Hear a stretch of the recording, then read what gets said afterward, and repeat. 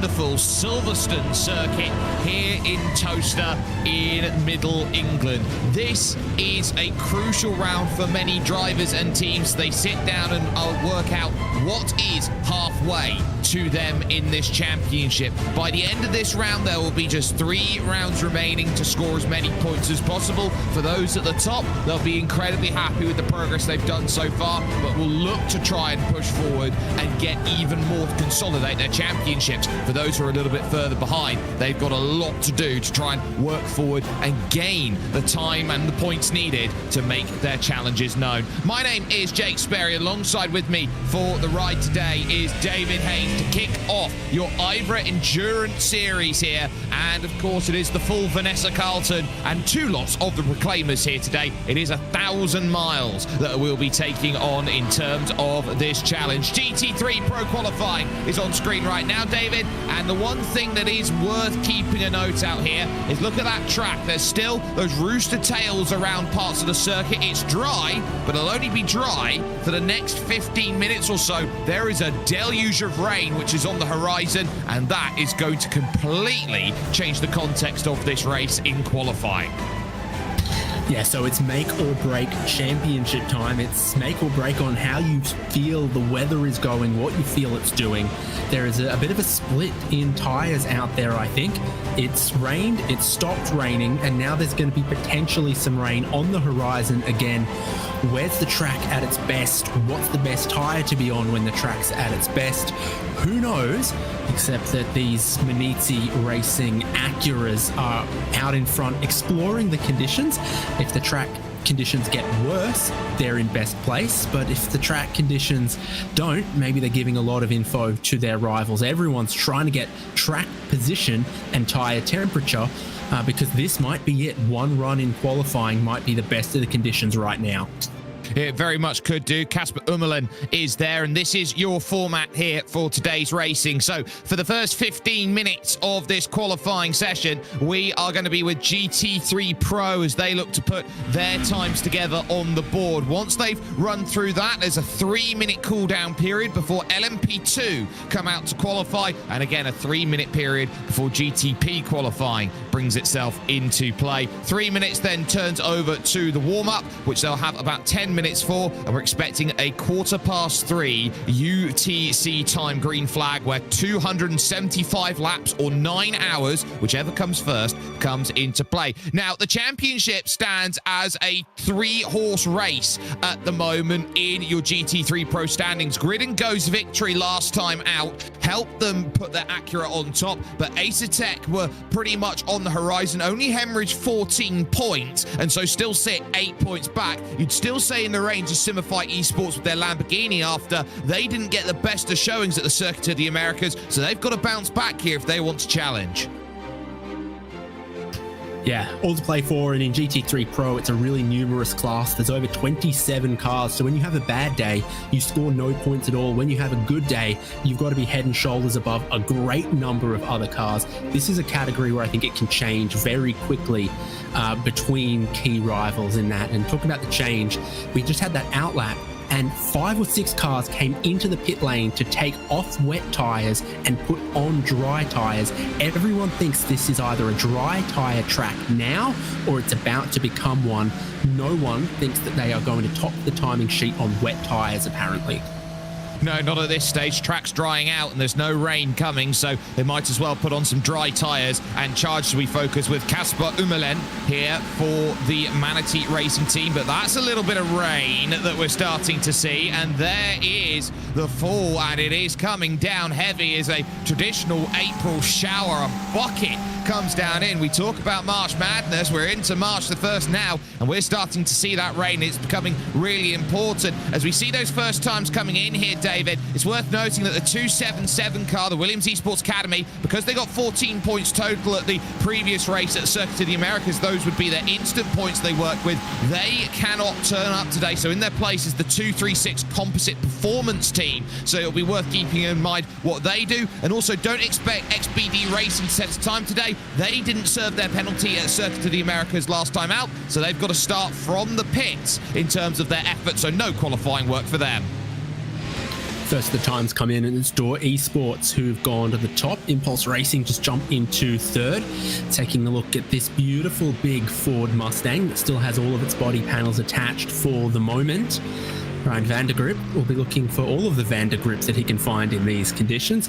I've probably pronounced that name wrong just to try to make the joke, but what's a good car for these wet conditions might be different to a dry track and racing conditions. It's all up to play for, and I think typically the Porsches are a good car to have in conditions like this. I would say it is as well, as we watch Ryan von der Rijp out there and really hoping that his time's going to work. 37.5 in the first sector there in the Ford, 39.0 in the middle sector, running through now to Beckett's corner here, the right-hander, and then the small flick left of Chapel, which leads on to the long hanger straight, and that very important run. This used to be where the first great overtaking space on the lap was before the 2010 updates to the circuit meant that it was all changed from that point onward into Stowe Corner, which is so committed, but they have to scrub speeds under 150 kilometers an hour in these conditions before getting back onto the power through the Vale and over towards the Club Corner complex to end the lap. You've just got to wait for the power through the first part of Club and then balance the throttle through the second to go and get that drive over to a very short finish line. Time invalidated, so that 205.2 doesn't count, but this is the issue you've got. If it's chucking it down, which it is, it's going to take longer and longer for that time to come together, and you're going to struggle. Manatee Racing go fastest, 201.8 there. Ruben Bonga we focus on then in the middle of a massive train there in the Bodersud competition BMW. He's looking to try and get himself sorted and geared onto what looks like to be an all-important lap out there. Yeah, and what you've got is just two cars on wet tyres. Absolute Motorsports, Astelith, and German Sim Racing DE, who've just hit the pit lane, so I think they're going to go off of those wet tyres. The time is 2:07 from Absolute Motorsports on their wet tyres. That's 5-6 seconds away from what everyone else is doing on dry tyres. Dry tyres, the tyre to have right now, but the track will be getting just a tiny bit more rain on it. But there's lots of GT3 Pro cars out there drying it out, as Impulse Racing are up top, Maniti Racing Red is second, and this car is in third, the Grid and Go Esports Acura NSX, Dino Lombardi. Yeah, and we've got to note Dino Lombardi there for Grid and Go, because when it comes to that championship, that is your championship leading team, the 247. They find themselves third position overall, and so they'll need to find a tenth of a second if they want to jump up the order and get to where they want to. Their main rivals are the 296 Visceral Esports team, who are sat directly behind them at the moment in this qualifying, with David Sobrero driving for them at the moment. So Dino Lombardi realizing that this is a race where they are close together and cannot afford too much drama out there. They've got some good qualifying efforts they can put in, but for the time being, they're doing all that they need to as far as this qualifying session is concerned, which is to qualify ahead of your nearest rivals. Flowing more of activity on pit lane. The teams and drivers think they've got the best out of that set of tyres, and they're going for another set to take another run. It's stupid close at the moment, with a tenth of a second covering the top four cars. Around a full-length Grand Prix layout, if you don't mind. Here's a Ferrari with an incredibly rapid Australian, and so, you know, no, I won't go too far too early, Jake, but Tubata, that's decent at the moment for Drago Racing. They'll certainly take that. They're sixth in the championship, and remember, they only scored 9 points season opener, so they've been on the back foot pretty much since the beginning, and this is a very strong team on paper. That they've got Hugh Barters there, and then they've got Alexander Spence that they can put into the car. Of course, someone who needs no introduction as a driver who was the FIA Sim Racing champion, I do believe, last year. So definitely a strong team at Drago, and they'll be looking to improve. Alex Gull is there for the Apex Racing team at the moment in the 2 298 trying to pilot through the middle sector of the lap, through Brooklands Corner and over in towards Luffield here. The fast flowing section of the track is a little bit later on, but here that's the slowest section where you go through and you get the roar of the crowd over on the left-hand side as you run through the long 180 of Luffield and then attack as far as you can over the right of Woodcote to the most committed corner you'd feel on this circuit, Copse. Pretty committed in dry conditions, even more committed, I think, in conditions like these where you're just a little bit away from your maximum grip. You've also got to be extra wary of a lot of these curbs that have been hiding a little bit of moisture in them. And I think we've only got 2 minutes till a bit more rain comes down on the track as well. So right now I'm seeing a couple of personal best sectors out there, but I'm not seeing any purple sectors just yet for this car in 10th. Yeah, a bit of time lost in that middle sector, about 2/10 down on that middle sector. I don't think this is even going for an improvement for the 298 Apex Racing team, let alone, you know, sending them up any spots.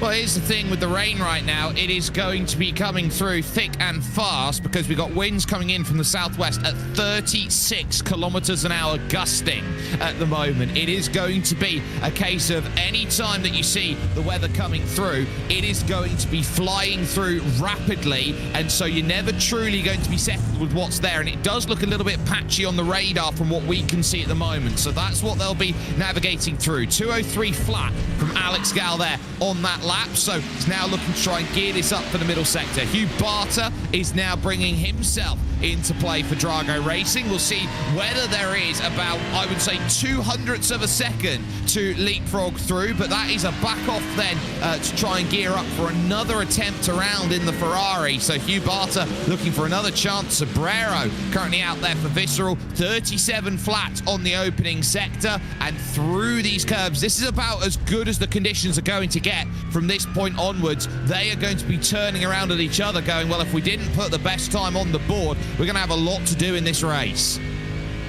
It's getting worse. I'm not seeing any improvement, and the car we rode on board with earlier, Apex Racing Team and Alex Gall, they were 7/10 away from their best in this session. It doesn't look like it's getting wetter, but the times suggest it's getting wetter. Now, that level of understeer through Copse Corner makes it look like it's getting wetter. This lap is gone for Sobrero, and no one has any purple sectors anywhere.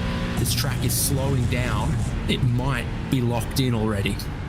So Norbert Leitner, who's behind the Impulse Racing 258, might just have pole position on an absolute blinder of a core in his Mustang. So that could be really huge for an Impulse Racing team, which when you talk about them in the championship, you have to scroll all the way down to 16th overall. They're yet to crack 100 points yet. And in terms of the Fords, they are the 6th best Mustang in the championship as it stands, so that's working. Manatee Racing Red certainly are going to be very happy with where they stand in terms of this, because they're going to be looking around and saying, well, what can we do? That 279 car is 20th in the championship, that Acura, so this is a big qualifying session for them, and we're getting a massive shake-up from it. 36.7 from Lombardi first sector, 37.9 second sector. Is this going to be quicker? I don't think it is. So Lombardi again couldn't quite manage to find the improvements needed,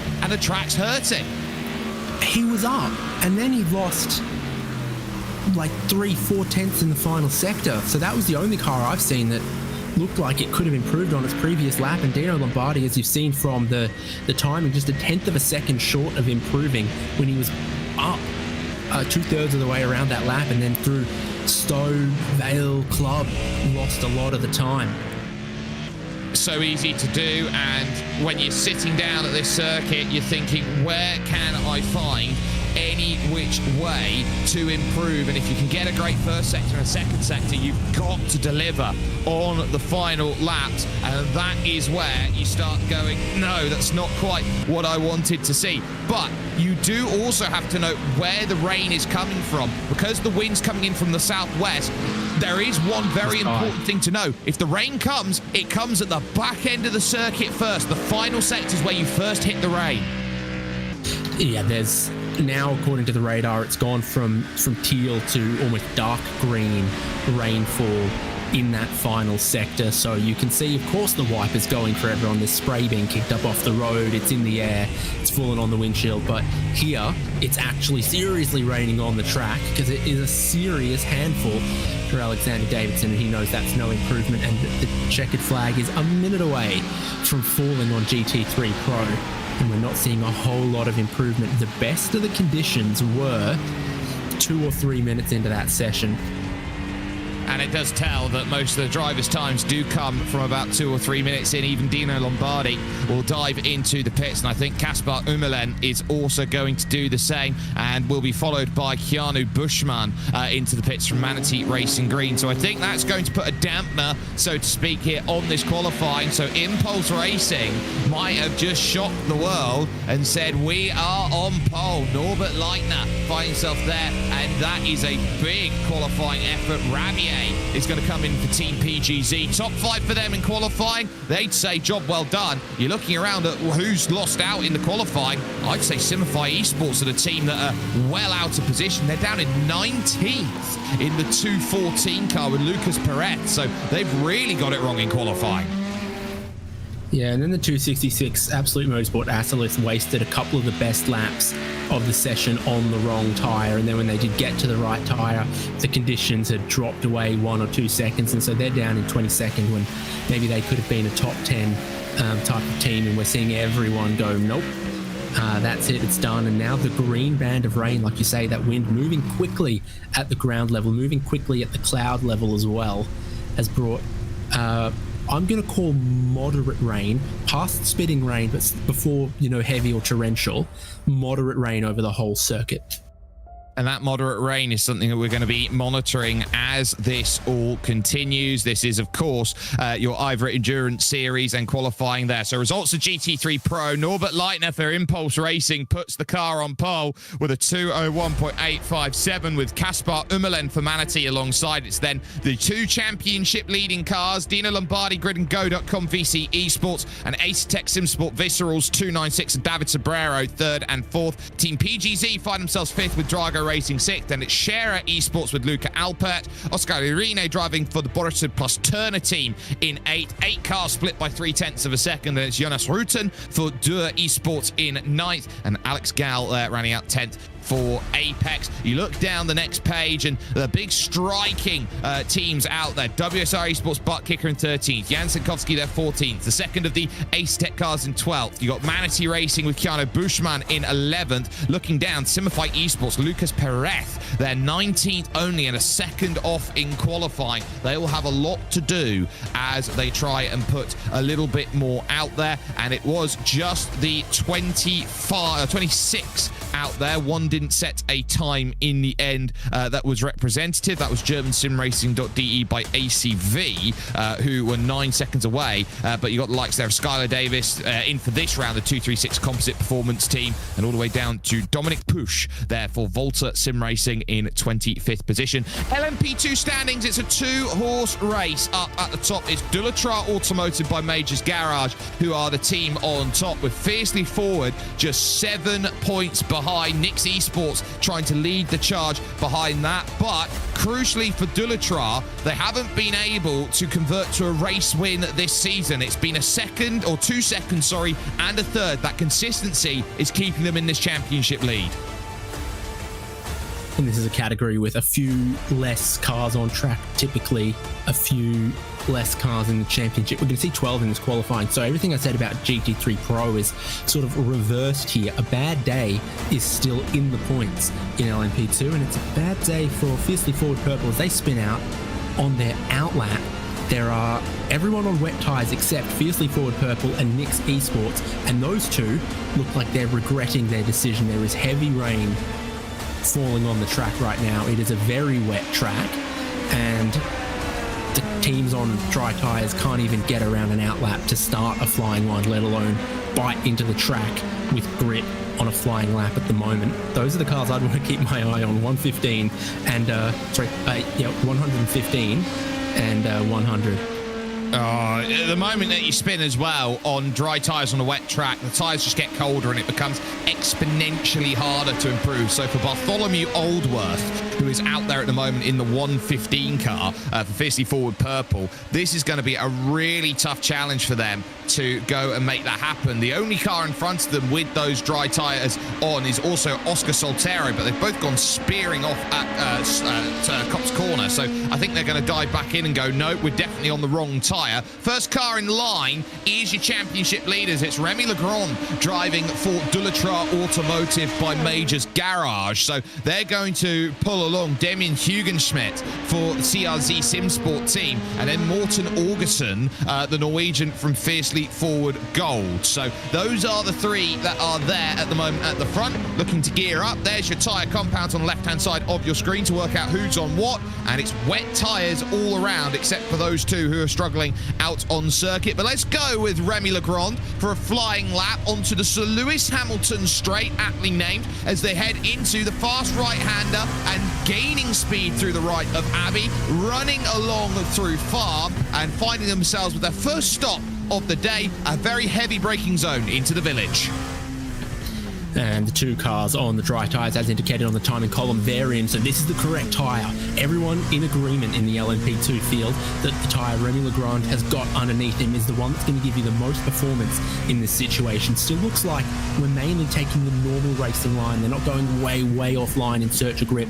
It's a moderately wet track, but it's not an absolutely sodden racetrack. And that sort of in between is really difficult because they're getting up to speed, they're getting into these corners, and the grip is just not quite the same as a dry track. No, I'd certainly agree, and that grip is certainly not needed, and this weather, by the way, is going to persist all the way to 6:45 or 6 o'clock at 100%, and it's going to slowly drop in its intensity by about 5% out there in the rain. So they've just got to deal with it now between now and the end of the session, and Legrand going through the S's now and into Beckett's, and what a section of road this is. Surprisingly, only created in the early 1990s, that section of track, but it's one of the most universally praised chicane layouts out there in the world of motorsport, and it's often imitated but never duplicated. I've known you for too long because that's exactly what I knew you were going to say. Often imitated, never duplicated. Because I was thinking about COTA, where we've been with this championship, some of those other ones, and everyone wants a section of fast changes of direction that amplify the speed of the cars like Silverstone's got, and none of them are quite the same. Remy Legrand's got a couple of purple sectors to his name on this lap, so of course he's the first we're going to see. He goes to the top, but I think that'll stand up top for at least a couple of cars, or maybe even at least this run. Well, 9/10 quicker than Damien Hugenschmidt, 1.2 faster than Morten Augerson. We go to Callum Reed-Garton now, who is running through the final section of the circuit and hoping that this will be enough to improve. Frank Schmitz has gone to second fastest at the moment, but here comes the look over towards the line. How's this going to do for a lap time? 54 flat is put down on the board, and it is good enough then to go fastest with that effort. So wonderfully done by Effect Simulations. They find themselves then at the pointy end of the field at the moment. Frank Schmitz, the Hydro Race Geodesic Gold, currently in that third position. Look at the fight, having to try and turn in. And this track, because it's going to get wetter, you're looking around at where you have grip on the circuit. You have to drive completely differently here in iRacing. You have to almost change your lines to try and avoid the slippy, grippy section of the circuit, which is counterintuitive, but water on a rubbered-in surface is a lot slicker than water on a non-rubbered surface. So what kind of run plan do you take this qualifying session for? Ordinarily in this time on a dry track, they'd try to get through 2 or 3 runs on different sets of tyres, but maybe the right way is to have really fueled the car and stay out here on one set of wet tyres for a while.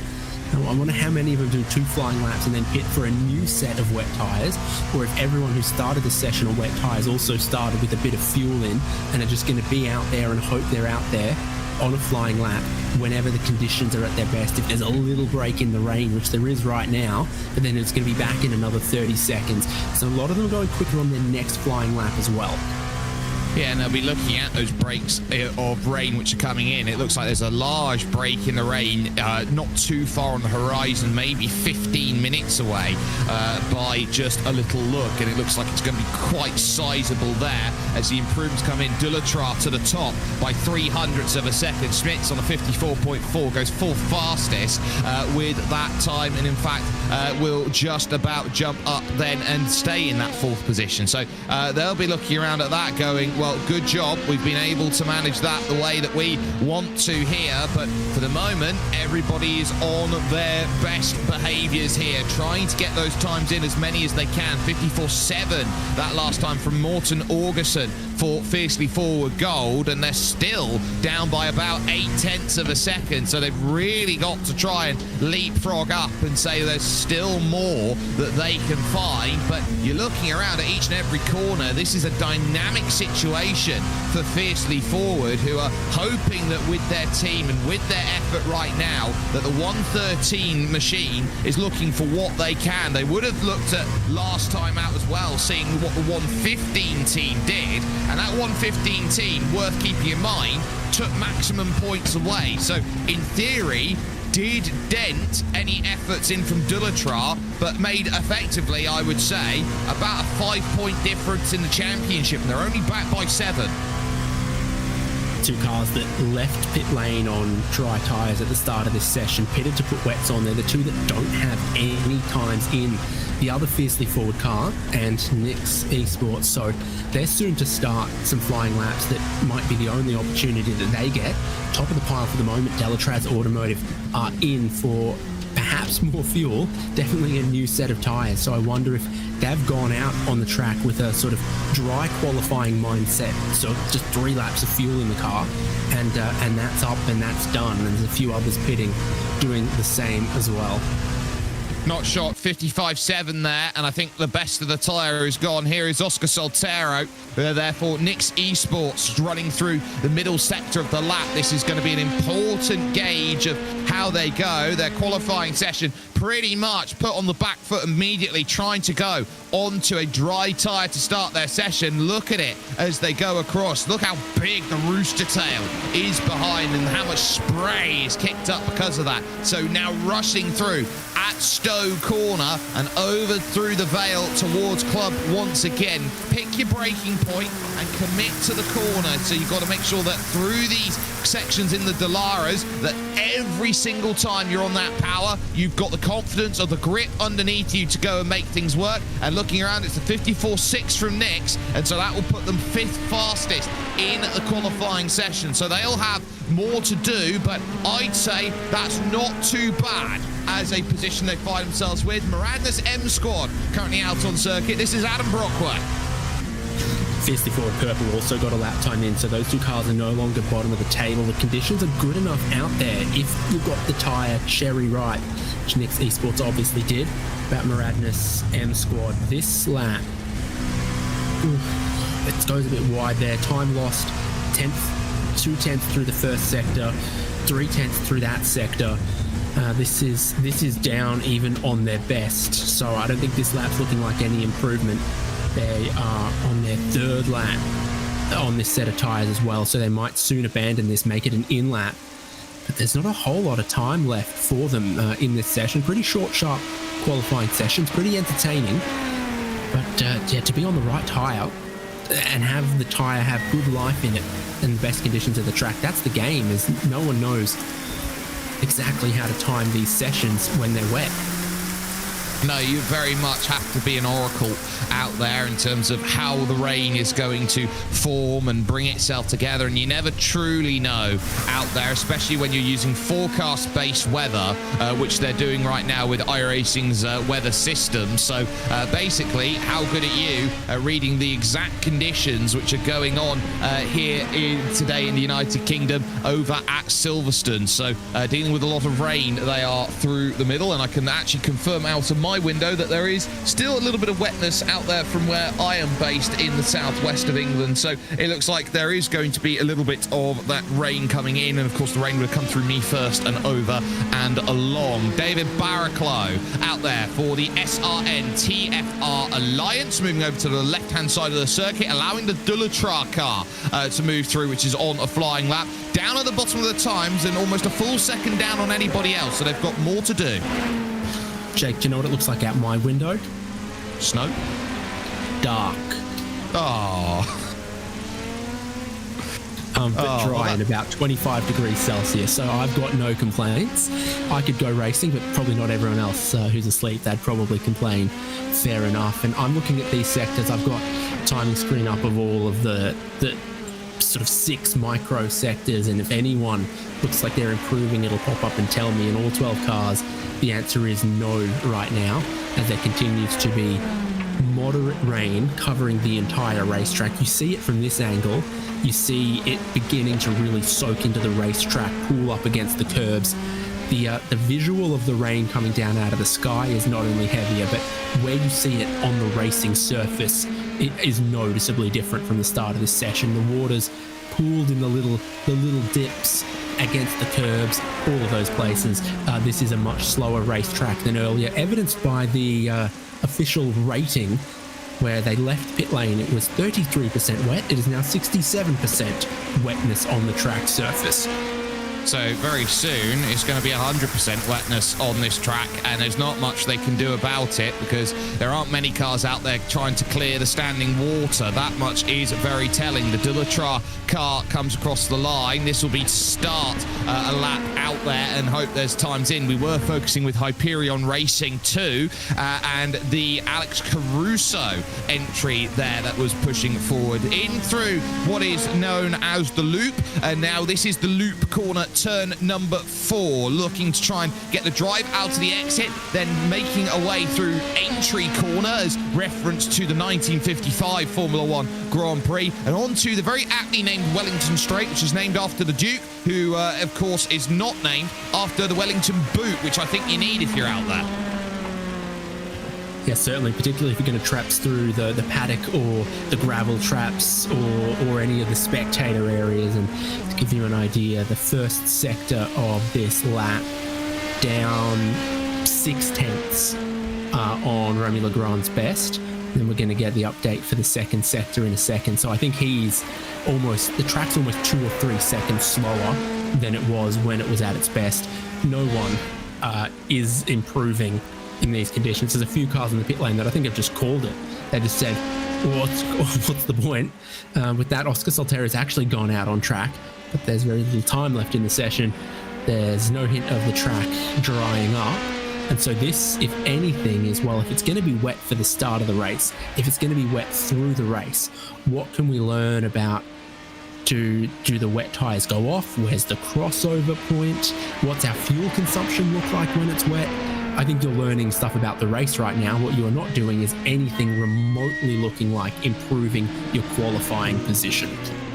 Well, the 1 minute remaining signal has been given by race control, so any last chance to understand what this circuit's doing, you can see right now an important second lap that came in from Remy Legrand was enough. That's a 2 minute 0.0 out there, so 7 seconds almost, 6 seconds slower than the Dullatra Automotive fastest lap out there. I think it is pretty much as you can do, as much as you can manage with that as a qualifying effort there. And you've got now waiting on pit exit all of the GTPs ready to try and get themselves in the best position, and to see with 1 minute remaining all of the GTPs out there trying to line up to get the best track conditions. I think that tells you all you need to know right now, that they're happy to see their tire temperatures hit the floor if it means that they've just got a little bit of space out there to work with. So that's going to be worth putting in mind. Callum Reed-Garton for Effect Simulations, I doubt there's going to be more magic there. 201.9. I think qualifying's pretty much called it. You got half of them in the pits, and anyone else who's out there right now I think is just taking sighters. Yeah, track is wet and there's a chance that the rain keeps on going. That's why everyone from the next category's getting ready to queue up, because you never know Was the track going to be at its best early in the session, late in the session? In a wet qualifying session, you just got to be out there. Unfortunately, we're not seeing any of that late improvement, and we are seeing a lot of spray, a lot of wetness in the curb, and an end to LMP2 qualifying in a moment. Yeah, so they're just trying to make their way around. There's the Nürburgring Esports Schwalbenschwanz team just over at the top side of the circuit, 154.8. I'd expect Marius Rommelfanger, who is currently behind the wheel, to go and dive into the pits and make that decision known. You can see already Copse Corner, everyone's just extending out there using the extra runoff space on the outside just because it is so difficult out there on track. And they are going to have to be very careful about how much they use those runoff areas, especially if they go from a wet to dry scenario, because the one place of the circuit where it traditionally doesn't dry, or is the last place to dry, is anywhere where you're not on track. Yeah, I mean, look how much more the spray is right now. That lets you know how much is in the surface, because they're kicking it up as they drive over it and create a low pressure with the underside of the car over it. This is going to be quite a wet track that GTP are soon to experience. It's given us a very interesting LMP2 grid. Yeah, so Delatro Automotive needed a good qualifying, and they've been on the right side of it here, so they've got themselves the polling category ahead of Effect Simulations and Hyperion Racing, who are second and third. It's then Hydro Race Geodesic Racing in fourth, ahead of Nix Esports, who are third in the championship, and then the second in the championship, Fiercely Forward Car, who will have to do it from sixth position on the grid with Morten Orgerson. It's then Nürburgring Esports Schwalbenschwanz ahead of the second of the Fiercely Forward Cars, the purple 115. And then you got CRZ and Composite Performance there, the 142 of Brandon Walker making challenges. Mirandus M Squad back there in 11th, and from the back of the category for the SRN TFR Alliance, David Barraclough was behind the wheel there and finding themselves 2.8 off of position. Now, we are just getting word here from qualifying back from the GT3 Pros that there is going to be a penalty, I believe, handed out to the 297 team out there, which is to the tune of 20 seconds worth of penalty. So they're going to be in the ringer early on in this race, and that 297 team is the Visceral Esports team out there. So they've got a lot to do. As now through goes your GTPs, they get themselves in. It's the 33 Movano team who are top of the championship and doing so very nicely over Orion, Fiercely Forward, and Williams Academy. So it's the three BMWs that's chasing down the Acura at the top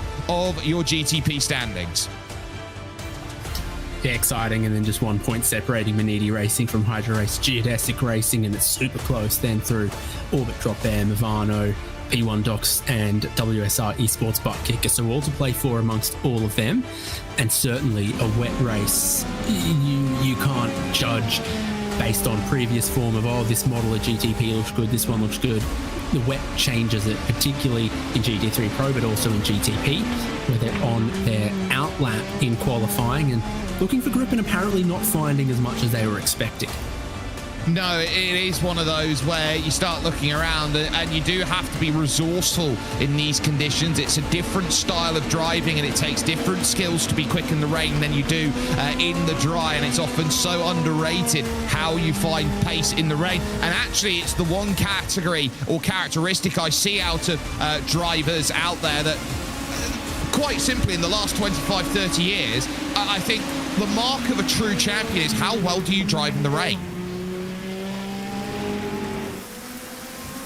Yeah, it adds that extra facet. You're really looking for places where there's grip on the road, a sort of finesse on the controls, and there's so many classic races from every category all around the world where you go, this is when we knew they were a star, because they were in suboptimal machinery. There was a wet race where they just absolutely shone and they were flying. So certainly it increases the difference the driver can make compared to the difference that car setup, car design, etc. can make.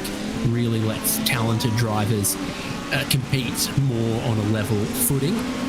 Flying laps coming in now in a track where it's still raining, and I think it's intensifying as well. Will continue to intensify throughout this session. This could be it right now. Yeah, Dana Moore soaring with his Porsche against the wheel there. And we saw at turn 1, Johan Rouier in the Fast Repair Motorsports GTP very nearly run off the road, really trying to stab the car into the corner is Amore at Brooklands. And over at Luffield, it's a little bit more, I would say, it's how you go. But you now can't attack the curve on the inside, nor can you do that on the outside, Dan. You've got to be so careful on the exit of the corners now. You cannot touch the outside curve. You've got that painted surface, which is so much more slipperier than the asphalt, and in the rain it really exacerbates, and that's going to be it going around once it started to bite. Dana Moore finding out how difficult it is, and Marcus Hamilton in the 33 Movano Azzurro car follows off in sympathy. So the championship leader struggling qualifying, and both of that right in front of Dylan Scrivens, will go to Owen Carroll, who's driving around the 89 Borisov Plus competition car, and in through Maggot's corner. Oh, that's not going to help in front. That's going to be completely abandoned the lap there going through. That's Maxime Knaz going around for Manatee Racing. It's a bit wet out there, let me tell you, and that's not what Owen Carroll needed. He had one purple sector to his name, and now that lap, it's going to cost him a lot of time trying to not hit the stranded car.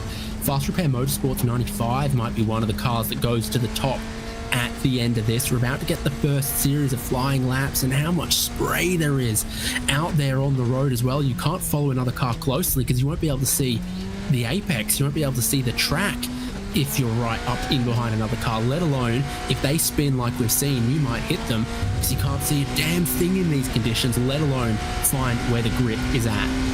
You might as well be at a dam at the moment with how much rain's bottled up around here as we go with Sebastian Herve and fiercely forward with the fastest times set in. That's improved by the Williams Esports Academy. Now, here's something interesting. Conditions are so wet right now, the LMP2s are quicker by at least 2 seconds.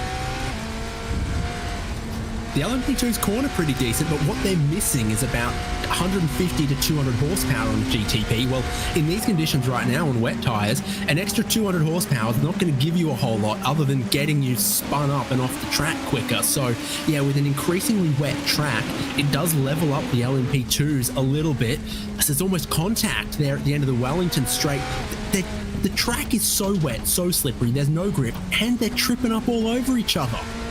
Malda Dinka we're on board with at the Williams Esports Academy. They're second because Orbit Dropbear through Harrison Lillis has gone fastest out of those cars at the moment on 56.3. So they are right there at the moment. Oh, and you see it there for Philip Schiff. Manatee Racing Black just looping the back around at Copse Corner, and you can sense just how difficult it is. Look how heavy the spray is, and they've got so much aerodynamics, so it's only going to kick out. Watch out in the exit here for Adam State, who is there and watching about, because that was Maxime Knaz off the road. In front of him now will be Philip Schiff recovering, and the Orion race team car piloted by Ilkka Harpala, who has already indicated that he's going to look to move on after 17 years at the Orion race team. Fast Repair Motorsports then go quickest, and that's a good time by Johan Rouier. That's a 55.5, which you'd say thank you, everything we wanted and then some we've got out there at the moment. But there is a tiny patch of dry that they're about to hit, so they've got a chance here of gaining that time, and this is where you need to be. Owen Carroll puts Bodersud on top. I'd have left the pit lane with 8 laps of fuel in the car, if I'm honest with you, but I don't think that's what they've got. A few of them are pitting again. We've now had all 16 cars on track. All of them have 2 flying laps, and only 10 of them have valid times there. So there's 8 cars that have been out there, done flying laps, and been off the road, had mistakes, whatever. We now get 11th in, but they can't even get clean laps, let alone quick laps, for half of the field.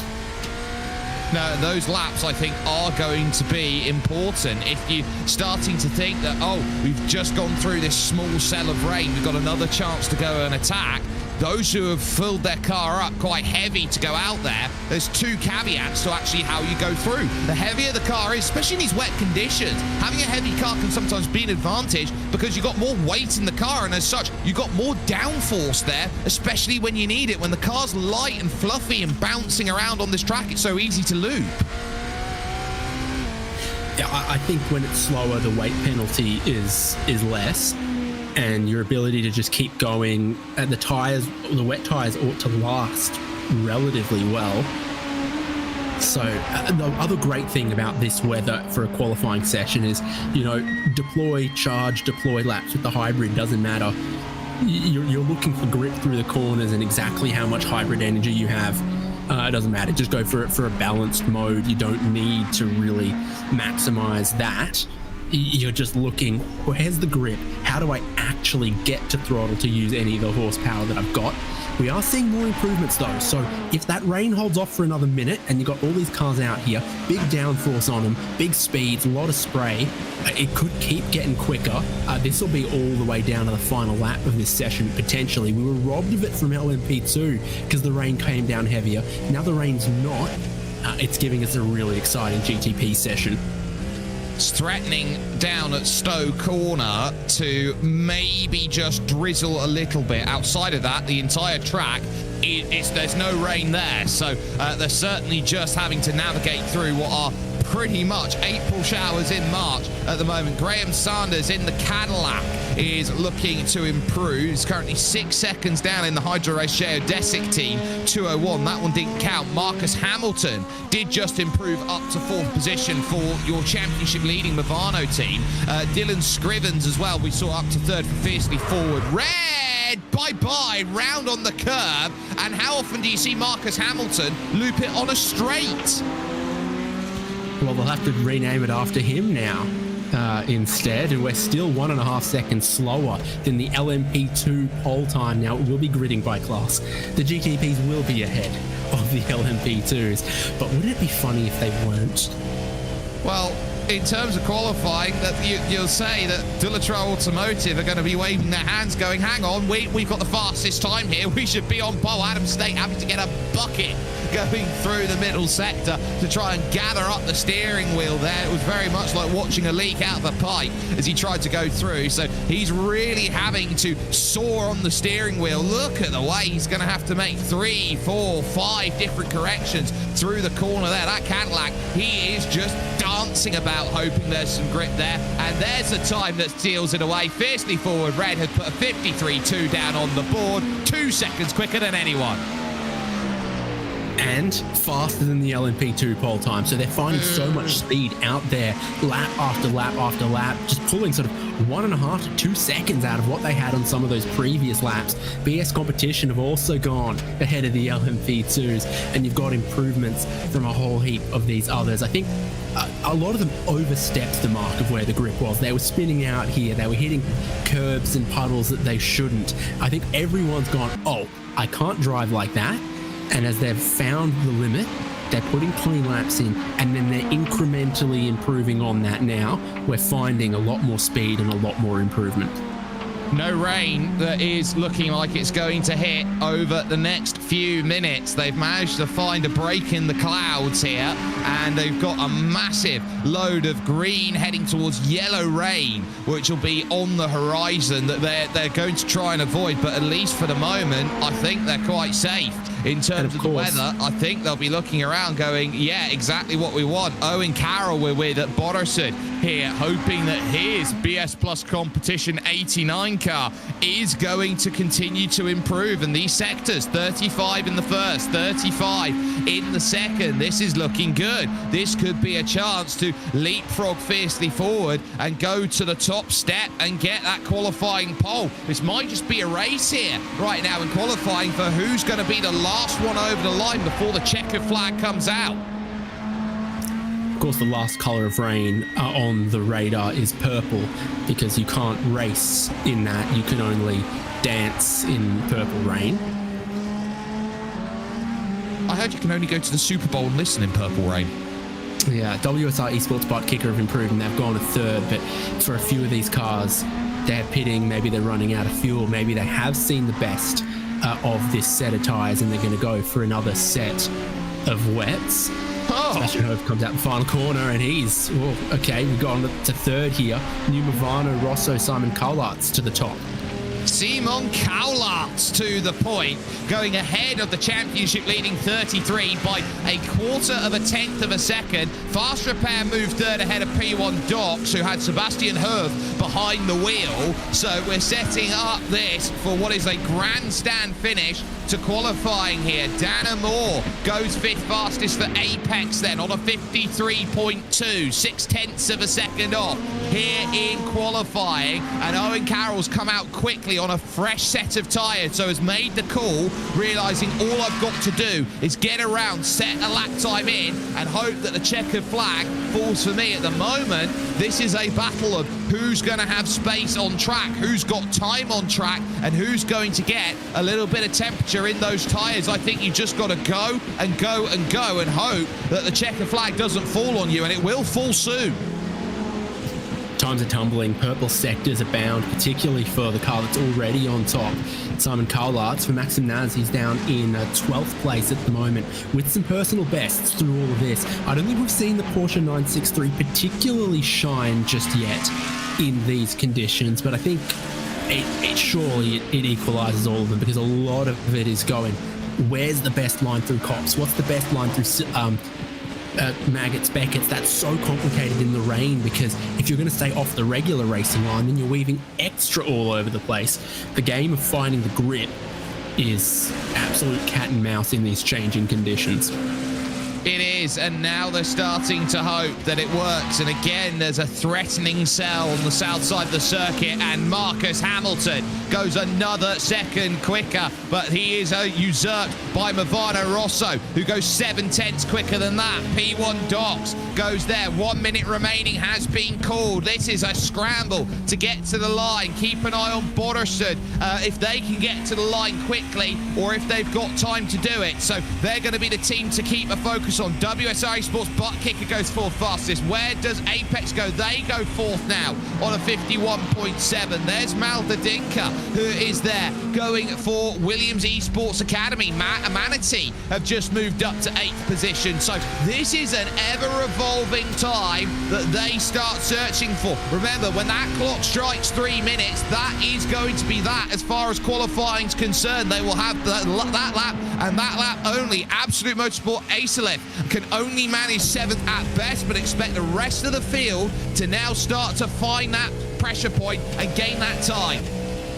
The track is ramping so quickly. We've gone from GTP pole being 2 seconds slower than LMP2 to being 3 seconds faster. It's ramped 5-6 seconds per lap, and it's continuing to ramp to the point where the last car across the line to start a flying lap could be the best. It's not going to be this car, because the checkered flag is waving. One of the first to take the checkered flag is Solpeck Precision Racing. So for Robin Franke, I think that's qualifying done for them. A few of the cars in front, purple sectors abound for your top 3. What about Philip Schiff? Is it by name or is it by nature? Well, can he shift up and gain more places? That's going to be worth keeping in mind. We've got Movano at Suro heading to the line, so they will look to see if they can improve on those times. Remember, they're on a 51, and they've only gone to a 50.9, so couldn't get enough. Cowlart improves 50.5. P1 Dots 50.2 goes to the top. Sebastian Hove has got the time that he wants. Fast Repair have gone third through Ruyer in that time, but now you're looking around and saying, well, who is going to make the improvements? Keep an eye out on Owen Carroll. Dana Moore is certainly a threat out there. Fiercely Red have gone up, and so too into what is 5th position. As Apex, they can go third with Dana Moore on a 50.8. You got the likes of Maldadinka, who's there. Keep an eye out on Borisov Plus running through the final corner. There's the Dinka going into club now. Over the line went Carroll, and that lap didn't count, so that's going to be a huge hurt for them in terms of their times. Here comes the Dinka for Williams over the line. They'll go to the 4th row in 7th position, but an important qualifying. You had to be there right to the end. Sebastian Hove in the number 8 has gone and got the pole for P1 Dots, and his team, including Christian Hilgo and Ruben Paulino, are going to be absolutely over the moon that they masterminded the conditions right there at the best possible time. So that tells you all you need to know about how critical there, David, a qualifying session is in the IVRA Endurance Series, because they had to look out of the skies and hope that the clouds opened and a miracle came. Wet tyres were the ones to have in this session, but we saw the pole time tumble from a 157 to eventually settling at a 150.2. I mean, it's lap on lap. You're gaining more than a second. You might look at your delta and go, oh, this is a good lap. And then the next time you come around and you're 1.5 seconds up on that. It was just a constantly evolving thing. For no one was any lap the same as the one that came before, or indeed the same as the one that came after. And in the right place at the right time, and with the right strategy. One stop in that session for P1Docs.com Black. So they did refuel it and put a new set of wet tyres on. Some stayed out the whole time, some pitted twice, but they nailed the right strategy, the right amount of fuel, the right tyres at the right time. Well done. That's as thrilling as a qualifying session I've seen in an iRacing series in a long, long time. Sebastian Hove then for P1 Docs, 150.282 ahead of Simon Cowlart for Movano Rosso, and then Apex Racing Team find themselves in third. It would then be Fast Repair Motorsport who would find themselves then in fourth position, and then in P5 it would be your championship leaders Movano Azzurro with Marcus Hamilton there in fifth. It's then Fiercely Forward who find themselves sixth ahead of the Williams Esports Academy, with WSI Esports Butt Kicker in 8th, Manatee Racing 9th, and Orbit Drop Bear did have the pole at one point. They dropped down to 10th. There is Absolute Motorsport Acelith who are 11th with Manatee Racing 12th, and these cars I think further back may have tried to gamble on a dry tyre potentially. Owen Carroll couldn't get the timing on the board, so could only manage 13th. Graham Sanders for Hydro Race Desic 14th, and then you've got Robin Schranker there for Solpec Precision Racing, and Ilka Harpler at the back for the second place in the championship, Orion Race Team. They will look at Fiercely Forward and they will look at Williams Esports Academy, and they've got to do everything they can to jump up and get ahead of them. They will have about 10 minutes to situate themselves now with a warm-up session, which will be coming into play before the drop of the green flag brings itself forward. But in terms of qualifying, and you're looking around, this is probably one of the most shaken up fields for a race that we've had in a very long time. The form setters, I would say the majority of them haven't been able to get to pole, and they've got work to do in the wet conditions here and what is a damp squib of a circuit here at Silverstone. I mean, the conditions and the way that they escalated, we went from GT3 Pro qualifying, where almost everyone was on dry tyres, and those that went out on wets had to change to dries to be competitive. LMP2, almost everyone leaves on wet tyres. Some people on dry tyres chance it and then realise, no, we need to go to wets. To GTP, where everyone's on wet tyres the whole time, the track improves significantly, but still in wet track, wet tyres territory. Three very different qualifying sessions for the three classes. Give us a slightly mixed grid, but set us up for 1,000 miles of entirely thrilling racing on what will remain quite a damp Silverstone. Yeah, it certainly will, as we just say hello to Aston Martin Racing's new base down there somewhere. Yeah, Lance Stroll spent good money.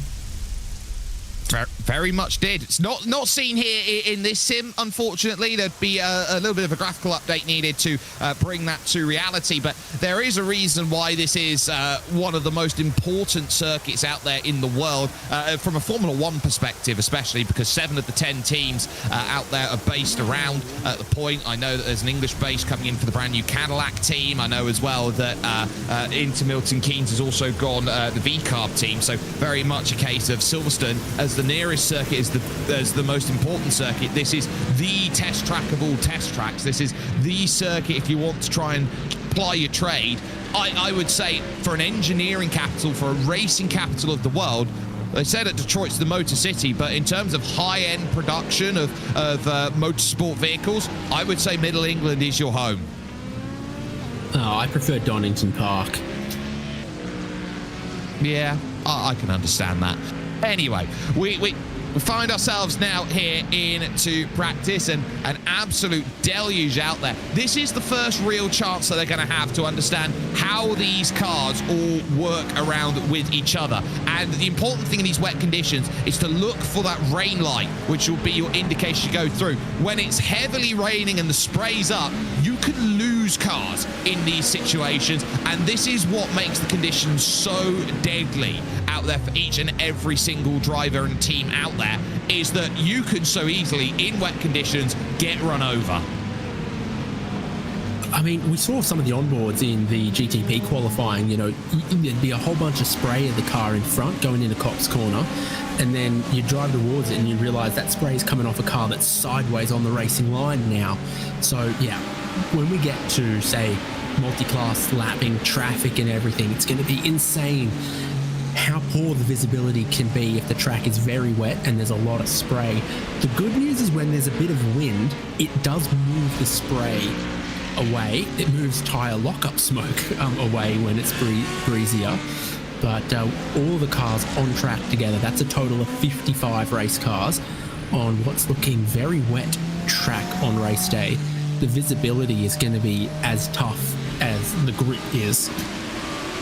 Just getting a look at these weather conditions just before the start. We are in sim time at about 7:20 here in the morning, and it is 100% precipitation all the way to 9:30, and it's projected that it's only going to drop to 97% precipitation over the next 2 hours. So to say it's wet is a little bit of an understatement out there, but these drivers will all now look to try and navigate through the conditions. They can only race what's there in front of them at the moment, and these are the final chances you can get to set up and maybe test some lines and hopefully get the circuit working to where they want it to be. And these drivers now all know what's in front of them in terms of these championship efforts. I think the team with nothing to lose is the 46 Orion Race team. They're right at the back of their category. All they can do is move forward, and they will take every position as a bonus as they go up, and hopefully they can reach the 33 Movano team and say, right, our time to start making progress. I think this post-qualifying warm-up session is as important as it ever is in any series, because look at them all out here on track together. The prototype cars are looking like, hey, when I go to pass a GT3 Pro car, if I go offline here, is there still grip, or does that mean I'm going to spin out and hit them more? So this is very important for everyone, figuring out the conditions, figuring out how they can play together, figuring out what the visibility looks like. Normally it's, you know, it feels a bit useless to have, you know, like a warm-up session just before the race. But right here, if we're going to have this race go over well, I think this is pretty important for all involved. It's also worth talking about here through the penalty system. So the 16 and the 78, no further action has been called for their qualifying efforts. Now, the number 95 team of Johan Royer's team, they found themselves with a little bit of hot water. So that's Fast Pro Motorsports GTP. They've just been given a warning out there when it came to drifting over the centre of the track and being not on the racing line and starting to find a couple issues out there. So they've just been warned over the qualifying session, and then on top of that, there's been no further action called between the 115 Dulatrar Automotive by Majors the 115 team and the 188 team. 188 is Dulatrar Automotive, the 115 is Fisley Ford Purple. So whatever issue was between them, no further action has been declared in that front. So that has pretty much dealt with all of the issues through practice and into qualifying that they've got through. So we all know that there will be a start from the pits from the 205, and the 297 will have a 20-second penalty to serve at the start of this race. Outside of that, it's pretty much clear well, I wouldn't say clear going, just looking at these pictures that we've got right now, but it's pretty much race on as you'd like for everybody else. And as we're focusing on the Dullatra Automotive 188, it is a very tough situation when you've got two very quick, fiercely forward team cars, both wanting to make some pressure in the overalls as they apply through. But they'll be looking around at that fiercely forward 113 thinking, I don't really want to do anything too untoward here. This is about consolidating at the halfway stage of the season. Yeah, I mean, with the amount of race ahead of us, I think you do. Everyone needs to put their waterproof, sensible pants on for the first couple of hours of this race.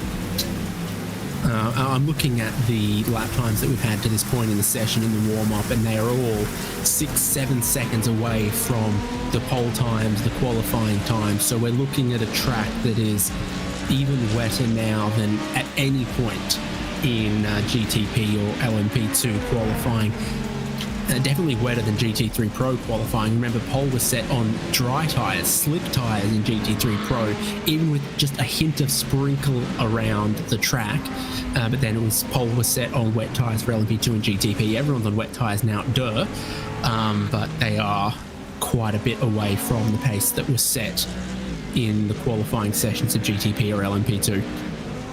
So the wind factor here in warm-up isn't as much, down to just 17 kilometers an hour, and that wind is coming in from the west, not the southwest now at this point, so it's more direct what they're trying to hit. There's the 214 car out there on track, which I believe is the Simify team out there, and they've got a lot of work to do through Lucas Perez and Gabby Montoro to run on through. Here's your schedule, though, and this is where we have been. So we had the Motegi 300, Sebring 200, and Texas 200. This, the 1,000 miles of Silverstone, and look at that for a final three over the course of the season. 6 hours at Suzuka, 1,000 kilometers to Ataka the Algarve, and then finishing off with the 8 hours of Spa on May 17th to end the season. Here's the second month that we're going to have a double header. We'll have one at the end of March with the 6 hours of Suzuka, but here at Silverstone right now, this is what you're gearing up to towards the end of the season. You are here at the middle, realizing that Suzuka comes along after this, Algarve after that, Spa ends your championship.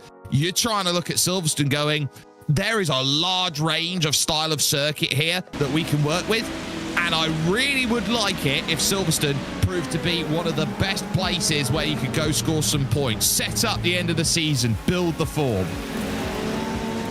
And I'm looking at this weather thinking Vanessa Carlton, like in the music video, could probably drive her piano faster for 1,000 miles than a few of these cars in these conditions.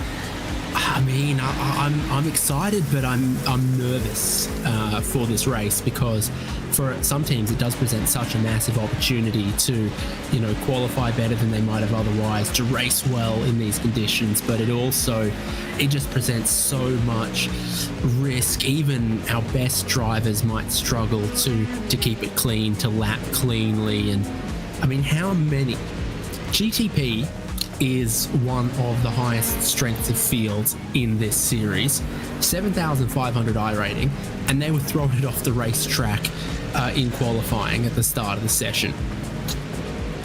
I think what it tells you is that everyone is still trying to adapt to rain, and drivers who can do rain do amazingly with it. Drivers who can't do rain are going to struggle with it. There's a reason why Felipe Massa spanned 6 times here in 2008, and that was his championship fighting year. That was the one where he lost it to Timo Glock at Interlagos through the final corners to Lewis Hamilton. So I think it tells you all you need to know, that rain around here is difficult, and rain in general is difficult, and you're never truly going to have it the easiest that you have compared to everyone else. We are moments away from moving, though, in towards racing action. So we'll take a look at our grid, starting with GTP, where P1 Docks have themselves the home of pole position, along with the number 1 Movano team, alongside for company with Simon Cowlarts. You've then got the Apex Racing team and Fast Repair Motorsport on the second row, with Marcus Hamilton, your championship leading Movano 33 in 5th, and Fiercely Forward 11 there in 6th position. It's then the Williams Esports Academy, who've got a lot in this championship, with WSI WSI Esports Butt Kicker in 8th. It's then Maxim Canars and Manatee Racing 9th, and Orbit Drop Bear who round out the top 10. It's then Antonino Sugro for Absolute Motorsport Acelith and Manatee Racing in 12th. Moving over to Borussia Competition 13th with Hydro Geodesic Racing 14th. Solpec Precision are 15th, and at the back is second in the championship Orion Race Team. Works for them to do. LMP2s, David. Yeah, what a great qualifying session where Delatraz Automotive by Majors Garage came out on top. Remy Legrand performing well there, but only fractionally ahead of Effect Simulations and Callum Reed Garton and Hyperion Racing and Hydro Race Geodesic Racing. Row number 2 for our rolling start there. Nix Esports started this qualifying session on the wrong tyres, but when they made the switch to the wet weather tyres, they performed pretty well to grab 5th. Morten Agerson took fiercely forward to 6th. Nürburgring Esports and the other fiercely forward 115 were 7th and 8th. Then CRZ Simsport, Composite Performance, Maradness M Squad, and SRN TFR Alliance round out our spec LMP2 field. Just getting word in from the team that there'll be an extra pace lap here today, just so we see what's going to go on with the iRacing Sedan pace car. But Norbert Leitner at Impulse Racing, all the way back at the beginning of GT3 Pro qualifying, found themselves with the pole position ahead of Kaspar Umelen and the Manatee Racing Team. Then your top 2 in the GT3 Pro Championship, GridandGo.com VC Esports with Dino Lombardi and Acertech Simsports Visceral with David Sobrero. They are 3rd and 4th with Loic Rabier for Team PGZ, and Drago Racing's Hugh Barter there in 6th position. It's then Scherer Esports in 7th with the Borussia plus Turner car. Scaririne is there in 8th as Dürr Esports start 9th ahead of Apex Racing Team in 10th with Alex Gal. Keanu Bushman is there for Manatee Racing in 11th with Acertech Simsports Visceral in 12th position. It's then WSI Esports Butt Kicker 216 in 13th, and Team Huisingveld in 14th through Jan Sinkowski's efforts. Then Scuderia Volpe by P1 Sim, they're 15th. 16th belongs to the second of the WSI Esports Butt Kicker teams. That is the 261 effort of Ross McFarlane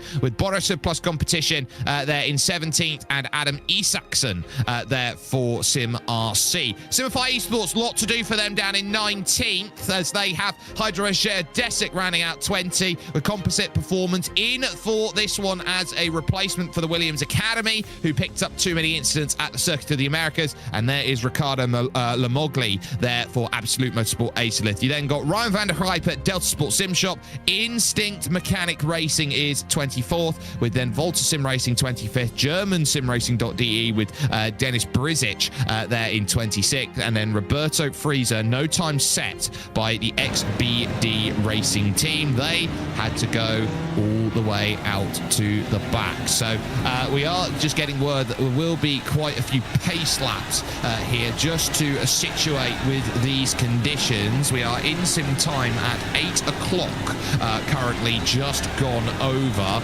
So that is going to be important to note that the rain is expected currently to last until about 11 o'clock before it starts to get a little bit drier out there. We're expecting the wind to change directions from this southwesterly direction over to a northern wind, so that should change a little bit of where the clouds go in the top. We've already had a spin there behind. I think that's the Nürburgring Esports car that's gone around. Yeah, everyone's on wet tyres, and at these speeds, trying to build some temperature into them, they've looped it around on the Sir Lewis Hamilton straight from LMP2, Nürburgring Esports. They're going to try to get their spot back, which I think they can. Now, one thing to keep in mind when the safety car start is extended, the clock and the lap counts have not started until the safety car pulls in. So if this goes to 4 formation laps, the 9 hours and 275 laps don't start until we get a green flag. They haven't started yet, and this is why. Oh, I was lucky going through by Rommelfanger there to not have any contact there with the inside wall.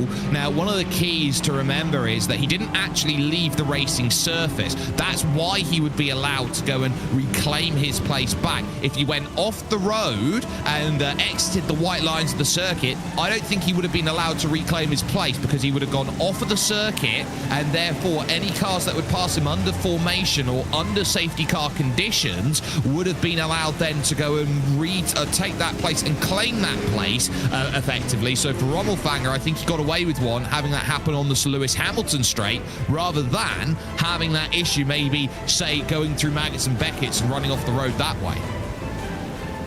Yeah, just hearing from race control that apparently we will be going green this time by, so it's just the one extended pace lap to get us underway.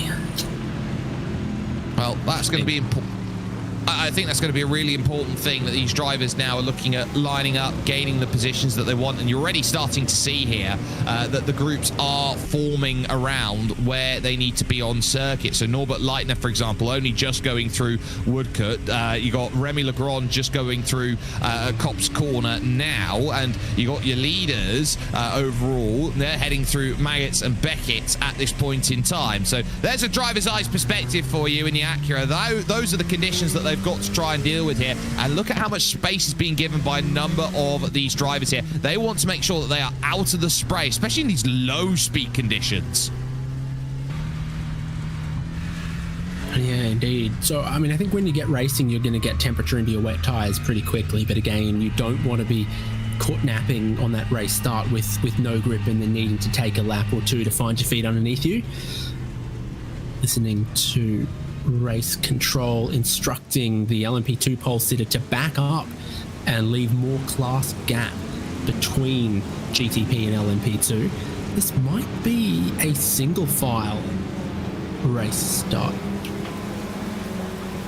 We're hearing it's going to be a normal race start out there. The class is going to look to play ball here, and they will look to get that launch as they go. The iRacing sedan pace car is now down into the pit. You can tell with the lights off of it, allowing it to then exit and run forward. So Sebastian Hove for P1 Docs has control of this race. He will know that everyone around is going to have to be looking at trying to get past him in the number 8 car. You've got 1,000 miles to challenge. The green flag is in the air, and we are racing here at Silverstone. A very solid start to the racing action, as immediately Johan Rier tries to go around the outside of Dan Moore for 3rd position. Not quite finding it. One off already. Big off for Adam State. The WSI Sports butt kicker car in the gravel as LMP2 looks to go. Yep, relatively predictable already. One car around, still trying to gather themselves up. LMP2, an immense amount of spray that they're driving into and kicking up themselves. Great day to be a pole sitter in any of these classes, I think. Get yourself just a little bit of extra visibility as GT3 Pro is about to get underway. Yeah, and GT3 Pro gets its launch on a long wait behind Norbert Leitner as the likes of Casper Ummelen and Dino Lombardi go. Remember, Roberto Friese has got to wait for all of these drivers to go through in the XPD car to allow themselves the chance to attack over through to the village for the first time. Everybody dances on the brakes, and a little bit of contact between 2nd and 3rd overall as Dino Lombardi makes himself known as he tried to get around Casper Ummelen, and he manages it. So he'll take the place, but Ummerlin's still going to try and fight back onto the Wellington. Leitner's loving this too wide. He's now getting a chance to run away, and look at it. It's an absolute melee behind 2, nearly 3 wide. Everyone's just trying to find some space on the brakes. I think the outside line's the way to go as well if you're going to find some grip. The track is wet, still raining, going to remain pretty wet. It's very, very slick out there. Everyone's trying to defend their high ground with the inside line, but I reckon if someone looks around the outside, they might find more grip than they expect. And in every class, it's great to be the pole sitter because you've got visibility. Norbert Leitner converting well here in this class.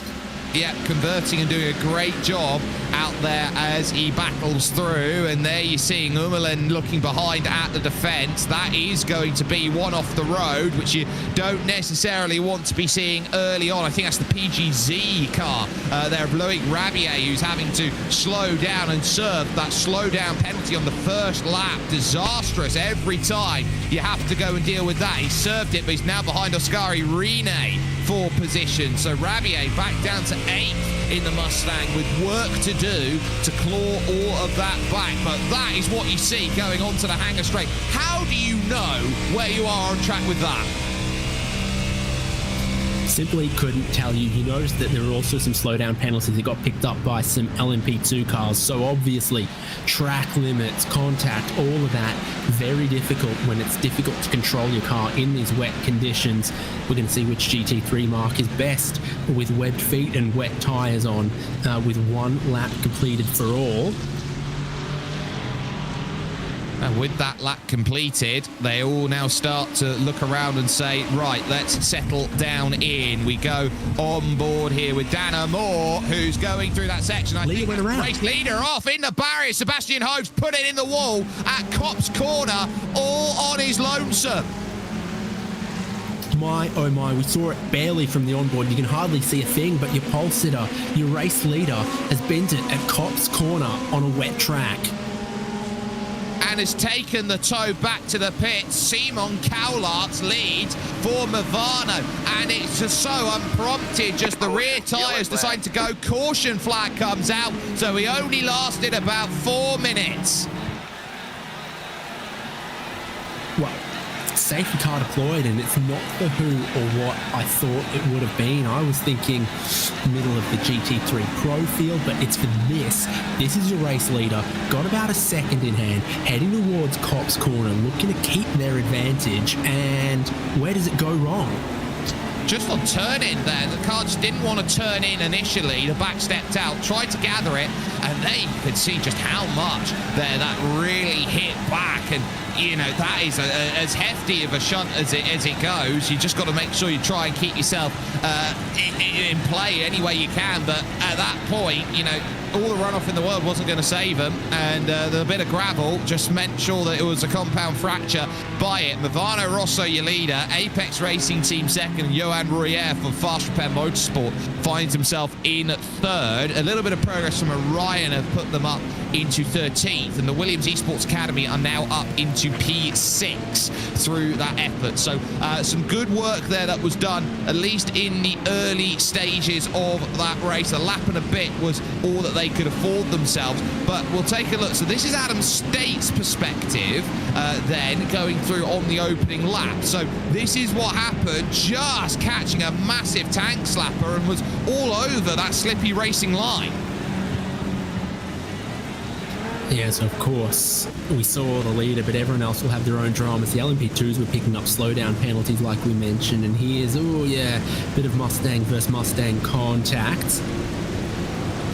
Pretty rough, and race control letting us know that this is going to be a short yellow, so we're not going to open pit lane. We don't need to have any wave arounds or class splits, so not too far away from getting racing again. Is this where some of the slowdown penalties maybe come from? Yeah, Frank Schmitz coming off the road there. That certainly didn't help things. I think Adam State had a second moment in the WSI Esports butt kicker car. Yeah, back just going completely around over at Stowe Corner, so very easily done. I doubt that we are going to see drivers jumping in after just 2 laps of racing. Is there any need to get fuel? Is there any need to go get tyres? Is there any need to fall yourself out of position by category? I'd say the answers to all of those are no, and so they're just going to start ticking down the time. Remember, they've got 275 laps to play with here today, and if there are going to be cautions aplenty coming out from drivers being wrong place, wrong time, then they're not going to be going that far into 275 laps. They've got to get a lot of green flag running sorted here today. Otherwise, you're counting to the clock. How long does 9 hours take? The answer is 9 hours.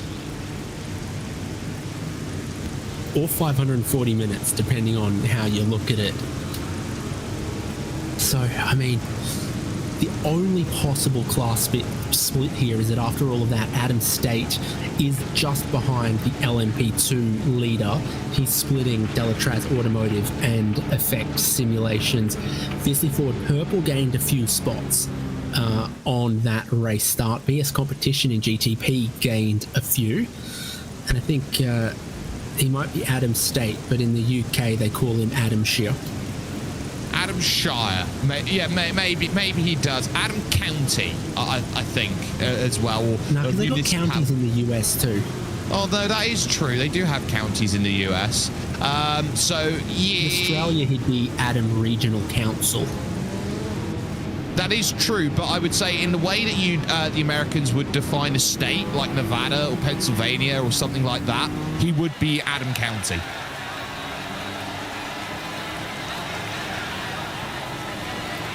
just listening in to race control talking about what's going to happen. There'll be maybe one extra lap to this safety car. Adam State is ahead of Delatraz Automotive. If a basketball or footballer told me that they graduated from Adam State, I think I'd believe it. Yeah, I think I could potentially believe it as well at the moment, but they have cycled the field back into their category position, so a nice freebie there for Adam State to jump up for the WSR Esports Butt Kicker team. Now, we do need to keep an eye out on who has made good progress in each of the categories out there, because I think we've seen some good movement from Nix Esports, who find themselves now up into 4th in category.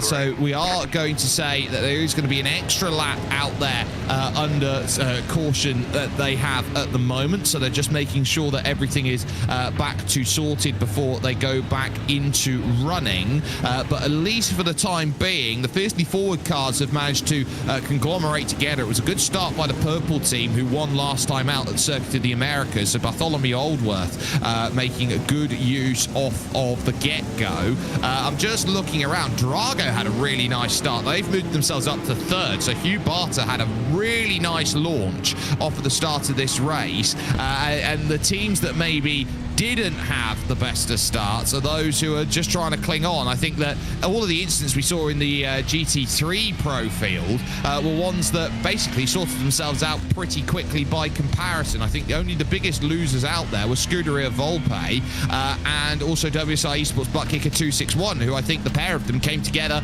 going through into Village Corner. Now, we joked about it in qualifying, but I'm pretty sure the fastest lap of the race right now belongs to the LMP2 leader, faster than any of the GTPs, which is interesting to see. The fastest lap in GTP belongs to Orbit Drop Bed. No, it belongs to Orion Race Team 46, who just picked up a couple of spots and were in some relatively clean air off that race start. And then also a similar lap time for Orbit Drop Bed Jupiter and the BS Competition 89. So there were a few GTPs that looked really strong, but just didn't get enough laps there to really begin to move forward and show their wet weather setup and driver prowess. And if it continues like this, you know, these wet conditions, they are going to falter, they are going to fade as it goes. So I think that, you know, they are staring down. They know it's only going to be temporary here in the wet. Once it hits dry, I think this is going to be a little bit more of an easier race for these drivers, and I think that's an understatement here. But this is what endurance racing is. It's a matter of survival first and pick the results up later. So these drivers are thinking, well, first half of the race, survive it. If you do that, good job. Then you can start thinking about, okay, well, where are we by our survival, and how can we then go and translate that into the result we want? So I've been burning the calculator, because if I try to do mental maths while my microphone button is open, my brain will melt. But I'm pretty sure you need the outright leader to be doing lap times faster than 1:55 for us to get 1,000 miles into 540 minutes. And obviously, the fastest lap of the race at the moment is a 2:07. So even green flag racing in this weather, we're not getting to 1,000 miles. We've got this safety car and the chance of more to come in the remaining 275 laps. We need the track to dry quickly and a significant green flag run if we are getting the full Vanessa Carlton.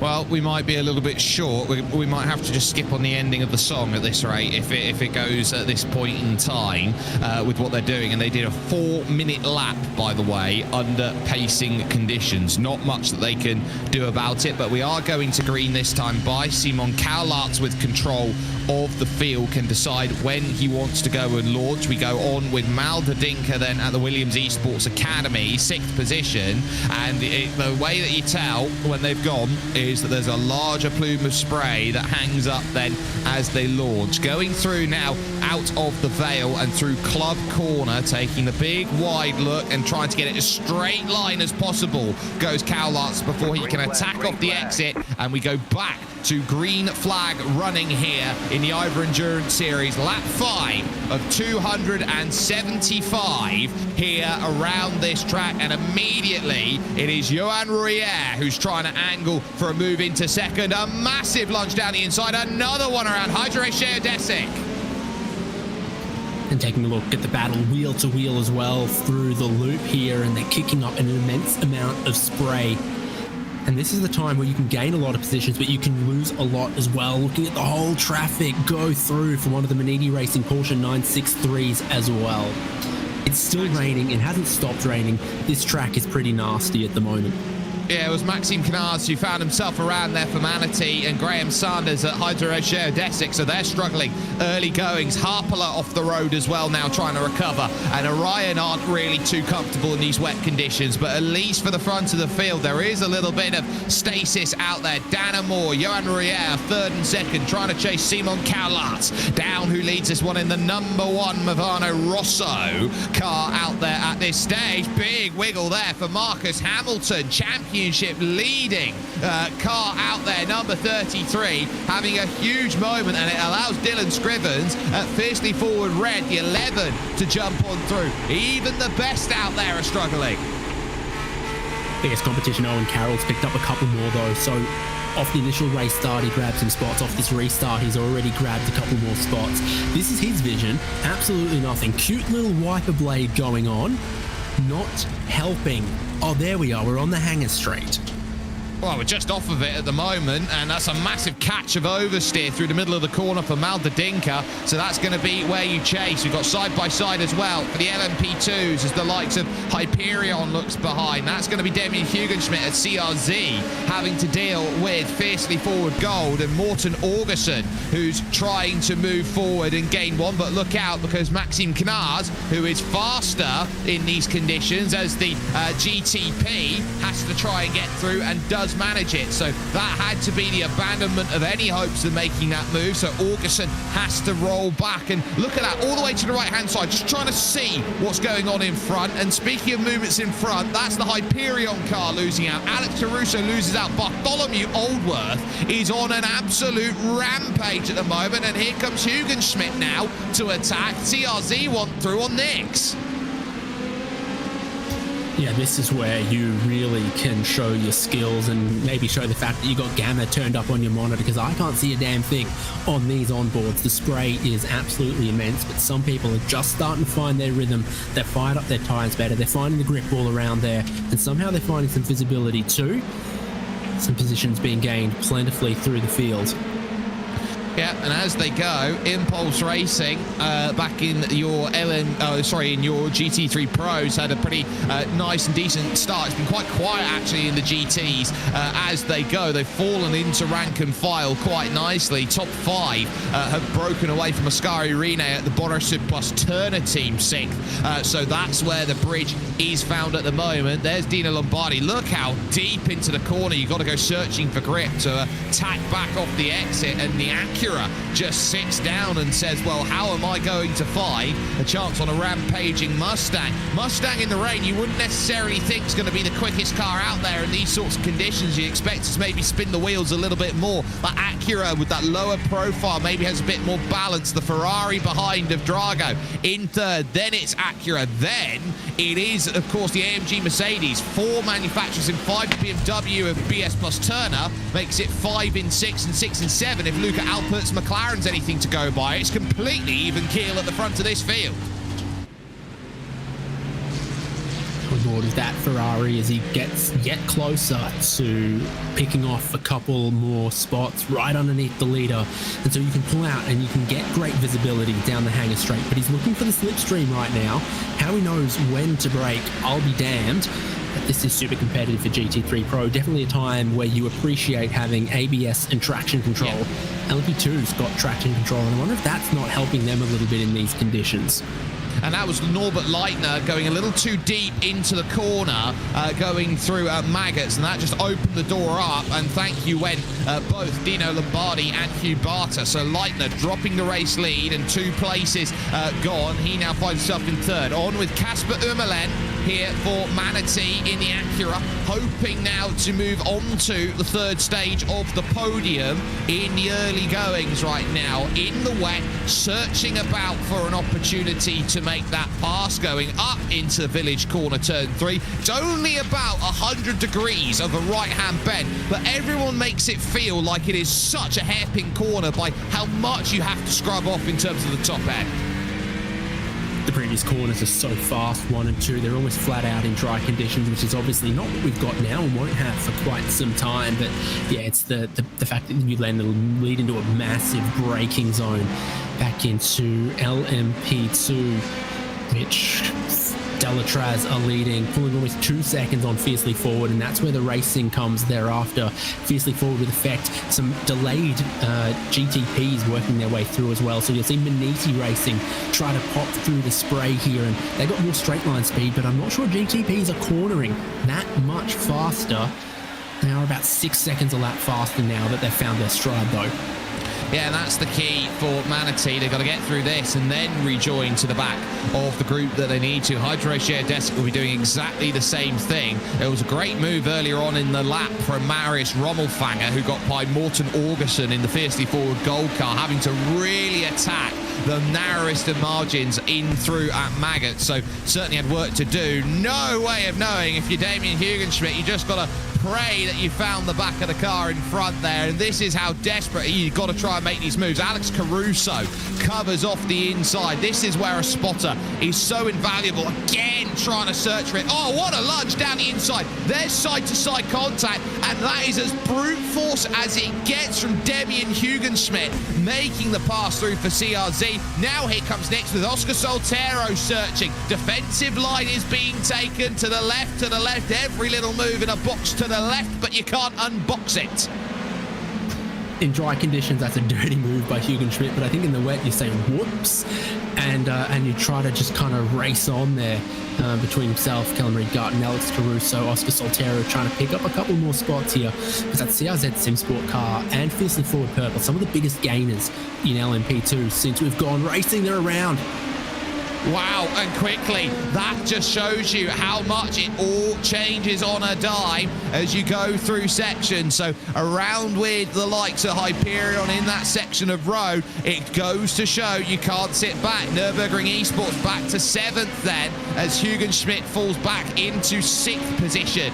Then with that, you're looking through and thinking, well, what more can we do? Watch out for the race lead though. Movano Rosso in a bit of trouble here. There's Johan Royez Acura trying to get into play here with Cowlarts. It's then Dana Moore for the Apex Racing team in 3rd, sat there trying to navigate through that. They are starting to hit a few of the stragglers there. They've got by the German SimRacing.de by ACV car of Dennis Brizic, who is now a lap down, and the first of those a lap down. They are now going to hit lap traffic, and this is a completely different race when traffic brings itself into play. Your race leader about 4 seconds slower than the GTP pole at the moment, so wetter now than it was at the end of that qualifying. Rain still falling, not expected to stop for the next 4 hours, so this is what the racing is going to look like. The field spreading out is probably a good thing because it's lightening up some of the spray, but it's going to be a lot of pressure on Movano Rosso leading, and Fast Repair look like one of the good cars in the wet. BS Competition picking off even more. I think if this goes on the way it is, I want to be teammates with Owen Carroll, please. I always want to be teammates with Owen Carroll. I look at him, he's an absolutely incredible driver out there. He is, of course, an IMSA champion with the likes of Casey Kerwin, so he has got bucket loads of experience of winning at the highest level. They've got Will Murdoch that they can go to as well to make that transfer as and when they need to. They have to have a minimum of 2 drivers in the car for the 9 hours, and on top of that they can have a maximum of 4, so they can decide how many they want, dancing about then at Stowe Corner and looking any which way you go, And this is basically what happens when you turn up to 11, driving on your motorway, your highway, your freeway, and seeing that. And speaking of seeing that, that is a car buried in the gravel. So wrong place to have that happen. I'm not sure who it was or where it was. It's Composite Performance, and Brandon Walker's the only LMP2 car that stopped, and it looks like it might have been Cops again, to be honest. So if that car doesn't get going, we might be going yellow again. Hopefully the LMP2s are built pretty tough. It's a caution. It has to be for this, because this... Oh, he's just grabbed the curb on entry. The car is just completely pivoting around. Bang! Into the barriers, and I tell you what, they're going to be trying to fish them out all day. It's going to be a case of draw your lots over there on who's going to be in there. So there is Brandon Walker's 142 in all sorts of trouble, and now it's going to be a case of safety car on standby. That is the 4th place in the championship 142 effort, so that's worth keeping in mind. What I was going to point out, if we had a little bit of a moment, which we now do, that P1Docs.com black car, which went into the barriers, has already got back out on circuit. They're only 3 laps down. Wonder what was visible, if anything at all, or nothing for Composite Performance if they didn't know they were on the curb. And yeah, this time behind safety car, I mean, don't count anyone out. It's a matter of surviving this to get to when the conditions change. The track will warm up, the sun will come out, the rain will go away, but it's still a long time until that happens. Rain continuously falling everywhere around the track until that time. But it is expected to lighten by the time we reach 11 o'clock, 11:15, I think, is when we're going to start seeing the first few breaks in, I would say, relentless rain that we've got at the moment here at Silverstone. So this relentlessness is still going to be here for a pretty long while. I think we're going to have to be navigating by with this for the next 2.5 hours at least before we get that clearance. So these drivers are going to have to just get involved with their water wings. They're going to be out there with their pool noodles and their floats and trying to do what they can to navigate these treacherous conditions out there. So that's what they've got to deal with at the moment. So they're trying to buy themselves as much time as possible. The good news for them is, of course, the more cautions they have in the rain, the less they actually have to drive it.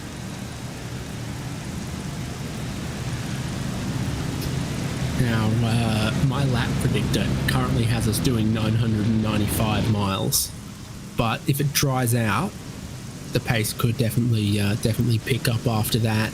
I don't know exactly what a dry lap time for a GTP could be, but it surely gets towards a minute 40, which is a bit quicker than what we're doing at the moment. The awkward timing of this safety car and this yellow is how intermingled GTP and GT3 Pro becomes. So this becomes a full yellow as far as opening the pits, as far as wave arounds, and so you ask yourself, who could benefit by pitting now? I'd say anybody from the back would love this.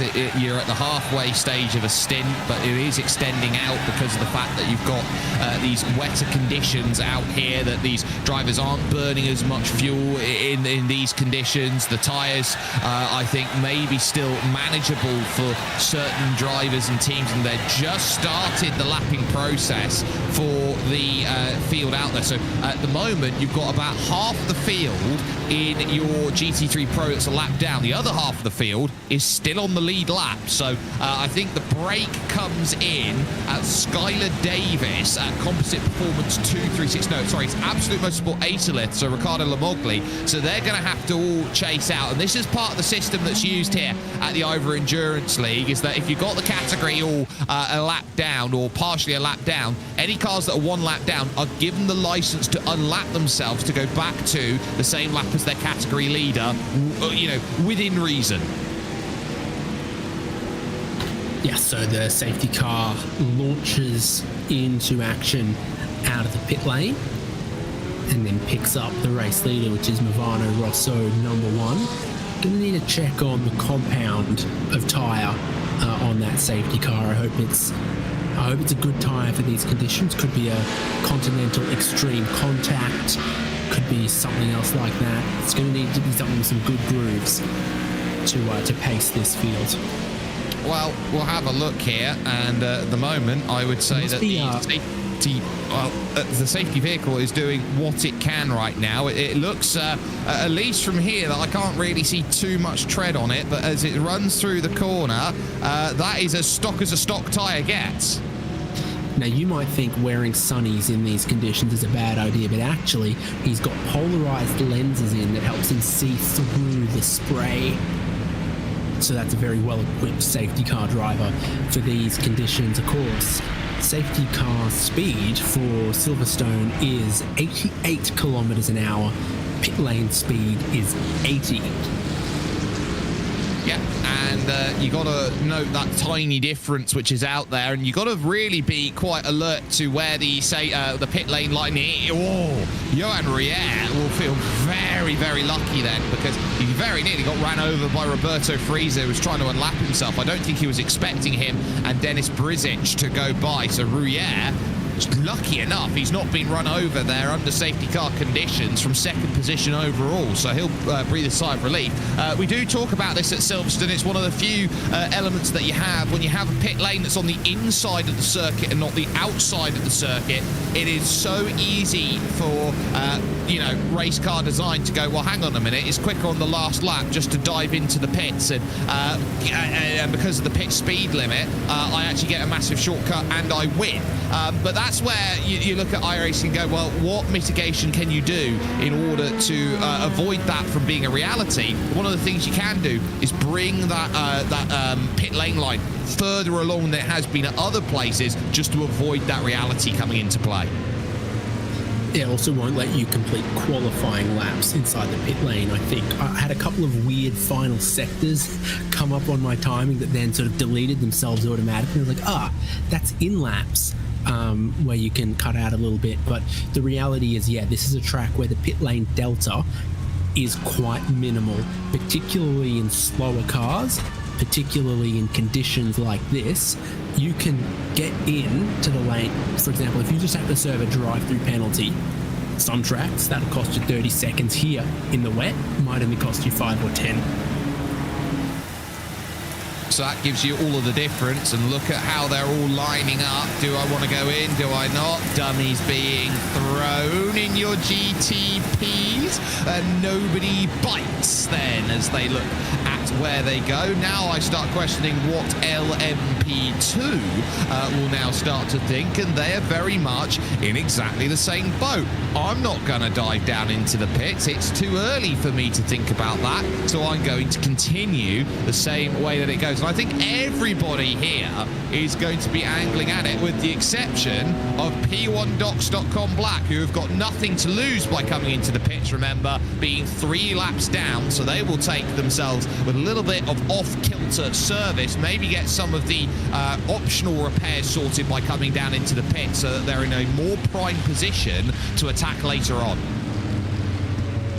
Yeah, I'd have considered it, though, because I've seen plenty of examples where in a repeated caution situation, it benefits the person who pitted with the first caution. So if you pit now, and then in 10 laps time, another one comes out and everyone pits under that, you cycle to the front, and you haven't gone all the way since the race start. You've only pitted sort of 10 laps ago. So I think anyone who pits now is going to end up looking relatively clever, but it's only P1 Docs and Composite Performance who towed there, and maybe 1 or 2 other takers. So I would have thought about it, to be honest, feeling like there's not a whole lot to lose, but apparently that would be the bad idea. I would have thought about it if maybe I was Ryan or Hydro-Share Desic out of position at the moment. I would have really thought that would have been an option for Graham Sanders and the team there, just to try and switch up their strategy. But I think that's going to be what they start turning around and thinking about here is, well, where do we find that strategy? Where do we find that place to go? And at least in these early stages of the race, it's just about making it to a pit stop window rather than bringing it forward. They haven't had really much chance to set a rhythm, and we saw that a little bit last time out at Circuit of the Americas, but here at Silverstone, I think it's exacerbated a lot more by the wet conditions, by the fact that these drivers know that tire temperature pretty much is king when it comes to this style of racing, and they are forced to run the boring line until the pace car is declared to go in. Only then are they allowed to weave and start generating the heat in their tires. So for a 3-4 lap safety car period, they're only getting half a lap to warm those tires up. They'll be icicles by the time they start trying to warm those tires back up into an operating window. Officially, track temperature is 16 degrees Celsius, which is cooler than the air temperature of 18. It must be almost snowing as it lands on the track and cools it down.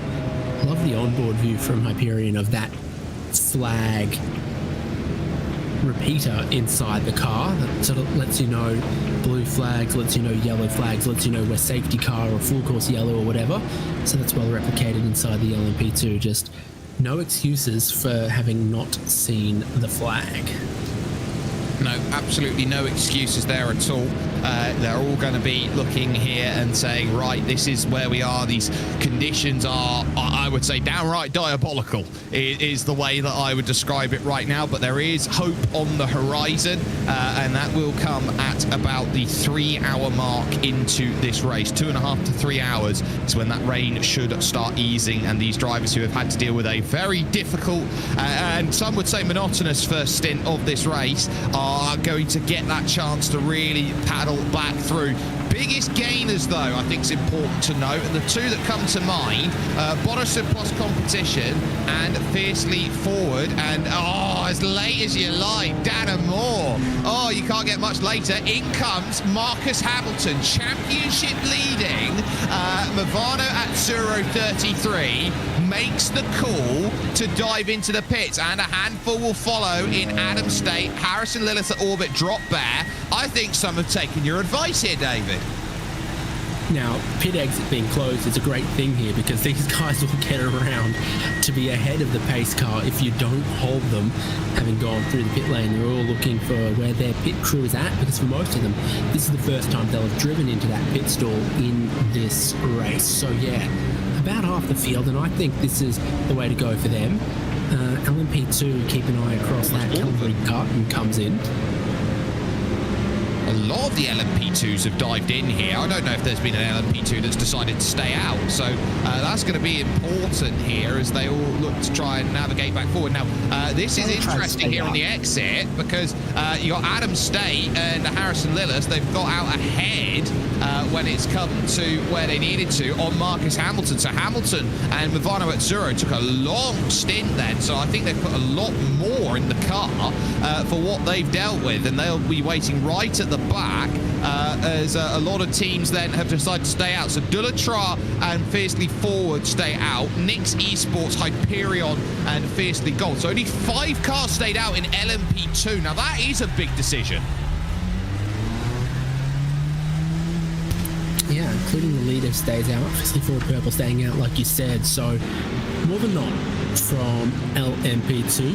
Here's some of the GT3 Pro cars coming back on the track that have pitted, including WSR Esports. They're going to blend in. So they're all going to blend in with their class split, apparently. So that's going to give them a little bit of help out there. And the leader of those coming out is Dua Esports. So they made the call. Delta Sports Sim Shop came out with Ryan van der Grijp. So they've made that call. Stephen McDonald at Hydro Share Desic. Ross McFarlane, who we saw near the back. Volta at the back. And XBD. So about 7 off the back, deciding to move to a different strategy. And hopefully that pays dividends to them a little bit later on. But they are looking to try and fall back into rank and file and hopefully get going back on lap 14. At the moment, it's looking more time certain than it is lap certain, but we've got a long way to go yet. And the moment that they do clear the rain, they do have a great opportunity to go by for it. We've got about 5 different incidents at the moment as well, David, here that are under review at the moment. The 229 and the 261, the 100 and the 162, the 8, the 216 and 298, and the 221 and the 260. 269. In fact, we've got a lot more that's come through actually from that. So 10 seconds have come into play for Bartholomew Aldworth. So the 115 having contact on the pace lap. 10 seconds for Ross McFarlane and the 261 team. Without permission, that's 60 seconds for Sebastian Hove. So that's what's got them. 60 seconds penalty for towing without permission. And then Alex Gal, so that's the 298 team out there. They have also got 20 seconds for leaving a large gap at the restart. So we were watching Nürburgring warm their tyres, but did they get hit? No. And that's around, no. So it's something else on the pace lap. More LMP2 pace lap drama. Yes, so this would have been the 115 car, and that would have been with the 187, and just looking through to find the 187, that, well, would be Nürburgring's, but I wonder if there was a little bit of something then, because if there was that contact during the pacing lap, then Marius Rommelfanger, that would tell you all you need to know about why they went around, but it looked like they just looped it by themselves. I mean, it did look like they were weaving too aggressively in the situation, and they just, found a slightly less grippy bit and did it. But then I don't think we saw an angle that would confirm or deny it, to be honest. And then to think about everyone who's pitted at this early juncture, there are 10 tyre sets allowed for the race. So, yeah, you can't be throwing a new set of wets at it every 10 laps. No, you really can't, and so, you're going to have to pick and choose when you decide to make those calls, and if you maybe have to double stack later on, even triple stack some tyres later on. You are playing the game in your hands. You don't get infinite amount of tyres here to go and make that happen, so still some more cycling to be done out there with the field, which is why we're still under this caution period right now, as everyone is looking to make sure that they are all in the right place, the right opportunity. Everyone's formed themselves back into line. It's a little bit of a longer process than what we see in some others out there, and that, I think, pretty much says all you need to know about this racing right now. They're just trying to get themselves back into a position. I think this next lap, probably everything should, if everything works out, go back to green flag running, and I think we just got the call. We will be going green on this next lap, so the pace of the field will be back to Simon Cowlartz's control at the number 1 Movano Rosso team. Official measure of the track wetness at the moment remains 67%. It says the rain is 18%. I don't know what that means. We're still in the green band of rain, but with a chance that it lightens a tiny bit, like won't stop raining, it might lighten in the next half hour. Interesting to see that happen.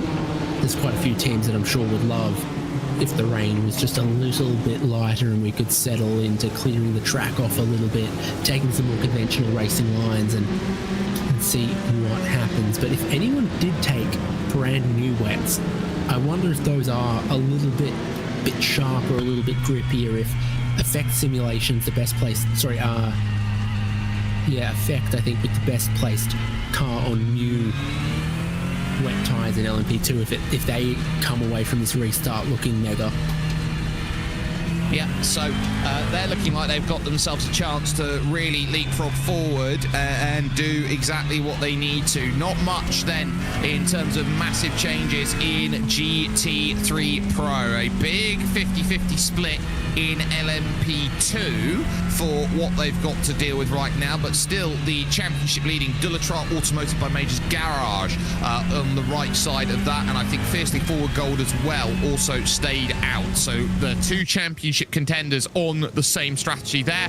Championship leaders have decided to take a tyre change and make a difference then, Movano at Tsuro, and they will look around and see that everybody else is pretty much there, with WSI Esports Butt Kicker and Orbit Drop Bear having got the jump on them in the stop, and as such allowing these drivers then in front to get that chance to attack. Movano Rosso, Fast Repair Motorsport GTP, and Apex Racing Team, your top three in category. We are on board at the 4th place fiercely forward red car of Dylan Scrivens, who is there and had been making good progress, but also has the very fast Owen Carroll there behind us. Here comes a bit of tyre weaving from the group in front, trying to slow down that pace, allow as much time as possible for the iRacing sedan safety car to make its way back to pit lane, and as such we will now be going green here for lap 15 of 275. So for Simon Cowlart,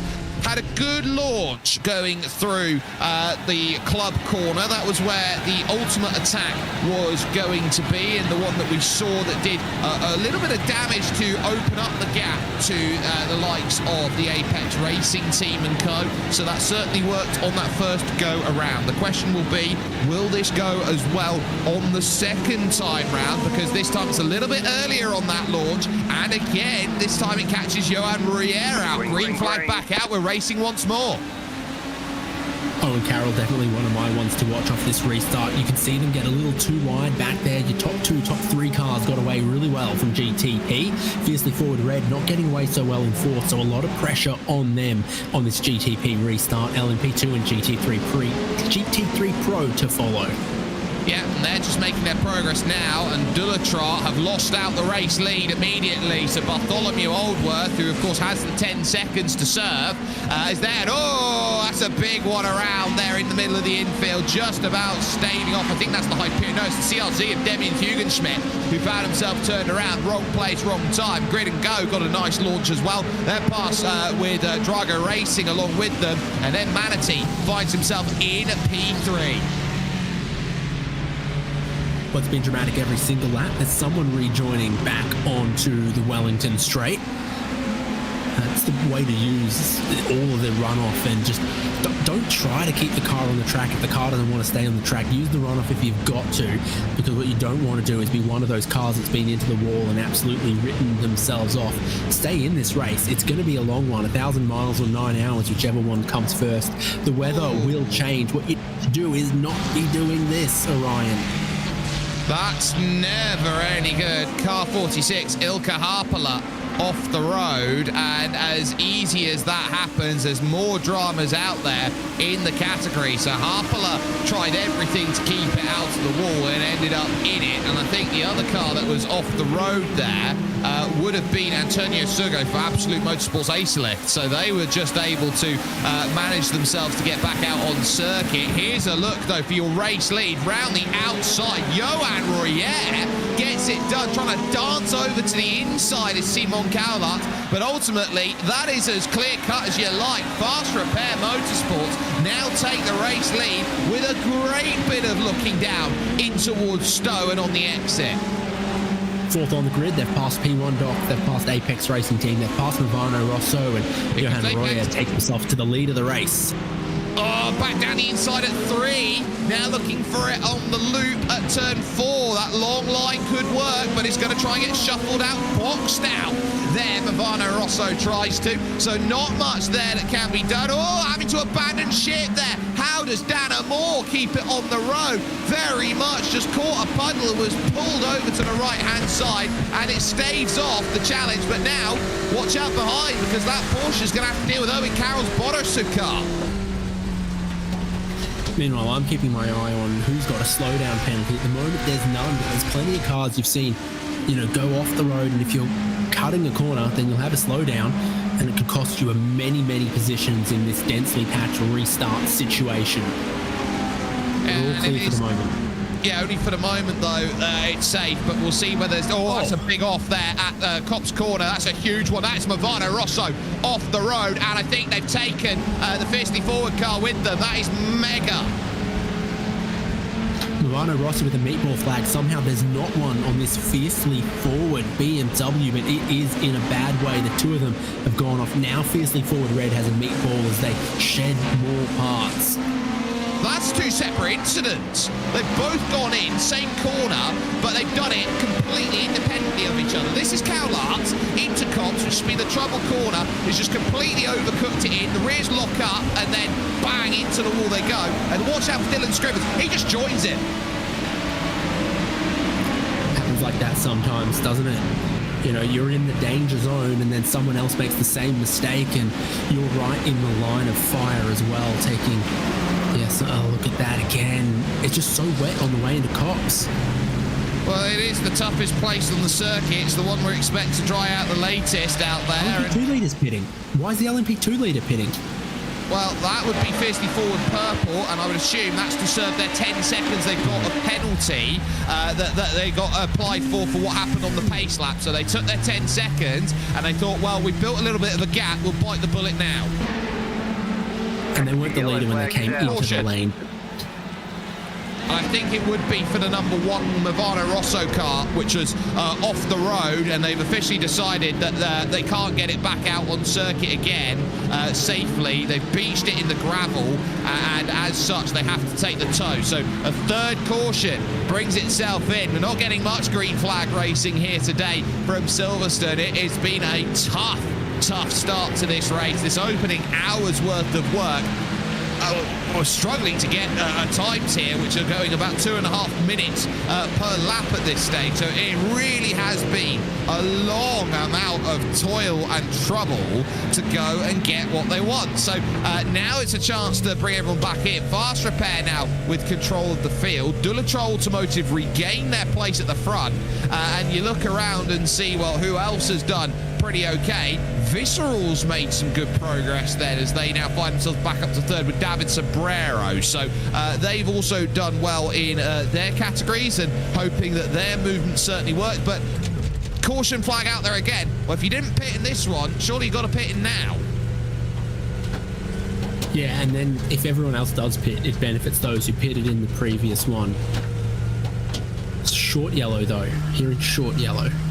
So not much in terms of dealing with getting out of the way, so to speak, with the Movano car. So obviously they feel like there's not much that they need to do. So this will be declared as a short yellow, and as such, pit lane should be closed for those drivers just because it was so close to the yellow that there was before. And it is another way of just keeping the laps ticking over and having that momentum go into play. But Movano Rosso, you did not expect that from Simon Cowlarts on the restart there, just dumping the car going through, and you look around it in the pits. Fiercely forward red had to drive it in and also get a little bit more. We are going to take this moment though to switch things around.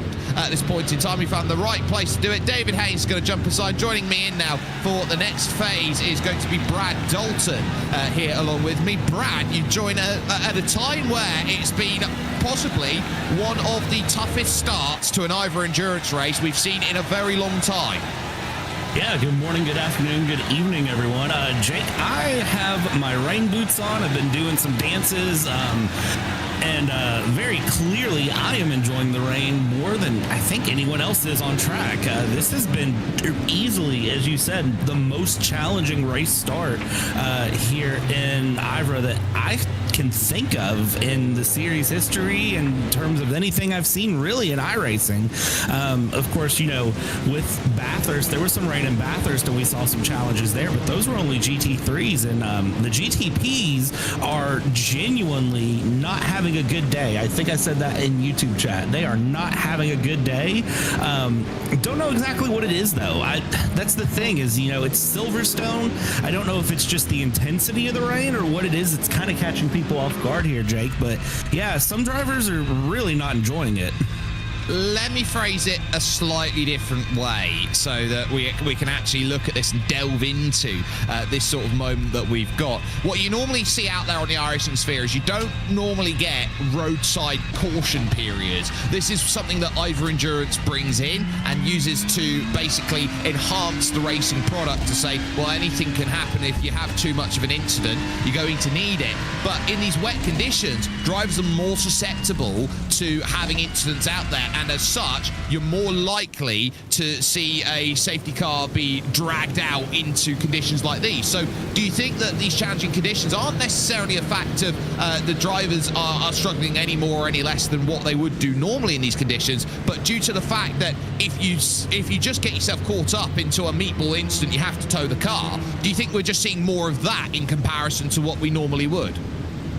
I definitely think that's a factor to it. You know, when you put it that way, it does bring up that big difference with IVRA versus other series, that they bring in that sort of realism setup of you wouldn't just kind of spawn a car back to pits. There would be a safety car period where the car would be recovered. So I definitely do think that's going through. But I also, you know, it's one of those things with endurance that people like to push, but then also people have to pull that 1 or 2% back. And I said this earlier in the week with another Silverstone race, that, you know, it's harder in the rain to find that 1 or 2%, Jake, and find that 1 or 2% back to hold on in the rain.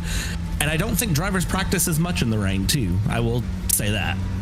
Well, no, absolutely not. I think drivers want to go the quickest that they can, and that's why they always go and practice in the dry, because, well, how do you get the most out of the car while you practice in the dry? Who practices in the wet? You only practice in the wet if you know you've got a wet race coming up, and not everybody has that idea or understanding that, okay, this is going to be a wet race. Some series do release their weather conditions beforehand. Others decide to say, no, whatever turns up on the day turns up, and I think when you get to those sorts of series, you know, it's a lottery. You just got to hope that you hold on.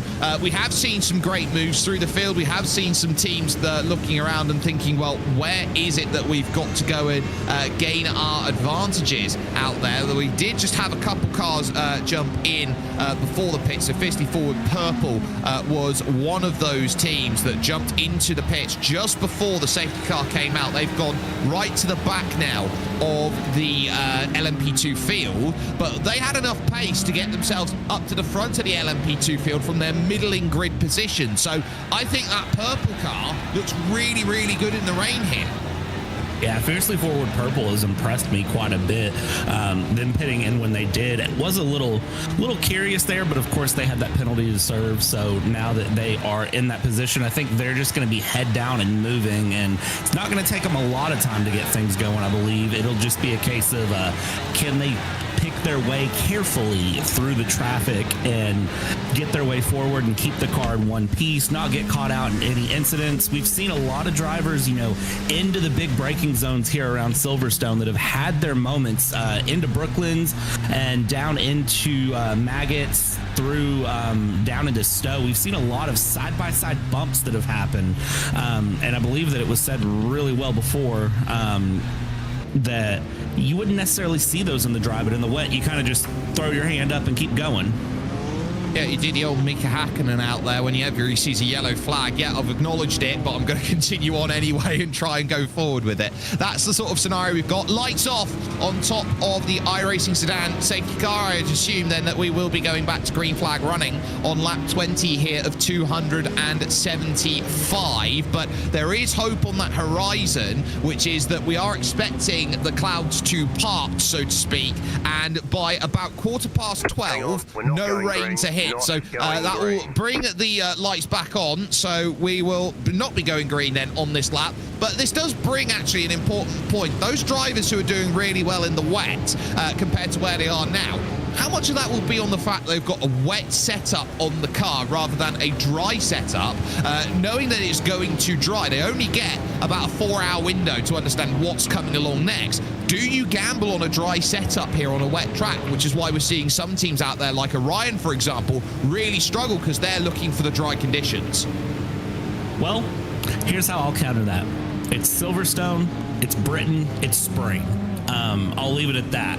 Now, I will say the weather forecast in the driver's briefing did say 44% chance of rain for the session. So I think you could kind of gamble either way on it.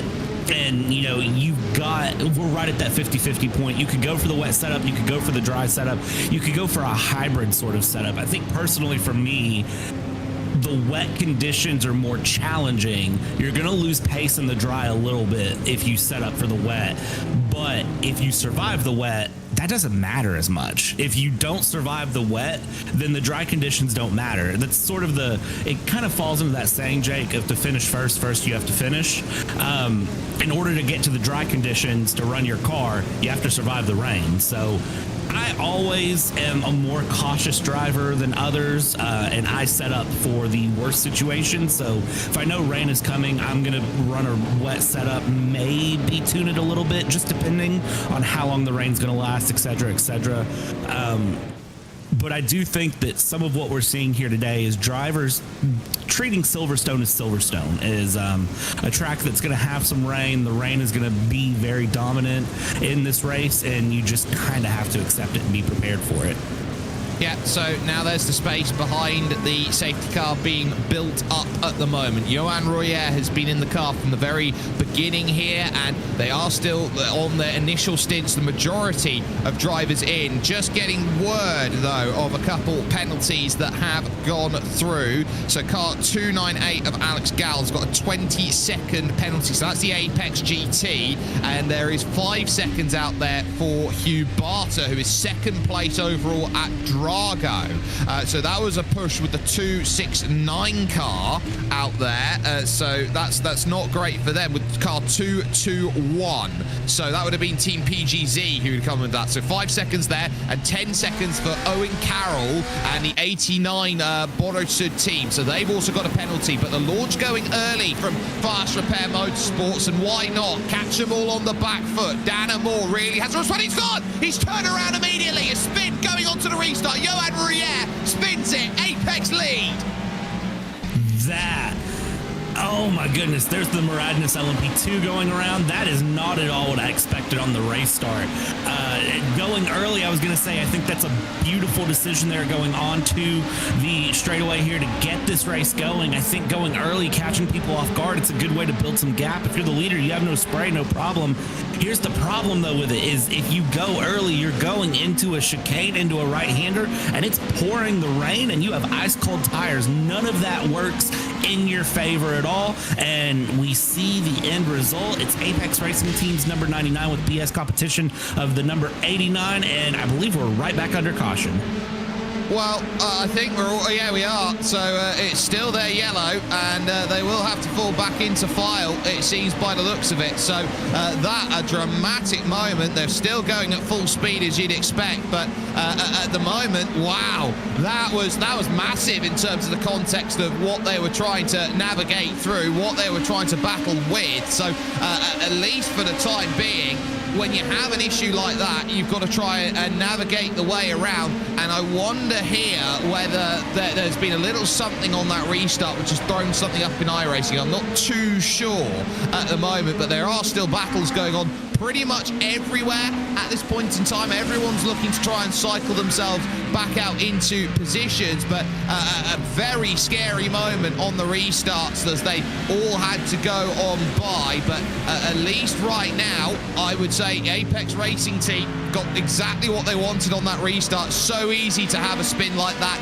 if you're just not paying attention, but everybody now is starting to go on forward and continue to bring themselves through. There's another spin around. I reckon we got a bugged yellow out there, so I think they're going to be there. It's officially green, green, green now, and that would have been thrown for the issue they had there. So that's extended by a lap. They're okay, still racing, but we're seeing spins going out left and right. Remy Legrand finding himself into play now, battling around. This is for the LMP2 race lead there with Dulatraz Automotive by Majors Garage and Nix Esports. So Nix, who are third in the championship, now really going to give some pressure here.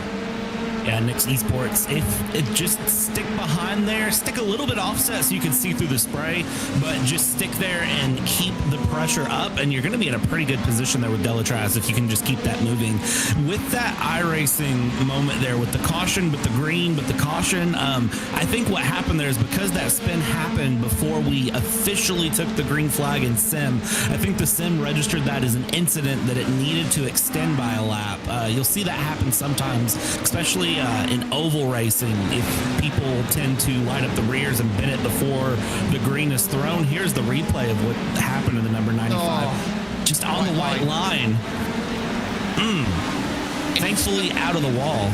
Yeah, he's done well. There's a lot of room out there at Club Corner, a surprising amount, because it used to be a lot quicker. It used to be a fast-flowing section. Adam Brockway, though, he just got completely run over from behind. That might be Stonewall as a penalty contact for your LMP2 lead, as Oscar Soltero still having to fight hard with Remy Legrand in the Dulatrar Automotive team, having absolutely none of it there. Going through at Copse Corner, he took the tap and said, no, I'm going to stay out there on the power and I'm going to hold. There is battles for every lead everywhere. There's battles all over the track. Nobody is safe right now. This is wild. This is wild racing. Yeah, and off the road, also at Copse, went Dana Moore, and that allowed Owen Carroll and Bonosud to pick up the race lead overall, especially when they've got the penalty that they've got of 10 seconds. They've got to navigate around that, and Johan Rouillère, by the way, has also been given 10 seconds worth of penalty for barging through out there and making contact. So your top two have got 10 seconds worth of penalty out there or did have 10 seconds of penalty, but now fast spread down in fourth. They've got that. Here's the race leading change then as Dana Moore went through Copse Corner and he just grabs the curve, and you cannot put the power out there on that rumble strip on the outside. You just have to sit and wait and penalise yourself as Owen Carroll through Maggot's Corner takes the race lead away for Bonosud. Yeah, very, very big run there all the way through this battle, and LMP2 is just absolutely heating up. It's not over. It's not done. Look at this. Trying to find a line here if you're Legrand, and you are just looking. Dive to the inside here. Is there a defense to the inside? No, but there is some good braking action through here. Soltero's still holding on here, but Legrand also under pressure from behind from Fiercely Forward Gold that is going to continue to put pressure. So, I mean, if you're a driver in any position right now, you're in a good place. Look at the flashing headlights there. I don't think that's going to get you any sort of a position forward in this situation. Somebody was off there to the side. This is the trickiest I've seen Silverstone in iRacing in a long, long time. That's Fiercely Forward Red and Patrick Wolf, who's trying to stay out there at the moment and keep it out of trouble. Ilka Harpala as well is trying to run this one back through. So I think that they've had an issue out there. So Ilka Harpala, you don't often get to see struggle, but he is having some of the worst driving conditions that he's had in a very long time. Now keep an eye on that LMP2 battle, because that is the Fiercely Forward Gold car that is second in the championship and is not behind by very much in terms of championship perspective. Just the 7 championship points between them, and that difference between second and third could be enough to swing the tide that Fiercely Forward Gold could take the championship lead heading to Suzuka if they could make a pass. Yeah, and the championship lead going into Suzuka would be huge, because we don't have that long left in the season when you consider it. We've got Suzuka, Algarve, and Spa coming up. So, even though it's not, 3 races are a lot, but anything you can do here at Silverstone with these tricky conditions to get that move up in the championship, it can be huge as we go through. Legrand still, battling in 0.7 of a second back here. Looks like this is the point where everyone is starting to settle in. We've kind of gotten the restart jitters out, and I think everyone is starting to find a little bit more breathing room, really get their wellies on down the Wellington Straight here and keep things together. And we are just going to see, how this plays out. It does look like the sun is a little bit more out than it has been, so maybe some drivers finding a little bit of a reprieve in that.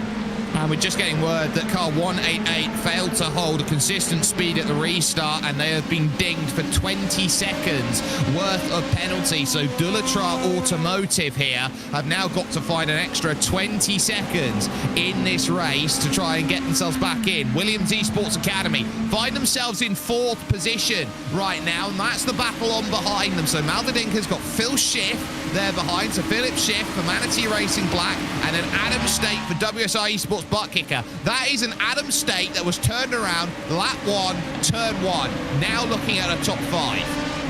Yeah, and that goes to show just the nature of endurance racing. Here's the thing. If we're going to run 1,000 miles of Silverstone, you got to remember 1,000 miles is a long distance. Anything that happens turn 1, lap 1 on a rainy track, you can overcome it. You can get through it, and you can recover. And we're seeing that just exactly happen for multiple drivers here today. We're seeing a lot of people persevere through these conditions, move things forward, and keep things going, as 25 laps of 275 has been underway. Here's a replay. What happened to Oscar Soltero? This is Cop's Corner, and that is a white line. And that is, or at the time, the leading LMP2 going around. A full 360, no scope there, but back onto circuit and trying to get through. So taking the MLG line, going through there, the opening corner. Never the best way to make that happen. They have come out just behind, though, fiercely forward gold, so it's not all lost at the moment. We know that there's a penalty in play for Dulatron that they'll have to take at their stop. So there is still a lot to uncork and unpack from the early stages worth of racing, but now they're trying to settle down and find that rhythm again, and I think it'll get a little bit easier here with this track once they get a little bit more daylight to work with here, because once they hit the middle of the day, the track will dry at its easiest with the conditions at their hottest. Running through Brooklands into the long Luffield corner, not much elevation change around this former airfield circuit. It gives it a little bit of a uniqueness compared to the final 3 rounds on the calendar, which are all very, very hilly by comparison. Absolutely. Silverstone, of course, used to be a military base here. Runs through and around. Through Cop's Corner we go. Flat out. Hold it to the right. Try not to go side by side if you can avoid it. And if you do go side by side, make sure you make it stick. Now it's through the infamous Maggots, Beckett's, and Chapel Curve. These corners that are so historic that multiple circuits have been built to kind of try to mimic these corners, because everyone just tends to love them. Usually in Chapel, you would run a bit more there to the curve, throw a wheel, sometimes in the grass. You see that, well, we did do that with Nick's Esports. Nick's Esports now to the inside through Stowe. Can you make this stick late on the brakes? And there it is through Stowe. Possibly have a switch back around if you're fiercely forward gold. Not going to have it. Nick's Esports with that wonderful run down the Hanger Straight and able to get it into Vale and Club, and now towards that infamous Hamilton Straight, Main Straight we go, and Nick's Esports back up into second place, 3.2 seconds off of Delatraz Automotive.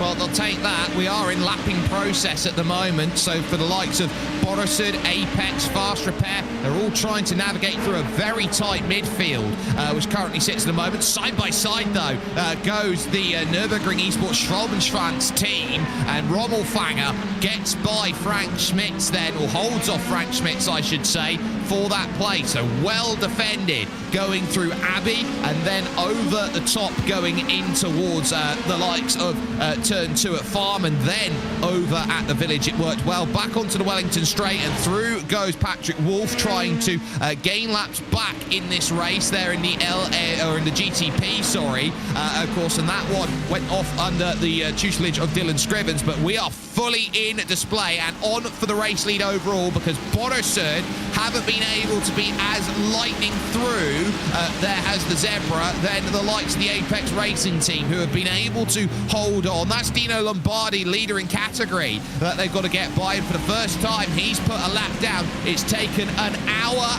and 8 minutes to get him one lap down. It shows you how caution-filled the start of this race has been if it's taken over an hour to lap the GT3 Pro field.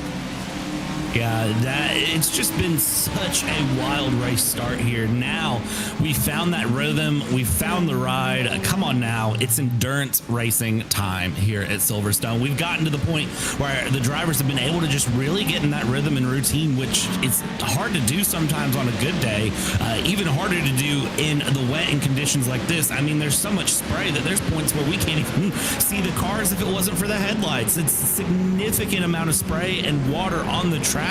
But with these cars circulating this closely together, I will say that once the rain stops, which it is predicted to do later in the session, we will see a big change here. Fiercely forward gold into the pits.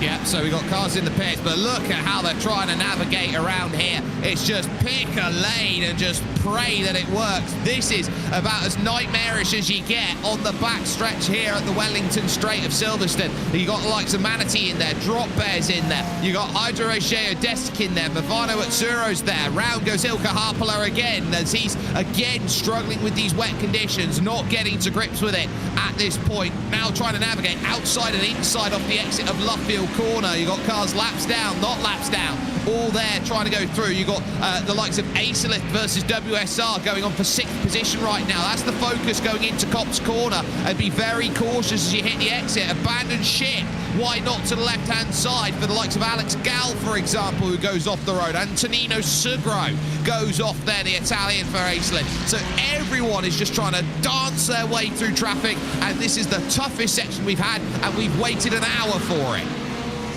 This is the point where I think if you don't have that Amazon next day delivery of a fresh pair of underwear, you definitely might want to get that set up and ordered and be ready to go, because this is why we say code brown sometimes in racing. This is really the scariest moment that it could be here as we continue through.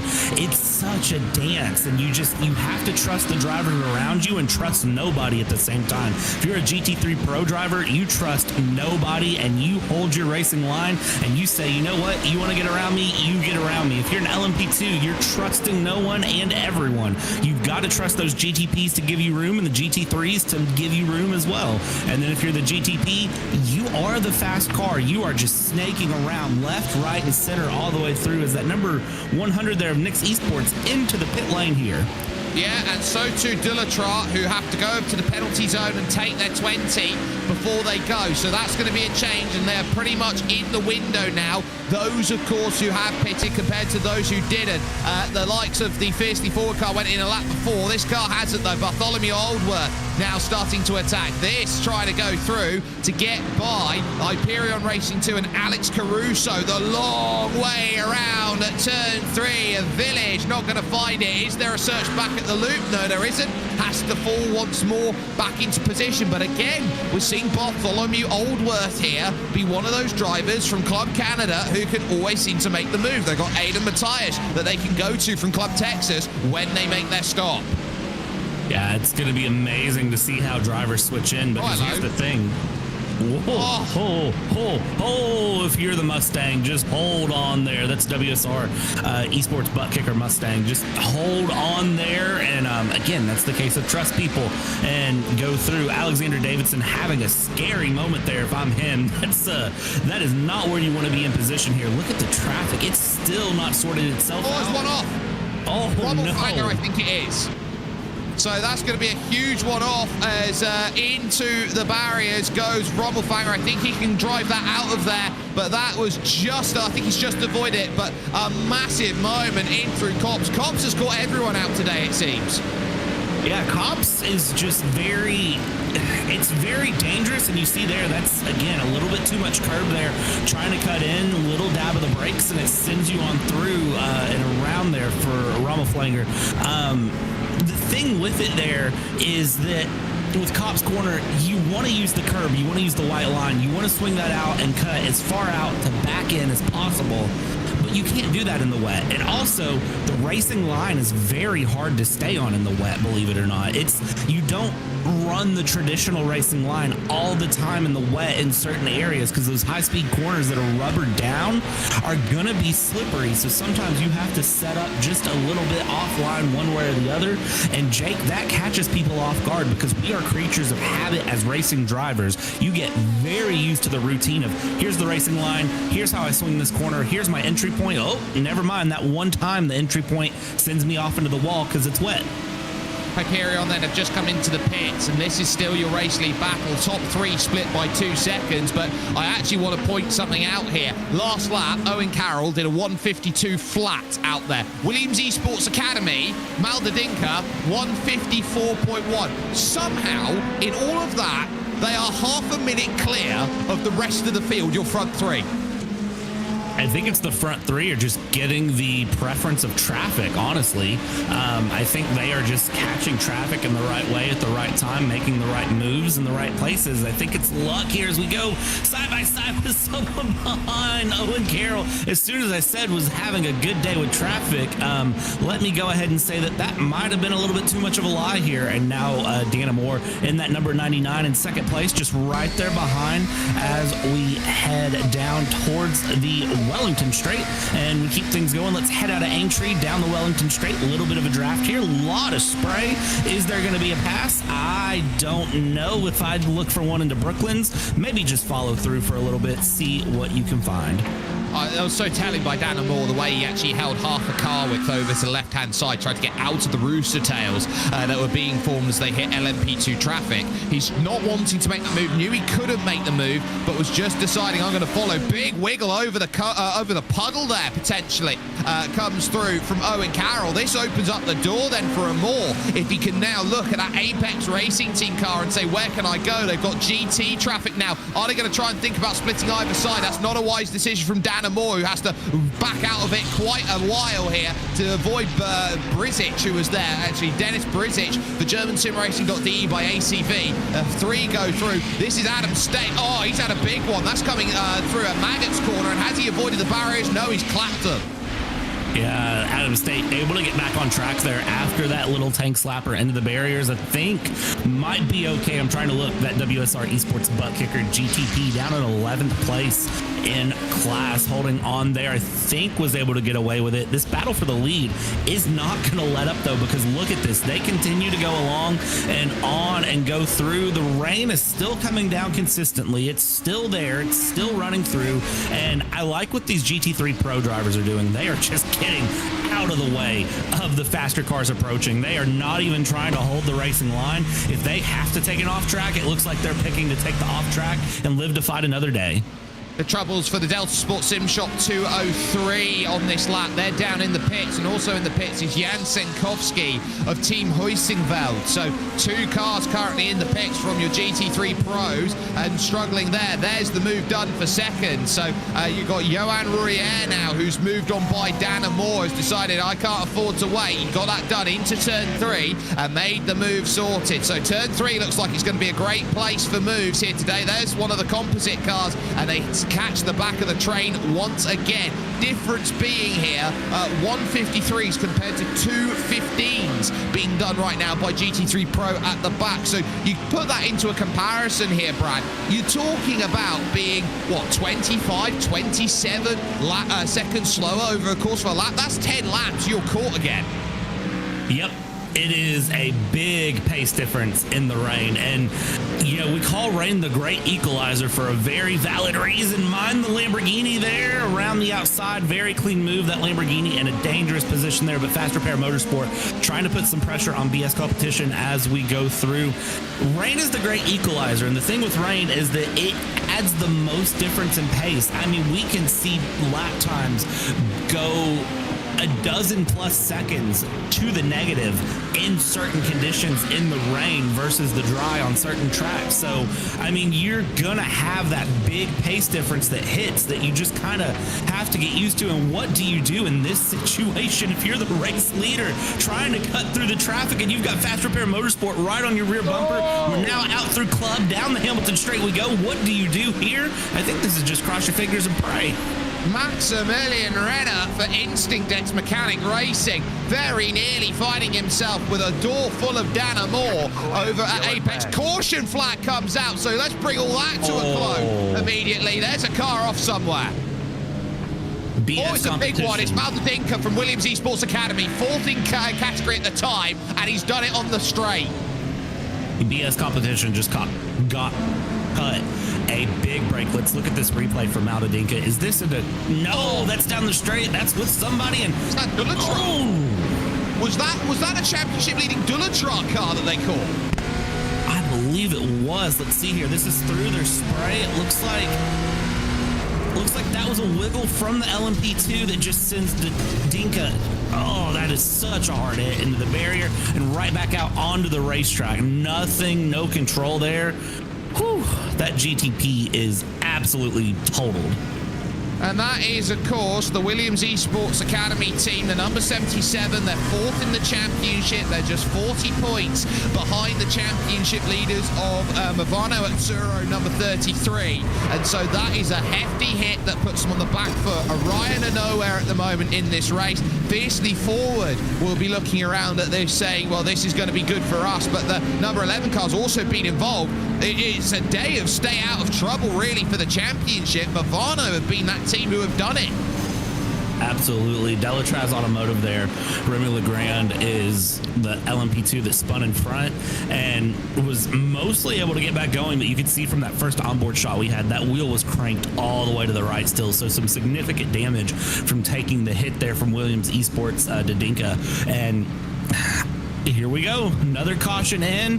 All the drivers, I think this will give them a moment to sort of breathe and reset and relax here as we get this beautiful slow-mo replay here. There's the spin from the 188, which I have to say, it's almost a weird place to spin, but just a little bit too far out from the curb, trying to take that dry line and not stay on the racing surface there. And look at the hit from Dodinka here. Just You can see it there, just turning the tyres in, just trying to mitigate any form of suspension damage there, just accepting what went on there. And that's also a massive incident in the context of championships, because that is, as I've said, the LMP2 championship leader. They've been fighting hard with Fiercely Forward Gold for everything they can. They just had their penalty in, and now, you know, this puts them well back and gives a huge advantage to Fiercely Forward Gold in what they try and do. There are more penalties that are on the horizon, so Maxime Knaz, that's the number 17 Manatee Racing team, they've got 5 seconds they've got to serve, and also the 115 Fiercely Forward Purple team with a collision with the 170 team, they've got 30 seconds, so they've already had to come through the field once by going on to a different strategy. They've now got to do it again by taking 30 seconds at their next green flag pit stop. That is a heartbreak there. It is 30 seconds is so painful, especially in the wet.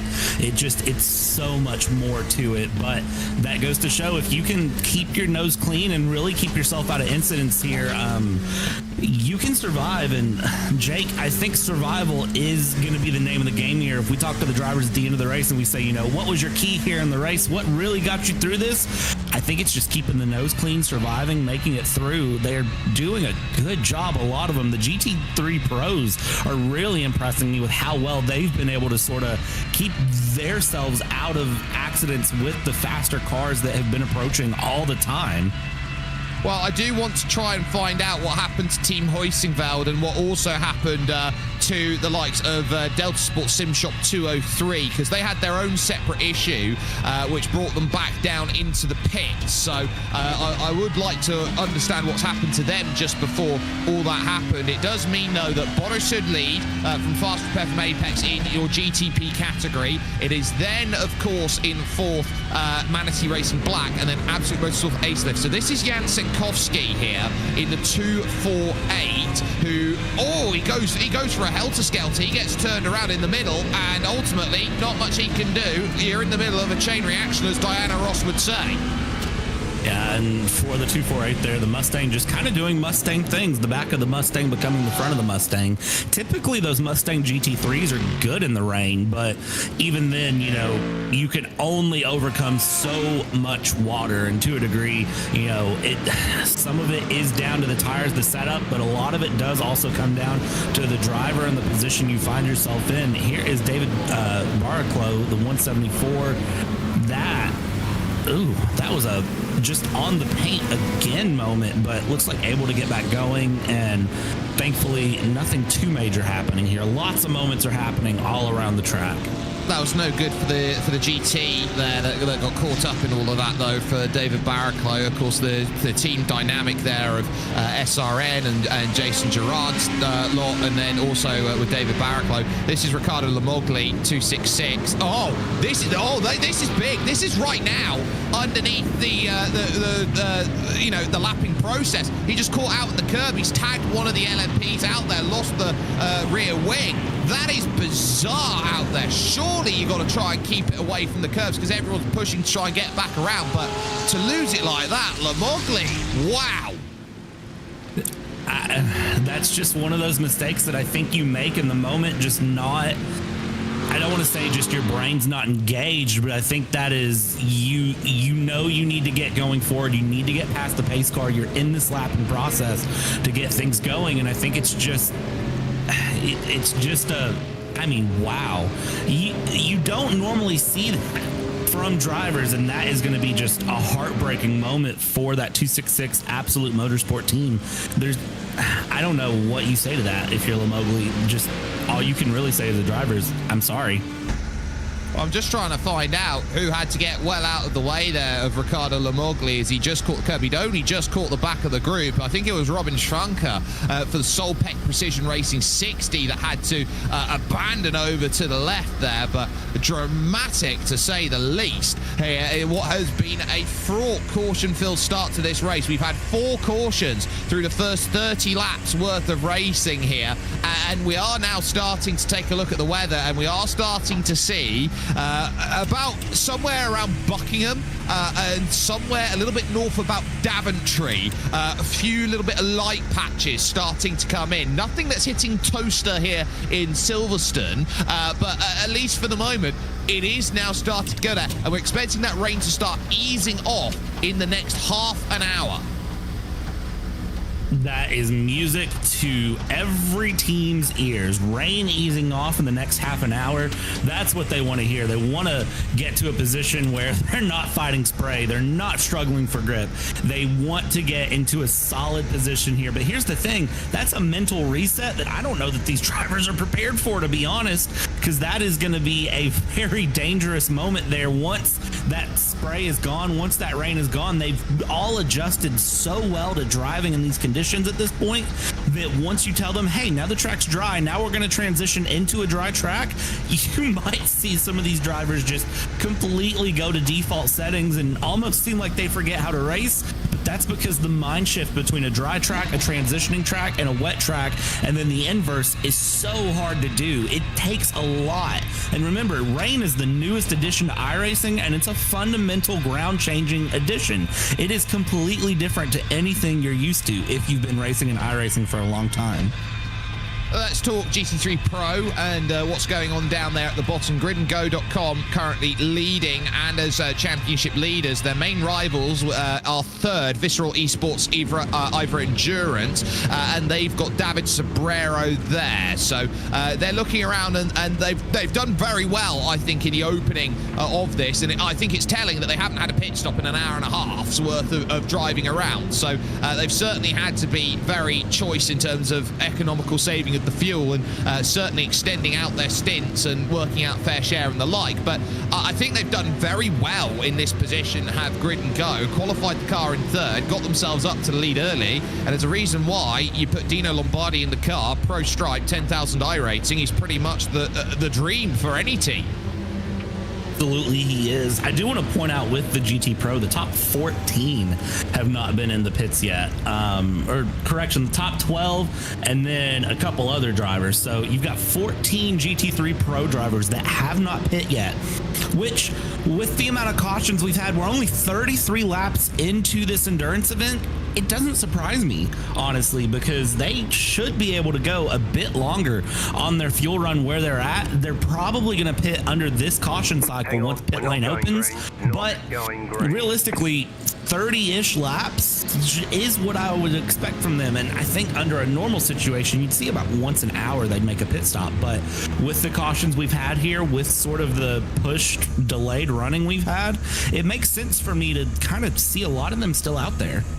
Well, I also want to talk a little bit about what's going on championship-wise in GTP, because it's really interesting here that your top 4 in the championship are all some way shuffled out of position right now. So Fiercely Forward Red are currently 2 laps down. They're in 11th position. Williams Esports Academy are trying to get their damage fixed to go back out again. They could go anywhere to 3 laps down, should that be the case.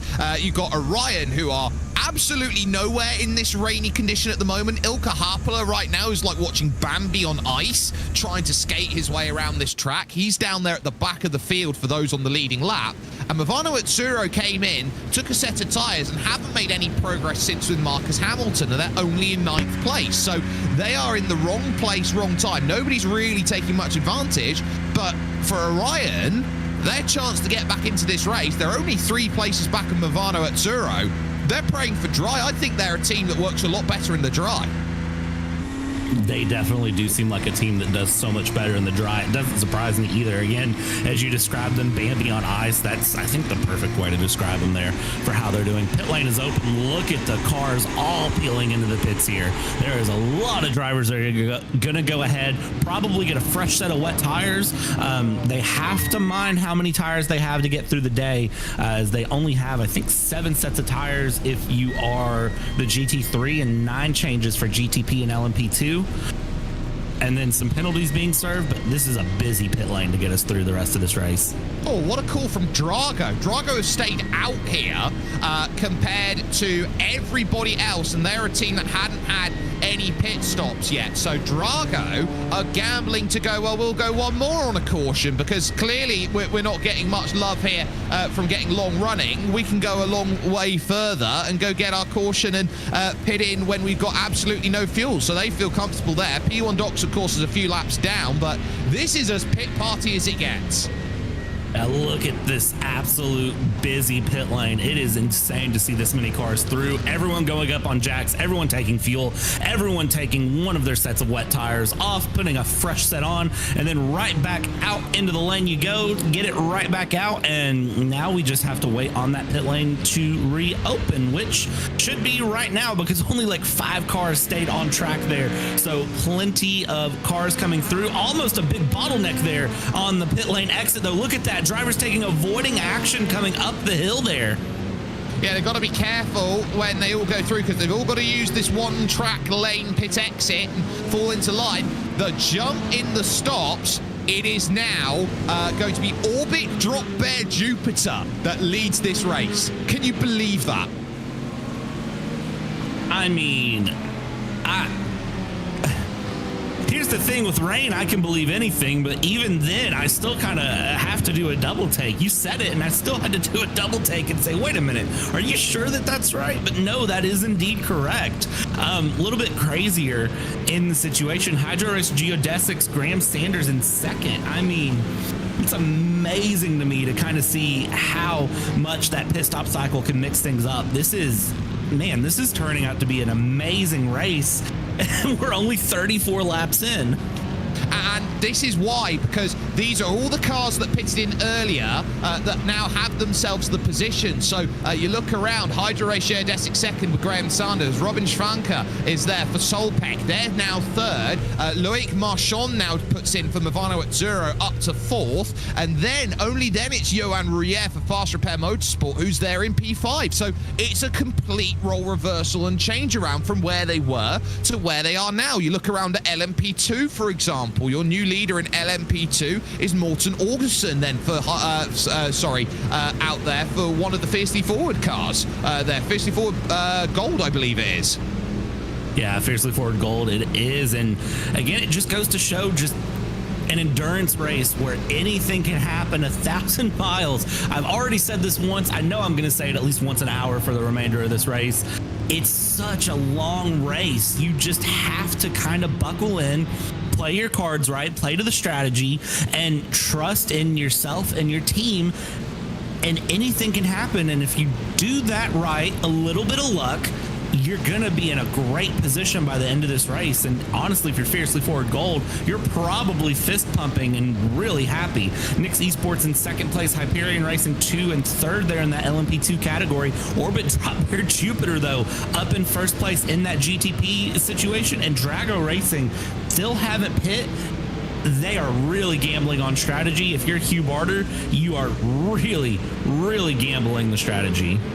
Yeah, this is a big play here from Drago, and I think this might set the tone for their entire race. I think they need one more, and they're going to be back into the right place, the right time, and they will be looking around. In fact, no, he's going to just go one lap longer, so this is going to sacrifice them track position here. So Manatee Black in as well, doing exactly the same, and this is just a ploy to get a little bit more track position out there. You see it quite a bit that teams looking around just want an extra lap of fuel, an extra bit out there that's going to give them that push forward. And I wonder whether the impending dryness of the circuit coming into play might be fueling that decision. It absolutely is. There's a concertina effect from Anthony Segro there, the number 18 GTP. I have a feeling that Race Control are not going to like that happened. We'll see what the end results are for that one coming out. Just that's that big checkout concertina effect there, and you can see the cars behind absolutely jamming the brakes. The GT3 Pro avoiding action. That's the thing with that pit exit at Silverstone. It's a very uphill sort of blind. Usually in the best of days, it just shoots you out into turn 2, turn 3 there. But in this situation, it's there. It certainly is there, and we have been keeping an eye out on these drivers, and especially in the wet, you do get an extended braking zone, so you do have to lift off a little bit more. I am curious, though, with how everyone has sort of cycled out. We haven't really seen too much today of the Simify Esports team. Lucas Perez there in the 214. They've quietly been making progress here through this one, and they're a team that is still very much in the hunt for this championship when it comes to the overall. They're third in with the Lamborghini. They had themselves a second and a third Motegi and Sebring. Not the best Cota in the world, but still within 65 points of the championship lead when you consider it's 134 max out there for your championship points and results. I think they're a team that if they could get top 5 here today, that is a massive bullet dodged for their championship hopes. Absolutely, and I have a feeling that that is the goal for them because, as you said, they've been kind of just quiet, kind of there. They haven't really had any big incidents. They've been doing very well about just picking the right line at the right time. They've been running through. I mean, if you're a driver, usually the less the broadcast team talks about you, the better most of the time. So if I'm Simify Esports, I'm just very much trying to stick in a position, stay comfortable, and just keep things moving and grooving and get this car to the end, get this car to the dry conditions where you can really put your foot down and try to make up a bit more track position, because I'm sure that they're going to have a bit more pace in the dry. They're now starting to allow themselves to weave. They have to wait here to be given the control to allow to weave in order to not interfere in the unlapping process which goes along here in the IVRA Endurance Series. But at least for your opening stint of racing, this has been one of the toughest races out there. The concentration to continually have to stop and start and stop and start is often very underrated, and endurance drivers, especially when it comes to iRacing, don't have that much sense of how much it happens. Lights come off on top of the iRacing sedan pace car, which will mean we will have the opportunity to run back over to green flag running once again. And I'll take this opportunity here, ladies and gentlemen, to step aside and leave you still in the capable hands of Brad Dalton, but taking you over towards this restart will be Ron Mons. Ron? Thank you very much, Jake. What a time to bring me into this broadcast as we get this restart set to get underway in a couple of moments' time. We have 35 laps on the board, 275 of this race. With all the weather conditions, chances are we probably won't make it to full distance, probably going to time out before then, but this is going to be a really hectic restart. Myself, Ron Mons, and Brad Dalton alongside me in the commentary booth for the next 2 hours, and this is going to be a hectic restart if ever we see one. The track's still soaked, and these drivers are looking to get some moves done already. Gunning it is the Orbit Drop Bear number 68 car, leading us back to green in this race. They jumped early, heading down into the final chicane at the end of this lap, and here we go. We are back up and running from this race. Let's see as these drivers pick their way through the spray. It is going to be a dramatic restart for these GTPs. The tires are cold, the tires are soaked, and these drivers are a bit tense after spending so long under yellow flag conditions. But here we go, heading our way down in through the stadium section right now. Looks like most of the field going to negotiate this restart clean. Yeah, Ron, nice to have you in the booth with me here. Hydro Race Geodesic there in second place. Orbit Drop Bear for the first time not in the mix of spray. LMP2's moving themselves around and keeping things going as well. They're fiercely forward. Nix Esports looking to make moves. Nix Esports getting past fiercely forward Gold there and getting their way up into the lead as we go. This is a clean restart, as you said, cleaner than what we've seen, but there's a lot of spray. There's a lot of cold tires. There's a lot of wiggling for position. Who does what, where to get in what place? well. At the moment, it seems like everyone just trying to mind their P's and Q's. We know dry weather is coming, and they're trying to get to it here. And again, you know, in order to finish first you have to finish. So the drivers are doing a very good job of just trying to keep things together here as we head towards Copse Corner for the first time.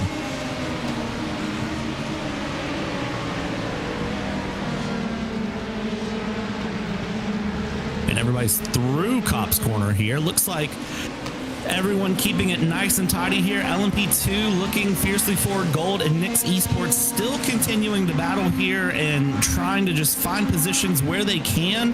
But it does look like really here, everyone just trying to take a bit of a breather and I think just gather what they have on this restart, keep things moving forward, and just keep things nice and pretty as we head underneath the Johnny Walker Bridge, down the Hanger Straight, and now we're going to head down towards Stowe. Keep things moving here. Possibly a position there for CRZ Simsport, and as they look for a pass, take that different line down into Stowe, now towards Vale and Club, and you look for the position, you look for the pass, not able to make it happen, but side by side we're going to go through Club, and now down the Hamilton Straight. It'll be an absolute drag race to see who gets win.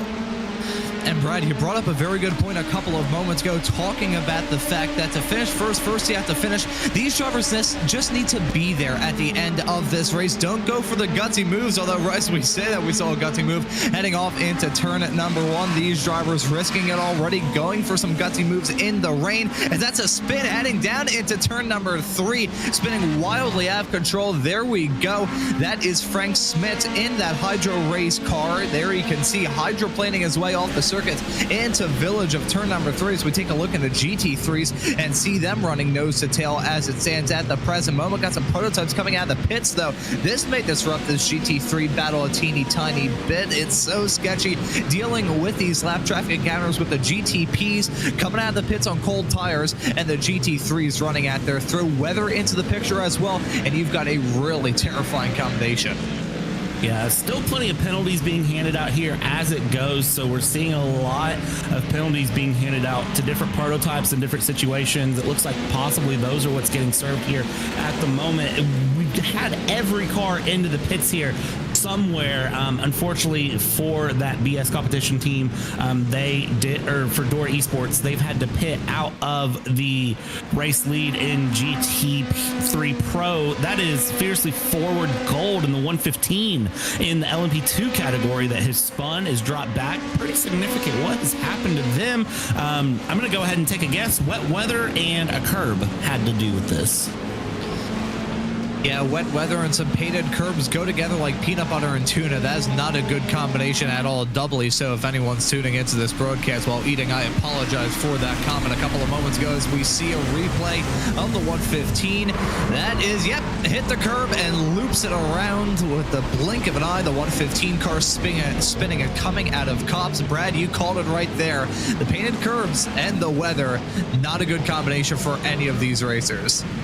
Yeah, second verse, same as the first. We're seeing lots of drivers get caught out by that curb. As I've talked about, that racing line changes slightly when you're in the wet. You can't get on the painted surface. You have to be very cognizant of where you're at. And look at this. This is the battle for GT3 Pro that is absolutely heating up.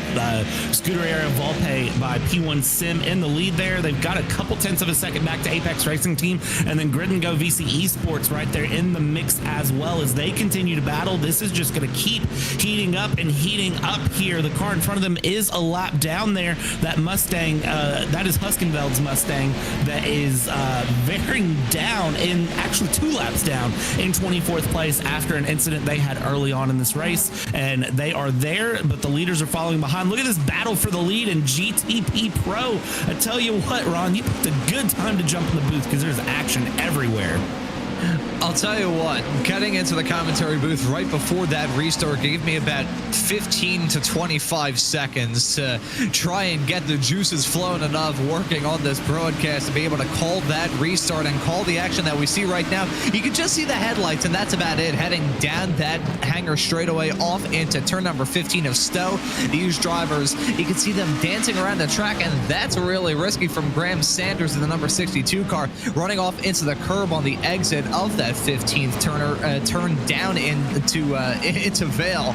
You see him just kiss that curb a teeny tiny bit. I think these drivers are starting to feel a bit gutsier, going for some moves and just driving their cars a bit differently than how they would have done a matter of about an hour ago. Who knows? It could either work really well or really terrible. This track is still absolutely soaked though, so I don't think risking it for the biscuit too much is going to be the right strategy. You're telling me that you would tell a racing driver to not risk it for the biscuit. Let me know how that goes over, because the racing drivers I know, they're not going to care. Graham Sanders here, as we go down the Wellington Straight here, looking for a move up the inside, is going to dive deep on the brakes. New leader, Hydro Race Geodesic Racing, Graham Sanders with a beautiful move there down into Brooklyn. Not the first time we've seen a move there, but that is the GTP lead done and dusted. Now let's watch here through Cops Corner. Is there a fight back, or is Orbit Drop Bear Jupiter going to lose out to Apex Racing Team Dana Moore here? Because I tell you what, Orbit Drop Bear have not had pace in the wet, and they're not going to have pace starting now, down into third place in the matter of 3 corners. And Harrison Lillis behind the wheel of that GTP BMW, dropping down to third and may be at risk of losing another spot in the not too far off future here. You got Robin Schwanke right behind, who may try and apply some pressure to that BMW as we see that blinking in out of existence there. The Alien Encounters continuing in this race. That was coming through Becca's and Chapel a couple of moments ago. Now onto the hangar straightaway. Looks like things have gone back into the groove as we see some side-by-side racing with Owen Carroll on the BS competition car trying to get a move done. Not close enough for the other challenger on the outside, heading down into turn number 15. These racers still giving us a lot to talk about in this race. 39 laps on the board. It's been a very hectic first 39 laps of this race. Think of it this way, Brad. We haven't even hit the distance that Formula One usually runs around here. Oh, there you can see us slide on the exit of the final corner. That curb, I swear, it is going to catch someone out. The exit of Club, that curb is going to be a slip and slide for these drivers. I tell you what, the first couple hours here of the race, David Haynes was in the booth and he did some math, and David said that based on the math, we weren't going to hit the 1,000 miles. We'd be just a tad short. I'm not going to do the mental math on it, and I'm not going to do the calculator math because I don't claim to ever be that good, but I will tell you right now that I have a feeling the fact that we're on lap 40 of 275 and we have almost hit 2 hours into this race, we're going to be pushing it on the time versus the lap count here. Jump back in. Look at this. This is Scuderia Volpe and Apex Racing Team battling it out for the lead in GT3 Pro as they go. This is Alex Gall in the AMG trying to make an AMG style pass here, going out of Chapel, down underneath the Johnny Walker Bridge, down the hangar straight. And is there a pass to be found getting out of the Rooster Spray? And no, not a pass here at the moment. Trying to find some sort of a move to get through, but yeah, we're not going to hit that 275 lap count. We're not going to hit 1,000 miles. We are definitely going to end up on a time crunch here and hitting the timing stop point for this race. And to be honest with you, Brad, I wouldn't be too shocked if we didn't even hit lap 200 in this race before that time limit strikes for these drivers. Let's see, we still got a whole lot of racing action regardless between now and the checkered flag. And right as I came into the commentary booth and was hearing you and Mr. Jake Sperry calling the race over the past half hour, the weather discussion coming back. Obviously, the rain a huge factor in how things have gone thus far, thrown a huge wrench in the works for how these drivers were probably expecting this race to go, considering the really treacherous conditions that have completely enveloped this racetrack. But the rain is getting to the point where it's probably going to be stopping in the not too far off future. Certainly in my time on this broadcast, we'll probably have the closest we can get to a dry racetrack thus far in this race. The rain's going to stop these drivers, and the endless parade of cars, for lack of a better term, running around this track, drying it out really quickly. We may have to talk about a switch to dry tires in the not too far off future here, Brad, and talk about the strategy content playing a huge factor in this race. That sort of swap-a-roo that can make or break a team's race. It really can, as we continue to follow Scuderia Volpe and Apex Racing Team here that battle through that switch to dry tires. Listen, you and me both know that rain is the newest addition to iRacing. It's the big talk of the town. It's been around for a minute now. And there's a big wiggle to the outside. That was not what I expected to see there. And now trying to get back in together, Scuderia Volpe losing it on the curb there. That opens up the door. Apex Racing doesn't have to be invited twice, sticks the foot in, and that is how you get a pass done for the lead. You take advantage of the moment. You just sit and you capitalize when it comes through. Scuderia Volpe is going to be kicking themselves here as they'll try to get the pass back, try to get the position back here. But look at this. We've got GTPs. That's Hydro Race Geodesic there in the background that is starting to come through and get past the GT3 Pro leaders. Let's just go ahead and put a cork in the bottle, shake everything up, because this is going to get absolutely chaotic out of nowhere. Oh, and there you can see the close quarter stuff heading down into the fail chicane. These drivers trying to dispatch of the traffic as quickly and efficiently as they possibly can. The leaders in GTP, oh, that was not good. The Apex Racing Team GT3 car holding up the Apex Racing Team GTP car a little bit heading through. That's not ideal. Speaking of not ideal, that's a CRZ Sim Sport car currently being driven by Damien Hugenschmidt. That is the 178 car off the circuit. That, I believe, is at the end of the hangar straightaway off into Stowe. Probably lost it in the braking zone, maybe clipped a wheel off into the paint or into the grass. Either way, huge amount of drama for them. Meanwhile, look at a spin. That's the, at one point, leader in GT3 Pro. More contact being made as they spin coming out of turn number 4, the loop. There you can see that Scuderia Volpe by P1 Sim car. Oh, that could have ended in disaster.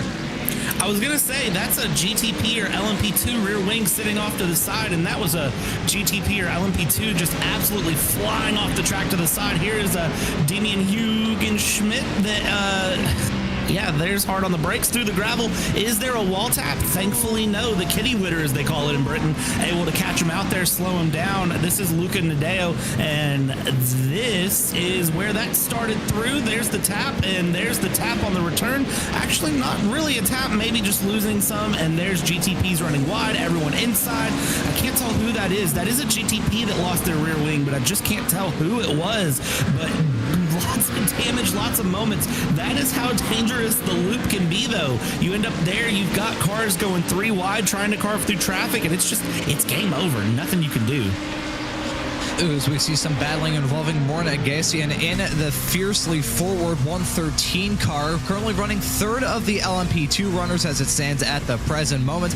Can't even see the car in front of them heading off through Maggots and Beckett's right now. The spray still super thick, and trying to deal with that Scuderia Volpe car around the outside in through Maggots and Beckett's there. That was sketchy. You could barely see that car. It was about a second, maybe a half a second between seeing that car picking it through the spray and then saying, already screwed, I have to go around the outside into this next corner. The lap traffic encounters around a racetrack like this are usually quite sketchy. Throw rain into the picture and you get those close calls and those incidents. I gotta say, though, with that incident we saw a moment ago involving the Scuderia Volpe car, I really gotta wonder the sketchiness of the rejoin for the GTP, because they went off the track, but the only way to rejoin it, you either have to hit the painted curbs or the grass or both to get your way back onto the racetrack. That had to have been terrifying as we continue to see this hornet's nest of race cars buzz their way around this track. Yeah, these race cars, a hornet's nest. A good way to describe it here as we continue through. This is Leaf Sebastian, the 276, slow to the outside, and the GTP eats the curb to the inside, rolls around. Look at the avoidance of the other GTP. I mean, goodness me, what in the world? There's traffic everywhere. This is a different style of race than the first. This is just chaos, and this is survival at its finest. Yeah, these drivers at this point looking to survive as long as they can. I mean, the amount of body panels that are going to be scraped up and have some paint chips taken out of them by the end of this race, probably going to be in the double or triple digits as we take a look at a moment to see Johan Royer. Contact being made. That's going to fling that front clip of that car off. Let's take a look at another angle of this contact being made with themselves in the Apex Racing Team car. Was that the 298 in the lead in GT3 Pro? or was that one of the other Apex Racing team cars? Not entirely sure if that was Alex Gale, but you can see that contact being made, popping the front clip of that race car off like a misshapen Lego heading down the Hamilton straightaway. I believe that was the 298 of Alex Gale there that had that off as we run through here. This is through Maggots and Beckett's. You don't traditionally see too wide, but if you're a faster car, you don't have the time or really the patience to stay behind. And now we see 3 wide on the exit there through Chapel. Now we run down the hanger straight. Look at this 3 wide. I thought I saw 4 wide in the background for a second, but we jump through. This is 4th place, 176 in the LMP2 category that is continuing to try to make a move here, try to make a moment and try to take the best of the opportunity that they can. I apologize. The 178 of CRZ SimSport. Here's Alex Gall, and what happened here? It was the 298 of Alex Gall in the lead there for Apex Racing team, and looks like was trying to get off the racing line. There was a miscommunication there. Thought they were going to stay on the racing line, and well, 2-1 just doesn't go, as you know so well, Ron. Yeah, that I do, and I gotta wonder as to whether or not Race Control will be taking a look at that incident. It just looked like a pure miscommunication coming out of Club, picking your way through the smoke and trying to get some moves done. Unfortunate, nevertheless, it's 3-wide action coming out of turn number 4. That is sketchy if ever you see it. A GT3 McLaren in the midst of 2 LMP2s. 3-wide action around here in conditions like this. Do these drivers simply not fear death? It is insanity what we're seeing at the present moment. Certainly not complaining, though. That was a battle for P3 in the LMP2 class. The front 2 in LMP2 have kind of breaking away as Oscar Soltero in the 100 car. Currently building up that gap between themselves and Floyd Kerr of about 6 seconds at this point. LMP2, pretty much the biggest gap that we have in this field by a pretty significant margin, as the closest battle is still that GT3 Pro class, which is a little bit surprising considering how, actually, I can't even say it's surprising. I feel like all the front runners in the GT3 Pro class have had some sort of really sketchy moment ever since that restart a couple of minutes ago. I think everyone has had a sketchy moment somewhere, to be honest with you. And if you haven't had a sketchy moment, then you're really not pushing hard enough in this race car at this point. As we go through, we see side by side out of Chapel, leave some room there for the LMP, the LMP2, and the GT3 Pro. A little bit of a love tap there. Remember back a while ago, we had the number 266 of Absolute Motorsport, Asalite, that had that moment during the safety car period of spinning their car.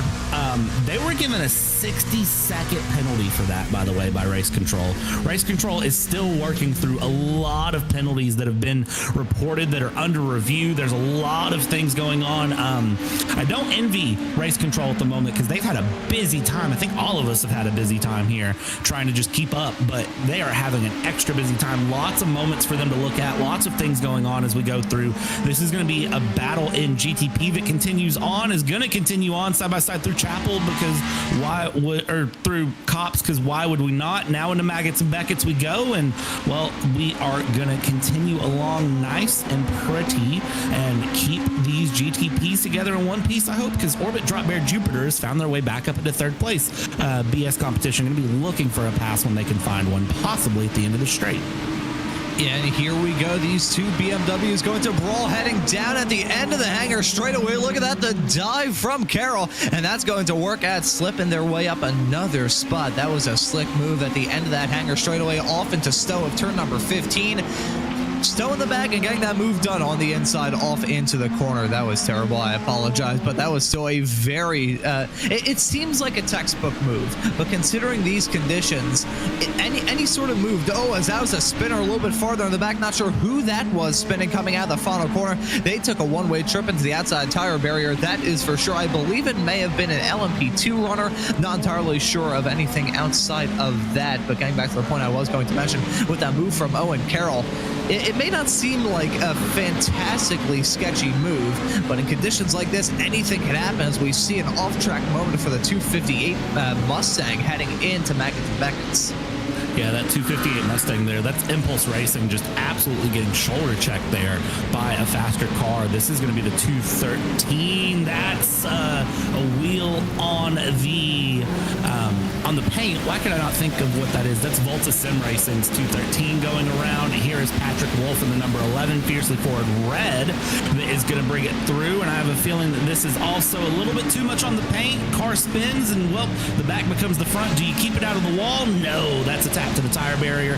Looks like maybe gets away with minimal damage considered there in the gravel, but still damage nonetheless. As we go back here and we watch this GT3 Pro battle, this is Maniti Racing that is still continuing to push things through here near P11 as it sits. This is fifth place. This is Maniti Racing Red, the 279 of Kaspar Umelin that is continuing to battle through and try to push forward. But again, the spray, the faster cars, you do what you can here, but you still have to make it to the end of this race, and there's plenty of time to make it through. 7 hours remaining on the clock and lots of laps remaining if we somehow end up hitting that lap count.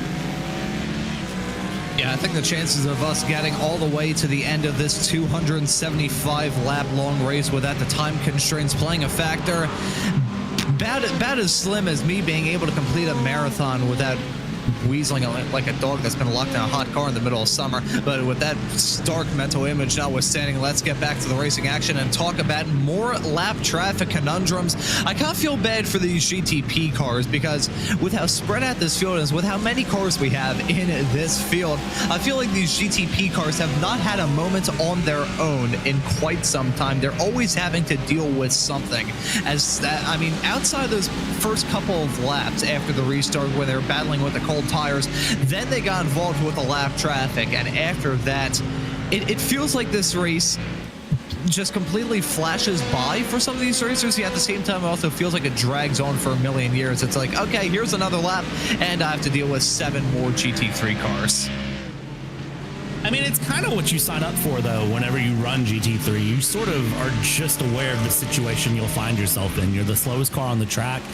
Both classes ahead of you are faster, and you sort of know what you're signing up for, and you mentally prepare for that. That's why me personally, I like running LMP2. If there's a 3-class setup, GTP, LMP2, GT3 Pro, I always try to run a middle class in a triple class setup. I like being able to pass the slower class cars, but also kind of having to watch that lap traffic. As we see, here's a dive up the inside, and that is, as a GT3, perfect execution there. Stay on that racing line, let the GTP get around you on their own. Very, very good move there from the GT3s. But yeah, Ron, honestly, it's a case of you knew what you signed up for, and you just sort of sit with it. I gotta say one thing in reference to the point that you raised, talking about your affinity for the LMP2s. That LMP2 car is so much fun. I remember when that got first introduced into iRacing, I bought it, drove, I remember staying on iRacing for, it had to have been like an hour and a half. Instead of doing schoolwork, I was just driving that LMP2 car around the Nordschleife until my brain could not take it anymore. That car is so much fun. The GTP, fun as well. The GT3, I'm usually about as slow as a drop of molasses falling down off a roof in one of those cars. So not quick in the GT3s. I absolutely adore the LMP2s, and that's part of the reason why there's such a stout field. Really all of the classes that we've got for this event. Strong turnout on the racetrack, and strong turnout for all the viewers tuning into this broadcast on RaceSpotTV here tonight, or this morning, or this afternoon, depending on where you are. I believe it's the afternoon for myself and Brad, and the evening for our producer, Mr. Hugo Louise, doing a very thankless job working on all the cameras in the virtual production hauler, and I gotta feel bad for his graphics card, considering all the rain and the mist that's been going up ever since the drop of the green flag. Here's Lucas Perez in the Simify Esports Lamborghini, currently running 4th at the moment of the GT3 Pro drivers. That was sketchy on the entrance. It's a Beckett, hit that curb, and I thought we were nearly gonna see a round of bowling a couple of moments ago, but running in 4th as it stands currently, and still within striking distance of getting some more moves done to slip their way a little bit farther up the running order in class.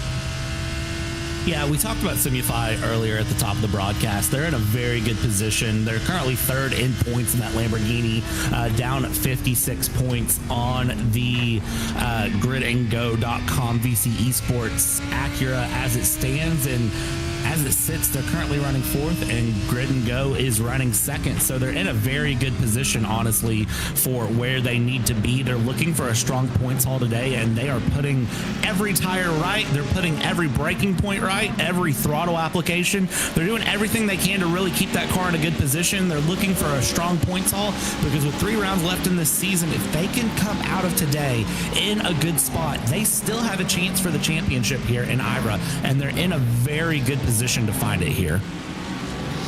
Of course, this race is the midway point of this season's schedule, so these drivers certainly thinking about the bigger picture and the grander picture in reference to the championship fight. Oh, as we nearly saw a bit of bumping heading through into turn number 4.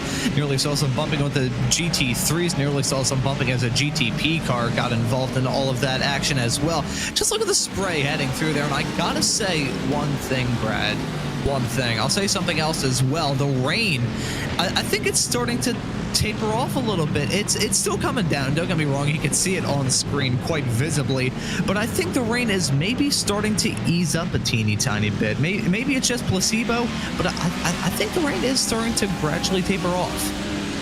It is. We've seen the sun coming out a little bit more here and there, but it does feel like the rain is tapering off. I don't have an official answer on that, so don't quote me, ladies and gentlemen, but it does feel like it. Our conditions have changed from overcast to mostly cloudy.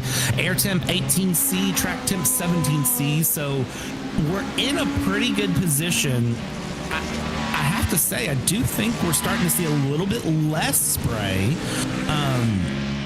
Yeah, we might be. We're still a bit away from it, right? Like, we're still a bit away from it here as we check in with 16th place Instinct and Mechanic Racing that are battling through. That's a wide run through Cops Corner. Did not expect that wide of a run from the 224, but they do nonetheless. And it looks like that is just to try to stay out of trouble there with that 236 Porsche ahead, which I can't say I blame them on. I gotta say, I think we're starting to head towards that dry track that we wanted, Ron. And if we are indeed heading towards that dry track that we want, well, that is gonna just basically turn this entire race on its head for what we've known the first 50 laps of Silverstone here. Yeah, we've gotten used to a specific kind of racing as we see, speaking of racing side by side, heading down into turn number 15. That's the Instinct X Mechanic Racing 224 Porsche around the outside. Actually, no, getting a move put on them around the outside.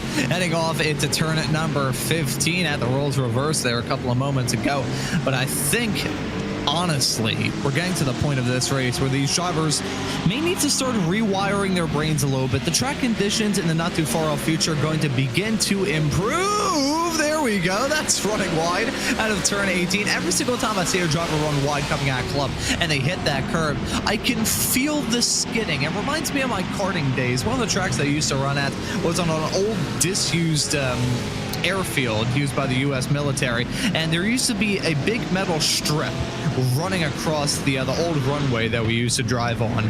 And every single time in my karting days we used to run across there in the rain, they would always urge you, do not turn on that section, because it's basically like running on a slip and slide. Every single time I see a car, regardless of whether it's a GT3, a GTP, or an LMP2, dip off all 4 wheels off the track, it feels like my body, my 20-year-old body, is transported back to me running over that metal plate back when I was like 13. And I get all the feeling of dread coming back. So if it sounds like I'm having an exorcism performed on me whenever I see some of these drivers run wide, I think that's part of the reason why that's the case. I don't blame you there, honestly. That is such a good point in this, so it doesn't surprise me at all with that. Man, it's scary to be driving in these conditions with this track set up, everything. This is just, I mean, I don't want to call this the quintessential Silverstone experience, but really it's the quintessential Silverstone experience. It's raining, it's sketchy, it's wet, you're on wet tires, it's cold. Well, cold is a relative term. I think 17C is pretty comfortable, but you know, what do I know? I'm American, and it was like minus 20 degrees for me just a couple weeks ago, so I am currently loving anything that is over over like 10C at this point. So running through here, watching this battle, this is the battle for second place in GT3 Pro that gets separated, or GT3 Pro that gets separated by a GTP car. Going through here, we continue to watch Dino Lombardi, who is a very fast driver, continue to try to chase down that 298 of Alex Gall. Gap 0.3 of a second here as they continue, and pit stops, I feel like, are still kind of cycling through here and there. Apex Racing, grid and go, and caution out.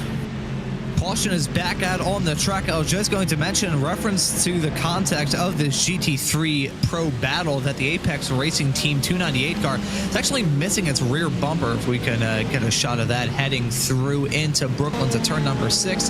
Can't really see it too much through the spray, but here's Sergio Fernandez in the 95 car, and bang, into the wall. That's a huge hit, and that motor pops in the process. That was on the old start-finish straightaway. That was coming out of what could have turned number 8 into Cops, loses it coming out of there, hits that curb and loops it around like there's no tomorrow, backs it into the barrier with rather significant force as well. They are going to be on the back foot massively. That was a huge hit with a lot of repairs need to be done to that race car too.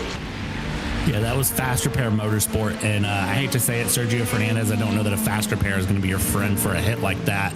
We got a shot of that rear bumper there missing for Apex Racing Team. They'll thankfully get some opportunity here while under caution to get that sorted out, and that'll give them a moment here to get the fresh rear bumper on, but they didn't seem to really be losing pace at all, Ron. Even with that missing rear bumper, they still had the wing, which I think is the more important part of the two components on the rear end of that AMG. Yeah, I gotta say, and this is honest, the rear bumper on that car, outside of maybe a little bit of lost downforce, which, I mean, hey, we're running in the rain, you're not gonna feel the burn too much. I think these drivers, if they end up having a small little aero tweak, they've probably got some bigger issues on their mind. So the rear bumper just missing. Maybe someone's already sold it on eBay, who knows. Either way, that 298 car going to get the opportunity to repair that race car as we start to see some of these LMP2 wave arounds begin. So back under the yellow flag, 52 laps on the board of this 275 lap long race. A time limit is in effect for this event here on RaceSpotTV tonight, so we probably won't make it to that 275. However, these drivers are certainly going to be whittling the laps away, and a whole lot of racing action that we've got left for you here on RaceSpotTV tonight. And to all of you tuning into this broadcast, which there are a fair few of, first off, thank all of you for tuning into this broadcast here today. We hope you enjoy the rest of it, and while you're here, how about you hit that subscribe button and the notification bell so you never miss out on any of the racing action here on RaceSpotTV. And also, if you feel so inclined, hit that like button on this stream as well. With the standard YouTube stuff taken care of, Brad, let's talk about this yellow flag and the pit stops that are coming up, which may end up shuffling this field up. Yeah, I would expect really everyone to be into the pits at this point. I think nearly everyone is going to take advantage of this pit stop time here. So I'm trying to look through and kind of see. We've got a lot of drivers who are on some significant stints. We got a couple of drivers that may not pit, and it looks like that is going to be Nick's Esports Fiercely Forward Gold and LMP2 that pit under the green flag. More than likely, I wouldn't expect SRN TFR Alliance to pit in because they've only been out for 8 laps. A lot of the GT3 Pros may not pit. They've only been out for 15 or 16 laps respectively. Apex Racing Team, of course, is going to have to pit, fix that rear bumper if they are so inclined, which, to be honest, if they're not losing pace, they may not care if they don't need to pit as we continue through the caution procedure here in IVRA, which at this point is everyone kind of get the wave around here, get everyone sorted out into the mix, and then we will start that pit stop cycle. Race control tells you when to pit and when not to pit. As someone who used to do race control for a rather big road racing series on the iRacing platform, I can assure you that race control is the thing that can strike fear in a driver more than anything else. And also, drivers can be the other thing that strikes fear into race control more than anything else. I think both statements are accurate there as we see the Apex Racing Team 298 car from the lead in GT3 Pro make that call to come down pit lane. You can savor the sight of seeing that Mercedes missing that rear bumper for the time being. You got a good view of the diffuser on that race car. coming down the pits, I believe, just about all by themselves. The 298 car making that call to pit up on the jacks. Now, probably going to put a new pair of rain tires on. I will say something as well, Brad, in reference to this round of pit stops. If these drivers time it out quite well, we may have a dry track by the time these teams make that call to pit next. Absolutely, if they time it right and if luck is on their side. But as it stands, I do still see everybody on wet compound tires here. Alex Gall, Apex Racing Teams 298, taking a fresh set of wet tires here, fixing that rear bumper again as we expected as they go through.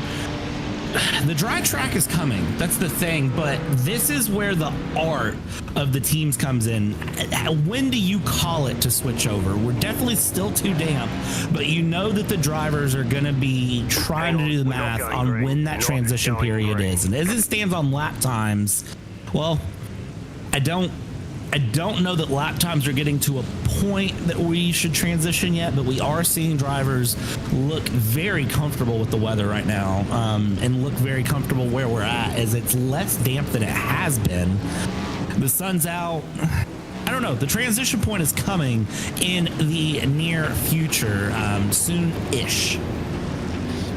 Yeah, I think that's the best way to put it. Soon-ish is when we're going to have that swap-a-roo from wet to dry. Of course, when that rain stops, not entirely sure when time-wise, but either way, when that rain comes to a stop, it's not going to be, okay, rain stopped, the track is now officially dry, we can get back up and running. They'll probably still be, I don't know, just based off the spray coming off of these cars under these yellow flag conditions, it'll probably be another 25, 30-ish minutes from when the rain stops to when the track is going to be rather dry.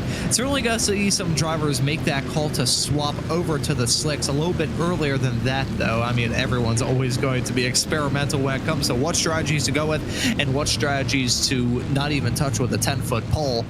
I gotta wonder, though, in terms of that strategy content, when to switch to slicks and when not to, what teams are going to be the ones risking it and making that call to say, you know what, this may seem a little bit early, some teams going to try and avoid this strategy call, or we're going to embrace it. Let's put some slicks on the car, let's see how it works. We're running in a pretty bad spot compared to what we wanted, so may as well just do this. It can make or break your race, this swap from wet to dry tires, but we're still pretty long way away from it. But we talk about it a lot because this, if that rain stays away between now and the checkered flag, this may be the final round of pit stops that we have under these rainy conditions. Absolutely, and based on the forecast that we got into the race, the rain should be dropping off pretty much now to any time here as it stands. The big issue for them is going to be the cloud cover sticking around here and just holding on. That's going to add a little bit of dampness through. We're going to have maybe some light precipitation near the last hour or so of this race, last hour and a half of this race. It looks like there is a chance of some very light precipitation into the end. But I mean, the temperature looks very stable, very comfortable here in terms of the race through the day. We're looking at staying right at that 17°C, 65 Fahrenheit. So, I mean, the big thing is going to be the cloud cover isn't going to go away. We're not going to get as much sun on the track, so you're still going to have kind of a little bit to deal with here as pit stops are still cycling. I see pit lane extremely busy here. Look at this. This is going to be a pit stop party if we have not seen one yet.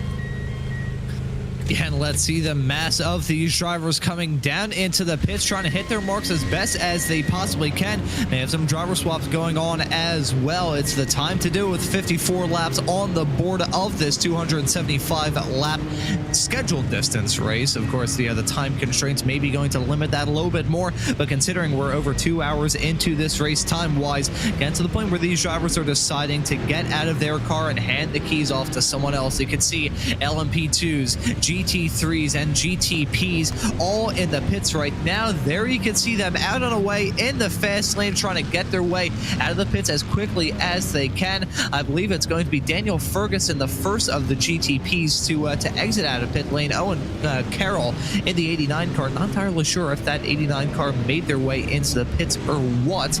Either that or they just had a stupidly quick run through pit lane.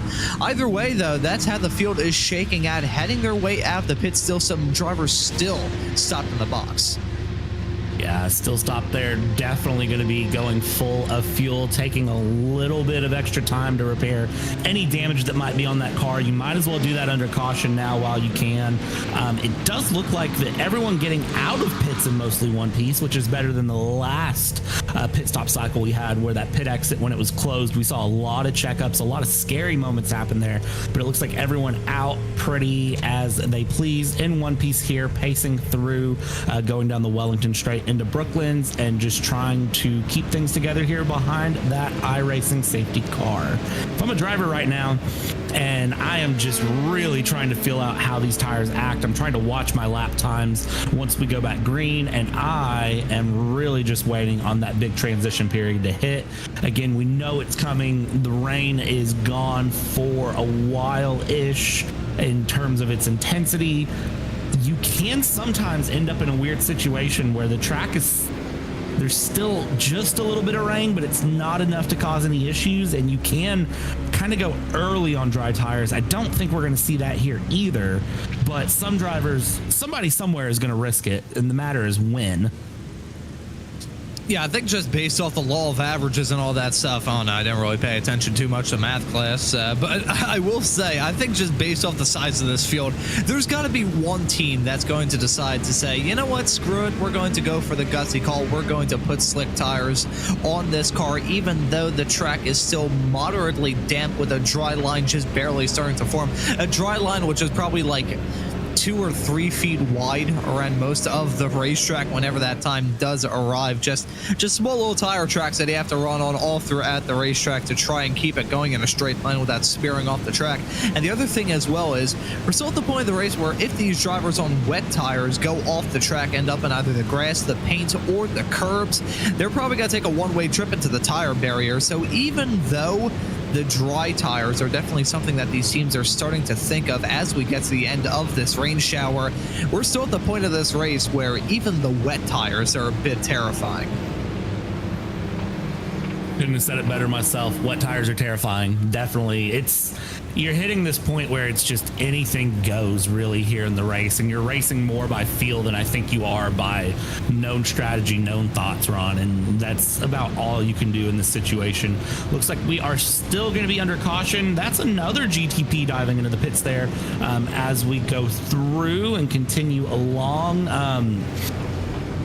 You know, I'd like to say that I have a good idea of what, as a driver, I would do in the situation, but I sure don't, because, well, I don't know what to say in this situation, because I've never been good in this sort of weather situation. As a driver myself on track, I've never been able to make kind of the best decision on when to transition here. The drivers do a lot better of a decision. Moderately wet is the track conditions currently. Yeah, I'm not sure whether iRacing is being slightly generous in that regard or not. Moderately wet, though, that's how iRacing is judging it at the present moment. Either way, regardless of how you judge the severity, the track is still wet for sure. But I can slowly see something that I haven't seen in my entire time on this broadcast thus far. And I think, Brad, despite the fact that you've been on this show for an hour longer than I am, you can probably attest to this. We're starting to see the sun for the first time. Reminds me of going on a trip to New Jersey. You only see the sun about 5 times a year. But we're getting to the point where this track is starting to heat up a little bit. That sun peeking through the clouds. And we're going to start to see this track dry in the not too far off future. Rain's still coming down, though. Yeah, and it does look like rain will be coming down for at least a few more minutes here, and then it will start to lighten up. So I think in our time in the booth here, Ron, we are going to see dry tires come out. We are going to see dry tires come out. It may take it a bit longer than I think we had initially predicted, but we should see it here. My question is going to be, how many more times are we going to see the drivers dip a toe onto the white line here? That is That is my $1 million question. And my answer is going to be at least one more time, because it's still tricky. And, you know, I talked about this earlier on the broadcast, but I don't think drivers really practice wet conditions near as much as you would think they would. Maybe that is just my observation with the group of people I race with, but you really do have to practice for wet conditions significantly more than you do for dry conditions. You know, I'm going to give a little comparison here, and this may have some standing, it may not, but I've done a handful of broadcasts just by myself, commentating the race all by my lonesome. For those broadcasts, strangely enough, you'd think, oh yeah, for those you have to prepare a whole lot of notes. For those solo shows, I've been able to just kind of free riff for however long I may be on the air with very little to, if not zero, notes at all. Yes, some of the times when I did those shows with zero notes, I was usually very early on. I couldn't even ad-lib a fart in a baked bean factory, if I'm being completely honest. But nevertheless, kind of like a bit of reverse psychology in an odd way, whereby you think, okay, yeah, for a solo show, you need to prepare a lot of notes, and then you're able to kind of do it without relying on those notes too much. When it comes to rain, I think some of these drivers may think, okay, considering there's such a high amount of chaos when it comes to rain, I just need to know how I can keep the car on the road. Not about going fast, but just keeping it going in a straight line. I am the driver in the wet that if I am a half a second slower, but I'm not spinning, not wrecking, that is kind of where I want to be. And that is just sort of again, if you survive the wet weather, you're in a greater position to be there in the end when it goes here. We see the drivers, you know, really trying to warm up those tires. I believe that we are getting ready to go back green here, because I'm going to say that is race control telling them they are allowed to do that here, which means that once we get back going green, we'll get a couple of laps of GTPs really battling each other, and then absolute craziness coming up once we see those GTPs catch the back of the GT3s. That is really where we'll start to see that big mix up of where it went. We saw that before, but looks like Owen Carroll there in the number 89 with Daniel Ferguson in the 16. Let's see how the pressure applies here on the race start. We've seen people Bennett on the race start. Let's hope that doesn't happen yet again. And let's see, as these drivers gas it and go on this restart, let's see how clean they are going to be. The green flag back out, and the drivers back on their way, heading down now into turn number 1. That's Owen Carroll in the race lead. Daniel Ferguson in the number 16 car slotted in second. There you can see him a little bit farther in the back. 2 seconds between the front runners and GTP, and spinning around, coming out of turn number 1. That is a big motor for Ferguson. This is real sketchy. Be careful on the rejoin. That is really, really tense. Don't get hit, don't get hit, don't get hit. Okay, thank God he was able to get that car back up and rolling without any major incidents. However, that was a heart in the mouth moment for us in the commentary booth. I can't even imagine how it was for him behind the wheel.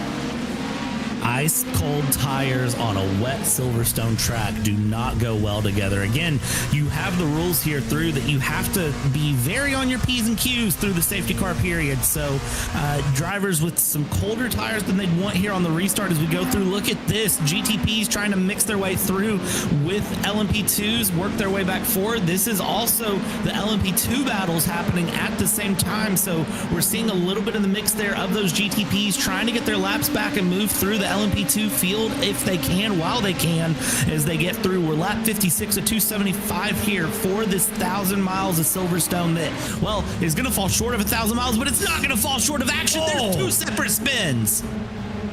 Multiple cars going off the track, and deja vu yet again. Robin Schwanke in the Solpec Precision Racing car was the first car to go off the track. I think he ended up deep in the gravel trap, but did not hit the wall. The same can't be said to the at one point P2 runner who went off the track. That was a 16, I believe, that went off the track heading down into Cops. That entrance really sketchy. These drivers maybe get to the point where they're starting to experiment a bit more with running the curbs. Whenever they touch them, it's like a slip and slide side by side racing going on, heading down at that hangar straight away between the GTP and an LMP3. That's Daniel Valley in the 100 car, currently leading it in the LMP2 class.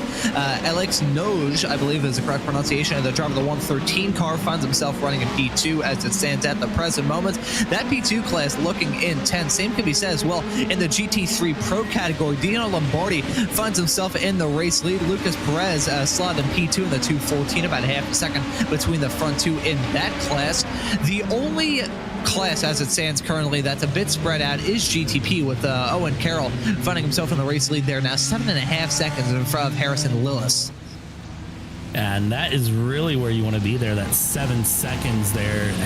I mean, if I'm Owen, I'm just enjoying it at this point. I would be enjoying the no spray, the fresh air, and going through here, through the British countryside, just keep moving and grooving here.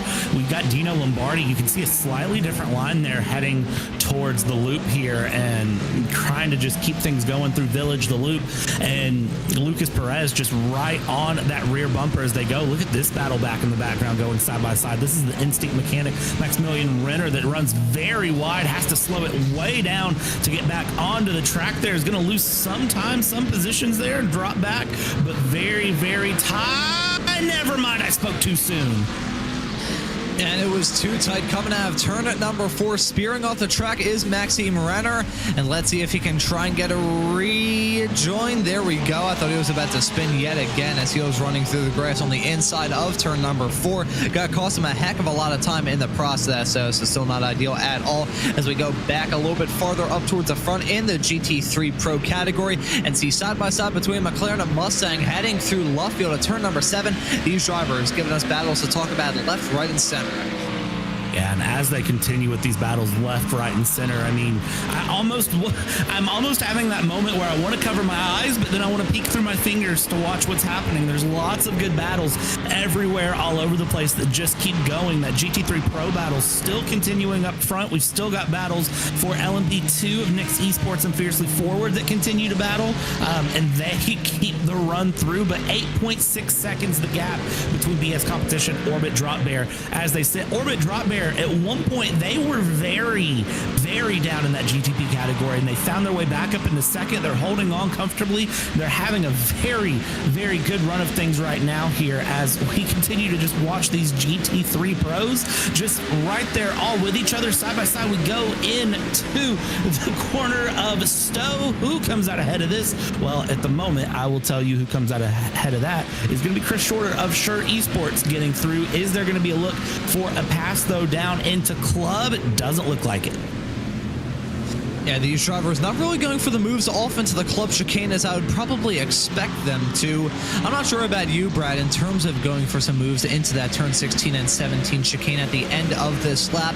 There's two ways it can end. It either ends with a thrilling finish or it ends in a catastrophic collision. I've seen both of those happen. So I think, considering the wet weather, considering the fact that even with this rain, there's still marbles building up on the outside of some of these corners, I feel like going for some moves heading off into that Club chicane just not really something that these drivers are remotely interested in, as we see Bartholomew Aldworth in the Fiercely Forward 115 car running wide coming out of Cops. That's going to cost him a spot as the CRZ SimSport car slips by, I believe, in that small little flat-out blast. Look at him running all around the track. Bartholomew running the rally line through Mackett and Beckett's. Yeah, who needs a lawnmower? Who needs lawn care whenever you have an LMP2 car that can run through for Fiercely Forward? I mean, I think Silverstone is probably going to send you an invoice for the grass work, but hey, just say you were trying to help. They might let it go. Watching through, I mean, we ride on board with these cars, and it amazes me at how little they can actually see. That's the only thing I know to say is it amazes me as Fiercely Forward Purple now goes around Hydro Race Geodesic Racing Gold. That's the battle for P6 in class that has now settled itself out into the Hamilton Straight. And now we continue through Fiercely Forward, making their way around and ahead. Yeah, the rooster tails are still everywhere here, Ron. It's rough out there. Yeah, you can see the spray even heading through the corners, following the gridandgo.com VC Esports car, still being driven by Dino Lombardi, that Acura, leading at the moment in GT3 Pro. You can just see the spray coming off that and the Lamborghini, the Simify Esports 214 Lamborghini right behind. Not too bad heading off through the Vale chicane, but as soon as they get back up to speed, the spray getting kicked off these cars. I gotta say though, Brad, the spray nowhere near as bad as it was a matter of about 45, 50-ish minutes ago when I came into this commentary booth. The track conditions clearly improving despite the fact the rain is still coming down. The one thing to raise in terms of the rain slowing down as these drivers are still running around this racetrack, there will reach a point, I feel like we're kind of getting there, where the rain getting put onto the circuit it's not offsetting the amount of cars that are running around this racetrack and kicking that moisture back up into the air and off the track. So I think we've reached that point where these drivers are drying the track more than the continual rain is wetting it. They are indeed, and I'm very happy to see it, I'm not going to lie. And one thing that I know we haven't talked about a lot either is the wind. 12-mile-an-hour wind out there right now that continues to kick through, so that's going to help a little bit as well with drying the track. And another caution is out. We'll have another safety car period. Let's see what happened there, because I don't see anything right offhand that has kind of caught my attention, but something has happened that justifies another caution period here in Silverstone. And last time we had a yellow, it was for an incident heading down the old pitch straightaway here at Silverstone, coming out of Woodcut of turn number 8. That was an incident for a GTP car who blew up their motor in the process. So let's see if it's as severe of a collision this time by, or whether it's a bit more on the tame end. So keeping our fingers crossed that we'll be able to find the replay. There you can see a car going off the track in front of that LMP2 runner, spinning, coming out of Copse. That's Jason Gerard in the 174 LMP2 car. And considering we're holding on to this replay, I have a bad feeling about this rejoin here. Looks like just about fine there, so maybe just being stopped for enough time to bring the yellow out. Not entirely sure. That LMP2 in front of them also went off the track, so clearly Copse a rather treacherous point for these drivers. This may be it though. Chris Shorter in the 215 McLaren spins it, and oh, he gets hit. He nearly flips it over on the pit stretch. I was going to say, there is the concerning rejoin. So I saw that car roll through and then come back around towards the wall, but unfortunately avoiding action, trying to be taken by the other GT3 Pro there. I believe that might have been Composite Performance, trying to take an avoiding action there and just not able to make that stick. And now Solpec Precision Racing is dropping off the leaderboard here into the pits. They've come probably to serve a penalty they have. We see things coming through. That was Michael Ross, the 236. Indeed, it was Composite Performance. You can see just doing the right thing, trying to avoid, but unfortunately that, sure, Esports sliding left to come back right. Doc Hudson would be very happy of that right to left move, but I don't think anyone at Composite is. Yeah, I wonder if Race Control is going to be looking into that incident. They certainly will, but whether or not any penalties come out from that is still to be determined. Gotta say, when it comes to those GT3 incidents, considering that those GT3 cars do have ABS, they could be pinning that brake pedal and they'll still slide across the track. It's unfortunate, but it's just a part of GT3 racing on the iRacing platform. Either way, though, no matter how you slice it, it's going to bring out another yellow flag. This coming 60 laps into this race. 275 is the scheduled lap count, however, considering that we're already 2 hours plus into this race and we haven't even hit lap 75. Have a feeling that we'll probably have this race get called due to time constraints, but nevertheless, another yellow flag coming out, and I'm curious as to whether we're going to see anyone make that call to come into the pits. We've already had 3 yellow flags in the span of the past hour and some change. Came in right before, not the latest restart, but the one before then. So I don't think coming into the pits during this yellow is really going to be a call that many teams take. Your race leader, BS Competition, Owen Carroll, is going to have to take it because they're on a 27-lap stint right now as it stands. I would say your top 6 or 7 GT3 Pros are going to have to take it. And I would say that 10th, 11th, 12th place in GTP are going to have to take that. I would say all of your LMP2s are going to stay out, but you are going to have some select GTPs and GT3s that will have to take it just because of the time constraints and the lap constraints that they're on. Otherwise, they are going to have some issues with things with fuel as it stands. I don't think this is going to be a shortened safety car period. I do think this is going to be a full safety car period procedure as they take it. So we should have plenty of time, get all the cars sorted, get things settled in. We'll see what happens here.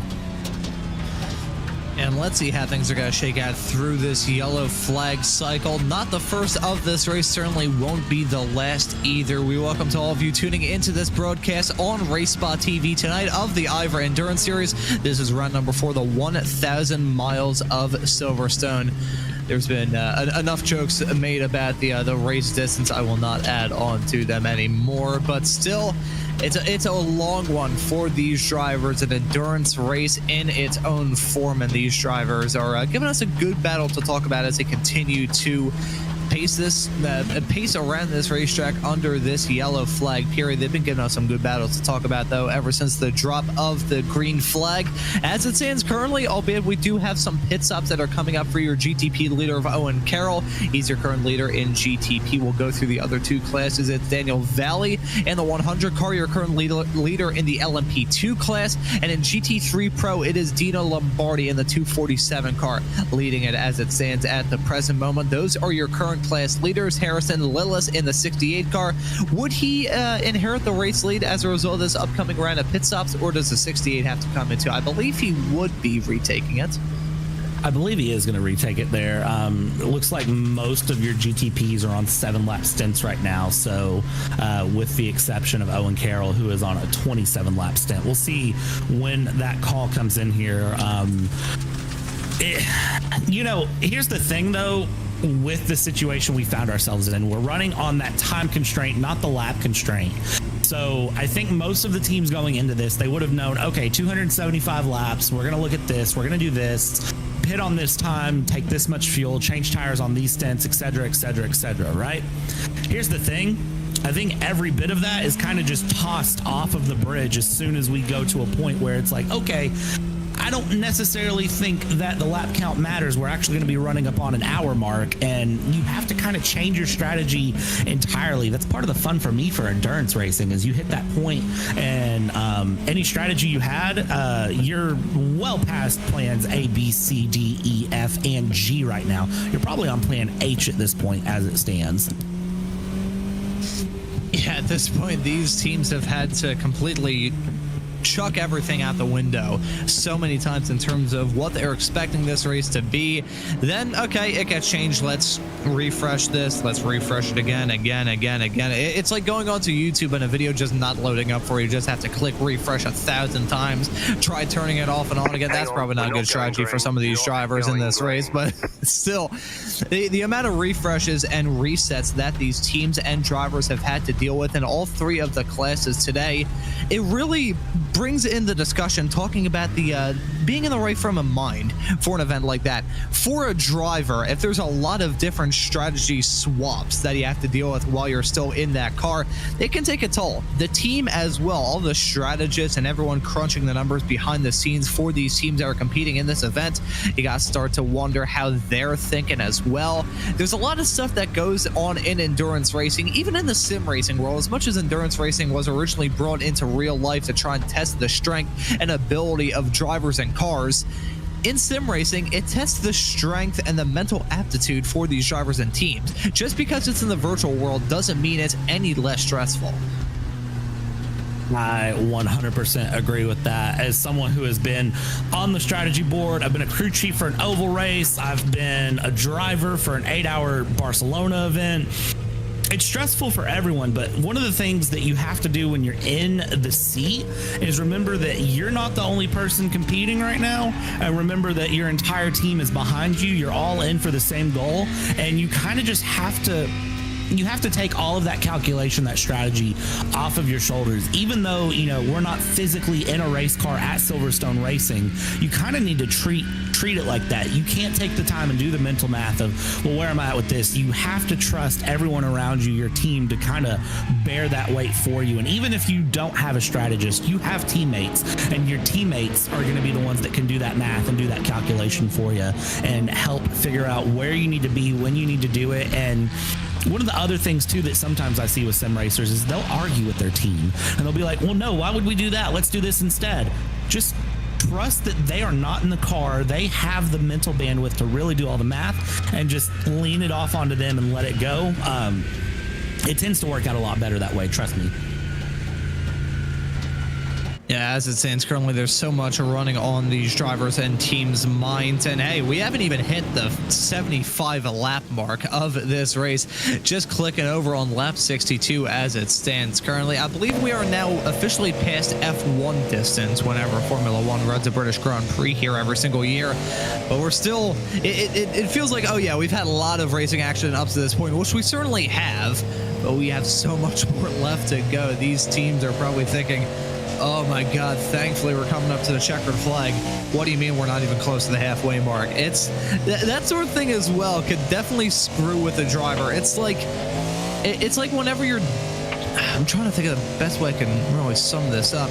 It's like back in the days of us being in school and having to put together an essay, like a 2,000 word essay or something like that, and you're like, alrighty, I'm nearly done, let me take a look at the word count, and you realize you're at like 1,250 words or something like that, and you're like, oh, how could I extend this? Then you get to the point where you are stretching the definition of many different words in the English language. But that sort of like sense of demoralization, for lack of a better term, can really strike these teams in an event like this. You just need to be focused on the prize, and it's odd. You got to think of like the end of the race and like a few laps ahead.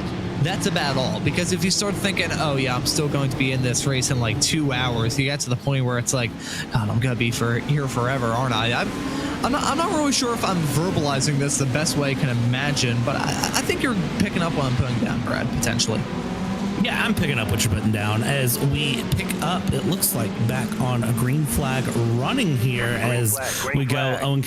Owen Carroll and Harrison Willis are now up underway. GTPs are back going through here. Ron, we see everyone, it looks like, getting a nice tidy getaway here. I don't see anything eventful happening on this restart. I think the drivers have dialed it down, that 1% to 2% needed to get through this race restart. And as I say that, we look at a little bit of a potential dive there for Apex Racing Team. Nix Esports and the LFP getting through. They're trying to hold on against Hyperion Racing. Inside to outside, who's going to make the move? And it looks like Hyperion Racing 2 is going to look to the inside here for the pass. Side by side they go. A little bit of a tap, and new leader, not yet. We're going to shut the door on them.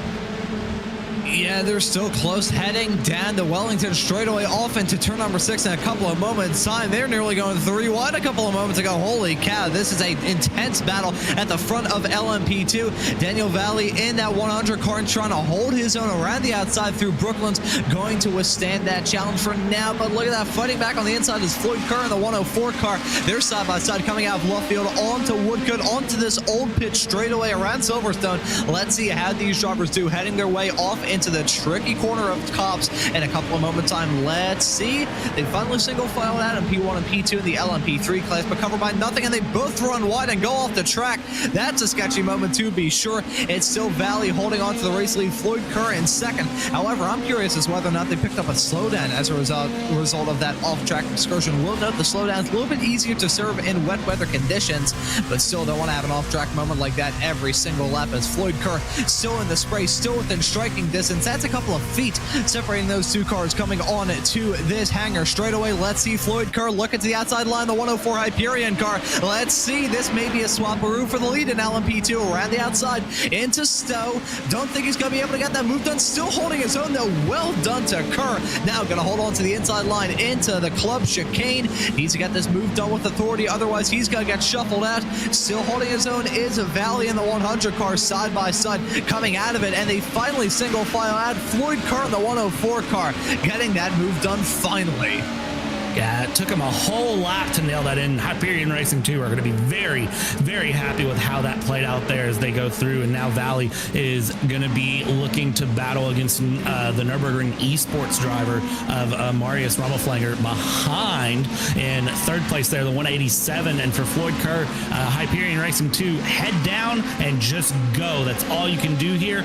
Nix Esports does not have pace on this restart, though, as they've lost one position. They're under pressure here down the Wellington Straight. They might lose a second position if they're not careful, as we see a lot of moving around in LMP2. LMP2 tends to have the craziest restarts, I would say, out of all three of the classes. And now look at this. Nürburgring Esports still looking for a move to the outside. They take a different line here into the inside through Luffield.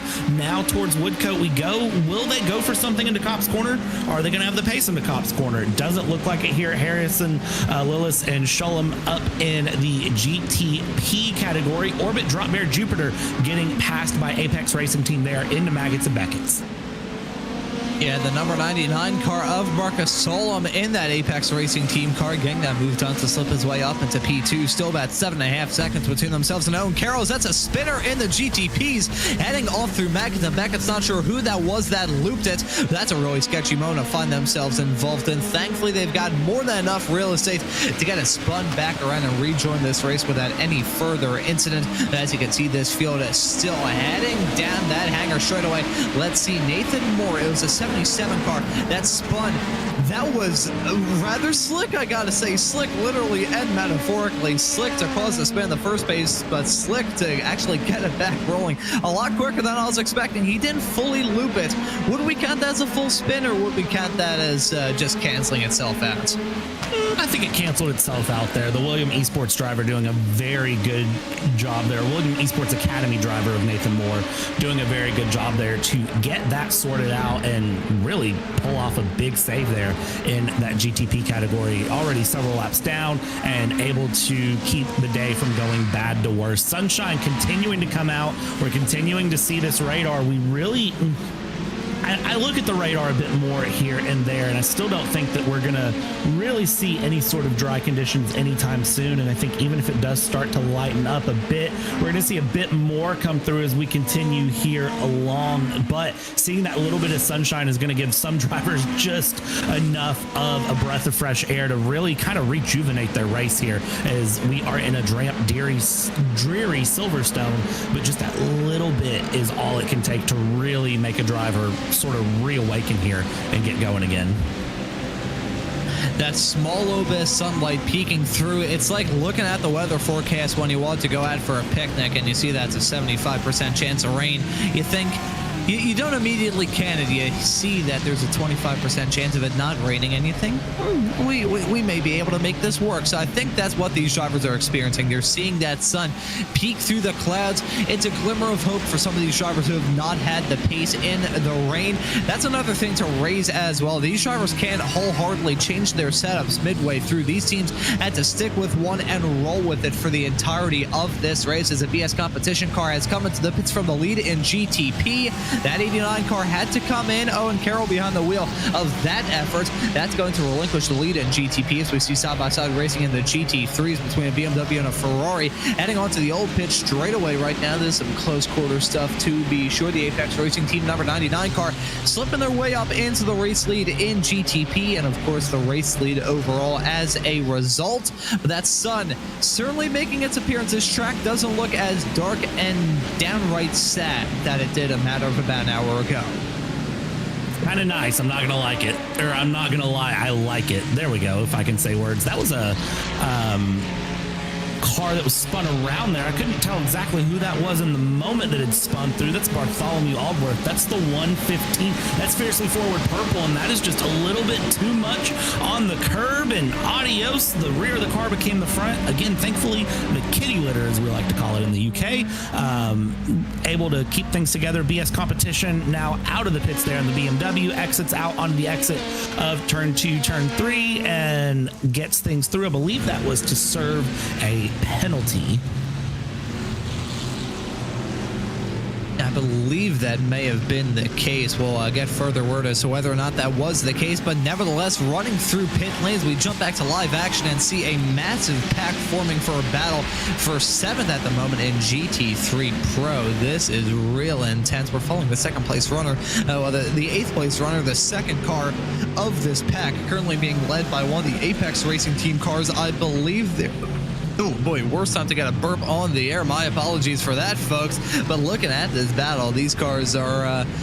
I'm not sure if they're going to force this issue too much based off the green, yellow, green, yellow, green, yellow cycle that we've had in the first 66 laps. I think these drivers are looking to break up that monotony a little bit and finally get a green flag stint coming. Doubly so considering the rain is starting to taper off and the track is starting to dry. Well, I think some of this too is going to be just a little bit of like luck, skill here too, that you can drive better on a lightly damp track than you can drive on a pouring the rain track here. So if we keep that sort of lightly damp, sunny, mostly cloudy setup that we're at, it will give the drivers a little bit more of a incentive to keep things moving through and, you know, keep things together. Look at this battle right here. 3 wide we go in LMP2, and that is Hyperion, Nix, and Nürburgring Esports really finding themselves in a bit of a mix there, but Nix able to keep it in 2nd. Never mind, I spoke a little bit too soon. Dive up the inside. I spoke just soon enough. They hold on to 2nd. Yep, still holding on to it as it stands at the present moment, but certainly that 100 car going to be feeling the pressure. Oh boy, that nearly ended in disaster. Look at that coming out of turn number 4 into 5. Mega sideways on the exit. That's going to allow the Nürburgring Esports 187 car to get the move done. No, they don't get the move done. They go straight off the track, heading down into Brooklands at the end of the Wellington straightaway. That is a wild off-track excursion, trying to get rejoined after losing a boatload of time, taking a small trip to China to the 187 car, rejoining it now. Carried way too much speed. That, I gotta say, that was a blessing for the Nix Esports car because they were so sideways heading through 5 a couple of moments before the 187 car was like, yeah, I got this, and then they just did absolutely not. Just taking a little side trip there to go to Buckingham Palace. That's all it was. They thought about going to London for a second and then remembered they're in the middle of a race. Came back around, kept it going. They're doing okay. So we keep things grooving. But yeah, dropping down into 5th from that. So not ideal for them, but it's able to help them keep things going here. Bartholomew Aldworth just keeping that car very well together and through there for Fiercely Forward Purple, as Marius Rommelfanger is... For Nürburgring Esports, they're going to be celebrating that one. That needs to go on a highlight reel for car control. Yeah, that was... Oh boy, that could have ended in an absolute disaster as we continue to see this race develop. That 187 car slotted in 5th as it stands currently. This race has been rather action-packed up to this point, but we are fine. I keep mentioning this is kind of the yardstick for this event. We are catching up to lap 75, so we'll be able to complete first 75 laps of this race. Only 200 to go by regulation. Probably going to be a little bit lower than that because of the time constraints, but regardless, it feels like these drivers will be reaching a checkpoint. You know, that first checkpoint always feels like the longest to try and reach. Then you get to the point where you start to settle into some sort of groove. But can you really settle into a groove in a race like this, considering the amount of yellows we've had and the conditions, and also the fact that the conditions we see on screen right now probably got to be completely swap-a-root in the span of an hour's time? Can these drivers really settle into a groove, Brad? What do you think? I mean, they're going to have to. They kind of don't have the choice to not settle into a groove. They have to here. If you're Manny T Racing, that's really what you have to do in Absolute Motorsports. That's the number 13. That is more than likely going to require another safety car intervention. We'll see. Can they get going? That's another car for company. Yeah, that's a safety car intervention more than likely. Let's see if they get it off of the surface here, if they're able to get it behind the wall there and in a good enough position where we don't have to call safety car. Be curious to see how that one happened because that was Movano Rosso, I believe, as well involved in that. Yeah, it's a nice game of hide and seek in that runoff area, trying to get that car pulled off the racetrack as best as possible.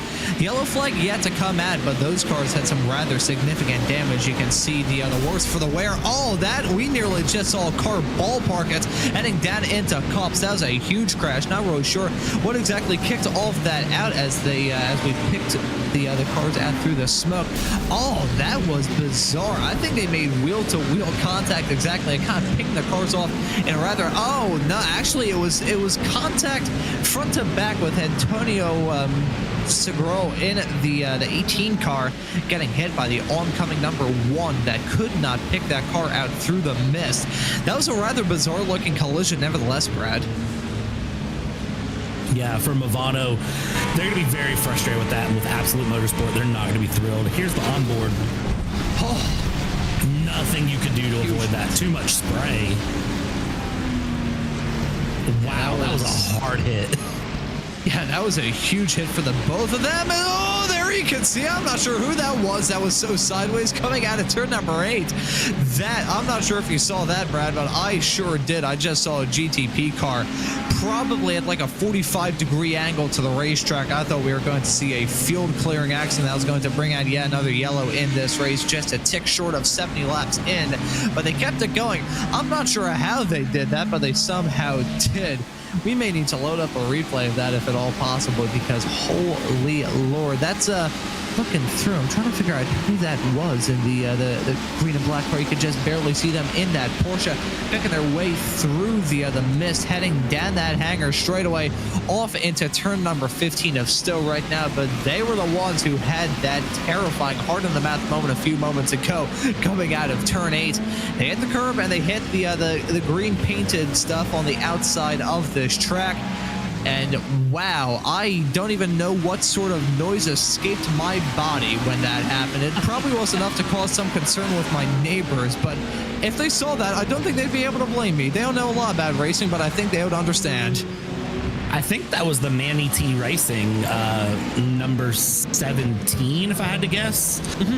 Just based on the livery. I could be wrong with that, though, but that's almost who I thought it was for a moment as they go through. They're dropping another place now. They're dropping another place now to WSR Esports butt kicker Daniel Ferguson, getting past there, heading through the loop in Aintree down the Wellington Straight. I don't know what is happening with that number 17, but they have lost a couple of positions here pretty quick in this stint since the restart. They've lost quite a bit of time, and they're continuing to just kind of drop down the order here. They have Movano a few seconds back, but Movano is closing that gap quick, so they just don't seem to have the pace here of the top 6. Last lap they ran a 2-minute versus the race leader running a 156, and it looks like a 158 is what WSR and Hydro Race Geodesic had. So Maniti Racing just not having a good time. Yeah, not having a good time at all. So we see, oh wow, okay, we got a pack forming here, heading through turn number 7. It's like, oh yeah, there's about 14 bajillion cars in the span of one single camera shot. Let's take a look at this. 17. Oh wow, look at him sawing at the wheel. That's Norbert Thomas. Wow. That, I gotta say, credit where credit's due to him, to the fact that he was able to keep that car going in a straight line-ish. It was certainly a wiggly straight line, but a line nevertheless that didn't result in him whacking the crap out of the barrier. That was so close to pure unbridled catastrophe. Was a glorious save. That's car control if I've ever seen it here. All of the drivers are really showcasing some strong driving talent here today in what is arguably probably the trickiest conditions and most challenging situation they could find themselves in here in iRacing on what was a severely damp and is now slowly drying out Silverstone. They are showing off some car control, some racecraft, some comfort in their car, their teams that I don't think I've seen anywhere else. They're doing an amazing job of it here. So hats off where it's due to every one of these drivers competing through. And look at this as we continue this battle here in the LMP2 category. Fiercely Forward Gold trying to look for a move. Let's take it 3 wide here. Down the Hamilton Straight we go. And now it's straight down into Abbey and Farm Curve towards Village. What do we do here? Well, if you're Mirandus M Squad, you're trying to find your way around a Lamborghini as fast as possible because ahead of you is Fiercely Forward or CRZ SimSport, and you want their positions if you can get them. And here we go, seeing some LMP2 cars in our camera shot heading out of turn number 4, and I'm going to continue to beat this drum. The spray's still bad, don't get me wrong, but I think the spray is gradually... You can actually see some cars around the track heading down some of the straightaways. So we've gone from monsoon conditions, it's still not great. We've gone from swimming pool to slip and slide as it stands currently. I think that's actually no, swimming pool to kiddie pool I think would probably be the best way I can put that. Still wet, do not get me wrong, but getting to the point where these drivers are probably having the most amount of grip and least amount of terrifying moments that they've had all throughout this race. Well, and here's the thing too, you know, kind of looking at it, really where I notice it is with those camera shots. We don't see the obvious rain drizzle hitting anymore, which tells me that the rain has lightened up pretty significantly, if not most of the way. And as I say that, there's the drizzle right back and through. So through Maggots and Beckett's, it looks like there is still a little bit of rain here, but other sections of the track, I am seeing sun. So we're going to continue to kind of just have to watch how it flows. And as a driver, that is such a difficult position to find yourself in, because it's very hard to sort of set yourself up for any sort of a comfortable moment, because you're constantly reacting to the track and the rhythm that it's in, and you know, the conditions. You're not necessarily able to find the simplest time, as we have our leaders in GT3 Pro into the pits, P1, 2, and 3 respectively. And these are green flag pit stops as well, which is something we haven't really seen as of late. Some driver swaps going on as well. There we go. So these driver swaps going to continue, obviously, all throughout this race. It's an endurance race. You tend to expect those from time to time, but that's going to result in some big shuffling up in the GT3 Pro category. It's now the Aztec SimSports Visceral car in the 296 running in the race lead in GT3 Pro. There you can see that car exiting turn number 4 right now with some LMP3s, my apologies, some LMP2s gonna give us some 3 wide, maybe even 4 wide action heading down with the GTP involved in all of that action as well, side by side. This is a battle for 7th at the moment in class. That's a contact being made heading down into turn number 7. And that is our 8th place LMP2 category, Fiercely Forward Purple driver with that contact there through, and that, unfortunately, that's heartbreaking is what that is. But looks like out of the wall, able to keep things together for the most part and keep things moving and grooving, and we'll continue along. We've got Austin Young here in the number 11 GTP category car. Here is Aldworth, and a little bit of contact, I do believe so, but again, that 115, that Fiercely Forward purple car, Bartholomew Aldworth, was able to just get back going. No harm, no foul. We'll see how Race Control deems that one. Yeah, Race Control having a very busy Saturday here for the IVRA Endurance Series. We welcome to all of you tuning into this broadcast on RaceSpotTV, and we hope you enjoy this broadcast as we've been enjoying this racing action. Still with the spray, gotta feel bad for our producer's graphics card, because I can imagine that thing is rapidly approaching the same temperature that you'd see lava approach. So this is I mean, it's definitely the test of a computer for sure. I gotta say, very happy that I have some of my graphics settings turned down. Otherwise, I think my computer's fans would probably be more loud than I am into the microphone. You just hear my mic feed, and it would sound like a plane taking off.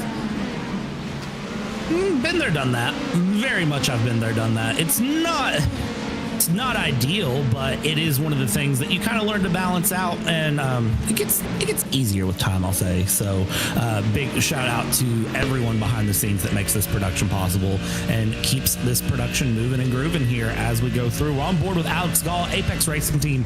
At one point, this 298 was all the way up in the lead and had a very comfortable lead running through, but is now back where sitting in P15 coming through here. GT3s are running green flag pit stops here, 35 laps for the green flag pit stops as it goes. Not So BS Competition, Simify, BS Turner, and Maniti Racing all took green flag pit stops through early on. So if they hit that point, they will have to take green flag pit stops as we run along here. But look at the spray. I mean, even then, even with the rain trying to lighten up, the sun trying to poke its way through the British sky, I mean, we still have tons of rain coming through. Apex Racing Team, gridandgo.com, VC Esports, battling for 14th place currently. I'm going to be honest, Brad, I don't think this track is going to be dry enough for dry tires by the time I'm set to depart the commentary booth in about 35-ish minutes time on this broadcast here on RaceSpotTV, but certainly drier than it was when I got here about an hour and a half ago. So making progress. This track is the driest it's been. These drivers have had probably the least amount of heart in the mouth moments that they've had ever since the drop of the green flag. Still really sketchy, and we are getting to the point in a couple of moments on the first yardstick that I had of this race, and the first yardstick these teams probably had for this race is going to be hit. Coming up to lap 75 in a couple of moments time, so that means a decent chunk of this race underway. Only 200 laps left in regulation, so that's going to be I mean, for these teams, imagine the mental side of things being like, yes, we've done so much racing action, what do you mean we haven't hit lap 100 yet? Yeah, that's the thing, too, when you think about it. This race has been so chock full of action, and we're only on lap 75. Again, 200 laps left to go. It's so weird to look at and see, you know, where we're at in this race, because it's felt like such a very challenging race for all of these drivers as they go through. And one of the things too that I'm kind of looking at is that all of these drivers have a limit of car time that they're allowed to have as well. So if any drivers, you know, they may not have felt like they've had a lot going through, but they do have a limit of half distance to car time. So they can run 4 hours in, and that is all that they can do. So if they hit that 4 hour time and they haven't gotten out of the car, they have to get out of the car. They don't have a choice in it. So, you know, some of these drivers I feel like are running longer stints than we would have seen because of the fact that they are just running through, you know, they're running through that point where it hasn't been as many laps as I think they would have planned on running. Yeah, that's one thing as well when it comes to the rain and all the conditions that we've had. We kind of mentioned earlier on talking about having to take your plan for this race and just throw it out the window so many times. It's happened, God, probably about 15 times for a lot of these teams with all the curveballs that have been thrown their way, and those maybe not as well timed as they had in mind yellows that certainly shuffled up the strategies that these teams were probably planning out as well. The amount of resets these drivers have had to deal with is absolutely insane. It's like the racing gods are just spamming the reset button. We've had so much stuff go down that has completely changed this race and flipped the complexion of it on its head. We'll note as we're following the IVRA that we've got on screen right now, still some gravel coming off the back of it. This Manti Racing number 279 car currently being driven by Tim Matzik. This is not sure where he's getting all this gravel from. I think I could still hear a little bit of it. That or it's just the rain in my ears are deciding to play me like a fiddle. But I certainly saw some gravel coming off the bottom of the car hanging through left field a couple of moments ago. Yeah, I'm going to imagine that Tim Matzik here in the Maniti Racing number 279 has probably had at least one off-track excursion here, if I had to guess. That 279 for the red team here, and then of course Maniti Racing Green is right behind by a few seconds there. Apex Racing Grid and Go battling just ahead of Tim Matzik here as they continue along. You can see them just ahead. The sunshine is out here in Silverstone, but the rain continues. The spray is everywhere. We continue to just kind of watch these drivers battle on. So we ride on board with this IVRA through the final couple of quarters here, through Club onto the Hamilton Straight we're going to go.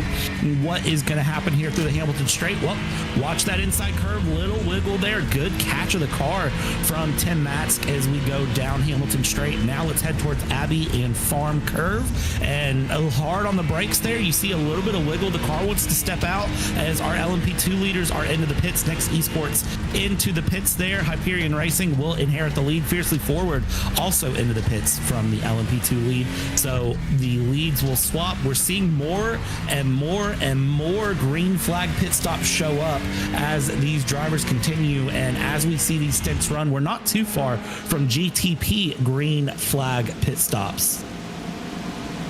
Yeah, when those GTPs come down pit lane, they're going to have to deal with that pit entry for the first time at speed, which is going to be really terrifying. I mean, heavy braking zones in the rain, they're sketchy enough as is, especially with the pit entry, which is probably the most soaked and also least used part of this track, despite the fact that we've had so many runs through the pits. That pit entry, when these GTP runners have to go in there, they're going to have to walk around there with kit gloves. So that is going to be super touch and go for these drivers, as we see the LMP2s in the fast lane now exiting out. That's the next esports car who we are seeing running up towards the front in LMP2 not terribly long ago. They've dropped that back down to 7th as a result of this run through the pit lane. And you can continue to see the LMP2 and GTP intermingling, which I feel like has just been going on constantly ever since I joined this broadcast, really ever since they dropped the green flag. It absolutely has, and it's going to continue to. And it's just, I mean, there's nothing to do about it at this point. As we've hit this point, it is just, you know, we're in it and here, and there is nothing that can change it because of the place that we stand in. It's just going to keep running and going through, and we'll watch and see if there's any issues. But you know, I think we've hit that point. We've had a long enough run now that I think the drivers are all very comfortable with where they're at. Yeah, I think we've hit the point, considering the amount of seat time these drivers have in these conditions in this race, dealing with their competitors. They probably know what to do, when to back off, when to maybe push the issue a little bit more. These drivers have certainly reached the point in time where they are feeling rather okay with how they stand at the present moment. Certainly going to be going for some moves, don't get me wrong. However, probably at the point now where they're maybe, you know, every single time I say that these drivers are maybe thinking of taking it easy, I feel like they just crank it up to about 100 times what it was before. So I'm not even going to bother saying that here, as we see some side-by-side racing involving some of the GT3 Pro drivers. Yeah, and as we watch these GT3 Pro drivers battle through, this is the battle for 11th between Voltasim Racing and Apex that we're watching on screen as well. There is a dive through. Let's see how that goes. And, well, that was a beautiful opportunity of a faster car passing, as a GT3 Pro just taking advantage there with a very good move down into Brooklyn's left field now through Woodcote. Can you hold on to it? It definitely looks like it here as we continue along that Voltasim Racing car, getting passed by Apex Racing teams. Alex Gall with a good move there, and now Grid and Go Esports IVRA Endurance team Adrian Grinick will look for a pass if there's one to be found here. This is the 247 Grid and Go Esports car that we're going to ride on board with here, just off the driver's hand side through Maggots and Beckett's. Let's see how they handle through the spray. Let's see how they handle through the run. There's the curb. Watch the curb. See the wiggle, the little bit of the wheel adjustment. Deep on the brakes we go. Maggots to Beckett's. Let's see. Now watch your line. Watch the puddle. Let's hit Chapel. Mind that curb to the inside. Make sure it doesn't send you off. No curb usage there from the gridandgo.com esports car. Good decision. And now just getting the slipstream and go. Yeah, these drivers looking to hit that gas as hard as they possibly can and pull away from their competitors, when conditions like this, with traffic continuing to be a factor, can't really do that. Side-by-side racing, maybe got flare up on the exit here, heading down the hill through Vale into the Vale chicane. Let's see, side-by-side racing flaring up between the Lamborghini and the Acura. Looks like they're got a single file out with the Lamborghini jumping in front through that Vale chicane. That, I think, is one of the first times in this race, Brad, that we've seen a driver go for a move off into the Vale chicane. Granted, they were side by side before that, but the Vale chicane, usually an okay overtaking opportunity, certainly a bit sketchy even in the best of conditions. Really, no one's been risking it for a move heading into there, which has been a bit surprising to me. I think it's just with how wet the track is, nobody wants to risk overcooking the brakes. And, you know, if you go for that dive through Vale and Club, if you go to the inside and go for that late dive, if you mistime it, if you misjudge it, if you lock up the wheels, you're not just, you know, going to slide into grass. You're going to slide into somebody. And, you know, that's one of those things race control doesn't look at very nicely. So definitely playing the safe game through there is what I would do. We've seen a lot of dives into Brooklands, though, which has been really the opportune passing area of the track here today. As we hop on board here with Maniti Racing, look at the little bump between the 247 there ahead with Grid and Go and Volta Sim Racing, giving a little bit of side-by-side bump there as we now head down the old pit straight toward Cox Corner. Is Maniti Racing's Tim Matz going to look for a move here in the 279? It doesn't look like it there is going to stay nice and wide, just hang out behind through Cox Corner. And now we go into Maggots and Beckett's. They're going to continue behind yet again. They let that GTP through. Now we just follow this 3-car train around. And seeing this train choo-chooing their way around the track, choo-chooing their way, heading off through the Maggots and Beckett section right now. Gotta say one thing in relationship to Silverstone, nice to have some iconic corner names around this track as well. This layout that we're running was first implemented back in 2011. The last major alteration was done a couple of years ago when they renamed the pit stretch to the Lewis Hamilton straightaway, as heading down the hangar straightaway, a swapperoo between these two in the GT3 class. Andreas Fink and Tim Matza getting some moves done heading down into turn at number 15. The Lamborghini dropping behind the Acura right there. I always mix up the Acura and the Ferrari. I don't know. I feel like I may need to retrain my eyes a little bit. Maybe I'm just making excuses for myself, but those two cars do look kind of similar, at least in my book. They can sometimes, and I think sometimes if you give a quick glance, it makes sense to sort of mix them up. So I'm not going to say I haven't done it, because I definitely have. We hop on board here with the GT3 of XBD Racing's Cano Lopez, the number 205, as we go down the Wellington Straight here. Again, that sun is out, but there's still plenty of water to be found here. So, I mean, if this was a pool day, I think Silverstone would qualify for a great little pool day here. If you took all the water, threw it in, get a nice swim going, or, you know, slide down a hill. It'd probably be nice and muddy. I don't know. I've never been to Silverstone, and I've heard that that is a thing that can happen at some racetracks. So, you know, neither here nor there. Somebody can correct me in the comments if they want to, as we watch them run through the Wellington Straight.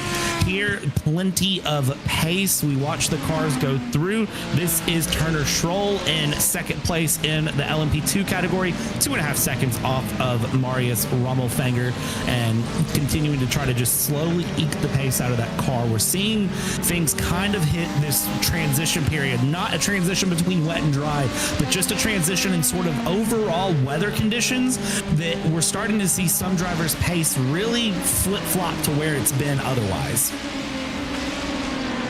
Yeah, there's a lot of things that are flip-flopping at this point. We're seeing some drivers who maybe are a little bit slower, a matter of about a half an hour, 45 minutes ago, continue to increase in their pace as the track continues to dry.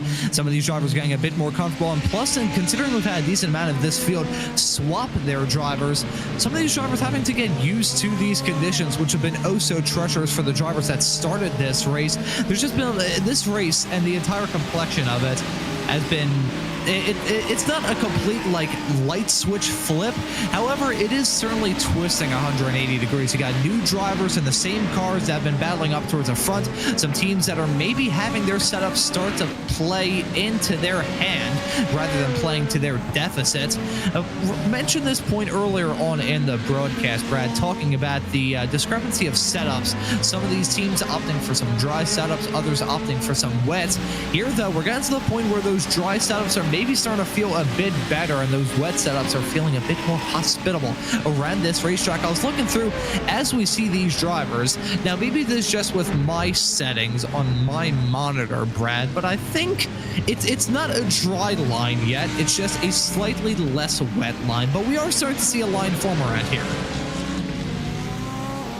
We are, and it's kind of interesting to see. I'm not gonna lie, kind of seeing that line start to develop here. I know that, you know, we'll have to watch long term how it happens and what happens with it, but we are starting to see that point. We're nowhere near the point where I think a dry tire is going to come out and make an appearance and really show anything, but we are kind of seeing things start to change. The track temperature is slowly trying to creep up. It's went up a few degrees Fahrenheit. We're up to 64 degrees Fahrenheit on the track temp but I think it was down at 61, 62 at one point. But look at this, from this camera shot, you still have raindrops coming down at certain sections of the track here. This is down the old pitch straight heading into Cops Corner.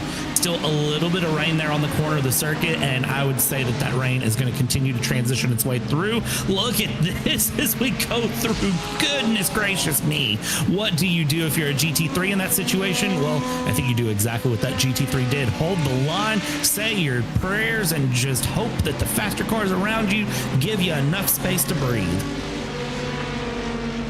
Yeah, these sketchy moments continue all throughout this race. I gotta wonder if all these teams and all these drivers kept account of the amount of absolutely heart in the mouth, terrifying moments they've had. I wonder what teams would have one under 5. I feel like it wouldn't be very many. 82 laps in this race, and yeah, they just go 3 wide with a GT3 car in the middle. No big deal. Coming through Stowe. Well, I don't know what it is with these drivers. I think they simply do not fear anything. Side-by-side racing continuing, heading off through the Vale chicane. Another LMP2 runner right behind them. This is a battle for second with Nick's Esports in the 100 car. Holding on to the Nürburgring Esports car, the 187 finds themselves in the LMP2 race lead as it stands at the present moment. 8 seconds between P1 and P2 in that P2 class as it stands currently. Looking at these cars picking their way through the spray with some more GTP cars affecting this battle a little bit. I'm going to ask you this, Brad, in reference to how these LMP2 battles tend to shake up. Those GTPs can really make a huge difference, probably even more than the GT3s at certain points. It really, really does. It's huge, really, to see the difference that comes through there. I've been watching this battle with Nick's Esports and Hyperion Racing 2 for a minute, and I mean, they are not letting up on each other at all as they continue through. But this lap traffic is just, I mean, causing problems. There's Fiercely Forward Gold snaking the way through. Mine the GT3, mine the GTP, and now running wide is going to go Hyperion Racing. That's going to open it up for Muradness M Squad there to try to make a move down the inside, down the old pitch straight, down Cops Corner. We're going to go. Is Muradness M Squad going to find its way into 4th place? Is Hyperion going to go from 2nd to 5th in less than a lap? It certainly looks like it. Side by side through Cops, we go to the outside as Muradness, and they have to go very wide through there. And Hyperion Racing 2, thankfully for them, holds on to 4th for the moment. The Muradness M Squad in 5th there. Goodness gracious me, as we have pit stops going for the GTP race leaders at the moment. Yeah, that's a number 99 Apex Racing Team car making that call to pit as the side-by-side racing and the P2s continue heading down the hangar straightaway off into turn 15 in a couple of moments time. It's going to be a battle, less late breakers between those racers. Can barely see them going 3 and nearly 4 wide heading down the hangar straightaway. I feel like if I could see these cars in all of their glory, I'd probably be making even more strange sound effects between now and the end of my time on this show. 83 laps on the board. Not on the Ford. We don't even have a Mustang on screen at the present moment, but 83 laps now into this 275 lap long race. It has been a hectic one up to this point. These drivers still have a lot of racing left to go. Side-by-side racing maybe got flare up, hang down into turn number 1 and spinning off the track.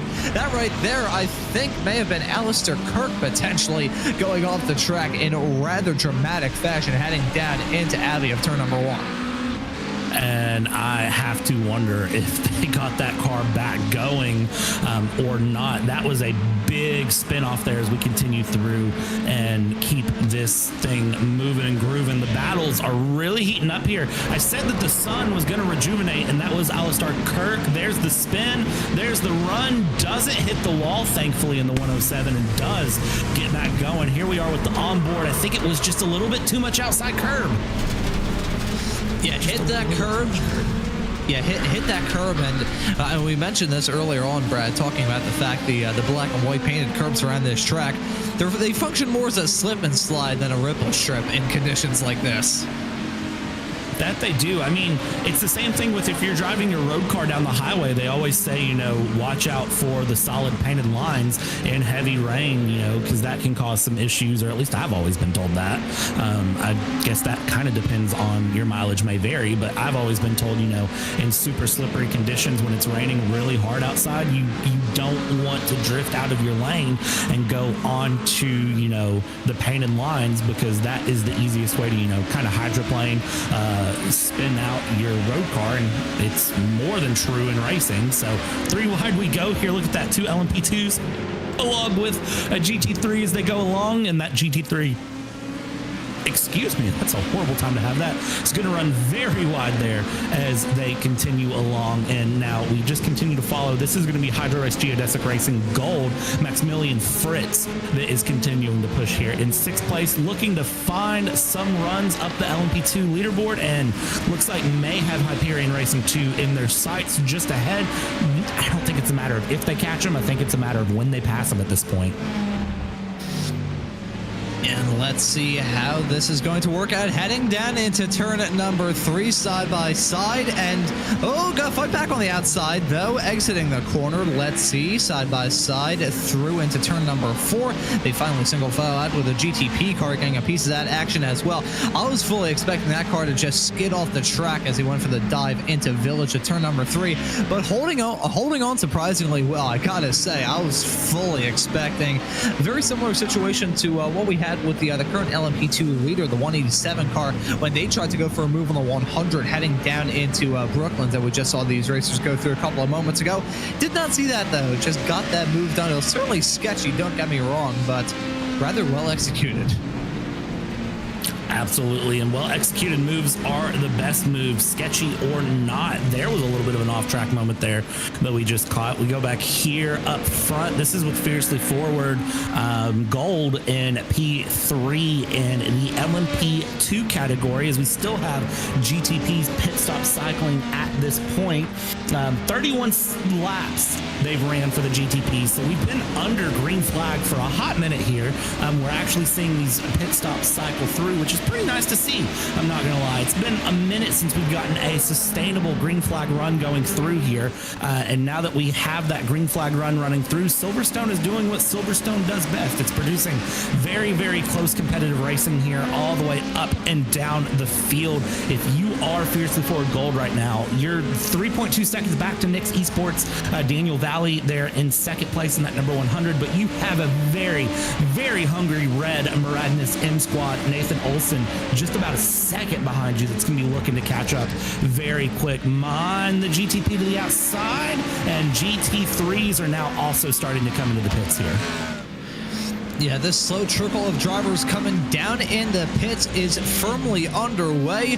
I will mention, though, the slow trickle of rain coming down, I believe, has just about stopped. Brad, we got the spray still coming off these cars, and the track is very obviously not dry. But I'm not seeing any rain being added onto this circuit. I think we've gone to the end of it, unless I'm very much mistaken. The rainstorm is gone. These drivers can see clearly now because the rain is gone. I knew there was a pun coming in. They certainly should be able to see the obstacles in their way as we continue through here. They're looking pretty good. We're not going to make it 1,000 miles, but they should be singing in the rain as we go. I'm done with the puns for the race, I promise. So we go through, we check in with 2nd place Sam Sutton, Orbit Drop Bear Jupiter, who is still running through here, currently sitting 2.5 seconds off the race lead. This is a pretty good run here. Ron, I don't know where I'd want to be right now with this transition coming up. The spray is still there. Maybe it's a placebo effect with the sun, but it feels like the spray is dying down. Am I wrong? I would say it has certainly died down, because you can kind of see the silhouette of some of those LMP3 cars whenever these GTPs put them in the mist, as side by side heading down at the end of the hangar straightaway off into turn number 15 of Stowe. Every single time we see these cars in the mist, usually it will have just been completely screened off. You wouldn't have been able to see anything. Now you can start to see a silhouette forming between some of these cars. So I don't think it is, I don't think it's any placebo. I think this spray is actually starting to diminish, coming off some of these GT3 cars as well. I will note the fact that following these GTPs and judging the spray off them, considering the high downforce nature that those race cars are, seeing the spray come off and maybe a little bit exaggerated compared to what you'd probably see in some other low downforce cars. The GT3s, for instance, the spray, at a certain point, the spray was like well taller than the car. It's got to the point now as we're following these drivers heading through Megaton Beckett's right now. the spray is at certain points smaller than the car itself. So I think this track very much so starting to dry, and you can still see that dry line forming. So I think come time for the next hour and a half into this race, we're going to see this racetrack completely transform. Absolutely. This is your battle for 13th place in GT3 Pro, WSR Esports Butt Kicker, and Volta Sim Racing battling it out, as you do have the WSR Esports Butt Kicker GTP go on the outside there as we continue along and watch through. Now they head down towards Club here, heading into the Hamilton Straight. They're going to go. They're battling it out for 13th. They're both very competitive here. They've been very consistent all day through, but a little bit of a wiggle there for WSR Esports Butt Kicker. Volta Sim Racing, you left the door wide open, just says, I'm going to put the entire car through there, and goes up into position. And now that GTP trying to battle through and around, and looks like having to settle into line there through the first corner. But now as we head in towards Village, and the loop is able to make the move around, and for WSR Esports, they are going to be down that one position, but down but not out. It looks like they still have plenty of time to start to gain that way forward. But I will say it does look like some drivers starting to feel much faster than others. Yeah, you're starting to see some of these drivers, their setups are going to be coming into their own. Some of these drivers and some of these teams may have started with those dry-oriented setups, and now that the track is starting to dry, they may start to come into their own. We're also starting to see these drivers build up their confidence and build up their comfort, doubly so considering we have some of these we have a mix of drivers right now. Not everyone who started this race is down in the pits, as we just saw that was the Porsche running wide coming out of Stowe. That's going to create some nice side-by-side fight, heading off to Beckett's. Cools off, though, rather quick with that McLaren, trying to get that move done, but not close enough to do so. The point I was going to raise is some drivers in this field started this race some 87 laps ago. Not a lot, don't get me wrong. Most of the field have come in for their driver swaps, but I believe there are still a couple of holdouts as it stands at the moment. So imagine their perspective of starting this race in certain conditions, seeing the track gradually regress to be even more treacherous than it was before, and that gets to the point where it is right now, where this track is probably the best it's been ever since the drop of the green flag. We're into a long green flag period as it stands at the present moment. These drivers settling this race into the best form of groove they possibly can. Still going to be rather sketchy though.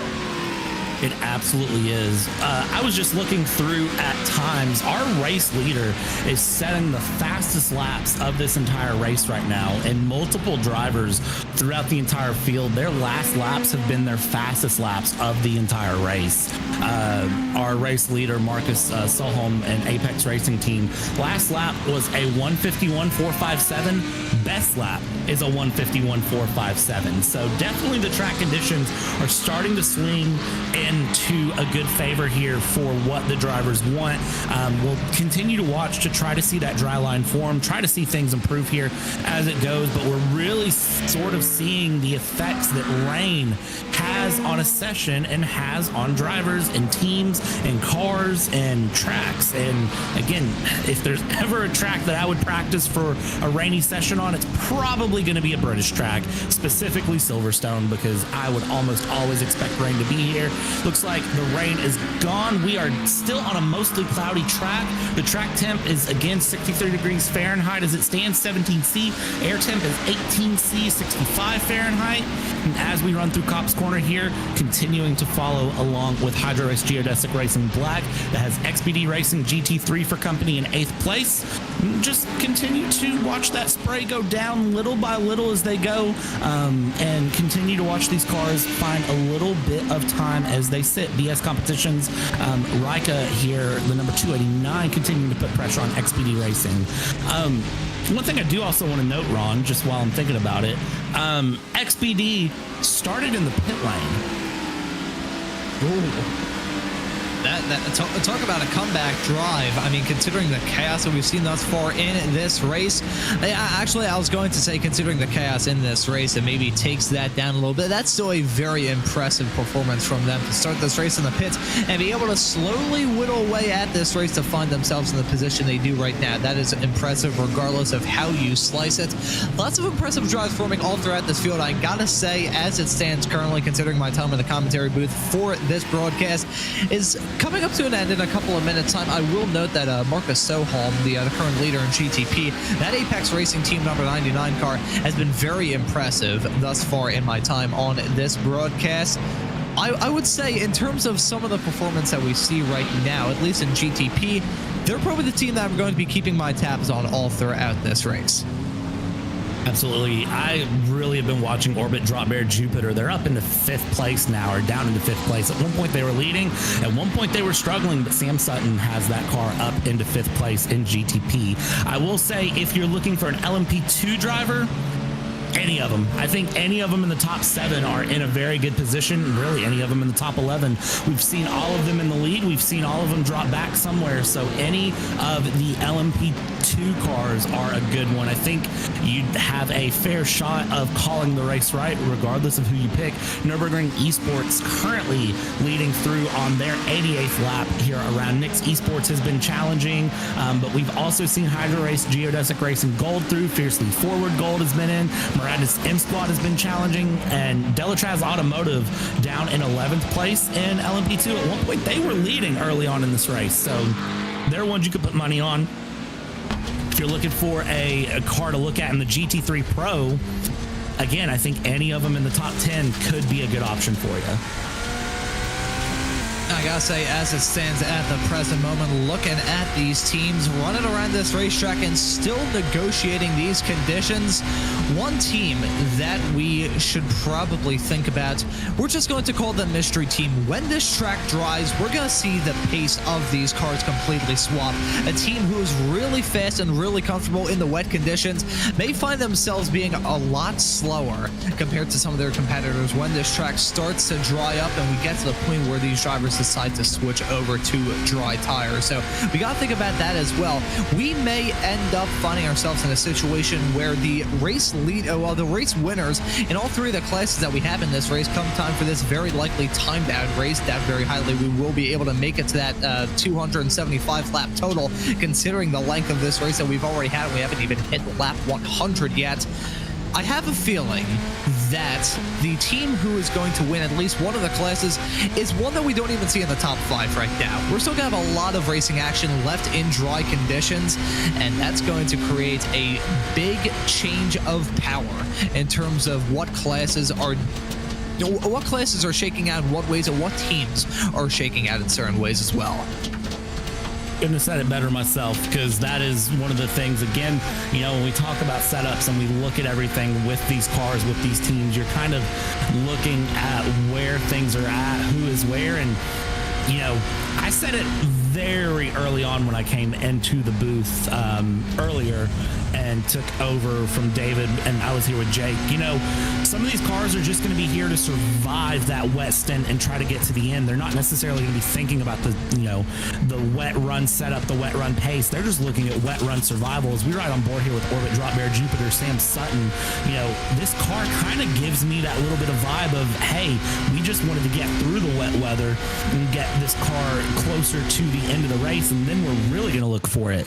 Again, we've kind of transitioned from that lap counter to the time, and looking at 275 laps, you know, now not a factor. We're going to be hitting that time mark, that time limit as it stands. You know, you change your strategy with that, and with that, you know, you never know what can happen. It's going to be really interesting to watch how the drivers handle it out here. 5 hours, 20 minutes left to go. We have officially hit the point that we're looking at timer, and we are not looking at a lap count here. 5 hours, 20 minutes to go as we time things through.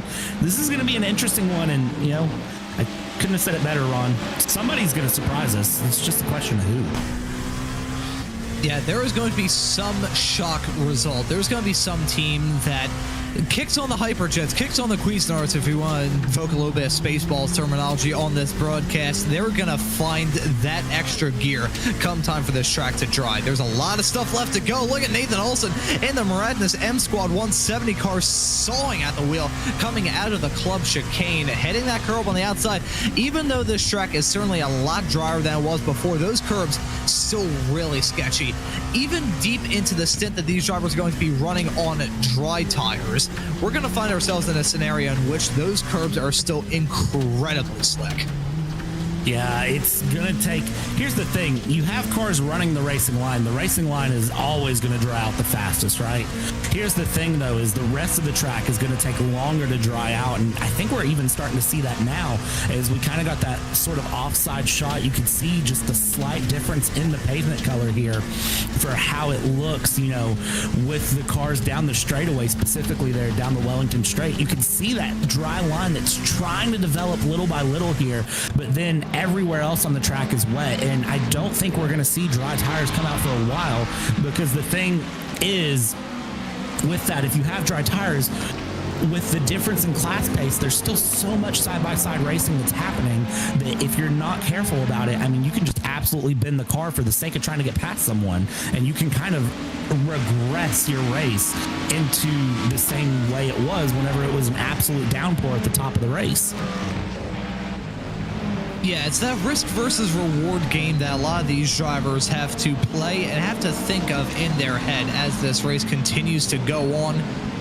You find yourself in a situation where you got a battle that you may think about getting yourself involved in, and then you see a driver go off around you and you're like, you know what, this is still too sketchy. We're still very early on into this race.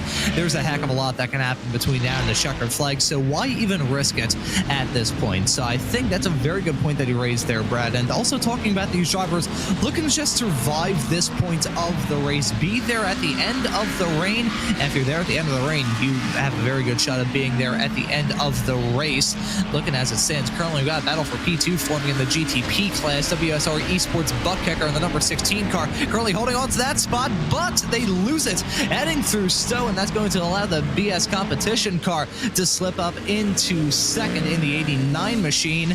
Shows you how quickly these battles can swap. It wasn't even a battle for class that caused that car to go off. It was a lap traffic encounter that causes it all. Everything is still very sketchy here. Even though the sun is out, it's a nice, sunny, humid Silverstone. It is still a very, very sketchy track here as we go through. So we're still watching drivers really struggle to come to grips with conditions here as we sit. Hydro-Race Geodesics Racing in fourth place here, going to be looking to chase down the WSR Esport butt kicker car just ahead, looking in a good position there as well, I think, to get this done. As we continue along, we're still seeing that pace flip around a bit and go through, and as BS competition got that pass done on WSR Esports butt kicker there, the door was open very easily, kicked things through. Now BS competition into the pits.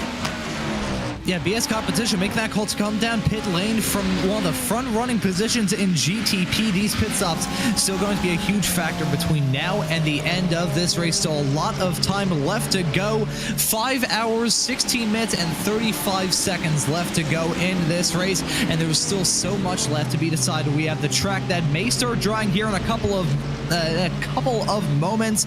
There's a lot still left in stake, but that does it for my time on this show. For myself, Ron Mullins, I'm going to pass it off to Dara Thacker and Brad Dalton to bring you guys into the next hour.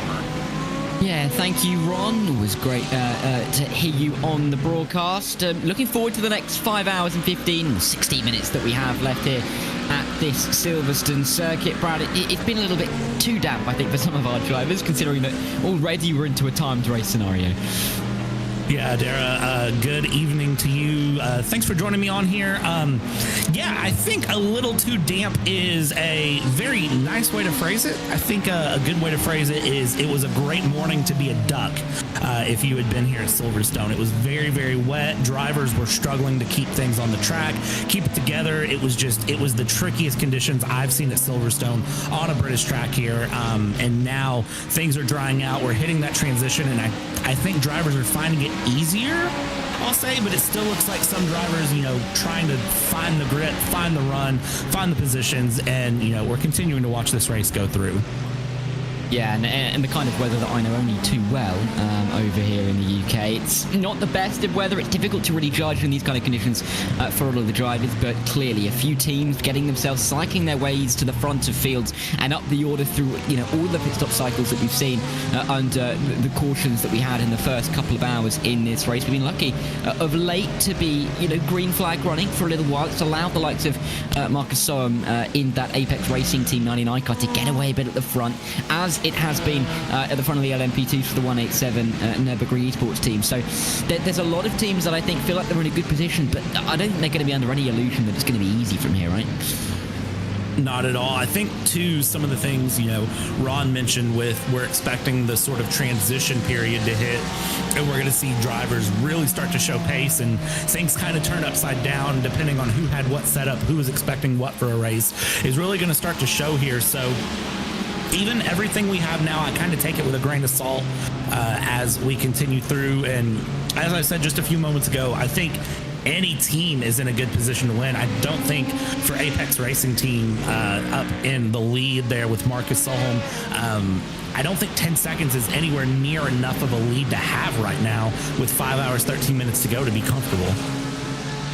Yeah, it's such a long way to go in this race. I mean, realistically, and officially more than half of the race still to go. And I mean, with the first half being broken up in the manner that it was, with caution, pit stops all over the shop, really, from a lot of the teams to position themselves nicely, it really has been difficult for the teams to really judge exactly where their pace is compared to teams around them. Qualifying was a distant memory now. Hours ago it was when some of these drivers and teams took to the track to set the fastest lap time that they could. We're not really trying to optimize that lap time anymore. We're more focusing on the ability to get ourselves towards that midpoint into the second half of the race as a team, and then push on from there, maybe to get yourself up to the podium if you're not there already. But difficult to really judge exactly how to drive the car in these conditions. I want to pick up something you mentioned though about the setups, because it is so critical, is it, to tweak the setups to your team's liking, and they can be so vastly different, can't they?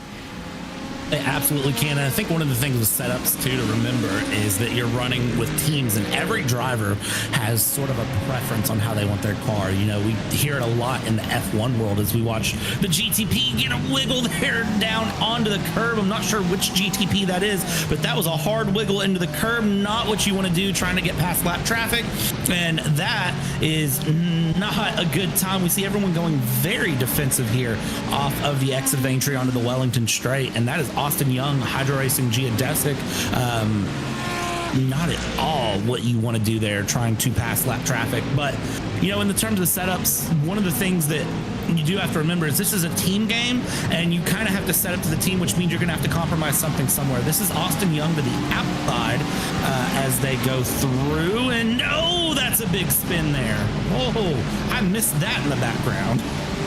Yeah, and that's for from P2 in the GTP class. So a really important moment for him there, dropping down the field behind Daniel Ferguson in the WSR Esports butt kicker car, along with Sam Sutton in that Orbit Drop Bear Jupiter car as well. So not exactly what Hydro Race Geodesic Racing needed at this stage. And Nirvana were just about on the rear end as well. That blue and black car is going to be right there and ready. Marcus Hamilton ready to probably take P4 if, of course, Austin Young comes down pit road, which he may not do, but it still looks like he's lost a little bit of pace after that spin, maybe a little bit of confidence as well that has ebbed away from him, which is easy to do. So many times in this race we're going to see drivers have to lap other drivers with the sheer volume of cars on the circuit, and you can build up quite a lot of that confidence over 20, 30, 40 minutes, an hour even, and that can come undone really quickly, can't it? Just by one little mistake you can almost feel like you have to go back to square one. Absolutely, and this is the longest green flag run we've had this entire race that we continue on here. We've even seen green flag pit stops, which is something that I thought was just a dream whenever I first jumped in the broadcast booth here and whenever this race first started today. So I absolutely thought green flag pit stops were going to be nothing but a dream. But as we continue on, we've seen everyone hit that rhythm, hit that flow, and get very comfortable with where they're at. in their run and keep things moving and grooving, keep things together. But, you know, to get to the end, you have to get to the end. We haven't even hit 100 laps yet here, Dara, which is very, you know, if you had asked me earlier about that, I would have told you we would have hit 100 laps probably about 30-45 minutes ago, but we haven't even hit 100 yet. We're gonna hit 100 laps at just about the 5 hour to go mark. So interesting to kind of see everything where it's at with this race. Still plenty of racing to go, plenty of time to get put together here, and plenty of opportunities for things to go right and or severely wrong depending on which way things go. Oh, and there's a sprint in the background there from, I think that's one of the GTP cars, not too sure who that is. May have been an LMP2, difficult to pick out who it was from the background, but they've gone around big style, in a big way, I should say, down at Copse, tricky part of the lap, especially in these wet conditions. We may have to see what happens once again, but clearly drivers and teams still struggling to make their way through during this green flag period. Inside line, though, as we see Austin Young get pushed out a little bit wider, losing yet another position. This time it's Movano coming through, and they're promoting themselves up into the top 4. Austin Young slipping back just that little bit more and more. It's got a 15-second gap back to Norbert Thomas in the Manatee car, but you don't really want to be losing that much time. The concern is you may have to start thinking that way if the car is not driving as it was about 5 minutes ago before the spin. Yeah, and it's unfortunate to see him dropping, you know, time like that. And for Hydro Race Geodesic, they've been out for 14 laps. Here's Hal Vaz, the number 46 Orion Racing Team car. And yeah, Copse Corner strikes again. Not the first time we've seen a spin in Copse Corner. We've seen some major spins in Copse Corner. Thankfully, no contact there, but almost a little bit of a tap from the GT3 Pro going through. But again, thankfully, no contact and surviving that run. But we've seen some major moments at Copse Corner here today, really kind of shake up people's races. For Hydro Race Geodesic, I do think there's more damage on that car than we're really seeing, especially with Movano getting past as easy as they did. Now we're back in LMP2 where the battles haven't stopped since the green flag here. Now inside line from Ordinance M Squad on Hydro Geodesic Racing, and it seems like both cars are going backwards a little bit. The 162 in the LMP2s, and of course up towards the front, the 62. So maybe 6 and 2, not as lucky as it could have been today, or at least at this stage of the race. They'll fly their way into turn 1, of course, at Abbey, and they'll make their way in towards the slightly newer section of the racetrack. Of course, that is just over a decade ago as you come through Village and in towards Aintree in the Loop. But it's really tricky, particularly in that part of the circuit, to pick your way through, isn't it? Because slow speed, there isn't that much of a pace difference between the GTPs, the LMP2s and the GT3s, particularly in these wet conditions. And we've seen a lot of teams tripping over each other at that part of the circuit today. Absolutely. We've seen 3 wide, 4 wide, just things get kind of crazy for drivers as they go through. And one of the things you do have to kind of be cognizant of is the fact that this is a long race. You know, it's an endurance race and you have to get to the end. And, you know, for some drivers, I think they just get a little bit impatient being behind a slower car.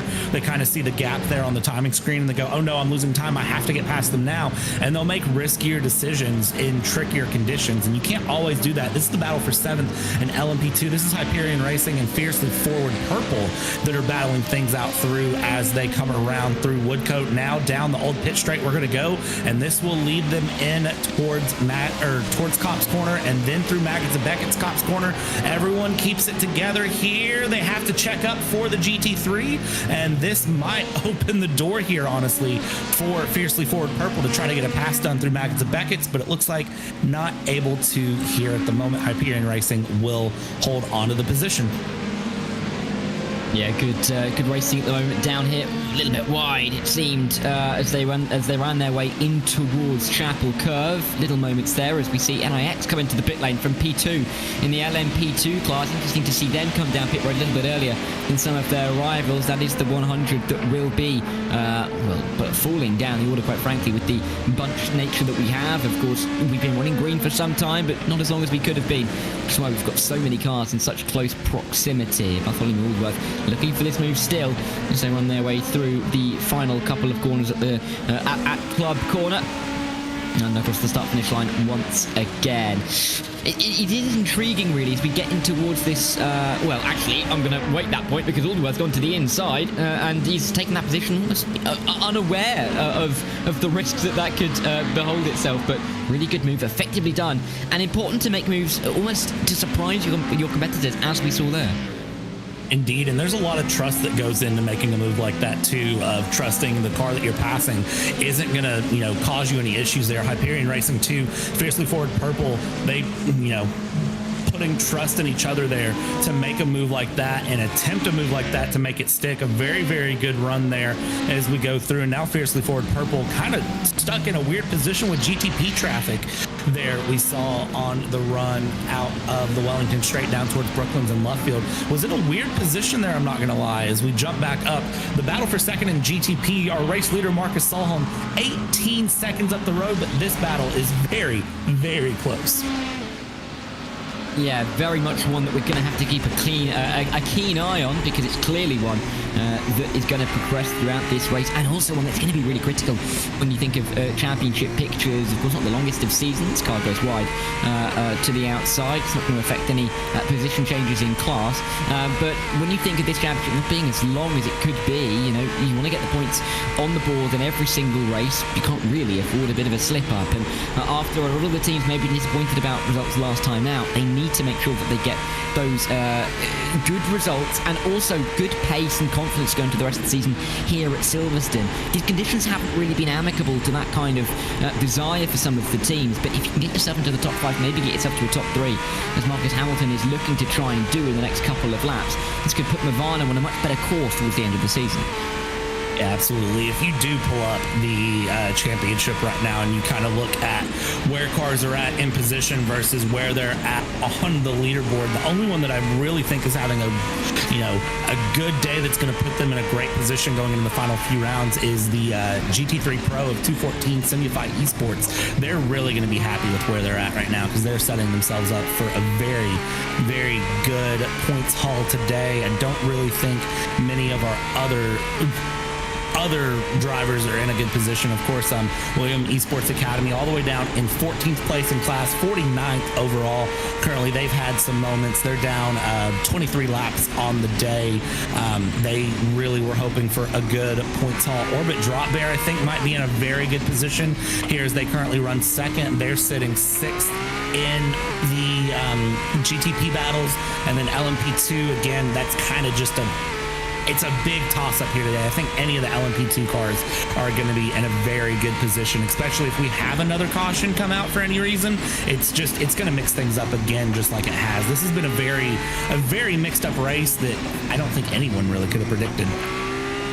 No, and it's been a busy one for race control as well. They've been on top of a lot of what's gone on, and even though we haven't been green for very long, they've had a fair few things to keep them busy. Latest news from them is that an incident between the 220 and the 261 is under review. It's got a few more coming in as well, but the latest penalty given out was for the number 16 of Daniel Ferguson, rejoining in an unsafe manner, giving them a 10-second time penalty. They're going to have to serve that likely at their next pit stop. We've also got Peters from the lead in the LMP2s. The top 2 have come into the pit lane. Nathan Olsen likely to go through and take the lead, which he will do in that class. And Radness M's got to cycle to the front, and they're going to cycle to the front for the first time in a little while. Let's see what they can do. Of course, they're going to be off strategy a bit, but it's nice to have them in the lead for a little while, isn't it?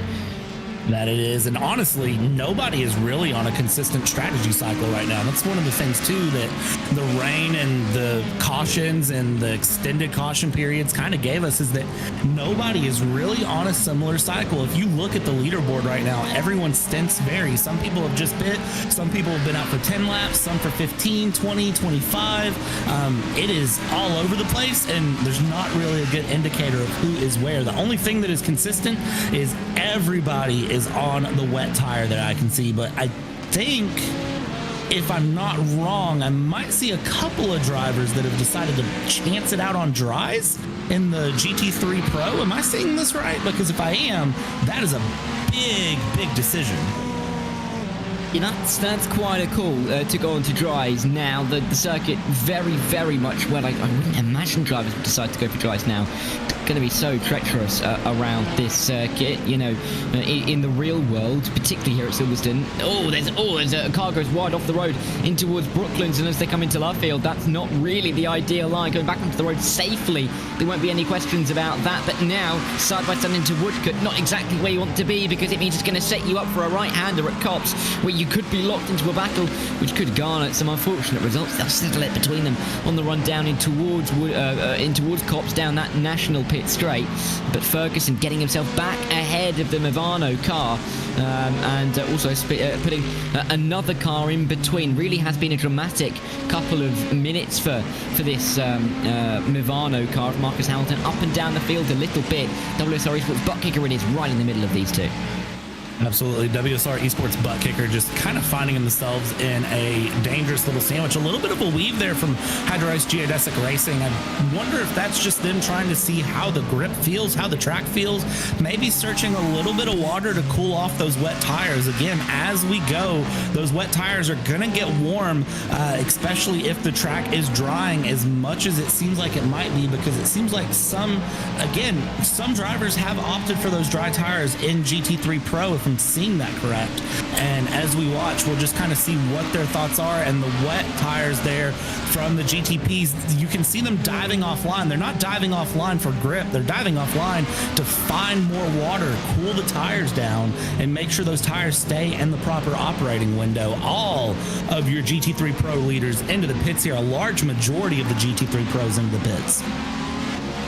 Yeah, a lot of them pitting on the same lap. It seems that there's a somewhat narrow pit window in the GT3 Pros at the moment. The Aztecs have gone through the 96 and the 97 in first and second for the time being. Let's see how long that lasts. But we cross into the 5th hour in this race with 5 hours left on the clock. There is still so much up in the air. Some of these battles are, really hard fought now. They may gap out as we get towards the end of the race. So many more laps to go, and so much more time for the things to develop, pits up to happen, cautions to be thrown.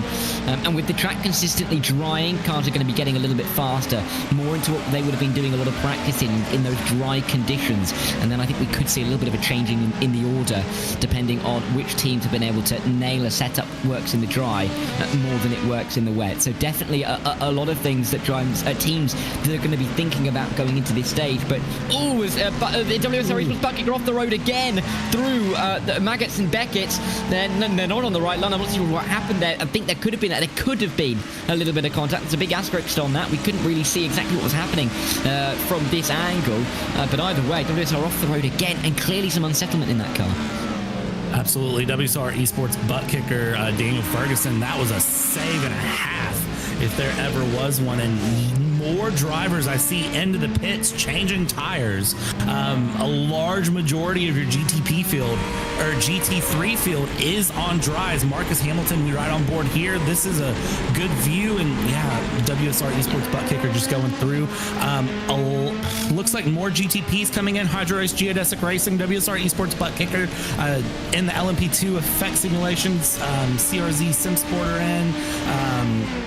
And I'm seeing more and more dry tires starting to make the run. Even though there is still some spray, if you can get temperature in a dry tire, it can deal with a little bit of wet weather, a little bit of water on the track. It can deal with it, but there's still some sections of the track that I think are just damp enough. But yes, more cars coming in, getting dry tires. This is a bravery call if I've ever seen one. Yeah, I'm not too sure it's the right one yet. I mean, they clearly have backing of themselves, and they'll have looked at what other teams are able to do and thought, it looks like it's going to be a good idea. So definitely, I think an option that is worth taking. You've got 5 hours to go. If it's a wrong decision, you can always come back in and change the tyres. But at that point, do you want to go back to the wets knowing you're likely to go back to the dry soon anyway? And they may have just to stick it out anyway. It'll be 3 wide down in towards Copse Corner. That's not really what you want to see. It'll just about single file out as they make their way in towards the exit of the corner. But really tricky moments for them all as they run their way through. It's never comfortable to go side by side. Copse, we've seen it a few times today, and these conditions just don't aid it, do they?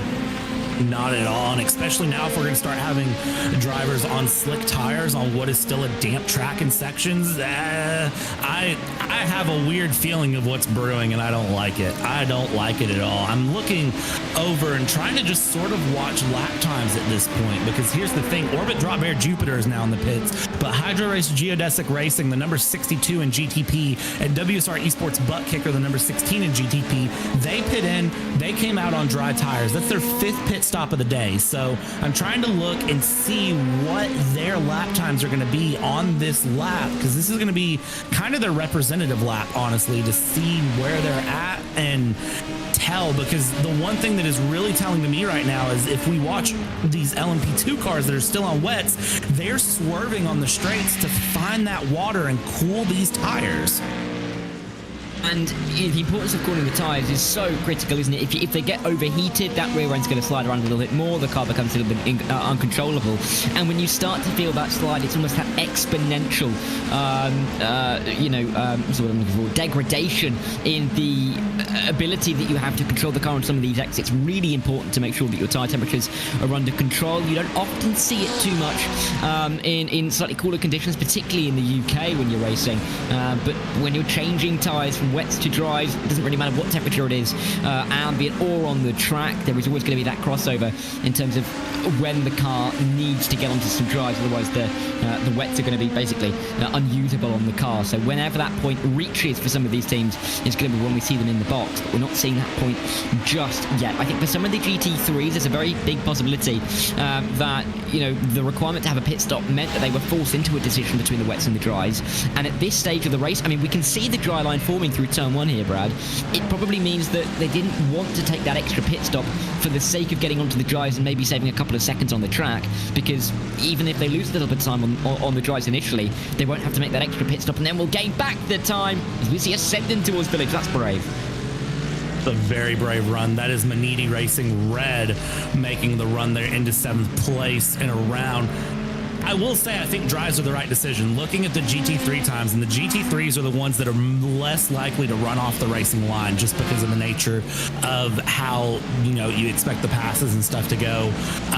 We're seeing every GT3 that stopped and put on dry tires put in their fastest laps of the race. Lap after lap, they're continuing to eke out time. So I am going to tell you right now that I do believe that is the right time, because our race leader, the number 99, is currently running only a few seconds off in pace to GT3 cars and LMP2 cars. So there are a couple of LMP2s that are still on the wets, and they are running not any faster than dry tires. So I think really at this point either tire is right, but the dry tires I'm seeing are continuing to put in lap after lap their fastest laps. Yeah, and I think it's worth noting as well, to your point, Hydro Race Geodesic Racing, the number 62 in the GTP class on the dry tyre. Last time round was a 151.7. The Apex Racing team, the 55.1. So 3.5 seconds it is in difference, and they're two teams within the top 4 at the moment. So definitely a big argument to get onto the dry tyres as quickly as you can. Orbit Drop Bear Jupiter, 54 seconds behind Apex and gaining fast at the moment, and that is why Marcus Soam's taking it down pit road and will be getting himself almost certainly onto some dry tyres. Still a lot of wet runners towards the front of the field. We've got getting off of them, Soam, of course. We've still got another 4, 6, 8, 11 on those tyres, and a 12th in the form of Williams Esports Academy, despite the fact that they're 23 laps down. So a few cars still on the wet, but I think you're right, Brad. I think it's clear to see from the data as well, dries might be the right tyre right now. Absolutely, and I think the only reason some drivers are still on the wets is they may be looking, they just pit and they don't want to take the extra pit stop time, or they think that it's going to start raining again soon, which based on my weather, I don't think we're expecting any rain anytime soon. So based on what I'm seeing, I think the precipitation for the most part is done for the race. Maybe some extremely light showers near the end with like an hour or so to go. But I'm not expecting anything huge or crazy to come up. So I don't know Yeah, I don't know if I would be even remotely thinking about staying on wets right now. Really, if you're on the wets, you're well off the pace you need to be in, because looking at Orbit Drop Bear Jupiter, 150.6 to a 154.5 from Maniti Racing. Tomas, yeah, you got to get off those tires. Even if it means that extra pit stop, you're losing so much time being out on the wets, it's not worth it. It's not.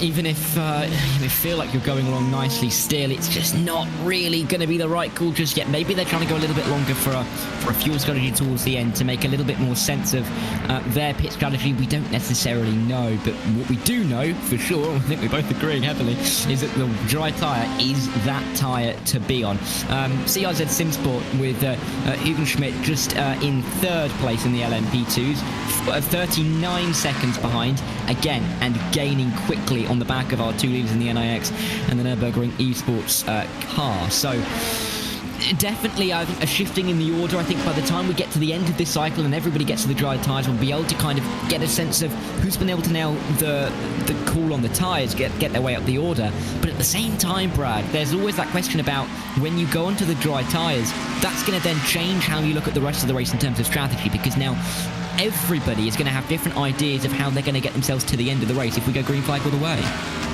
For sure, and the big thing, too, to remember with that is we're not racing to a lap count, we're racing to a time count. So if you had calculated, all right, I'm going to pit on lap 100, I'm going to pit on lap 130, 160, 190, etc., throw that out the window. You're racing to a time count to get to the end here. You're not really cared about how many laps you run. It's all about where you're at the end. So your strategy is going to feel more, 8-hour, 12-hour racing than it does, running to X mile count. And it is a little bit of a mind shift, and you wouldn't think it is, but seeing that difference in lap count versus that difference in the timing makes a big difference mentally for me when I'm a driver, because if I'm running to a lap count, I can kind of say like, okay, 45 laps to go, 40 laps to go, 30 laps to go, and count that down. If I'm running through to a time clock, I have to remember, okay, I've got to get my car through the next 4 hours and 48 minutes. And that means I need to be a little bit more careful as to what I'm doing and watch what I'm doing. And there's a car backwards. So dry tires, yes, great decision. But man, I have a feeling that if you're not careful on the racing line, you're going to have a harder time than others. There's another coming together. Yeah, and again, just like we said before, the slowest point in the racetrack down at Village, it's difficult to really pick your way through there. And when you've got difficulties through Village and then in towards the loop and Aintree, of course, it's so tricky to get the power down. And when you've got so many cars scrabbling for every little bit of grip that they can, particularly in changeable conditions now as we have a bit of a tyre crossover, it's so easy to get it ever so slightly wrong, as the 187 currently piloted by Marius Holke-Tykes did down at Farm at turn number 2, still getting it wrong. And you can just see when the second that those rear tyres start to light up a bit, it's the exponential degradation in terms of what you can do on the throttle. Indeed, and that exponential is what catches people off guard because they don't expect it. You kind of think you have more to it than you do. Here's Will Murdoch, and this is what happened ahead. There was a wiggle, and then this was off track, trying to get things back on, and has to take to the gravel and the grass. You'll be getting a bill from the landscaping company in Silverstone for messing up their grass. Not ideal. I'm sure that the groundskeepers are not very happy about that. Yeah, Northamptonshire County Council probably all over that one, and he will be getting an angry, passive-aggressive letter in the post, I am sure. Alex looking like he's struggling in a 113, as this is part of this incident. He just about gets into the back, tries to get the power down, rear end says no, or contact as he runs his way through. Just about manages to avoid anything disastrous, though, and I think generally that went not as bad as it could have done through there. That could have been a race ender for some drivers, and it wasn't. So I'm pretty happy to see that through as we go. We're following Effect Simulations, who's still out on the wet tire as they go, but they've only been out for 5 laps on a brand new set of wets. But you can see you minimal spray coming off the back of that car, but they're taking kind of alternate lines. This is what, when I learned about wet racing for the first time, that is what I was taught. You take slightly alternate lines when you hit this sort of intermediate track condition, and that's exactly what they're doing, and kind of working the spray, working things to their advantage to keep the tire temps down, keep those tires from, burning out. This isn't a Hungary in F1 where you run the intermediates to the point that they become slicks and, work like slicks, but then you can't change tires ever again. This is truly a case of treaded tire or dry tire, and it looks like they are just doing their best to make that wet tire continue to work. As we ride on board with Daniel Ferguson, WSR Esports Butt Kicker Cadillac, and you can see just the pace that this GTP has here through Maggots and Beckett's. It's tricky, and at this point, it's just patience. You just have to sit behind that GT3 ahead. You do. GT3 is difficult to really overtake again. Maggots and Beckett's, the medium speed corners, there is a big pace advantage for the GTPs over the GT3s, but things can go wrong, and they can go wrong very quickly. I think you said it just a minute ago, could be a race ender if you get it ever so slightly wrong. Still puddles on the racetrack as well, so if you're on the slicks, as pretty much everybody is now, with the exception of effect simulations in the LMP2 class, it is difficult on the dries to make sure that you stay on the racing line, especially in this mixed, in this multi-class series, because it's fair to say, Brad, that in single-class series, when you have these kind of conditions, it is a lot easier to keep it on the road because you can stick to the racing lines, you can, deviate from them when you make an overtake, but you're not off of it as much as you are in these kind of circumstances. Absolutely. I cannot believe that effect simulations are still out on that wet tire. That has to be the case if they just don't want to take the extra pit stop. They do not want to take the time for the extra pit stop and losing the track position. But the thing is, they're going to lose so much in pace, I worry, that it's not going to make a difference as it runs. I mean, they're running a 159, and the leader in LMP2 is running a 153. So that's a pace difference that is extremely hard to overcome. So I almost, if I was them, I would just take the extra time, because otherwise I worry that they're basically going to be throwing their race away down to the bottom. Yeah, well, let's see. Let's give them a little bit, because they may come into the pit lane soon. They may just be trying to, find their way to a maybe a slightly better pit strategy in their eyes. We'll have to wait and see. We are having a quick look at them down here as they are locked side by side as they run their way in towards Cop's corner. Hyperion looking for the move at the moment. Wets versus dries. Hyperion on the dry is going to win out in that one. They'll work their way in towards Maggots and Beckett's as well. Negotiate your way around a GT3 or not. Negotiate your way around a GT3 on the wet tyres. Effect simulation having to sit behind the pace advantage between an LMP2 on the wets and a GT3 on the on the dries. Clearly not to their advantage, is it? Because they're, if anything, lost time through there. Absolutely, and now we see them following through down the Hanger Straight, still trying to look for a pass. They dive off onto the wet stuff there to cool those tires, and now they're going to send it around.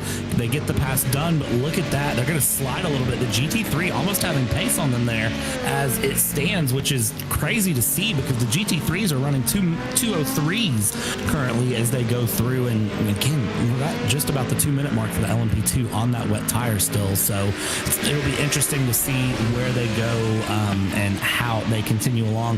Marcus Solholm and Apex Racing Team number 99 just set a minute 45.4, fastest lap of the race here, 110 laps in. They are flying. Gap 20 seconds back to Orbit Drop Bear Jupiter. They find themselves in a very, very good position right now. Yeah, perfectly placed at the moment. Let's see if they can really do much with this as we run our way towards the halfway point in this race. Timer, I believe, was set to 9 hours, unless I'm heavily mistaken. So at about the 4.5 hour mark, this should be about halfway through this race, which is incredible to think that we've had all of the drama and all of the chaos and the cautions and the pit stops and the wet and the dry, and we haven't even got to halfway yet. Tanner Schroll, it's not the right line. Can he hold it? Nearly. The slightest of kisses into the barrier is not going to help him out too much, but it's not going to damage the car too much either. Still side by side to Cops. It's clearly a keen overtaking opportunity as Holker Tykes is going to overtake. Oh, and off the road actually is going to go the car just in behind of Alistair Kirk in the effect simulations. Still on those wet tyres, still losing a hell of a lot of time right now. Yeah, that was a huge off-track run there, and I don't know that that was on purpose as much as just a lack of grip going through there as we continue to follow along the Nürburgring Esports driver of Holy Tykes going through. This is Stephen McDonald, the 262 Geodesic Racing. That's the danger of the dry tires, though, is if you dip those dry tires onto the wet curb, you have a little bit of a problem, and it's a lack of grip, and that can make the back of the car be the front of the car, and all of a sudden you kind of just don't know what to do. But you can see a clear difference in the wet and dry track here, and some of the drivers are starting to get really brave with battling here. Look at this. Yeah, this is getting really quite bold and aggressive as they work their way in towards turn number 4. It's such a tricky corner to absolutely nail in the dries in these cars, let alone in this wet, well, in these changeable conditions. Not as wet as it once was, of course. You couldn't see in the spray off of the start, but the loop, such a difficult corner to nail, very easy to loop it around. And probably why, one of the reasons why it's called the loop, of course. Lots of cars still circulating the circuit off of the strategies that they would have planned to be on. I think the key now, over the next 40 minutes, Brad, probably is to work out as a team the maths. I mean, there's going to be a lot of people behind the scenes for every single one of the cars on the circuit right now, but the maths concerning, how many laps to go, how long the stints need to be, how much fuel they need to save on each lap is going to be a really important part of this race, and could be, race defining. Absolutely, and it's very complicated. Everyone's going to have Excel sheets. Everyone's going to be crunching the numbers. Your teammates are going to be debating. You're going to be debating with your team. As there was a very, very poor run through Chapel, and that just opens up the door there. Hydro Race Geodesic Racing Gold. You don't have to ask Frank Smits twice to send that car through. Fiercely Forward Gold. Alix Nagu losing out that position there, dropping down, and I mean, that was just a little bit too much through Maggots Baggots, through Chapel, ran a little wide. That's not how you hit a sausage curve either, down through the final corner onto the Hamilton straight. And man, yeah, strategy is going to be a big thing, but in order for strategy to matter, you got to keep your car together in one piece.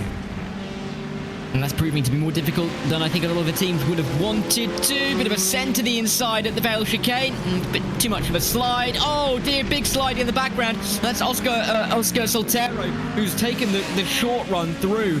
He's just ahead of the car that's gone around, the Hyperion car that's gone around. And Turner Schroll didn't need that at all. A couple of mistakes now for him in the Hyperion 104. And it's just not going ideally well in the last 5-10 minutes. I mean, he avoided the incident and got onto the wet bit of the tarmac, though, and those dries aren't going to cope, and the P1 Doc's car as well, not having a good time trying to avoid. All manner of things going on in this little group of cars.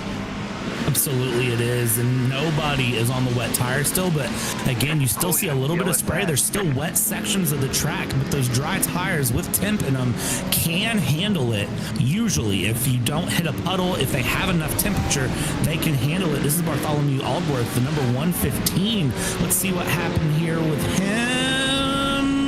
Looks like just a sympathy spin, honestly, and a hard hit into the wall there. And we are under caution. Yeah, big moment in the race to have us under caution now. It's so disappointing. We were having such a great run of green flag racing, weren't we, Brad? But under caution now. Where does this put the teams in terms of strategy? Does everybody come to the pit lane now and almost get themselves onto a pretty standard strategy? Does everybody stay out? Do they try and get to their fuel numbers? Who comes in? This is going to be really important to see. And I think once we get behind the pace car and the pit lane becomes open, we're going to see quite a lot of interesting calls from teams that are going to have a huge impact on whether they're able to finish towards the end of the race.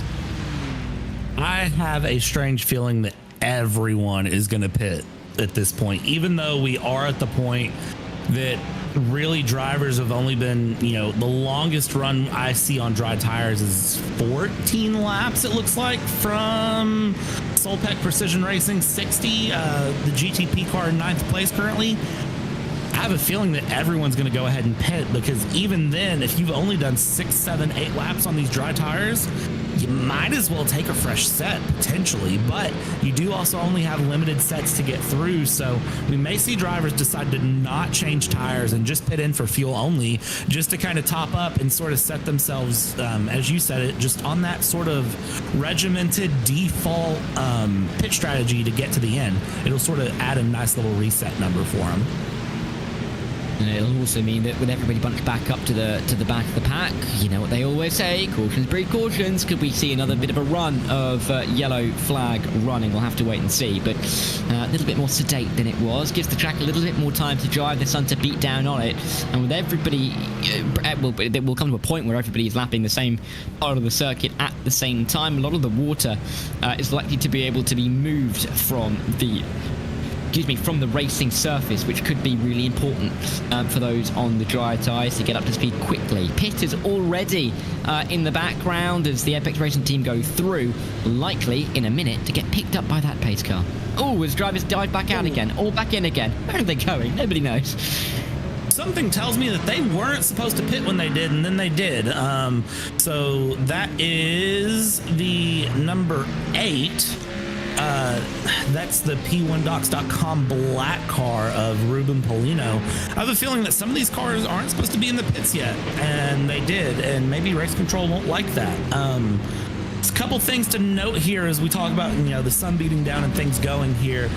Dara, the track temp is up to 67 Fahrenheit, 19 Celsius. So the track temp is continuing to come up. It was 62 at one point.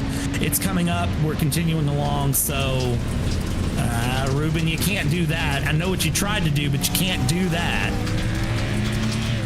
Yeah, I think he realised that he was kind of, at that point, damned if he did, damned if he didn't, and ended up having to come into the pit lane in the number 8. Now, as we are under caution and cars are going through on the pace car, it gives us a chance to update you on what race control have been telling us over the past 10-15 minutes or so. There's a few incidents that have been picked up and have been flagged by race control as requiring a penalty, which includes the Bartholomew Allworth car, the 115, who failed to overtake, missed the apex, hit the 279, causing a little bit of contact, getting them a 5-second time penalty. Santeri Martikainen in the 297 pushed and caused a collision with the number 1 car in turn 7 at Brooklands. That's a 10-second penalty for them. Austin Young picked up a 20-second time penalty in the 62 for trying to make that overtake that we saw actually a couple of times that spun him around, but a 20-second penalty for them. The team actually now up to 18, or say the car up to 18 penalty points of the race so far. They're going to have to be really careful from here on out. And the final penalty that has been given out is to Phil Denez, was fresh off of his win in the Bathurst 12 hour just a week ago actually, in the 295. He caused a collision with the 214 in turn 3, and he's got a 10-second time penalty. So race control being busy. They've got another couple of incidents to look at. They've called a couple of racing incidents as well, but I think they're going to they should be able to have a little bit more of a calmer time under this caution. But with the drivers that we've seen come in and out of pit lane, they're still going to be kept on their toes, that's for sure. Absolutely, and it looks like they're already reviewing another incident as soon as things got going. So as soon as the caution hit, looks like something happened with the 33 and the 298 that they are reviewing there. So we'll see what they determine with that.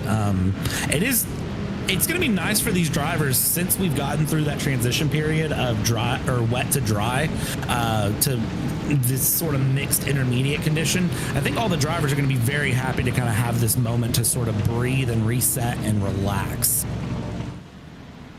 They are, and I think that's going to be important for all of the drivers because, I'm sure you can speak to this, Brad, but as a driver, you can be concentrating all you like, but it's always good to have those little breaks, even if you're in the car, even if you're still driving the car.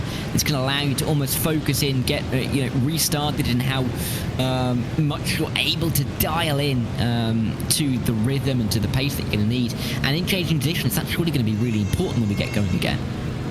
That it is, because here's the thing, even if you're driving the car under caution, you're not white knuckle fighting the car like you might be in racing conditions. At this point, it's just follow the leader and keep the car in a straight line and through and at a consistent speed. So really all you're doing is this is a nice little Saturday evening cruise for these drivers. It's nothing, you're not fighting for position and thinking about lap times and all the different things. You're just very politely pacing the car around behind the pace car. This is the mental break you need. This is where, we've seen drivers chat in YouTube of the broadcast chat while they're pacing. That's the sort of mental break you can take with this.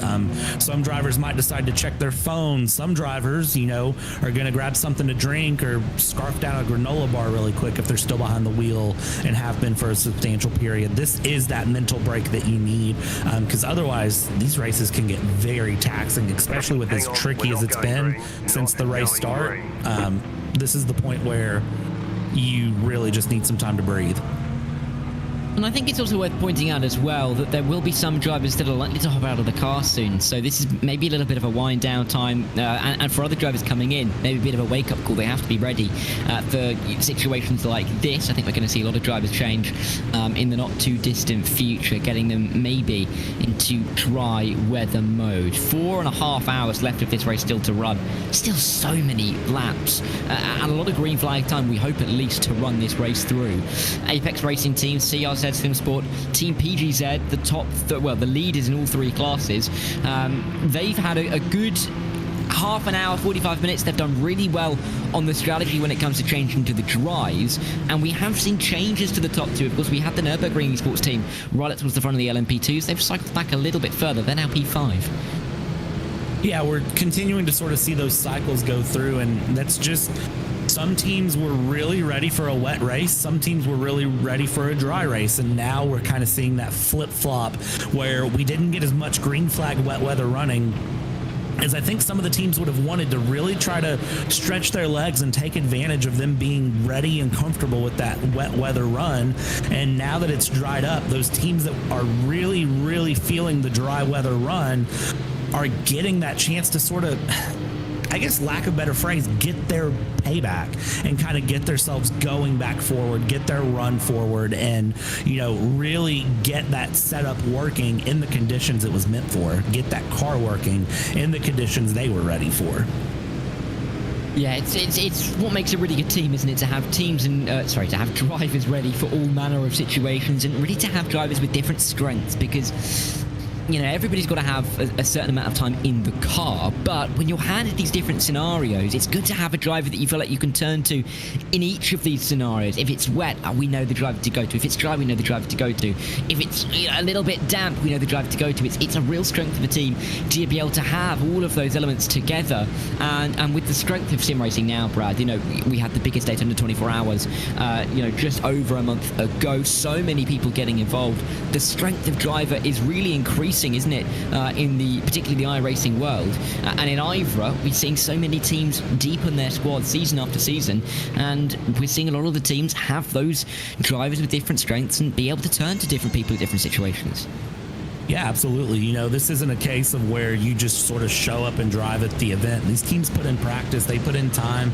They will run, full race simulations with AI cars, or they'll run full race simulations of just time trial sessions and 8-hour sessions where they practice their pit stop strategy, their driver changes. They do everything they can to make sure when they show up here, it's clockwork and they're ready to run. There's no sort of, I'm just going to show up and drive and, compete and be competitive. If you try to do that here in IVRA, you're going to have a bad time. These drivers, are putting in practice. They put in work. They put a lot of dedication into sim racing to get themselves where they are in this position and make themselves as competitive as they can be. It's a very, very strong field.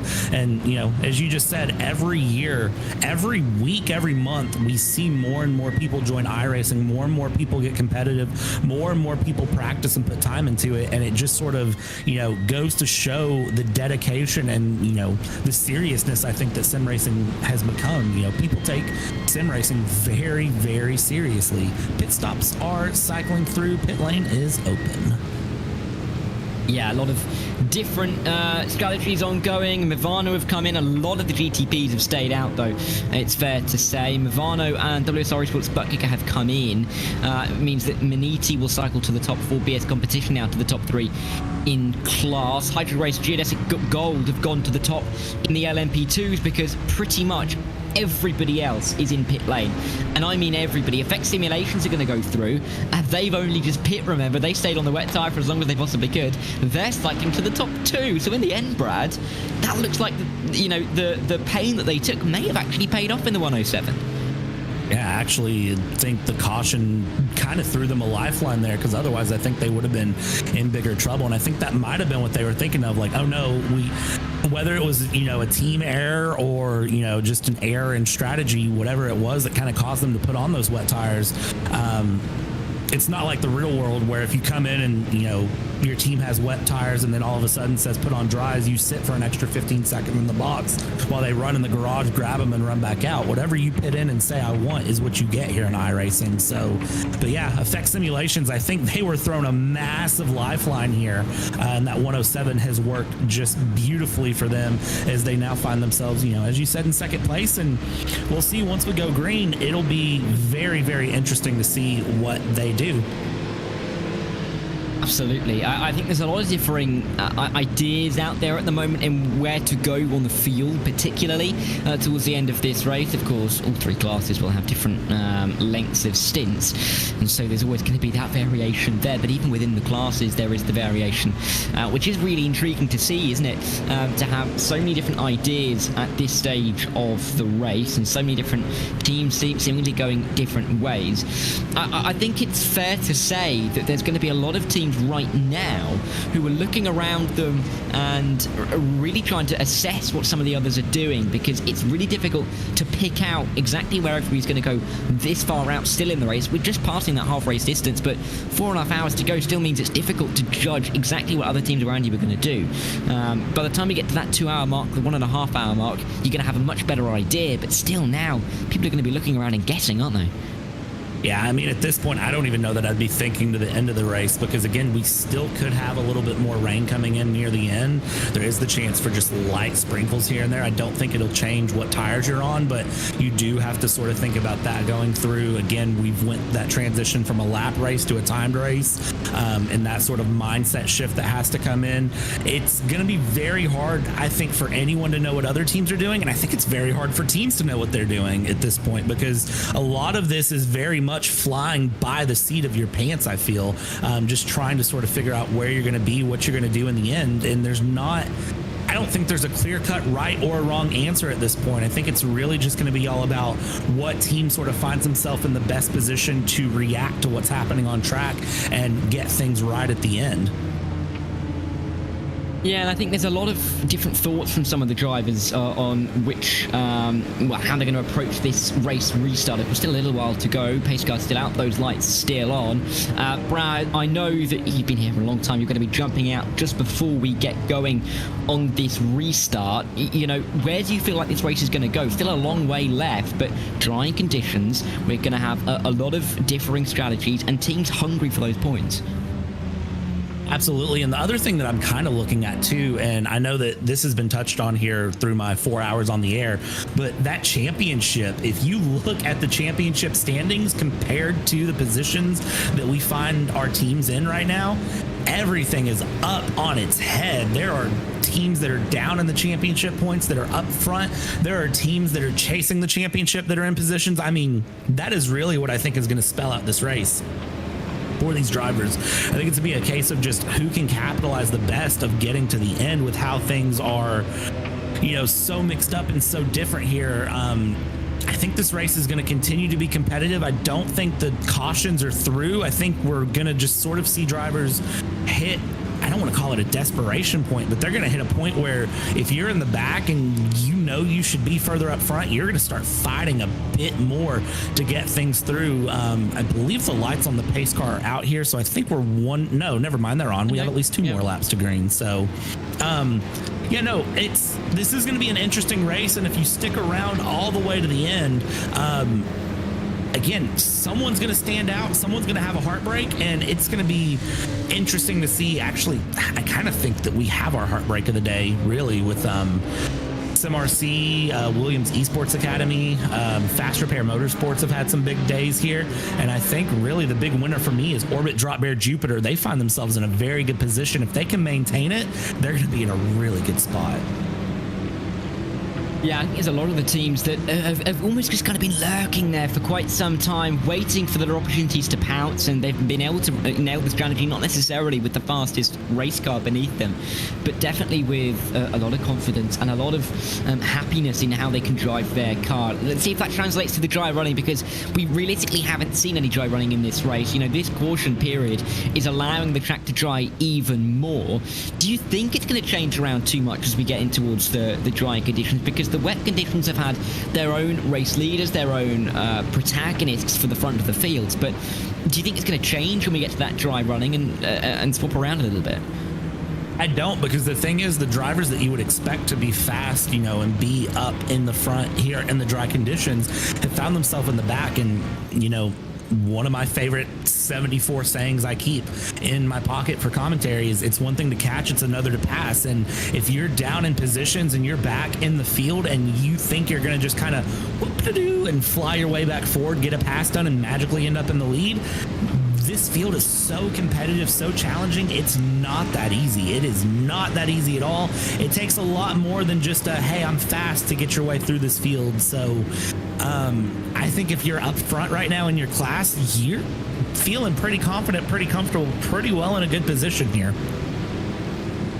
There's going to be quite a few of them in that space of mind. I'm just double checking to see if the pace car lights are still on there. It was emerging through a little bit of mist. Couldn't really tell whether or not they are very much on. There we go. Hugo giving us all of the angles that we need and a great view of the lovely pace car driver who spends a lot of time out on circuit in iRacing, it's fair to say.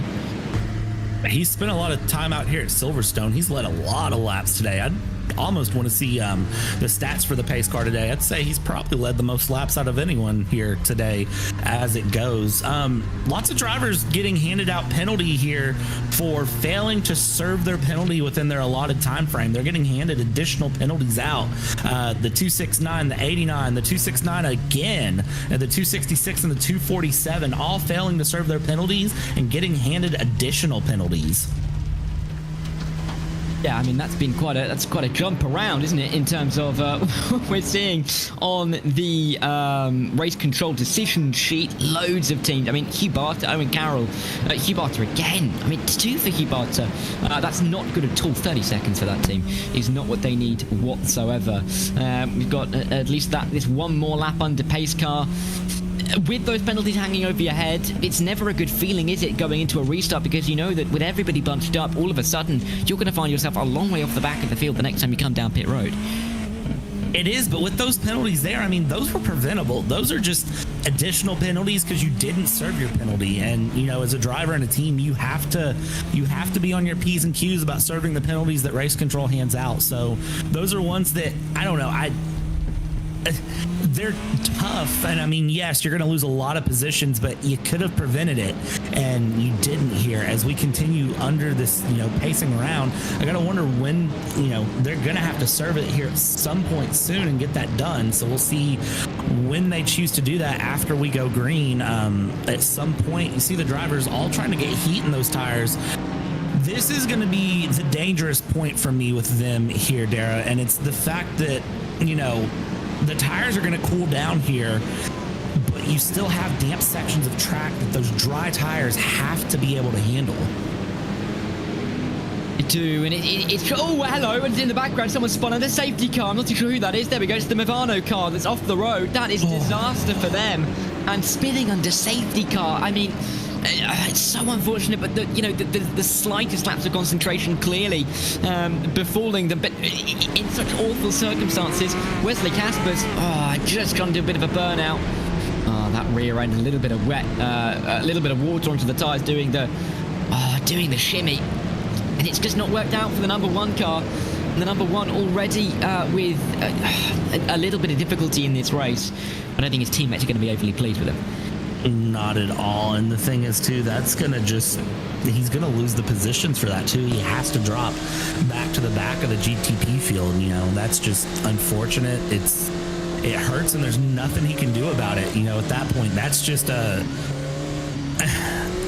lazy Susan style of spin there. Just a slow sort of, you know, the tires don't have the grip, they don't have the temperature, and you ask too much out of them there to try to warm them up, and they just kind of drop off. It doesn't work, and I hate to see it, but hopefully he can recover there. Yeah, hopefully that they'll be able to work their way back through and it doesn't affect them too much. But just the littlest of mistakes is going to looks like it's going to end up being so costly for them in this race, and I'm not going to be too happy about that. It's almost like you were talking about how you can almost relax in these periods. Clearly, it's not all too easy to relax. But Brad, before we let you step out of the box, 4 hours 17 to go. I'm going to say, I'm going to throw you under the bus, quite frankly. From right now, who do you think's winning each of the classes? Just because I think they've had a good run. Orbit, Drop Bear, Jupiter, and GTP. I think in LMP2, I'm going to say Nürburgring Esports. And then I think, honestly, in GT3, I'm going to give it to the Simify Esports team. That's my predictions. We'll see if I'm right. Yeah, well, let's have a little bit of a look. Restart incoming. Brad, thanks so much for your work today. He'll be jumping out. Leary jumping in for the final 4.25 hours. Thanks very much. Thanks very much, Brad, for being with us for the last 4 hours or so of this race. And with still 4 hours 16 to go, myself and Darrow will take you to the flag here in the 1,000 miles at Silverstone. As the green flag will wave again, the pace car pulls in and Marcus Sohom will get us underway once more here. 4 hours 16 still to go in this race as we start lap 119. We're not even nearly halfway through the 1,000 miles, but we are over halfway in the time. That's why we've got our timer up on the top left of the screen. And just as we restart, Sohom immediately off the road, and he's going to go for a spin as well. First action through turn 1 and 2, and immediately the race leader's gone off for a big spin through the first couple of corners. Sam Sutton's going to take the lead for Orbit Drop Bear as a couple of prototypes, not only Marcus Sohom, but one of the others as well going for a spin. It's carnage here out of turn 4. More spins. One of the Cadillacs has been around, along with the BMW as well. There's an Acura off the circuit. There's an LMP2 going for a spin as well. Another chaotic restart here in the first sector. Yeah, tyres just are not ready at the moment. They're too cold. The drivers are almost going too slowly under the safety car because of the wet conditions on the circuit. The very cold conditions on circuit. Tyres just not in that operating window yet. Sam Sutton, happily taking the lead, but for Sohom, for so many others as well. A couple of LMP2s dropping down the field, and Marcus Hamilton, one of them as well. Really difficult moments on this restart, which is going to be so critical. Dear oh dear, what a chaotic restart again. Sam Sutton is going to lead the way. He's not even the leader of this group, by the way. Oh, and now he will be, because Maniti have just gone for a big spin and very nearly come straight back on into him. In fact, there might have been a touch. There might have been a touch because the 79 car has gone, 78, excuse me, has gone off. They were briefly 2 laps down. They've got one of their lap backs. They've got the laps back, I should say. They've gone for a spin. They've clipped Sam Sutton. And now they've lost their rear wing. Again, the Solpec car goes off right in front of the LMP2s. Very nearly smashed into. Look at that out of the Magnussen-Beckett section, by the way. It's all going on down here in LMP2. It's absolute carnage out there at the moment as these GTPs really struggle to get up to speed. Yeah, there's cars all over the road, scrambling for any grip. Well, scrambling off the road, clearly, in the frame there. One of the drivers just deciding that, well, not deciding, but the car just not sticking with them as they make their way in towards Stowe Corner. 1, 2, 3, 4, 5, 6, line of stern as they run their way through the Vale chicane in towards Club. So tricky to get the power down. Frank Schmidt's got the power down, though, and is going on very nicely indeed. Absolutely. This is back in the GT3 class. Matteo Correnza is currently leading the way here for Visceral Esports, but it's not the Visceral Esports car that's, it is the one that's up there in the championship at the moment, the 296. Leading the way ahead of BS Competition in number 289. Then it's Team PDZ. We've got the biggest lot of drivers on the lead lap, by the way, in GT3. We're still 17 up there contending at the moment. That's a look down the inside from Grid and Go on Field and Airs in the BS Turner car.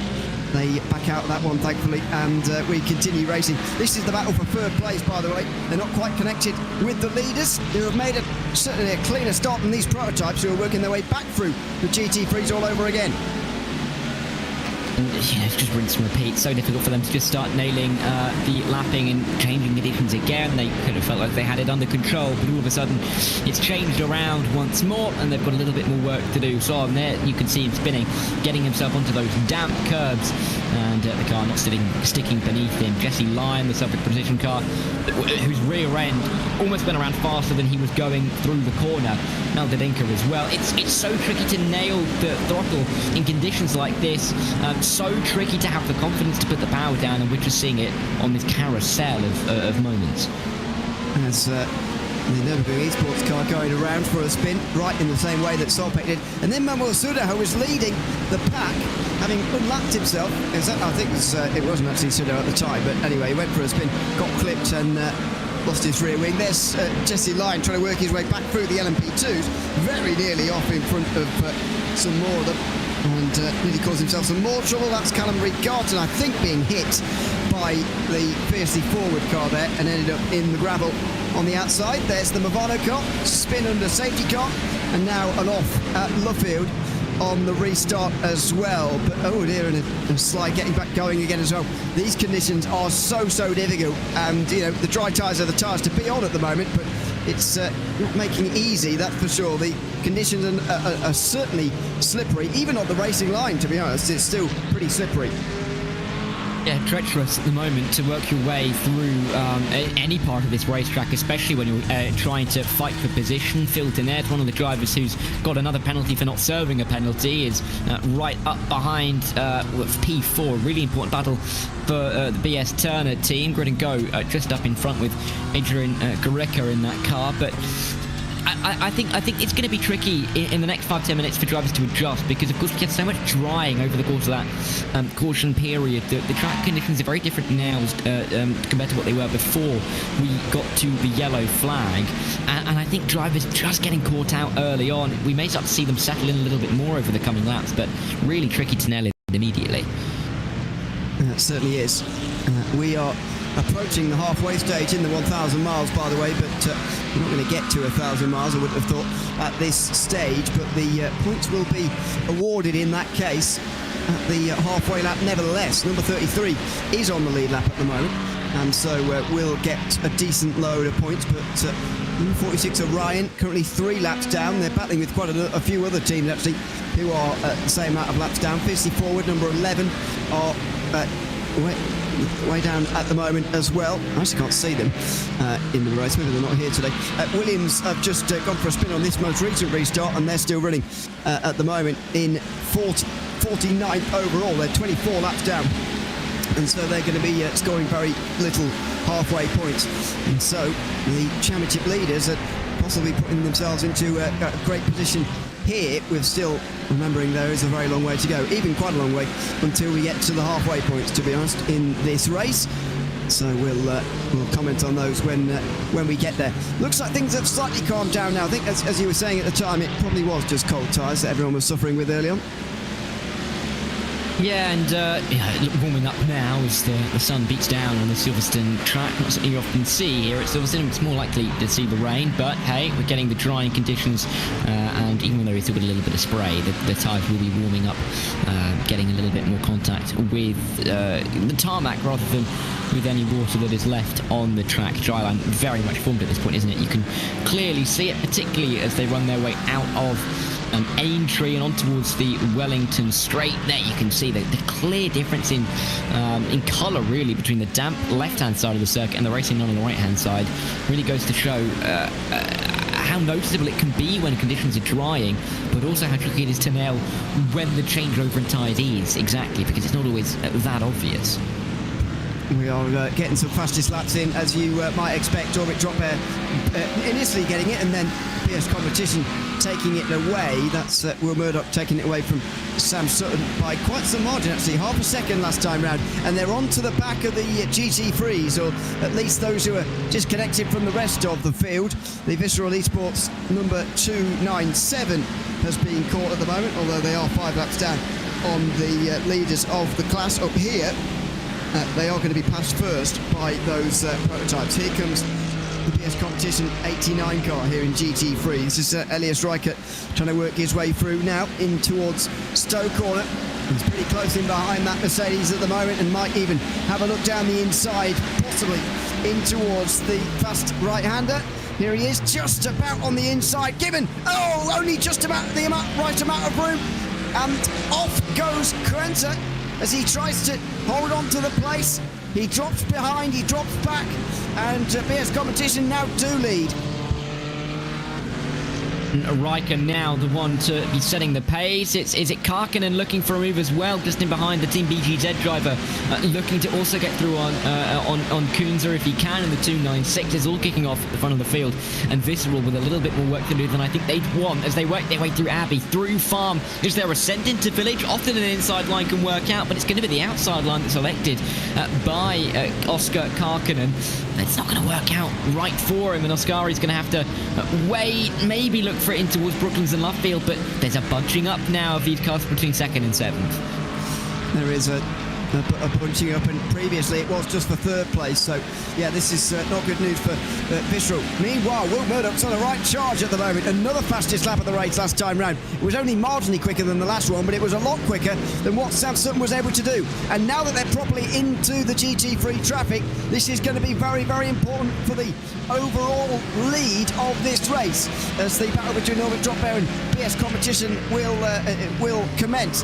Norbert Tamas just in behind is next for Maniti Racing, 3 seconds behind, but he's going to be a lot closer if this continues. They're having to go onto the wet line here to go around these GT3s. They get slippery on the outside, of course. It's going to be very difficult for them. We'll see how they get on, but this is the real key point in the race now, the last bit of traffic before the halfway points are awarded. Yeah, and the half points are going to be important in this race. They're going to feel like more like 60% points, because we're well over half distance now. But it doesn't really matter for the teams and the drivers. They need to get themselves into a good position right now if they want to garner themselves an extra couple of points. So many teams this season have gained nearly as many points at the halfway stage as they have by the end of the race, and there's no exception for some of the teams who are just trying to scrabble their way a little bit further up the order. Murdoch looking for the lead inside line for BS Competition. They've taken the lead in one class. Is it going to be 2? Certainly is. He's on the edge of grip, but he's made it through on the inside line, and Will Murdoch now leads here at Silverstone. The lap free of traffic allowed him to take the fastest lap of the race so far, and he's able to take the lead now as well, away from Orbit Dropbear. And so number 89 makes his way over the line and leads lap number 125. So, or 124, I should say. So Will Murdoch to the front. Number 89, by the way, is way down in 14th place in the championship. They've only had one top 5 all season. Pretty miserable season all in all in the overall championship. But Will Murdoch is putting on a good show at the moment. Still a long way to go, but this is a good start for them. Slicing through another little bit of traffic, and now we'll get a little bit more free of Sam Sutton. This is a good run. Good opening run for Will Murdoch as the caution comes out. That might well take us to halfway. Well, certainly will, even if it is a quick caution. It's going to take a little while for the race to get restarted with the length of the lap here, as Sam Sutton's going to have to rescind, I think, at one or two of those positions that he gained as the caution came out. That's not going to help too much either. But Will Murdoch really doing a good job to get himself to the front of the field. BS Competition going to be much happier about their positioning in this race than they were a second ago, with the lead of the race right now in both the GTP and the GT3 classes. Much better than they've had so far this season, as you explained with the point standings that they're in. The GT3 is going on a little bit better than the GTPs, and they're in championship contention in a way, but they really need big points tonight, otherwise they'll probably count themselves out of it. So the GT3s who were lapped are going to pass the race leader. This is, meanwhile, what happened to bring out the caution. It was all going on for the some of the lead positions in GTP. There's a GT3 already spun to the inside, and it comes through, gets collected there. Andrea Talavale, and he gets back to pit lane okay. But there must have been a stoppage somewhere else that helped this on. Talavale, yeah, very much an innocent bystander in that one. Looked like the Porsche to me was at the start end of all of that. Couldn't really see how it started, to be honest with you, how it quite got there, but either way, that's a lot of damage, that's a lot of crashing, unfortunately, those final few corners, and so it brings up another caution. I'm not sure if you've been keeping count on what number this is, but we've had quite a few. Yeah, it's been a fair few. I mean, I'm not exactly sure. I remember I went away after the first couple of laps in this race and came back, and after what I felt like was an eternity, and we were on something like lap 17, so we've had a fair few. Michael Ross it is who's caught up in all this in the 236, and that's not exactly what was needed for the composite performance car as they run their way, well, I say run their way, almost limp their way around the final couple of corners, as there was almost a little bit of afters in the Bell chicane. There was a Mustang. Ross couldn't get that back, pulls it into the gravel, and that's the end of that for him. So that brings out another caution with 4 hours and 2 minutes to go. They had a meatball flag by the looks of things, which is why they pulled over as well. So the pace car will pick up the leader here, and we'll see the GT3s go on past, or quite a lot of them. So, Murdoch did get quite a few, I should say, of those GT3s. So there will be quite a few to go past him here. He'll join, as I say, the back of the pack, and then we'll order them correctly before getting back underway again. This is lap 126, so in 3 laps time they'll be on the last lap before the halfway points. Now, he's mentioned it's going to be a quick yellow. Well, how quick is it going to be, and how many laps are they going to have? Is it going to be maybe even a 1-lap dash to the halfway point, possibly? Well, I'm not too sure. I'm not even sure if it necessarily will be a quick yellow, but we'll have to wait and see. I mean, it was less than 15 minutes, wasn't it? I'll tell you, between the 2 cautions, which means that it should be, by rights, a quick yellow, but I don't necessarily know that will mean that will be how it goes. BS Competition will be happy with it going either way, really. I think they'd probably like it to be a little bit longer, because they get a little bit longer in the lead and the clock runs down that bit further, but I think we are going to cross in towards the stick now at the end of this lap, and whether we come in, well, obviously the pace going to the pit lane may just be a little bit insignificant for BS Competition. See how long this is going to be, though. I mean, you know, there is no reason that the pit lane should open, I don't think, this time round. So we should just continue on with the pace car pulling in pretty shortly, but we'll see about that. Just over 4 hours to go then here in this race. You're watching another round of the IVRA Endurance Series. This is round 4 in season 24-25. And this is the 1,000 miles of Silverstone, with BS Competition currently leading the way. I think what tells the story of this race so far most, or best, is the fact there are only 6 cars on the lead lap. BS Competition, Orbit Dropbear Jupiter, Maniti Racing, WSR Esports Buckkicker, Apex Racing Team, who lost the lead on that last restart, by the way, and Movano Azzurro, the championship leaders, coming into this round. But only 6 after 5 hours of racing is pretty remarkable. Yeah, it really is impressive. At this stage, it's been a fairly long race to this point, but as we get into that 6th hour, it's not going to be it's not going to be the easiest thing for these drivers to manage. I've just had a quick look at the regulations, and I'm maybe getting myself confused between the IVRA Club Sport Series and the IVRA Endurance Series. There's no mention of a fast safety car in the Endurance Series regulations. We may just be going for as long as we were before, even. Okay. I thought you had it right the first time, but well, this way I've got it right either way, and I've got it wrong either way. So I'm both correct and incorrect at the same time. I'm not sure which regulations you're reading, because I've just had a search for a short safety car procedure, and indeed there is one in the endurance regulations. So I'm not sure how you manage that. It can be initiated within 15 minutes of any start or restart, and the race control can use the sort procedure, which should mean that the pit lane doesn't open. But to be honest with you, I just believed you that the caution came out within 15 minutes of restart. That might not have been true. I didn't time when we restarted. I think it was correct, but yes, it's definitely, because it came in at 4 hours 16, didn't it? Because when you jumped in right on the hour, so yes, it was under that period. Only just within 15 minutes yet, so it should be a short yellow, but obviously we got it. Well, someone's in the pit lane now. Hydro Race Geodesic Racing are in from LMP2, so make that make sense. Hang on, we're not going green. 162 is in pit lane for the moment.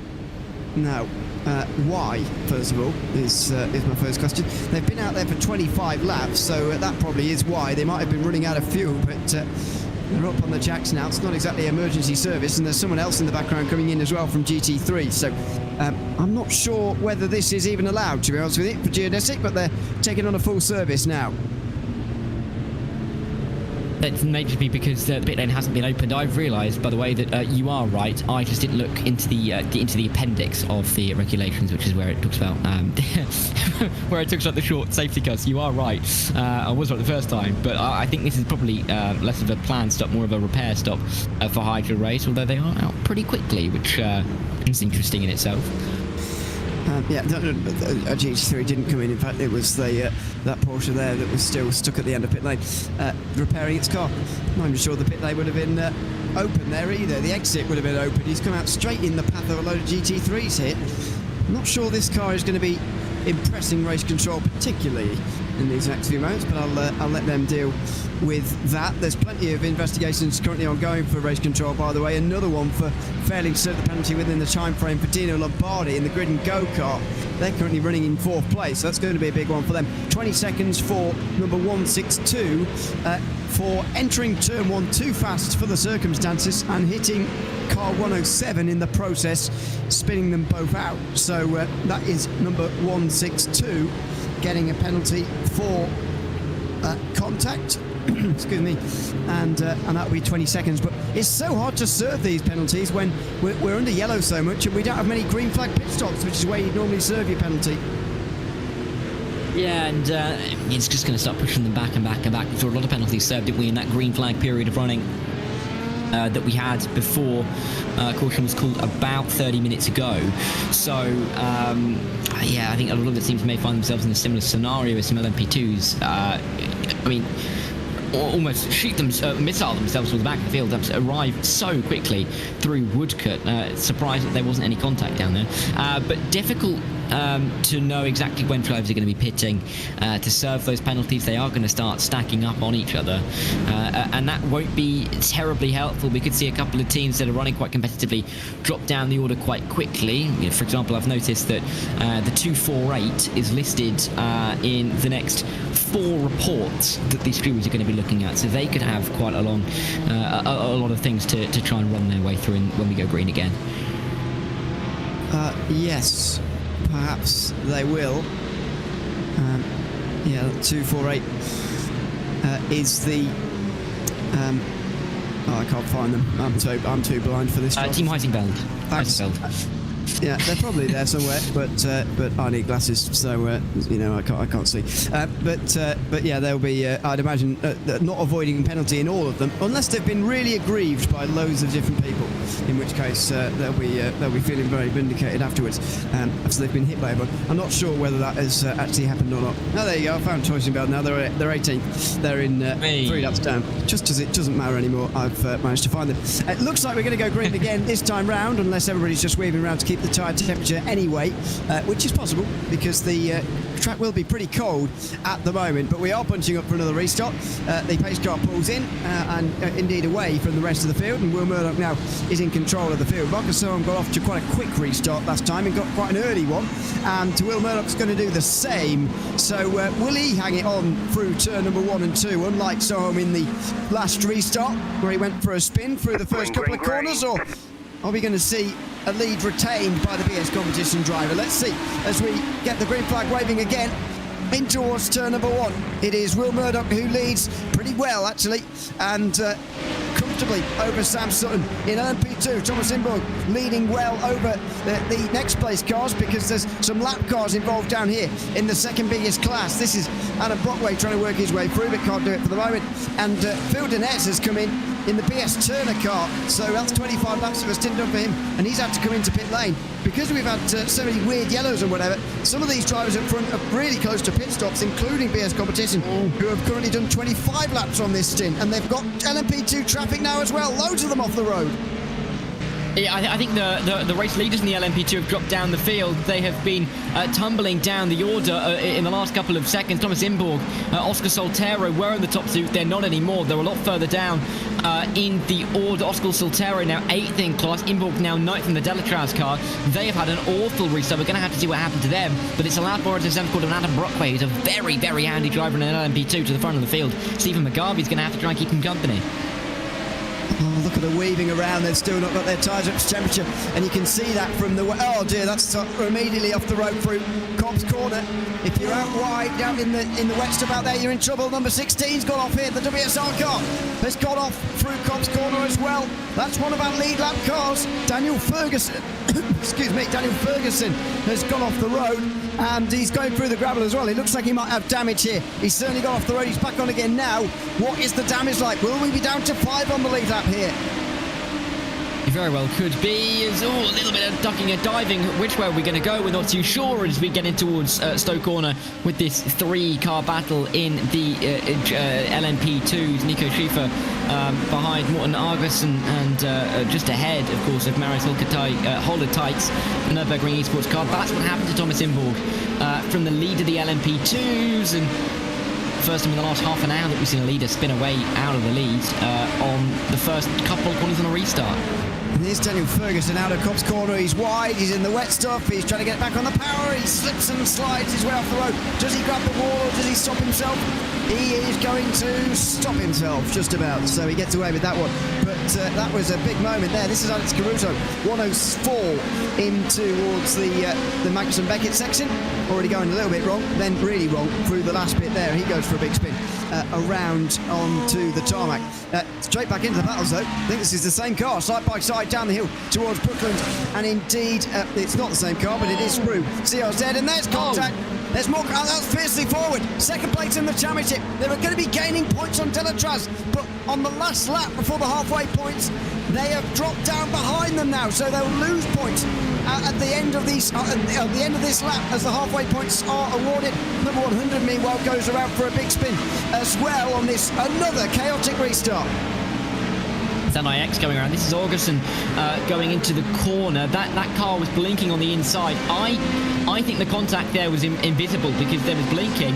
Augustin's gone around and then the cars appeared at the part of the circuit that he just occupied. So I don't believe there was any intention there. And the slight drop of connection may have been really costly as we see more battling coming out of the corner.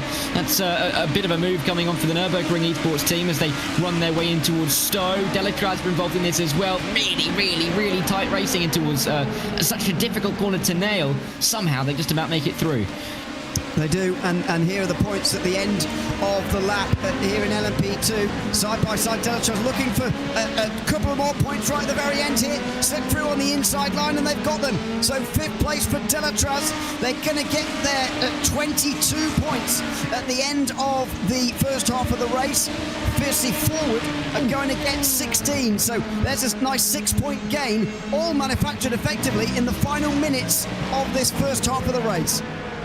CRZ went around in the final corner as well in the LMP2 class. They've dropped down the order. You could just about see them in the background as we worked our way through turn 1 with this little group of cars. But they were running in towards the top 4, I think it was, in the class, and all of a sudden are going to cross the line in 8th, and that's a big drop of points in the end for them. Unfortunate, really. Delatraz doing a good job to get themselves back in front. Interesting that we have the Nürburgring Esports car on the wet tyres at the moment. They're the only car inside the leading groups of cars on the wet tyres at the moment. I'm doubting that graphic. I'm seeing the same thing as you, but it can be wrong. It can be wrong sometimes. No, it will be because 14. Yeah, no. That stint's too long. That will have changed. Yeah, correct. Okay. Since I got a bit early on the halfway points, by the way, I thought I can't do maths either. Meanwhile, battle for third continues on. It's actually about for second, I suppose. Fiercely forward, Visceral, just up in front here with PGZ next. PGZ looking very similar to Fiercely forward, of course. Here comes Britain Go Esports, though, down on the inside line, and they are not going to get through in towards Cobb's Corner. They've realised, I think, that going side by side through the high-speed right-hander is not a good idea, but they've got a little bit of free track space for now, apart from some prototypes who are picking their way back through again. after the troubles earlier on, and so they'll sort themselves out. But hopefully this time round we can get into a bit more of a rhythm, and we can see a green flag run, but that's not looking too likely at the moment. It's still all very busy out on the racetrack with just under now 4 hours still to go. Towards Stowe they come as well. Difficult to nail this corner. We've got one of the Grid and Go cars sitting just in behind the Team PPZ with Oskari Karkinen underneath or behind the windscreen. Interestingly, battling the GT3s, isn't it, that we have so many cars so close together. Really a top 14 at the moment. 14 cars by 16 seconds, top 13 split by 12. You know, it's a close battle towards the front of the field. There are a couple of gaps as Simify in the background go. WSR Esports Bucket can go off the road. Alexander Davidson's going to drop down behind Simify and Maniti, and maybe Hydro Gigas Racing as well. But the close quarter nature of this battle is going to be really intriguing, I think, in this green flag stint, because, you know, how's it going to materialise when we get to pit stops? Oh, there's a move from Adrian Garake in the Grid and Go kart. Can't quite make it work, and Jonas Rutten trying to take advantage, ends up losing out. So Alexander Spets goes through in the Drago Racing car. He got in, there he is, in the red Ferrari. And now he'll dive to the inside, well, he not quite, of Adrian Garake in the 247. He had a little look, he didn't quite go for it, and he just holds off for the moment. That was close though, on the way down towards Brooklands, and he just has to get back into line. Good battling though between these two at the moment, and Garake is going to try and focus forward instead at Oskari Karkinen in the 221, and trying to pass him, but that was a close moment. Now the prototypes are getting pretty close again here to these GT3s. PS Competition still leading, but now by over 3 seconds. Yeah, and it's a decently comfortable margin for Will Murdoch at the moment, just getting away a little bit like a fox at the front, slyly going about his business. That's not really able to do anything in the back of him at the moment. Interesting as well to see that Maniti themselves are off the back of Orbit and Apex 2. There isn't really anything to fight for at the front of the GTP right now, as there is at the front of the LMP2 down in front of the GT3s. Just gapping out a little bit more. Some would expect that, with it being the smallest class, and with them about to get really into quite a lot of lapping of cars. Will Murdoch right to the back of the train now. It could get a little bit wider, or maybe even smaller, depending on how this works out, but that's kind of what breeds gaps, isn't it? Just having to lap a lot of cars.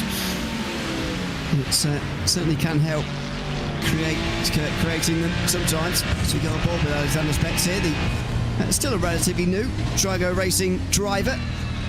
Used to be one of the Williams Esports fold, but moved over to the Drago Racing team.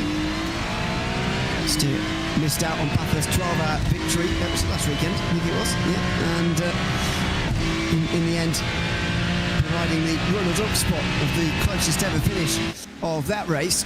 Feels like we're going to have quite a close finish to this race, to be honest, with the cautions keeping everybody so close together. But right now, a very, very different feel to this one as we complete lap 133.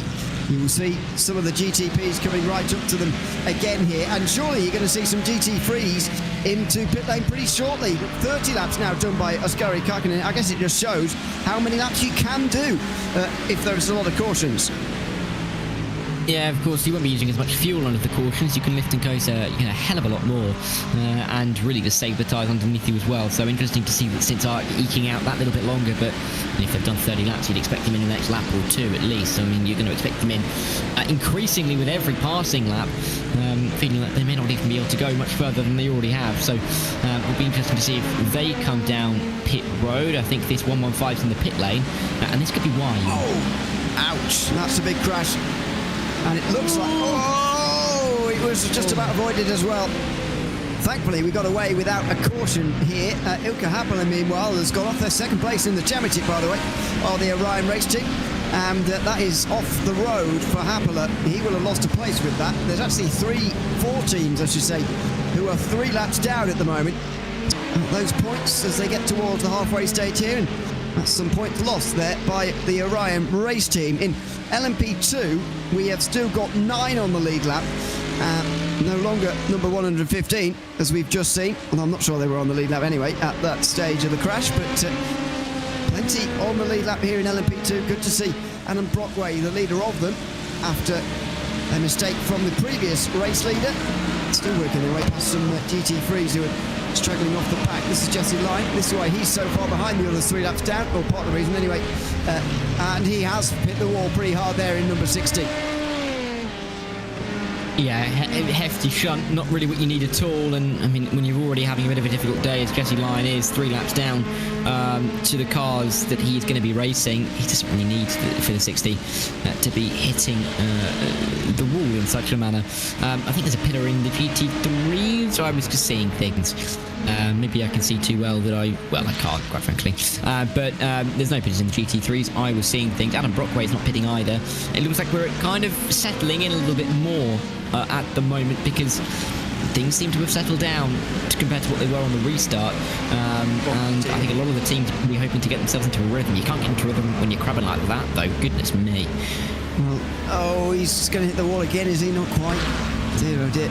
He's having a job getting that home.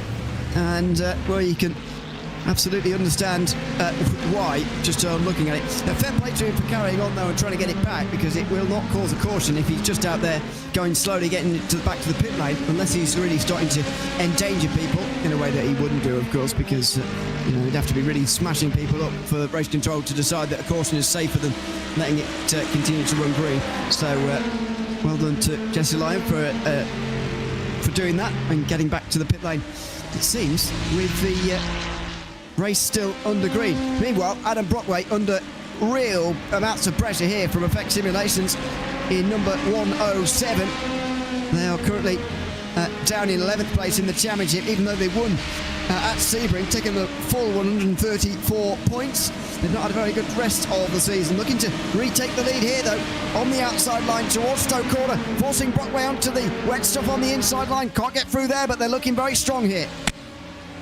They are, and this looks like it could be a move in the offing for Effect Simulations outside line. That's going to be difficult to walk around the outside there, as well as getting into a little bit of dampness on the circuit on the outside line. It's always going to be difficult to send it late, get your nose to the inside without making contact with the rail chicane. Running through club shows that it may not be the fastest way through. Flashing of the lights from the driver 4th in this train. That's Thomas Imborg in the Delatrans Automotive car.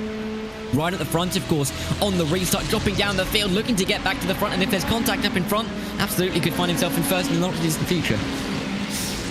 He's going to get the exit out of turn 4 here, and he needs to do something about this, because he is getting caught from those behind. You can see them right behind, side by side, battling between Teletras and the SRN TFR Alliance, and this could be 2 by 2, if you like, in towards Brooklands. Outside line for the 107 again. Then later on the brakes here. They'll be on the wet stuff, but they're just going to get away with it, are they? He's going to run a little bit wide, but he's going to get the lead.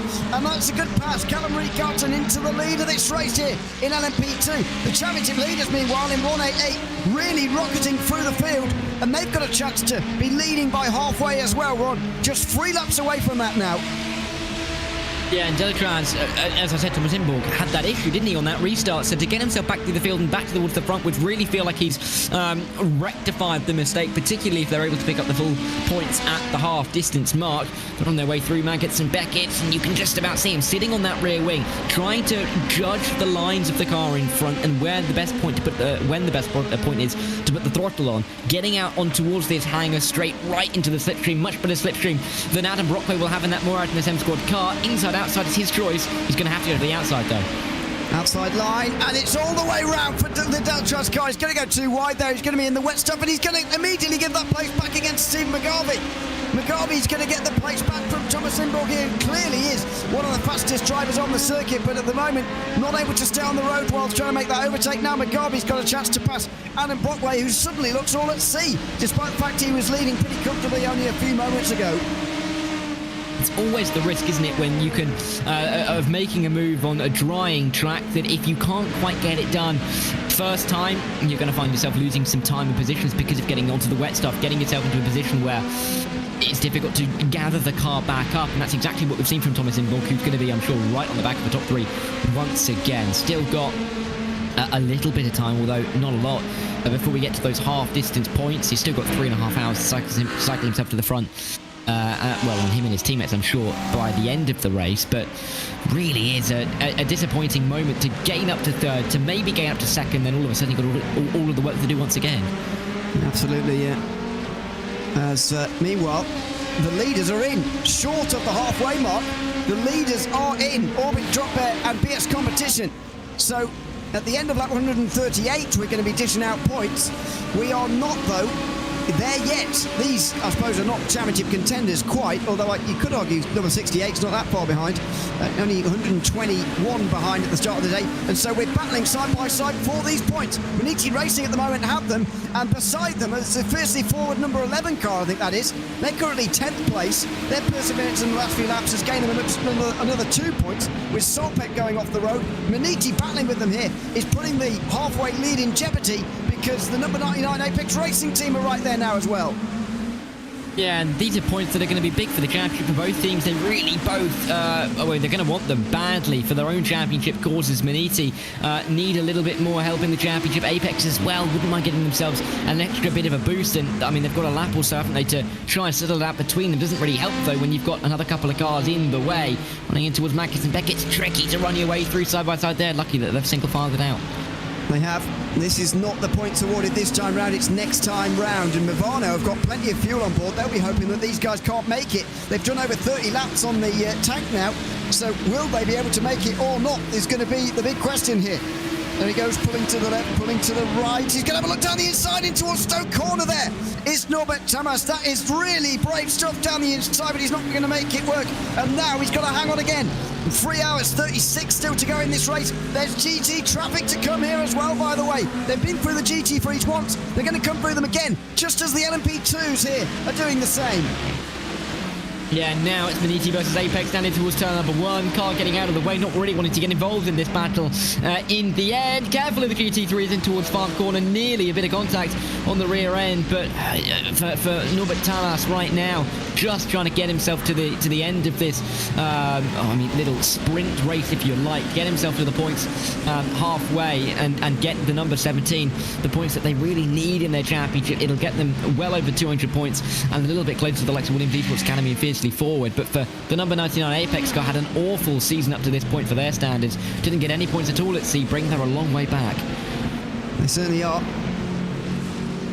And we'll see who comes out on top here at the end here in LMP2 as well. We'll try and watch them all over the line here in the classes, but it's going to be almost impossible. Here comes Adam Brockway on the inside line of Stephen McGarvey. There is Inborg just in behind as well, trying to take advantage, and he's surely going to try and follow through whoever prevails out this battle. It's going to be number 107 to take the 34 points at halfway, the maximum. But who's going to take second place? McGarvey's off, and now Inborg benefits from that in a role reversal from earlier on. Yeah, and all of a sudden, as the points are awarded, it's a very good little moment for the guys who just gained the positions, including Inborg, but just not good to see going off the road. Stephen McGarvey, he didn't really need to make that mistake, and it's going to cost him and the team an extra couple of points. Solm as well. Actually, they're going to have to go one more lap for the points, aren't they? Because Tamas and Solm haven't got there yet. So this is where Tamas is going to pick up his points. Or is it? He's gone off the road, hasn't he? Is he coming to the pit lane? So what do they do here? Do they award him with the points because he is technically ahead, is he, when they cross the line? Oh, that's going to take some working out from race control. We'll wait for word on who has won at halfway, but it's certainly going to be 1 and 2, the Apex Racing team and Maniti Racing. Then third, I guess most importantly, third place has gone to Movano Azuro. That's a nice 27 points picked up there, and they've extended their championship lead provisionally. This is all provisional, by the way. It is provisionally a 46-point championship lead over Orion, who have only got 6 points now over Fiercely Forward, who have also got 6 points over Williams. That is your top 4 in GTP. In LMP2, Delatras did get up to second place at the end there, so they will get their 30 points and they'll extend their championship lead again provisionally to 23 points. Well, I'm not sure they crossed the line yet, so have they, to secure their points? They probably haven't, so we're just waiting for this to come through. But if it stays as it is, then they're going to extend their championship lead to 23 points. Delatras, a great last few moments for Thomas Inborg here, who's really earned them some points in these last 10 laps. Yeah, has done a really good job to get himself back into towards a little bit more of a competitive nature after the mistake that was made not too long ago. But oh no, bro, that's Brockway around down towards the Bell chicane, and he's in a horrible place on the circuit. He certainly is. Where is he going to get out from here? Well, he'll just wait for a small gap and then he'll get going again. He'll be fine. But Brockway has really started to struggle after leading not so long ago. He's been struggling now in this race. He was trying to go around one of the Simify cars who was coming into pit lane, and Brockway is hit in the rear. I'd be surprised if he doesn't have any suspension damage from that. Let's see it again from the aerial count this time. He's gone to the outside. Oh, and then there's the GT3 coming into the pit lane there, hitting into the back of Brockway. Not too sure what race control will have to say about that one, but I'm not sure how kindly that'll be looked upon. I'm not sure going around the outside was the best idea to sort of shake yourself there. But anyway, we'll see if race control have anything to say about that. At number 248 did get a couple of that's the Hoisingberg car, by the way, did get a pair of 10-second penalties for first failing to facilitate the 262 car when approaching the 6th turn. That's Brooklands, and then for reacting to a move from the 216, which should have been facilitated because they're laps down. I presume that means Hoisingberg are laps down, because they are indeed at the moment 3 laps down in the race. So you do have to be a little bit more, a bit nicer to those on the lead lap. Car 229 has got a 10-second penalty for contact under braking. That is Scuderia and Volpit by P1 in there. 6 laps down as Maniti Racing are often in the wall.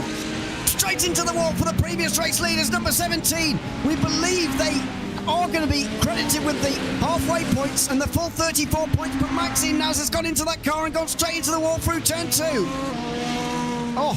Disaster immediately for him, just not getting the car in the right window from the get-go, and Maxime is it's going to be gutting. Let's see it again into towards turn 1. We've seen a fair few victims of this turn 1 onto the water, onto the curb. Oh, and then the big contact with the rear. That's really what's going to damage the car, not necessarily the spin, but the hit from the rear, the front end impact into the wall. That is disaster for Maniti, absolute disaster. It's pretty bad news for Sam Southern as well, who was right behind him in the drop air car. I'm pretty sure it was him anyway. Bang, there you go. That's a lot of contact there for number 68. And, well, they're not going to be undamaged after that, I would have thought. Side by side, meanwhile, I think this is for the effective race lead, and there's contact here. There's going around. 289's gone around this time. They're going to get hit here. They're going to get hit. They spun back onto the racing line. They're rejoining again now, and they will be avoided, but they were definitely hit by Thirsty Forward. This is one of the big names, one of the huge names, PS competition, going for a spin through Stoke Corner, and now they're having to come to pit lane as well. Been lucky, if anything, that they're so close to pit lane, but not what they need at all. We're leading the race a little while ago, not a million years ago either. There's Ruben Bonga now in the car, spinning around, and where's the contact? There it is, and that suspension is going to be absolutely done for on the rear left. And Ruben Bonga's probably got a little bit of damage to repair in the pit lane. Contact in towards Stowe. I mean, the slightest bit of contact putting him offline, then putting him into the spin, and then just getting collected. Nowhere for the car behind to go, apart from maybe applying some brake. But yeah, not what they need at all. And it's Luc Ravier who's not going to benefit from that in the 221. Sorry, it was not Fizzy Forward. I was getting mixed up with PGZ. It was indeed 221 of PGZ, who have now pulled off to the side of the road. Are they close enough to that stewards or that marshal's post there to be pulled in under green, or are we going to see another caution? I wonder. We will wait and find out here with 3.5 hours still to go. Aztec Sinsworth's Visceral, meanwhile, come into the pit lane, number 296. I haven't talked about those halfway points yet, but unofficially, they did gain some of their points back, but they are still 3 behind Grid and Go in the standings as far as my live standings are going. So still pretty close between those two teams who started the day just 8 points apart in the championship standings. All very provisional, of course, and it's worth remembering there's still 3 rounds to go after this round in the IVRA Endurance Series. A very long way to go.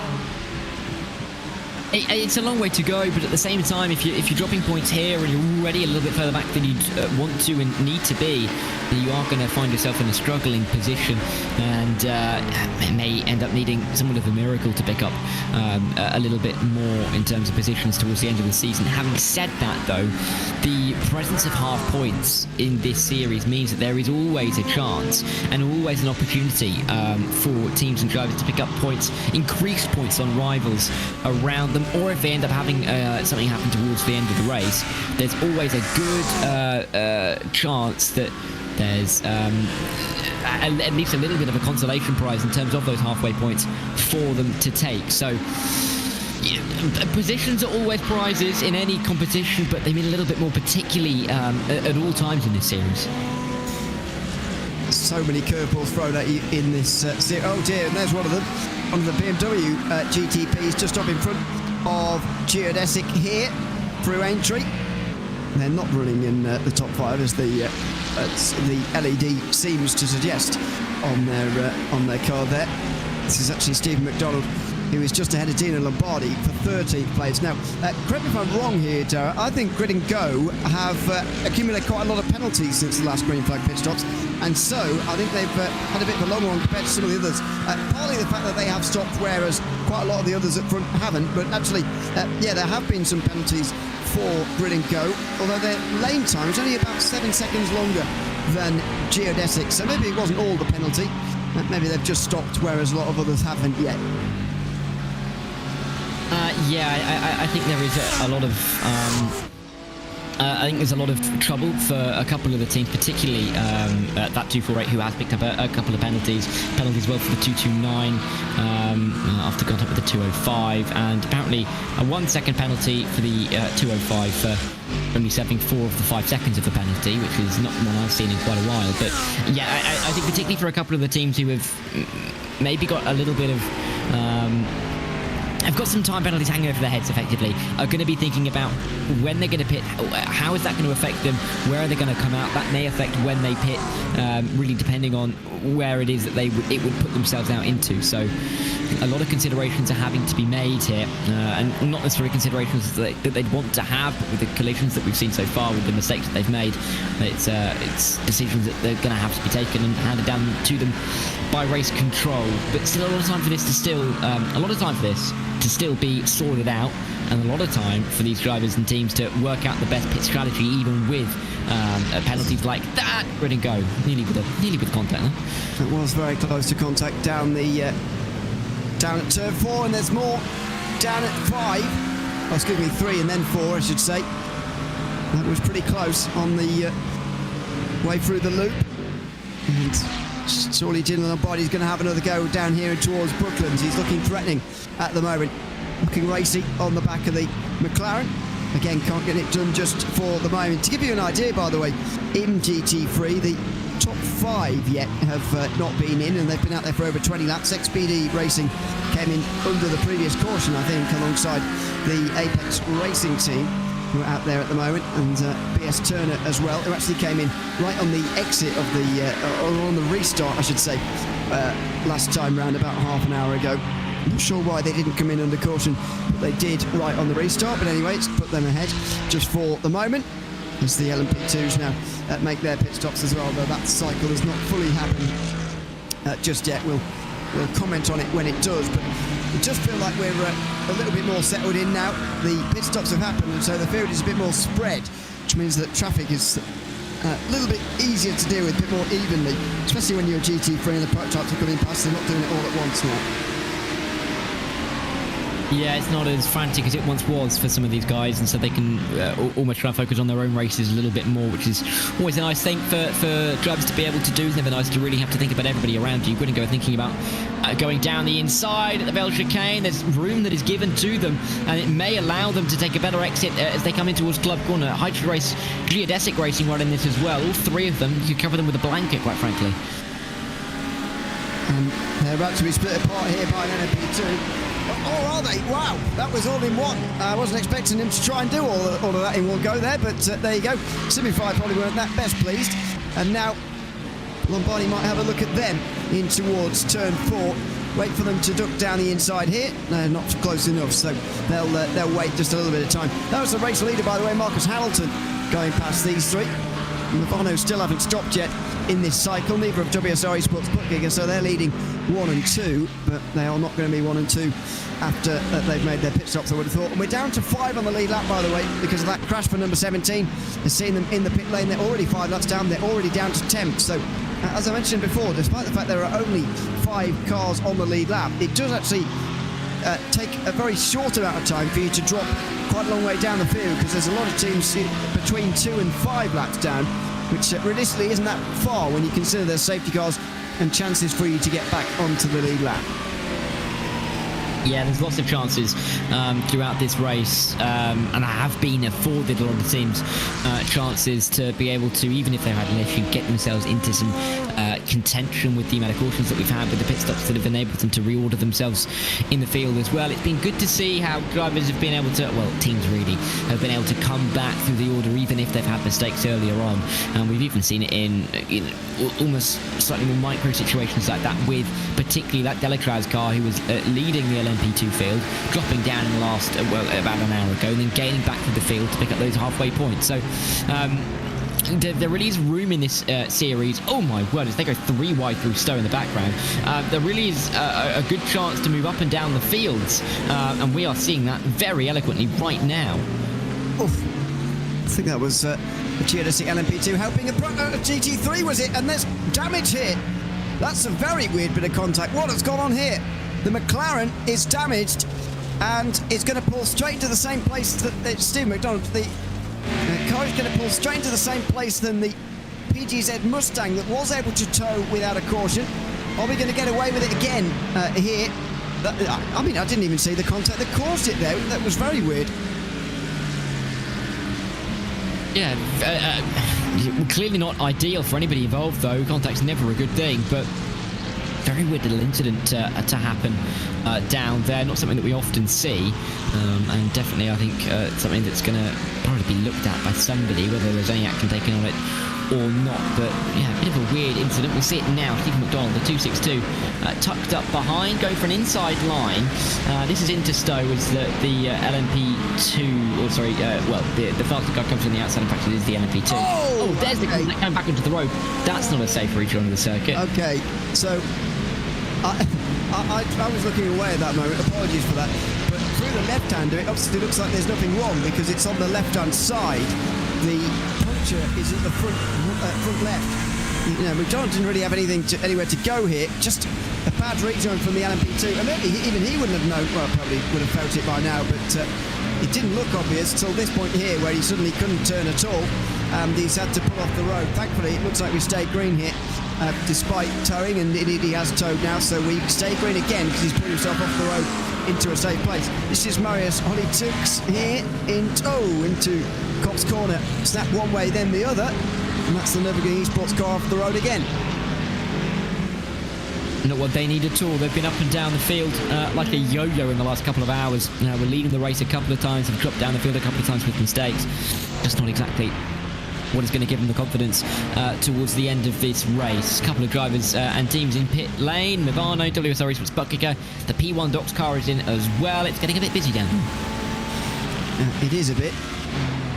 This is the time for GTP pit stops, it seems.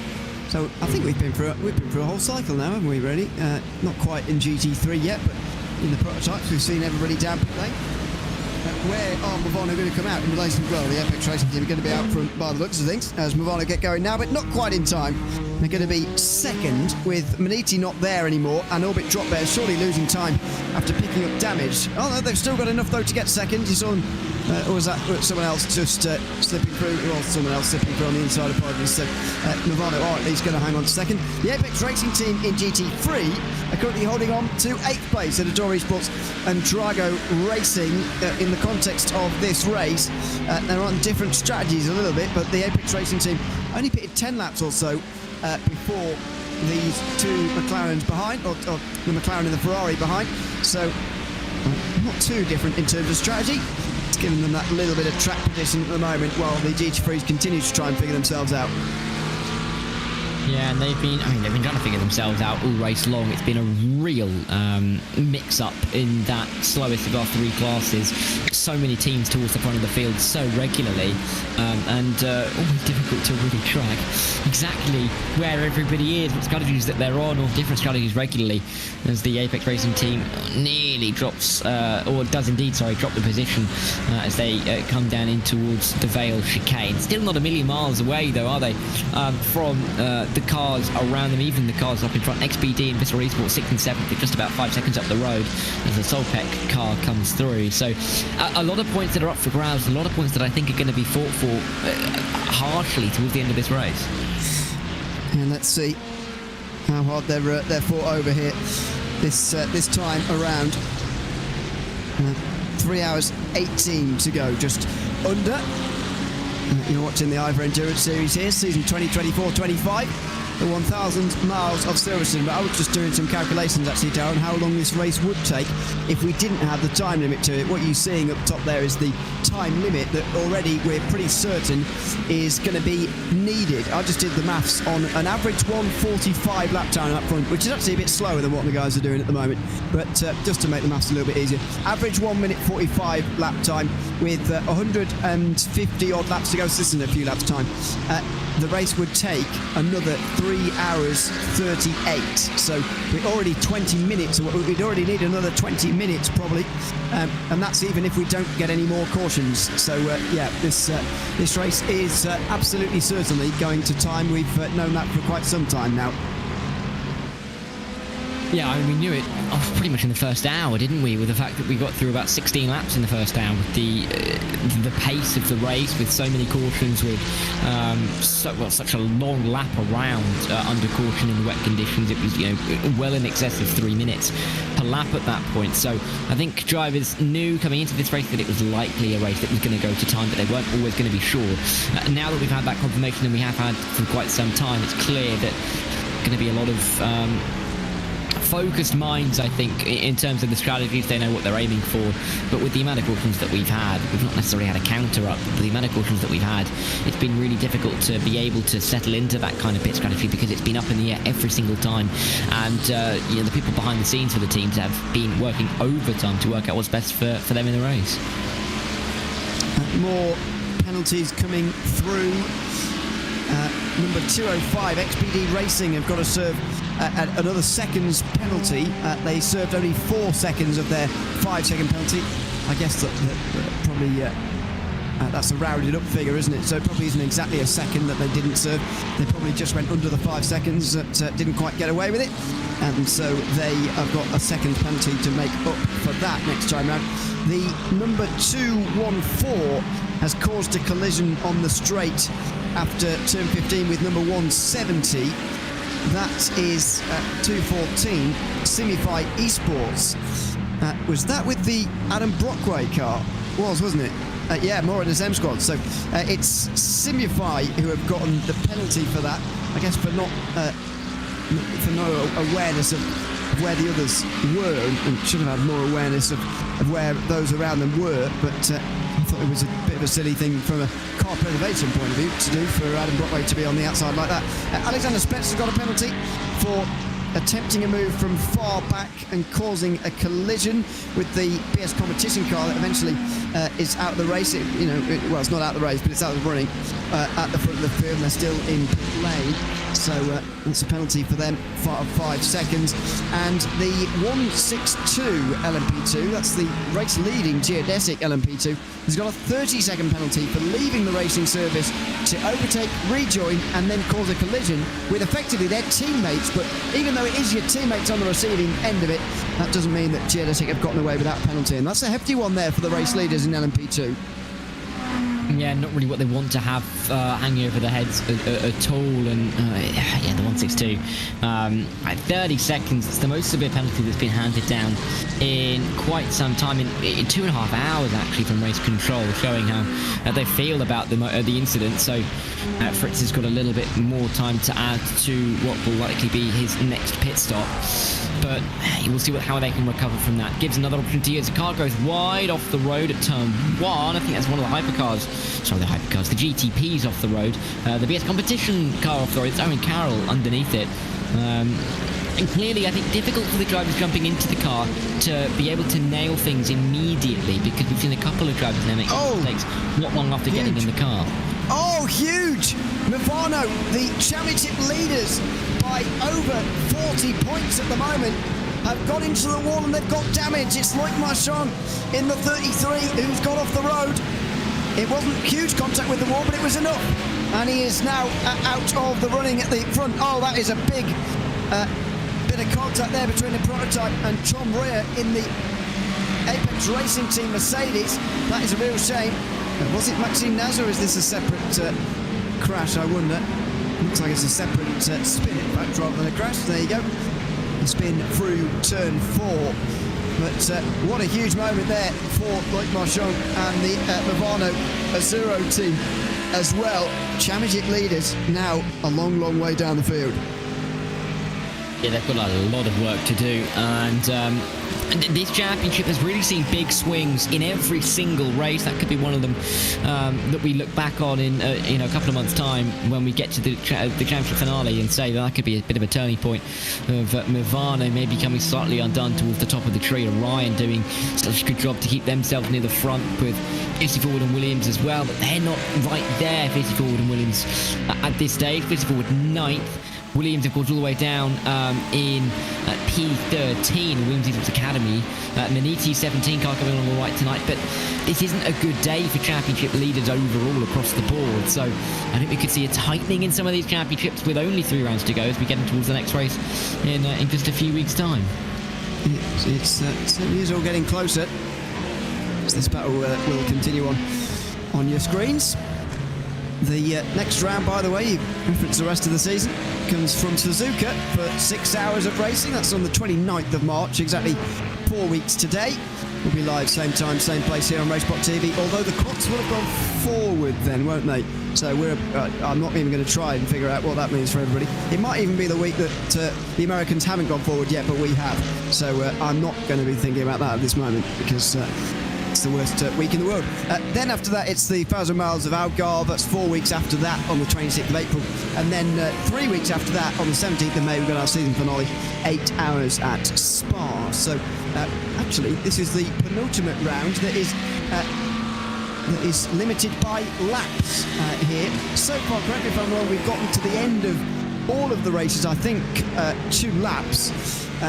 If we've had the Motegi 300 at the start of the season, then 200 laps at both Sebring and Circuit of the Americas, which is the predominant way to end races this time round. But it is going to be to time for the first time here in this round, and then 2 more of the last 3 are going to be to time anyway, with no lap count on them. But it's a very telling thing of this race, I suppose, that this is going to be enforced by time, because the other races did have a time limit, we just didn't need them. I mean, at Motegi, we had I can't remember how long the green flag run was, but I think it was about 6 hours. I think the wet nature here at Silverstone hasn't helped that at all, and it was already going to be close. I think I did some maths last night for the race actually, and it worked out that it should be about 8 hours 40, give or take, to run all of the laps, and we had a 9-hour time cap, so only a couple of cautions took us over that, so not too surprising that we are having to go to time. I have looked up for you, Ewan, when the clocks change, and in the US they change next weekend, and here they change in 4 weeks, so you've got a 3-week period. Well, we've all got a 3-week period of confusion. Goodness me, that feels like it's even longer than normal, isn't it? 3 weeks? No, I agree. Goodness me. I reckon it's because here you go. I'll tell you. Okay. Because it's the second Sunday in March in the US, and it's the last Sunday of March here, and because the first Sunday in March is a second, of course it'll be slightly earlier. Oh, so yeah, it's an extra week difference. Okay, fine. Yeah. We get a 30th of March change. Fine. Yeah. That just makes sense. We're going to be out. This race is going to be finished by the time, and it's very close actually to the clock going forward while we're on the broadcast. The race won't quite go on long enough for that. So we're out of that peril. Goodness me, can you imagine? Anyway, we should probably just do what India does to us and not change them at all. But there you go. That's just my opinion. Meanwhile, 3 hours 9 still to go. This is the Murandas M Squad LMP2 car. Adam Brockway, still running in 5th place at the moment, ahead of the Nix Esports number 100. It's the only battle inside the LMP2 class at the moment on the lead lap, and it's a real fall of fortune here for Adam Brockway. Now nearly half a minute off the lead after leading on the restart. Yeah, Adam Brockway had been doing such a fantastic job, hadn't he? Through stages of this race. We know how good he is in the LMP2, of course, particularly for that Moretness team. I think he's likely to be trying his, well, of course he'll be trying his best to work his way back to the field, but likely to be looking at where rivals are gaining and losing a little bit of time and trying to gain accordingly. You nearly lost some position though. As we go yellow, caution flag. Caution comes out. 3 hours 8 to go. Movano Azuro still in pit lane, by the way. The championship leaders are off the lead lap for the first time this afternoon. It's left us with just 4 on the lead lap in GTP. That Acura in the background might be the answer, by the way. We've still got 9 on the lead lap in LMP2. And in GT3 we've got 14 on the lead lap, although Reniti Racing Green was the car that was stopped, and here is why. Is it out of fuel, maybe? There's no crash here by the looks of things, but they are back to pit lane anyway. They were 33 laps into the stint. I reckon that is fuel. It very well could be, but it means that this is going to be a longer caution. It's been way more than 15 minutes, and the last one was a short caution, which means it's going to have to be a longer caution here. Julian Van Boel, I should say. Yeah, just must be a lack of fuel if we have a listen, but yeah, that's not what they need at all, and that's not really what the race needs either. No, we were getting a nice green flag run together there, nearly an hour. Yeah. But it is no longer. Kenny Bushman will get into that car. Not what the Apex Racing team wanted particularly. Dana Moore is at the front, just about halfway through a stint here. I suspect the top 3 will be in from GTP, to be honest, because they're quite close to the end of a stint anyway, and they might as well come in. But, you know, they have a decent lead, the Apex Racing team. And that is all going to go away now, unfortunately for them, with just over 3 hours to go. But, you know, they're still in the race, they're still on the lead lap. That's what they've got to be thinking about. Those off the lead lap have got to be smart here. Who's coming in front of me? Can I get a wave around? Can I get back onto the lead lap? That's what they've got to be thinking. And I think that those considerations are going to be heavily taken into account now. 3 hours to go. I mean, we're going to be under that by the time we get out of this caution, but 3 hours, probably about 2 hours 50, you're going to get a much better sense on where the strategy is from this point onwards, with a lot of the others that'll get in and get in and out of the pit lane here. Those who don't pit, I don't imagine there won't be many that don't pit. This is a great opportunity to make your way down pit road and really kind of narrow down what the strategy is going to be from here on out, and give yourself more options if there's going to be a caution coming out in the not too distant future. I don't really know how 3 hours splits for these different cars and categories, to be honest with you. It's all things to work out. There's a lot of these cars in other classes are going to have to go through here. I think it's one of those cautions where the leader has lapped quite a lot of the classes, but not the leader in itself, and so it does mean there's a lot of overtakes to be made. Another penalty for number 17 this time round for rejoining improperly in front of the number 1 car. That's the Movano Rosso car. Reniti Racing actually, ironically, have ended up behind them on the same lap, so they're going to be together for now, but not for too much longer. 60 seconds penalty as well. It's a hefty one for number 17, who have really fallen from the lead lap and running up front earlier on to 9 laps down now. Not really what they had in mind, I think it's fair to say, after their decent start to the race. But yeah, I think just now running around the circuit just to make sure they can pick up some points in this race. They don't want to leave Silverstone empty-handed. They can fly across to Suzuka with at least a little bit more in their championship column, but it's still not what they needed at this stage of the season. Of course, we are over halfway through the season now, halfway through this race. Over 3.5 of the races completed, 3.5 races still to go. Picking up not many points is not going to be what's going to be ideal for some of these teams, but there's always those chances as we get in towards the final few races to pick up more points. And even tonight, there can still be some crashes. If you're 9 laps down, a couple of cars may get some big damage. They may find themselves 9 laps down. Keeping going and keeping yourself in there means that you're always going to be at a chance of getting more points. It's Remy Legrand in the Delatraz car. right on the back of the race leader now in LMP2, which is positive for them. As I mentioned before, there are 9 cars on the lead lap in LMP2. Some of those just got the wave around back onto the lead lap again just now, in fact. So it's going to be more contenders for these guys to deal with. But a good last few moments for Delatraz, especially in the championship points standings. Now 23 points ahead of Fiercely Forward, and they're still ahead of them as well in the race as things stand. Number 113 has not really recovered from that spin they had on the last restart, not long after the last restart. They never really recovered from it, and so suddenly the Delatraz car is in a good position here, but again, we've seen things go wrong very quickly. There's still a very long way to go, and we'll see whether they can finish ahead of Fiercely Forward again by the end of the race as the drivers go past the pit lane. I think we're going to have at least one more before the pit lane actually opens. Yeah, I don't think it'll be long until we can see drivers come down pit lane, but they're still going to have to wait for a little while yet before they're able to come into the box. No one coming in, of course, as the pit lane is not open. I will be interested to see how many come in, but I can't imagine it won't be pretty much everybody. Someone's coming in at the back of the field. No one ducking and diving in and out like we saw a couple of hours ago. However, I think we are going to see a lot of that train come in for fuel, top themselves up, possibly some tyres as well. I think we'll get a good idea of where strategy is going to lie by the end of this caution. Well, hopefully, but it keeps getting turned back on its head again whenever it does, so it's pretty difficult to work out at the moment.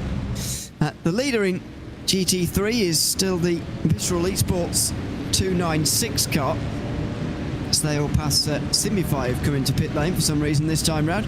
And the Solprep Precision Racing car as well, number 60, which is still in pit lane. I think they've retired, unfortunately. Well, maybe not, but they are certainly dropping a long way down the field at the moment. It's just so hard to read at the moment in GT3. I mean, we've got some people near the end of stints in the likes of Door Esports and BS Turner. They're BS Turner and Apex Racing Team. They're surely going to be in. Are these guys going to come in after over 10 laps? I mean, they drop a long way down the field in GT3 if they do come in because of the size of the lead lap class.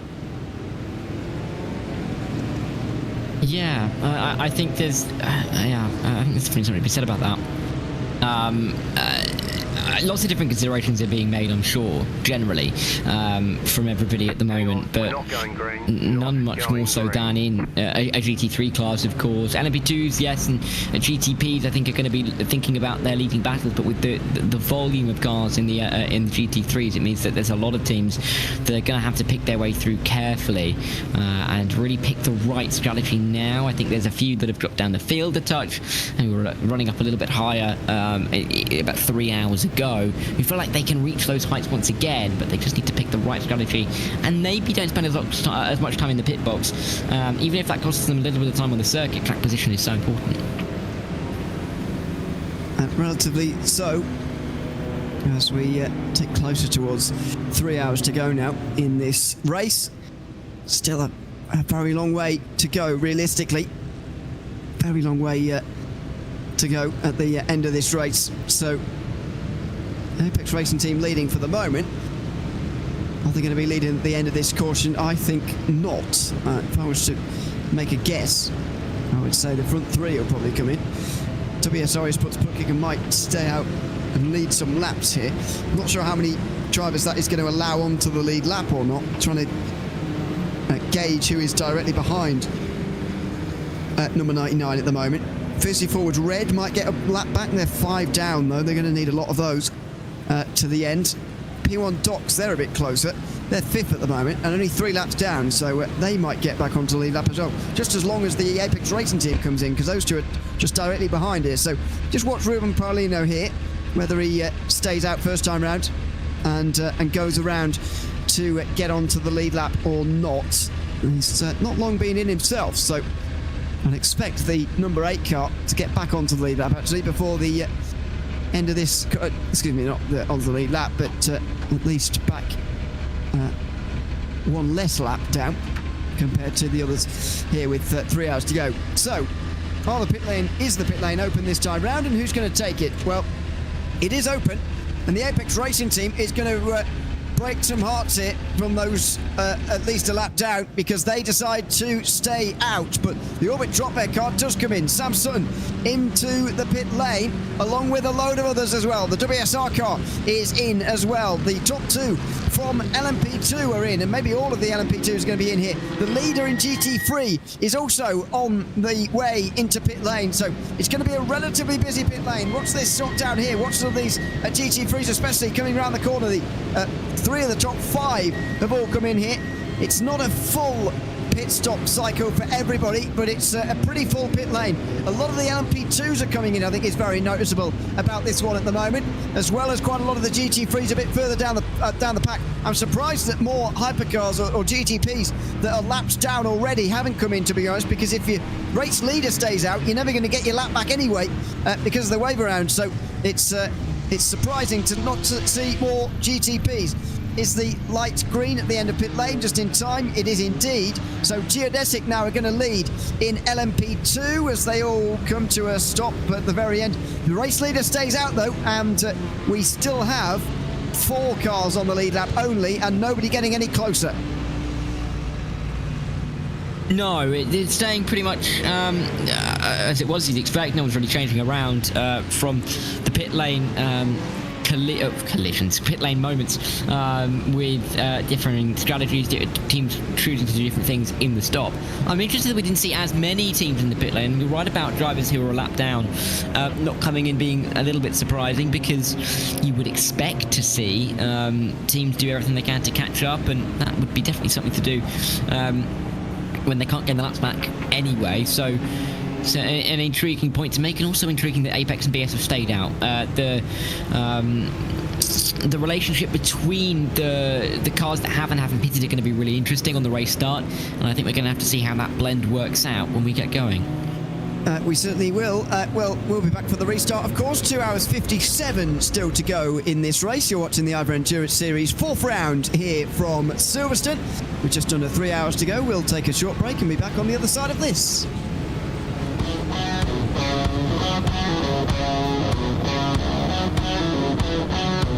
I'm really excited that we've announced the 4 NASCAR National Series in our 4-hour game. For the first time ever, we're going to feature the ARCA Menards Racing Series and entry point for the career mode. Featuring all 4 series allow us to give the player a complete experience that somebody might make to become a champion. So why having ARCA trucks, Xfinity, and Cup is so important, especially from a design perspective, is we finally get to do what is a realistic career mode that somebody would actually follow in real life. Think about the drivers who started in ARCA, cut their teeth in ARCA, went then to trucks, got noticed, got to Xfinity, and finally made their mark in Cup. So yeah, Todd and I spent a lot of time just talking about the feeling of what it would be like if you were a young kid and you were starting your grandpa's shop, and his shop was this like dirty old gas station, and he just kind of said, hey, you can use my shop, there's the tools, have at it. And then through that, you started to realize that you actually had some talent. And you worked your way up, and you went from the shop to there was a pole barn or a metal building that's also on the property, and that's where you run your truck team. And then you start to get more sponsors, and you start to have more success. So then you move up to the Xfinity Series, and then at that point you can build your own shop. And you get more success there, and it just keeps steamrolling. And then all of a sudden you get to the point where you're in the Cup Series. And that's where we built the Taj Mahal of race shops. In the career mode, you'll be tasked with making decisions on how to spend your time. And it's not all about just what you do on the racetrack. You're going to have to do things to build your reputation. And that might be charitable work or a movie opportunity. There's going to be things that your sponsors ask you to do. And you'll have to balance between building your reputation and your brand and being successful on the racetrack. Having access to Dale Jr. has been amazing. We've never had the ability to work with a driver at this level before, and not just somebody who just comes in and plays the game and says, that's good. He's actually actively involved in helping design the game. Designing out the career mode was a Herculean effort because you want to make sure that you have all the right details in there about what makes a NASCAR career really authentic, but at the same time, you don't want to make everybody have to go through all the minutia of managing a race team and the finances and the employees. So really, it's a nice balance, and I think we've pulled this off really well in NASCAR 25, where if you want to just concentrate as being a driver, you can do that while mildly being involved in some of the decision making. But if you want to go in there and manage every last little detail, you're going to be able to do that as well. I feel like it gives them more of a perspective of how it actually works, right? Coming up through the ranks, deciding how to upgrade your vehicle, right? Those are decisions that you've got to make in real life. You want to buy a new set of shocks. I only have this allocated amount of money, right? Do I buy a new set of shocks? Do I, rebuild my engine? Do I buy a new set of tires? And those are the decisions that, like I said, I've had to make in my career, and to be able to correlate, that story and create, sort of your own blueprint in your career, I think is a neat aspect of the game. One of the cool things about finishing a race in this game is going to be how your performance has resonated within the social media world. So it's not just going to be drivers who might be commenting on how you performed during the race on social media, but some of the most popular NASCAR social media influencers will be chiming in as well. Part of this game being all about the driver's perspective is the interaction that drivers have between themselves and their crew chief and their spotter.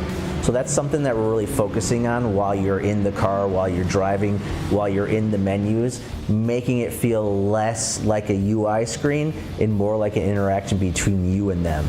So we've really put together the most amazing team that I can think of to build a NASCAR game. We've got decades of experience across many of us, across every platform imaginable. We've got laser scanned assets. We've got amazing driving physics. We've got literally a company that has been built on the foundation of being authentic and true to the sport.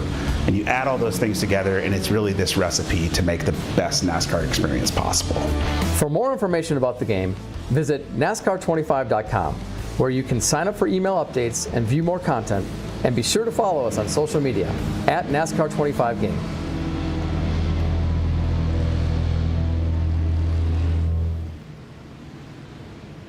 Welcome back to Silverstone for the 1,000 miles here in the IVRA Endurance Series.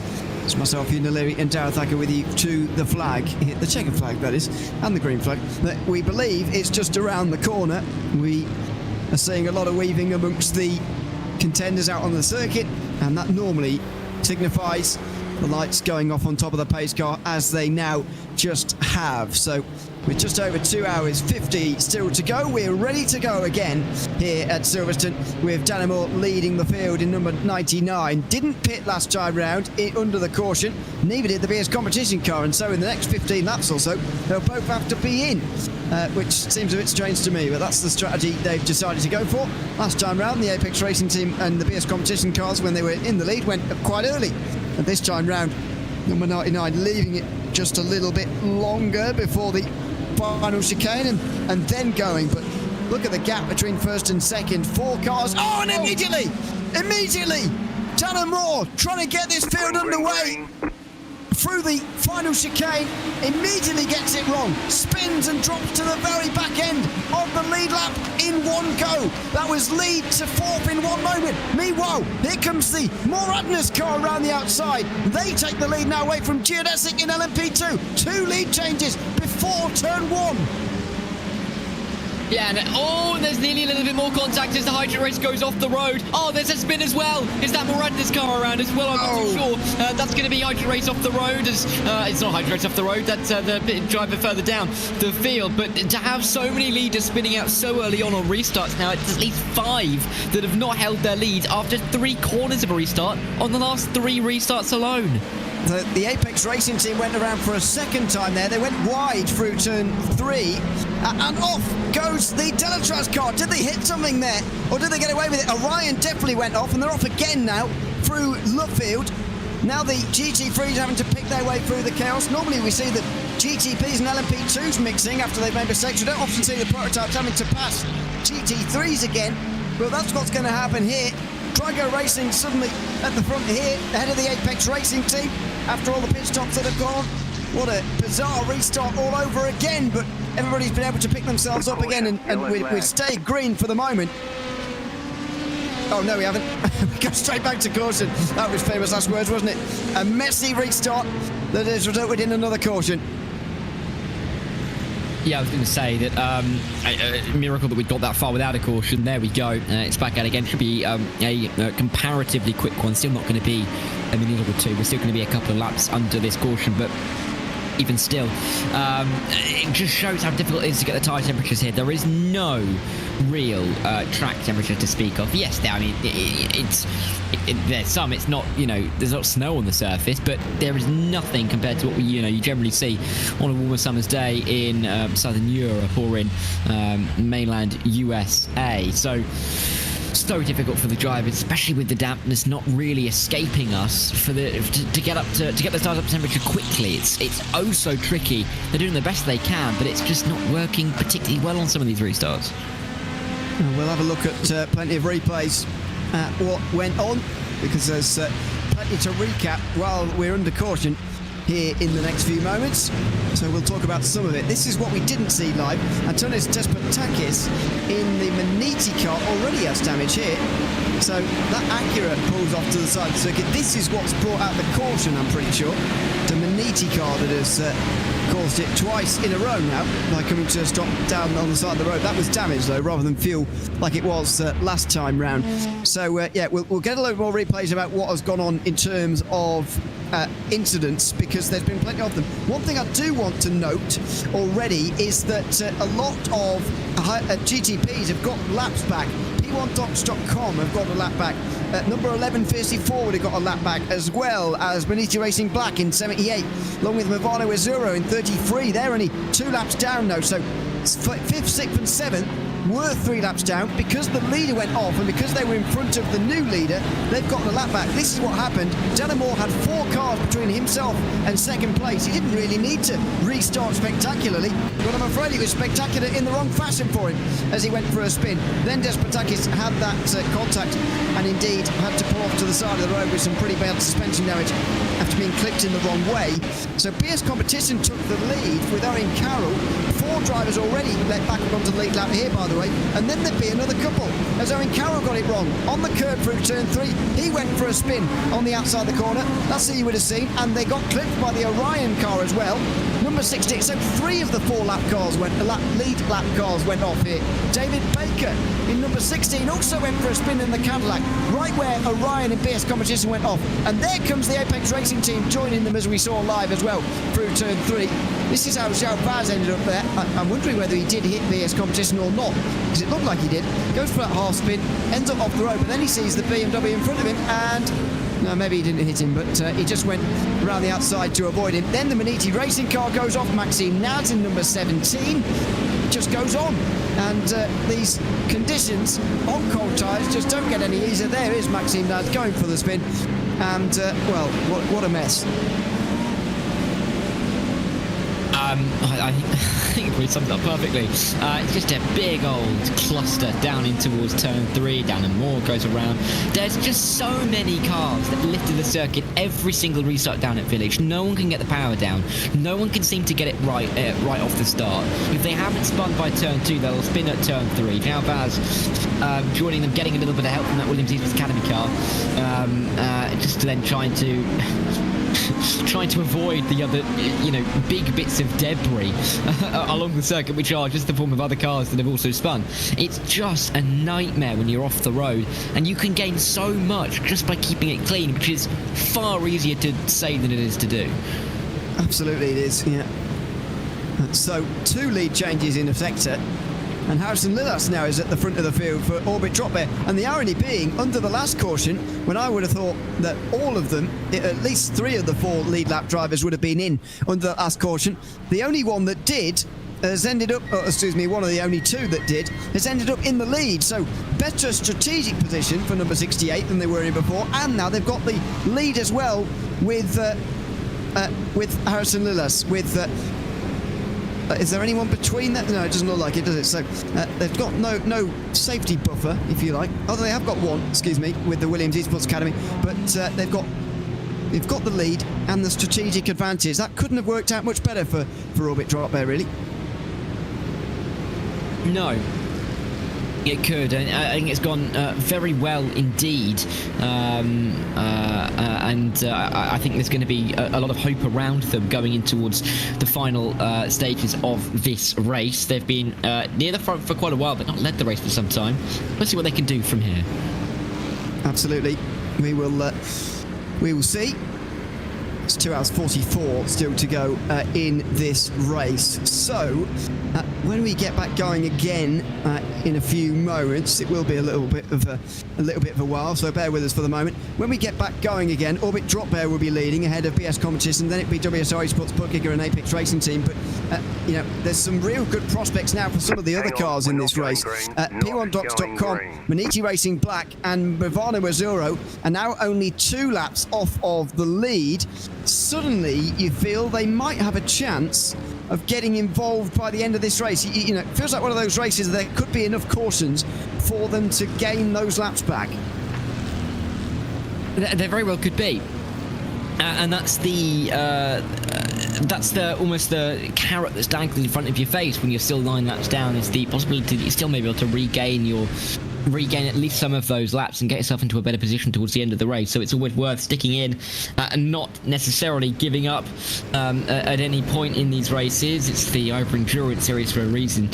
There is a lot of endurance that has to be sustained. You can't just feel like you're out of each of these little sprint races and feel like there's nothing to fight over. There's always something to fight over, and that's what we're going to have to be witnessing over the next stages of the race. I think it's going to be interesting as well to see exactly how some of these leaders approach this. We've, Alexander Spetz, very well known in the community, very experienced, particularly in a GT3 car. We'll see how he approaches the race restart. I think he'll back himself not to spin it, as we've seen a lot of drivers do. Adam Brockway, again, very experienced in LMP2. What can he do for Moradness? And the interesting battle towards the front in the GTPs is going to keep us right on our toes. It certainly will. And we look forward to the restart, getting it when we will. We will have a bit of a delay here, by the way, so do bear with us. Good evening, by the way, to everyone who is tuned in. We'll chat along and take your comments, as always, in the last couple of hours of this race in a few moments' time as well. But unfortunately, we are going to have to transfer to a new session here, and there is going to be a brief red flag, I believe for the first time since Road America a couple of seasons ago, if anyone remembers the opening round to that season. And it's because of the tyre set limit. So in dry weather conditions, IVRA sets a tyre set limit just to keep the race a bit more interesting. But the iRacing session unfortunately also limits wet tyres, which is not ideal, or when the track is declared wet even. Teams have been losing tyre sets when changing, unfortunately, which is not supposed to happen. Effectively, they're going to run out, and we've still got a very long way to go. So we are going to have to go to a new session. The race control will take the standings for effectively this caution. I'd imagine it will be about, and we will move on to a new session with some time removed. So when we get into the new session, it won't be exactly 2 hours 40 to go. It will be a bit less than that. Obviously, we'll keep you abreast of it when we get there. Of course, because we are only worried about time now, rather than laps as we were before. So that does make things slightly easier. But effectively, we are going to have to move over to a new session, and the race will be red flagged for a little while. It's one of these things that it is so disruptive almost to a team. You're working out your strategy, and effectively, it's a safety car to everybody, and there's nothing race control can do about this. A new set of tyres and a new tank of fuel to everybody as well. So Orbit Drop Bear's strong position in the field is going to have gone away somewhat strategically, even if they will restart with the track position out front. I think the track position that they'll have is going to be beneficial to them. It'll give them some wiggle room. It's always important to have track position here at Silverstone, even though it's a track where you can overtake a lot. Just the ability to try and run away a little bit at the front can really support you and build up a little bit of a gap, because battling can easily happen behind you. You'll then find yourselves much farther in front of your competitors than you otherwise could have been. So really critical to get these good track position moments. Because we've gone through that half race distance with the points that have been applied already. So there's that's been ticked off the list. But from here on out, getting yourselves to the end is going to be critical, and having about 160 minutes to the end of the race means we're likely to have something in the range of 80, 90 laps, green flag all the way to the end, that is, to the end. So more than enough overtaking opportunities, but more than enough time to position yourself well in this race. Absolutely. I don't believe, as wouldn't be the case, the teams already a lap down are going to get back onto the lead lap. Because of it, they're still going to have to work their way back on. So to give you an update on where everybody is and where everybody will be as we restart, Orbit Drop Air are going to be at the front with PS Competition, WSI Sports Bookgiger and Apex Racing Team on the lead lap. That's 1, 2 and 3 and 4 in the GTP class. There will be 9 on the lead lap in LMP2 with Morgan's M Squad leading the way after that good pass on the Hydrace Geodesic Racing car on the previous restart. CRZ SimSport will be next head of Effect Simulations, Nürburgring Esports, SRN, Nix Esports, Fiercely Forward and Dallas Automotive rounding out those on the lead lap. And I'm not going to go through all of them on the lead lap in GT3 because there are still 12 of them, but Drigo Racing are leading the way ahead of the Apex Racing Team, and their strategy has been saved somewhat because they were running quite long on their tanks of fuel, along with Grid and Go as well, I think. Yeah, they were in 247. Volta Sim Racing 4th and Visceral Esports in 5th. 2 championship contenders still very much up towards the front in the GT3 class in that case, just as it's getting a bit darker as well, with just less than 2 hours 40 to go. So we will get the new session up and running. We'll be transferring over to that in a short while, but while we set that up, we'll be taking a short break, and we'll be back in a few moments' time with more news and hopefully a bit closer to a new start time for this second part of the 1,000 miles of Silverstone here, round 4 of the IVRA Endurance Series 24-25. Stay with us. We'll be back very shortly.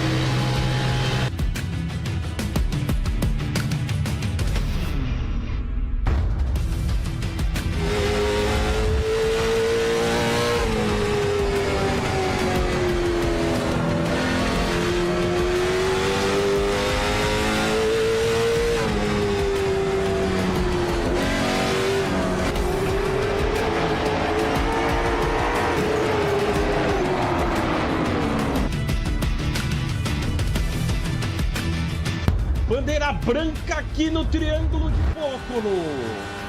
Vamos cravar 1h30 de corrida, hein? Parabéns, administração. Tá aí na sua tela. Vamos ver a movimentação do Pinheiro e do Eckert agora com relação à defesa de posição. O Pinheiro faz a linha defensiva, muda de linha. Na T2 vai fechar a porta ali pro Eckert ou não? Não fechou. O Eckert faz a ultrapassagem, assume a liderança. O Eckert agora defende a posição. O Pinheiro vai tentar a ultrapassagem para vencer. Side by side, não se arriscam, os pilotos vêm lado a lado. Tá aí, que chegada, que espetáculo no photo finish. Assina, assina, assina Adriano Pinheiro. Pega essa chegada, mestre Álvaro. 22 milésimos.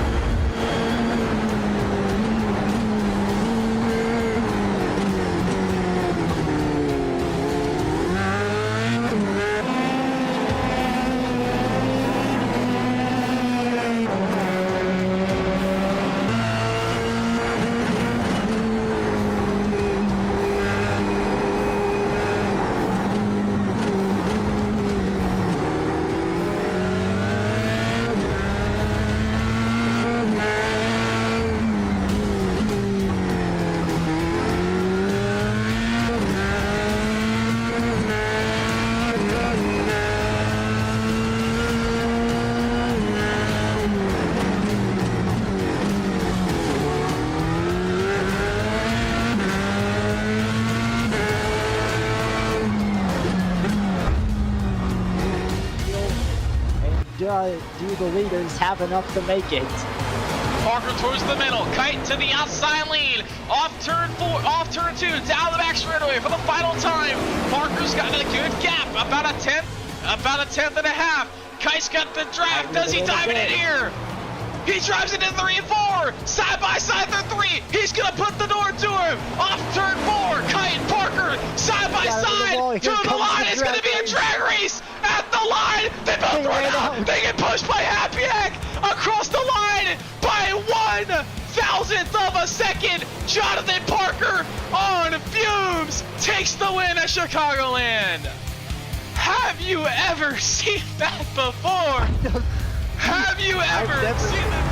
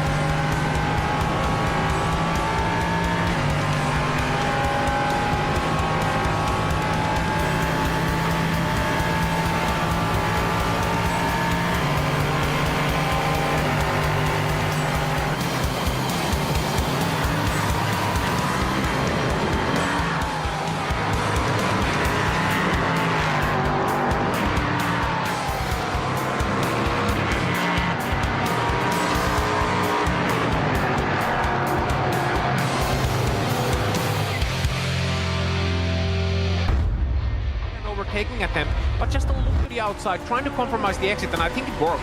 He's very close now. He's so close. It's the closest he's been up through this section. Once more, he'll look to the outside. Here at Knickerbrook, it's one of the most committed corners on the circuit. And if he can do it around the outside, he's still got to go around the outside of Druids to make it happen. He's got the inside here, up the clay hill, but he catches the curb and has to lift. that is the danger there, because those corners are normally flat out. They're not flat out with this car, not when you're going side by side. And you can see how much the cars are moving around, right? Well, when you go side by side like this, you have even less wiggle room to correct it.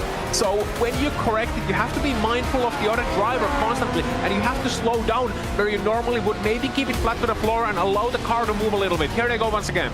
Half a lap, side by side, Old Hall corner, wide off the exit goes Aldrius, but he might have the inside for the Cascade. Togo has got to be brave, he's over the curb, through the avenue, and now the long way around. Absolutely nothing between them. Can he find an angle? That lakeside corner is all Andreas at this point. This is incredible. Has Togo got an answer? He'll pinch on that inside line. He'll still have the inside as they go through. Aldrius powers it up to the outside. Still they'll go, and now it's a race to Knickerbrook. Simply fantastic. This is unbelievable. They're still side by side. How will they wiggle over the hill? Can they keep it in one piece? Neither of them giving an inch. They jump and they still come. And now Togo has the inside. I think he's got it here. Maybe not. This is where it all started, and Aldrius is wide. Aldrius is off, but what car control? He holds it, but he'll drop it. Yeah, so I first got, into iRacing. I think it was in around 2010. I had been racing a limited late model up in Wisconsin, and I actually had a relationship with Bobby Waltrip, who was Michael and Daryl's brother, and he's the one that tipped me off to iRacing. He's like, hey, this is a great development tool, and I've always been an avid NASCAR gamer. I remember, my first game was on the PC, NASCAR Heat, and then NASCAR Thunder 04, and Chase for the Championship in 05, and Total Team Control in 06, right? The list goes on. And obviously I was like, yeah, I want to get into this, and checked it out. Bought a used Logitech G27 from a guy up in Wisconsin, and I still have that same wheel to this day. I've never upgraded, still have my old Logitech G27, and it just works for me. So yeah, that's how I got started into iRacing, and just took off from there. So I think early on in the beginning, iRacing was a tool for me just to get used to the parameters of a big vehicle. So I grew up racing go-karts, and I went right into a full-size car, and that was a huge transition for me. So just learning kind of where my fenders were, where my bumper was, just learning, where the wall was at, right? Because I went from being pretty centered in a go-kart to off-centered in a car, and just kind of knowing my limits, and being able to adapt to new tracks, creating consistency in my driving style. I always say iRacing is a great tool for consistency. You can see your lap time live, right? You can see when you do something, you can see your lap time get better or get worse. And to me, even though you don't have that tool in real life, you can train your it's almost muscle memory, right? You kind of know when you're on the real racetrack whether you've gained time or lost time because of you're used to seeing it live on iRacing. And that's one of the things that I think really helped me the most as far as actually driving, was just being able to be consistency, and a lot of that came from that tool in iRacing. The laptop rig, I mean, it's kind of got a little famous on social over the course of my gaming and racing career. Still use it today. I've been through probably 5 or 6 laptops because I keep burning the cards out of them, the graphics cards. But yeah, I don't know. It's I've always been on the road a ton, and I've noticed when you get in a motion rig or an actual rig, you get used to it. So with me traveling so much, I had, in Wisconsin, in Charlotte, Sandusky, Ohio, I was always on the road, and just having a G27 that I could unclamp, put it in my bag, have a laptop, set up my laptop anywhere. I've done it in hotel rooms. I can bring my rig anywhere, and not many people can do that. So with being on the road, it was just a way for me to iRace, really wherever I was. And I got used to it, and I was successful with it, so there was no reason for me to upgrade. I searched iRacing on my Twitter, and there's tweets. We had the Snowball Derby last weekend. We still stay in the same place that we did back then, and I had my iRacing rig clamped to the table at Snowball Derby, and I remember breaking down the racetrack on iRacing. I was driving around on iRacing, right, in the hotel room, breaking down to my crew chief on what the car was doing where, that day earlier at the racetrack at Five Flags. So I think people underestimate the tool that iRacing can be. Translating some of that to real life has been a key to my career and a key to my success. The camaraderie and the community on iRacing is probably one of the most underrated aspects of iRacing. It's a great place to network. You never know who you're in a session with. And I have a good story, and I won't totally out TJ on this one, but I was in an Irwindale race, fixed street stock race at Irwindale, and I was racing with this guy. It wasn't TJ Majors. He was on an alias name. I didn't know it at the time, and so I'm racing. He's a little bit better than me, and I came in. I put my set of tires on with, 20 to go. He was leading. He stayed out, and I raced him for the lead. Roughed him up just a little bit. I won. And he messaged me after, hey man, what was up with that? And I apologized to him. I took full responsibility. And about an hour later, I get a message on Twitter from TJ Majors. He goes, Irwindale. That's all he said. I'm like, you gotta be kidding me. That was TJ Majors, right? And I think that was in 2015-ish. And it was when I was a part of the Quickie program. I was winning a ton of late model races, super late model races. And he knew who I was. And he goes, hey, what can I do to help you? I said, man, I don't have a ton of money, but I'd love to get in front of some of these people and make it known who I am and what I'm doing. And that's he kind of got me in the NASCAR funnel, right? He's close with Brad Keselowski and of course Dale Earnhardt Jr. And he kind of got me in front of those guys, even though I never specifically did a deal with BKR or Junior Motorsports. I had some guys in the NASCAR funnel that knew about me, and it created opportunities for me in my career. So you never know who you're racing on there, and you might run into Dale Jr. You might run into, there's so many NASCAR drivers that I race, and you don't know who you're going to be in a session with. So I think that's one of the things that iRacing is able to do. It's able to take maybe a fan base that can iRace and bring them closer to real life pro drivers, and I think that's just so cool.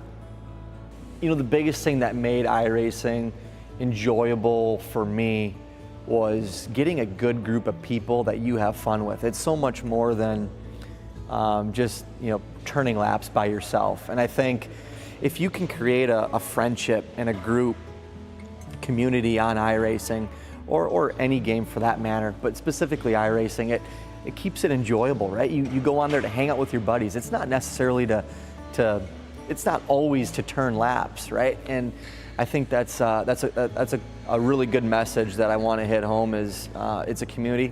I built lifelong friends on there, and if you can get a group of people that you enjoy doing it with, it makes the experience so much better.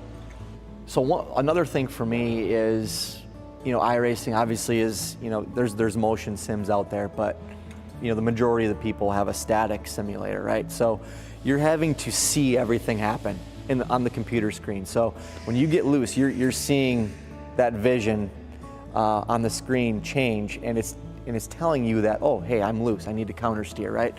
Where in real life you're sitting in the vehicle, you can feel it. And I think iRacing is almost more difficult in that sense, because in real life you can feel it and then react to it, where on iRacing you have to actually see it happen. And I think that's where some of the old school racers disconnect with iRacing, and they're like, this isn't real. Well, I understand that you don't have that feel, but you're still seeing it. So I think when you can perfect iRacing and get yourself good at iRacing, and then you get in real life, you can almost anticipate what your real life vehicle is going to do just by, you're almost able to see, it sounds cliche almost, but you're almost able to see yourself get loose before you can feel it.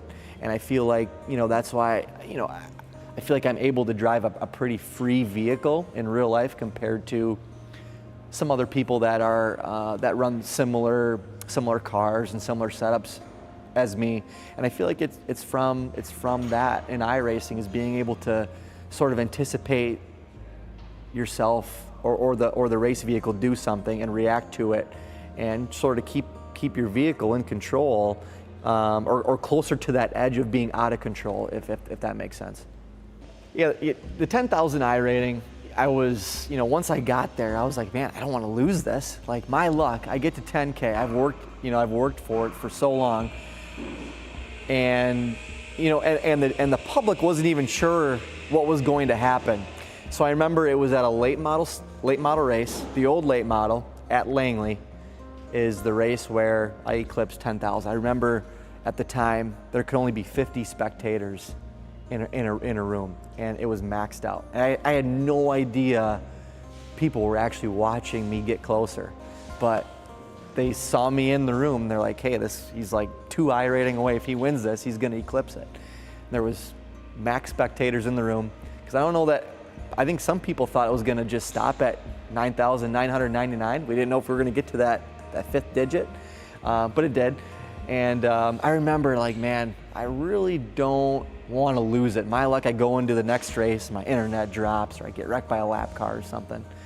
So I decided I think I raced on it a little bit more, but I parked it at like maybe 10,000 and 100 or something like that. And I created another account, Tyler instead of Ty, and did it again. So got to 10,000 again, all over again. And then once I got those 2 accounts pretty high up, I started another one. That's Ty 2, so Ty Majeski 2. So I have actually 3 accounts, only 2 of them are active, and those are the 2 accounts I race off of. So yeah, we have a lot of iRating between my 3 accounts for sure. So favorite track car combo, I love that old late model, that original late model that is no longer on the service, and I'm a little upset about it.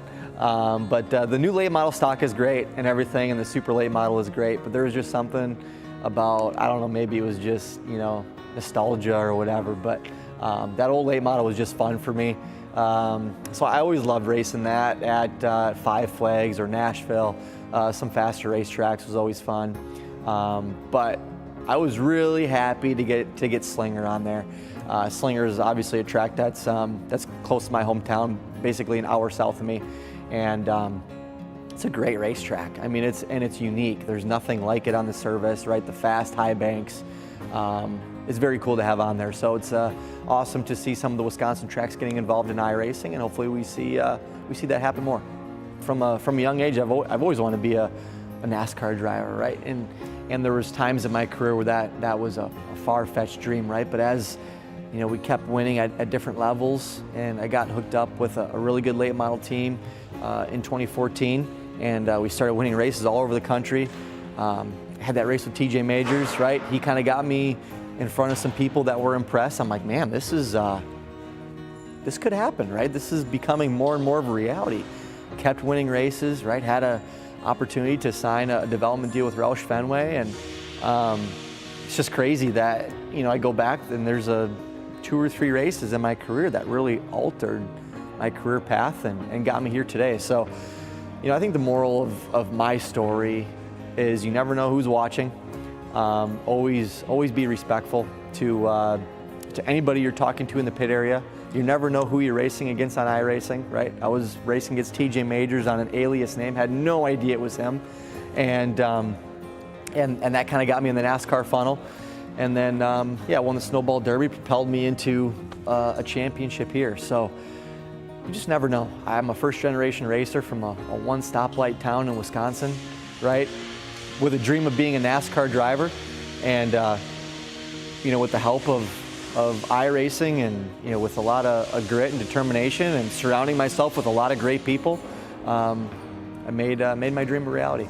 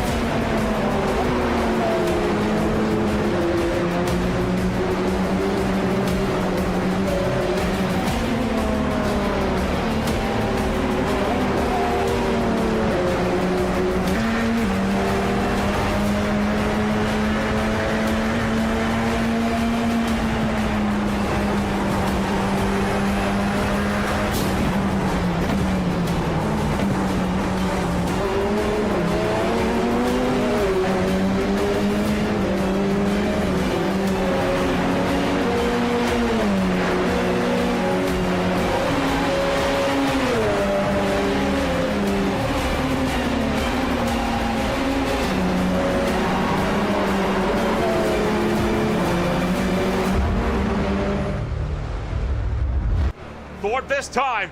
He's got the inside line coming around. 3 and 4. 1 lap to go at the Darlington Raceway. And it's all to play for. The race that will go flag to flag. And it's going to play host to one of the most dramatic playoff elimination races you could ever see. Thorpe on the track gets into Smith big time. Thorpe sweeps up. And now he's got one more chance. It's got to be down into turn 3. It's all or it's nothing. Will he be going to the final 4? Will he be going home? Aaron Smith trying to hang on. Thorpe steps it in. Watches Aaron Smith off the racetrack. Down in turn numbers 3 and 4. They make contact once and twice. Off the corner. Another drag race out to the right. Translate over. They wreck. Smith wins. Thorpe in second. Is it enough? Holy cow.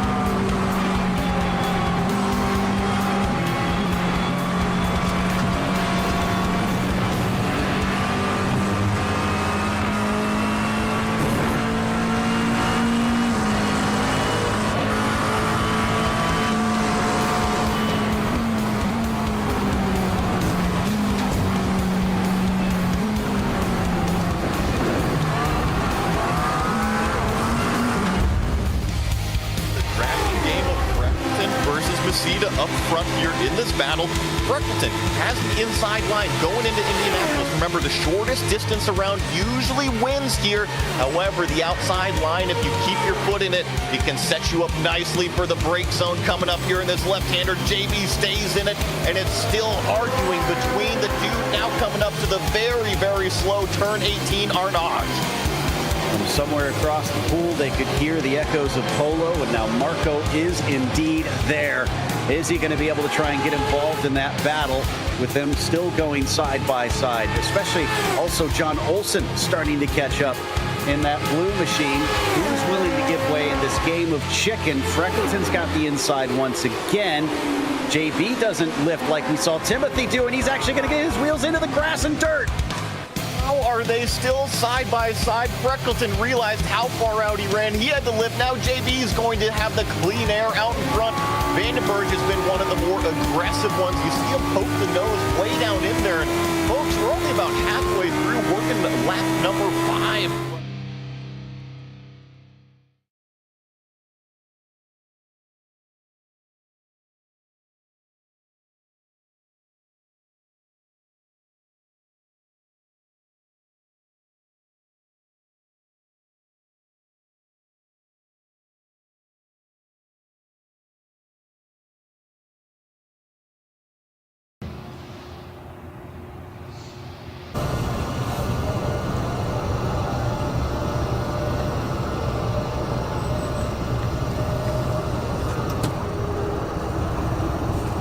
I also know Matt from before because he's quite famous in the sim world with the NASCAR thing. Yeah, in NASCAR.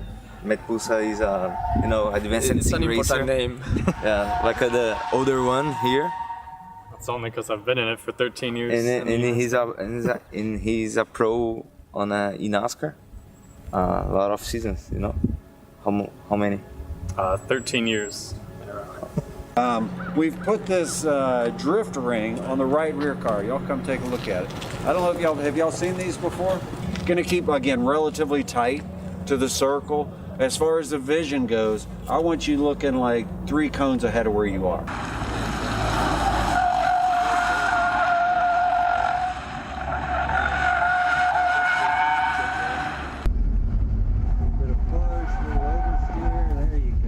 So, that's really good. I guess we get to go right to advance.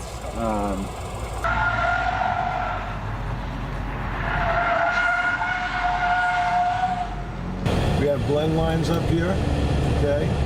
We want you to exaggerate that. Even if you're the first guy out on the track, always assume a racetrack is a loaded gun, all right? Stay over to the right, all the way into the first corner when you're first entering the track. Everybody got that? The best way to learn a new track, this is for you more advanced guys, read your hands. If you're moving your hands a second time, you're not getting the basic line down well. It's experiencing this track. I got to do the Skip Arbor School at Lime Rock, and that was just really cool being on a track that I've raced so many laps on in the sim. So I'm looking forward to seeing what VIR is like in the Formula Car here. Yeah, pretty much the same. Getting the feeling of how does it correlate the same thing with the real one on the Formula Car, like all the elevation changes that we have already done a lap on a minivan, and actually the downhill on the very last corners, I think it was more it gave a bigger impression than it does on the sim. So yeah, I'm really looking forward to like have that real feeling of how the thing handles. Really, I'm so grateful right now about iRacing, about Skip Barber, about Tony Canan mentoring, all the support. And yeah, I will deserve that. I will have fun, and that's it.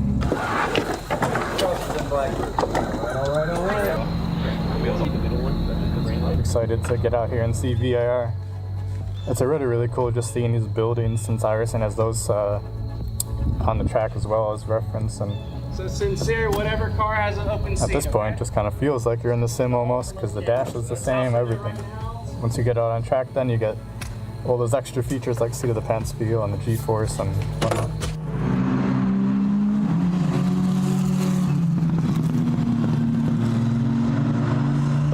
it was a good first contact with the car. Definitely quite enjoyable after that long time without having driven anything that is quite fast. And yeah, definitely the track is very similar to the one we see in iRacing. It's still a bit shocking, like the changes of elevation, but super fun. Are you in car?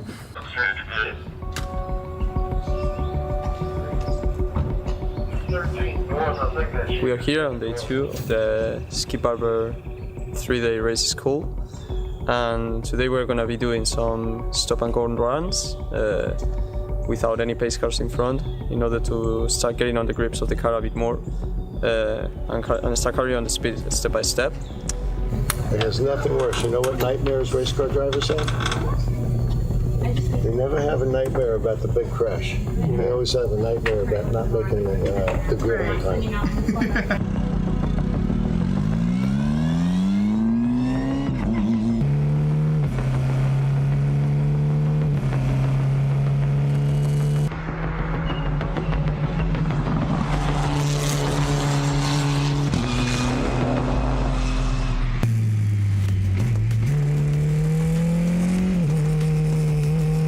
Started out a bit early on braking and progressed deeper and deeper into the corner, and it was really cool to feel the stopping power the car has and be able to push the limit there and get comfortable with deeper braking. To me, it reminded me of Lime Rock turn 1, because there you brake deep and then you kind of have a wide corner. Pretty much the same here. You have a late apex for turn 1 at VIR, so similar theories there, and I was able to apply some knowledge from the last school to this one. All right, hands outstretched. Like a condo line, baby. Next one. Huh. Something interesting just happened. We just exhibited the same thing that we're now starting to see from all of you as we go quicker. And we have video proof of it too. Brake, we're looking.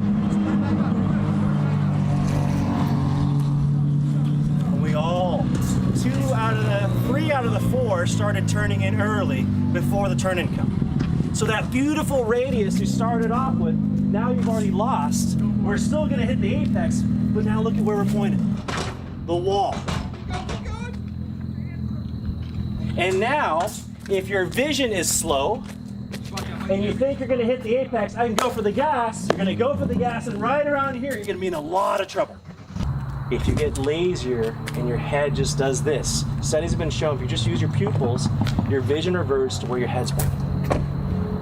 You gotta move that head. Watch F1, IndyCar, Elite Go-Kart, anything open with the helmet exposed. Brake, and then you see Max's head go like that. Brake, and you see Lewis's head go like that. And then they turn. It's everything. If you do a good job or a bad job in braking, record it and release it before you get to the next corner, okay? Lap belt tight enough, or you want tighter?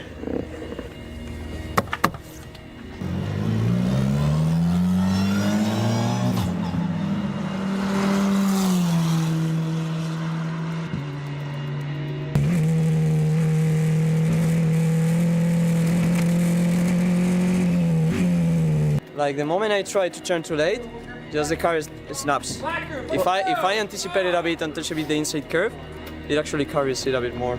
So the only thing is you're tracking out too far, right? So the actual, we're going to go up there so you can see it, right? The track actually goes like this, and then it falls off this way as it crowns at the same time. Yeah. So you're tracking out right where it's crowning in both directions, so that's why it gets a little sideways. Yeah, but I feel like this is not costing me that much, because then I don't have to lift anything. I'm able to just float it out and carry out. Yeah, but out of 11, you're losing forward momentum. That's the problem. You're losing forward momentum. Yeah. Like feel the rear start going into that very limit of a little slide, but it's not parting away. I'm starting to be able to play a bit with it. That rotation. Yeah.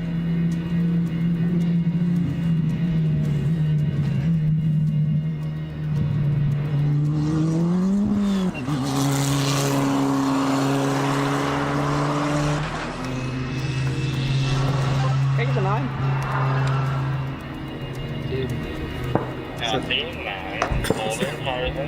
That's because you didn't track out enough. Yeah. We will start with the stop box in the morning, but once we've done the practice starts, there'll be no more stop box.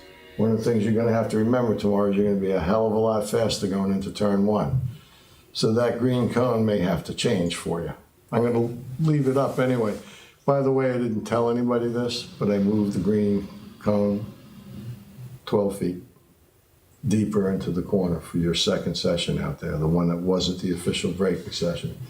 I didn't tell you because I wanted to see what you would do, all right?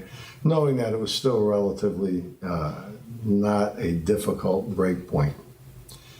So we're gonna do, and I won't do any more of those tricks, I promise, but it's my way of sneakily getting you through to feel like you can break a little bit deeper and not realize you were doing it, all right? The last session of a 3-day school, to begin with, is usually the one, if something's gonna happen big, it's gonna happen. You've got 3 days of knowledge, you know you're leaving, you know you've got one last opportunity to go fast, and all those things are gonna kind of pull together to get you in over your head. So don't, because here's how it works. I will start the session, and if the session looks raggedy or people are pushing beyond their limits, and by now I know most of your limits, okay, I'll shut the session down, okay? I don't want to have an incident. We're 2/3 of the way through here. You guys have been great. And by the way, today was incredibly good driving. I don't know if anybody dropped wheels today that we don't know about or anything else, but it was incredibly clean. The number of mistakes are lower than most 3-day schools that we do. And I thank you, you iRacing guys. You're doing a good job at controlling yourselves a little bit. I was nervous about having brand new people out there. I mean, obviously we segregated you a little bit, but still, you've done everything right. And if somebody asks me whether this kind of a program should continue in the future, I'm going to say yes. And ahead of time, I'm wishing all 3 of you good luck, okay? I have a dot with a turning point. If I go 2 inside, understeer. If I go one more outside, the oversteer, you know? Got it figured out. So find your sweet spot and also be aware, not so much today, but when you're racing here, that will change with tires. Can we go after these curves? No. Now here's the box, okay? So you come up here, pretend you're drafting somebody, pop out, get close to the cones, stay in the lane that you just picked. All right, so these are all the things that you think about when you're preparing for a race. But recon laps, when available, should always be done. Let me go out, do a perfect lap at 3/4 speed. Let me burn the race line back into my brain so that when I start going faster and I'm doing more reaction than actual driving, that race line is burned into my head. And cool off lap, same thing. Let me do a perfect lap at the end of the session. So an hour later when I get back in the car, that's the last thing I saw in my head. All right?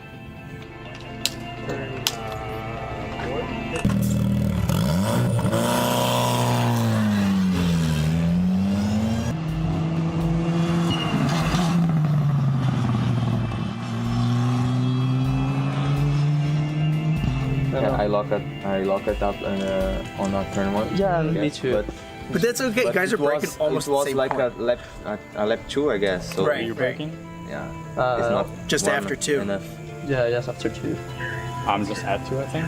You tell? Yeah, right at 2, maybe a little bit before 2. These guys breaking just after 2, but they're hard on it and immediately trailing off the brakes because the turn-in's right after that. Yeah. That's why you were locking up, because you were on the brakes with so much pressure and you just had a little bit of wheel input. That's why you only locked up to one side. And it wasn't totally locked. It was still spinning, but it was just ever so slightly. It happened the same. Right, you did the exact same thing, and you guys know. Yeah, I told you guys, but you trail off a little bit quicker, but kind of already got the gist of that the next lap. Right now, it's neck and neck as to which of these gentlemen is going to win themselves a year of racing next year. I'm guessing that Ivan is...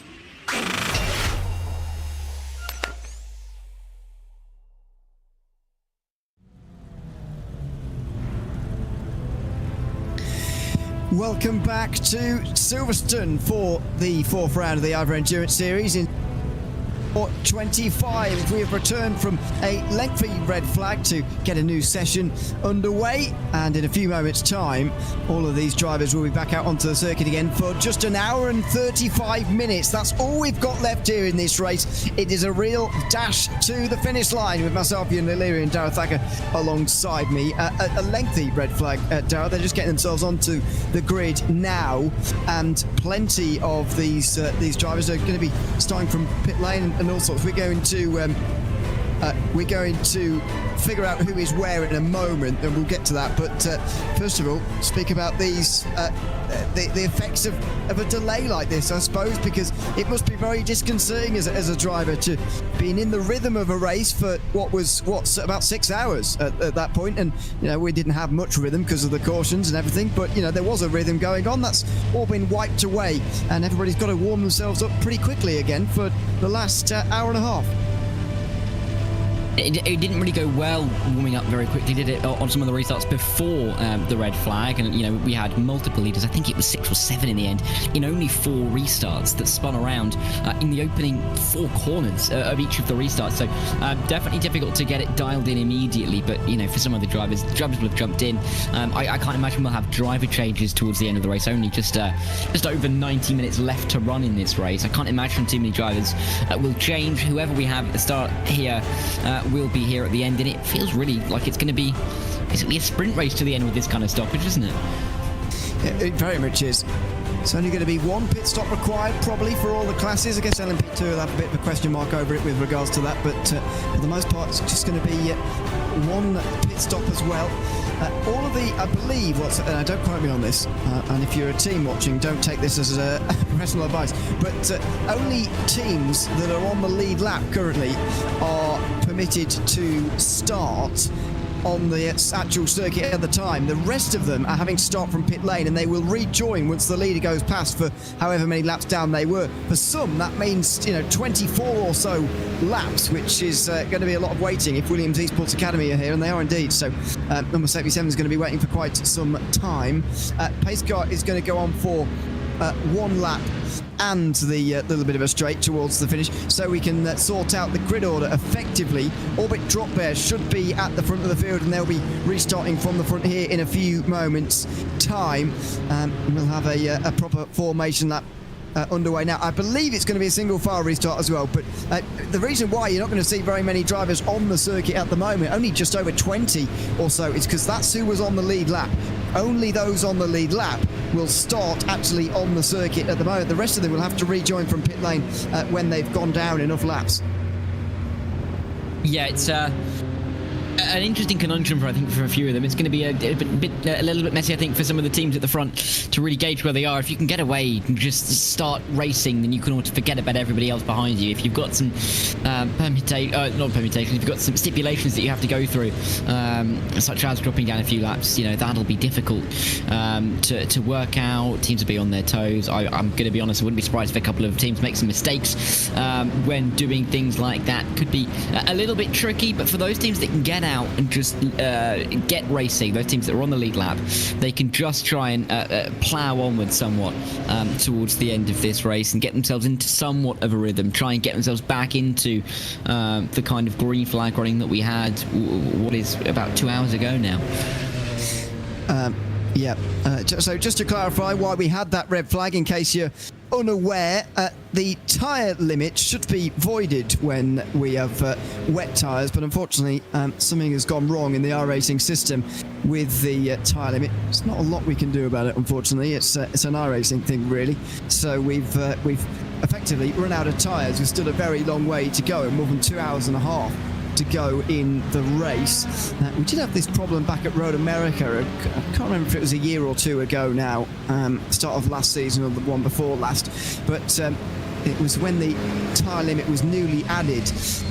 Works quite well at NASCAR oval racing, but not quite so well in endurance racing, unfortunately, where things are a little bit more complicated. So the rain has added an extra element into that, and unfortunately it's added an element that we could have done without as well. So it's a bit of annoying workaround that we've got to do now.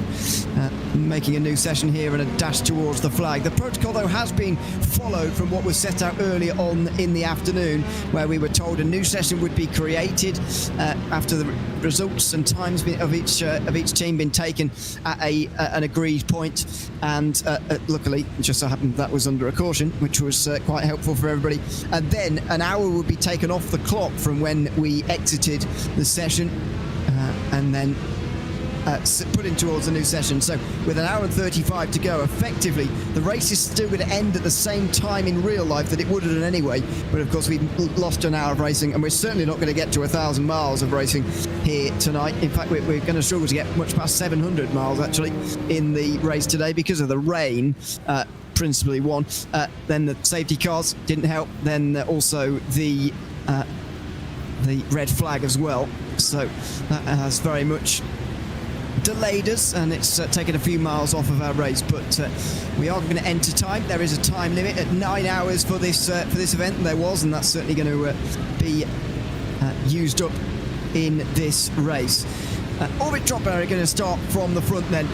They were in a good strategic position as well as track position, and they no longer have the strategic advantage, but they do have a track position advantage. No wet lines off of the circuit either here. It's a fully dry circuit as far as I can work out, and so this is pretty good news for all of the drivers at the moment who were spinning up rear tyres and all sorts on these restarts. Saw the Apex Racing team lose the lead a couple of times by going into the wet parts of the circuit, but that's not going to be a problem this time round. It's going to be Orbit Drop Air, BS Competition, WSR Esports, Buckinger and the Apex Racing team at the front of this race. Only 4 lead lap cars at the start of this race in a quite astonishing edition of the IVRA Endurance Series here in season 24-25, and there you go again.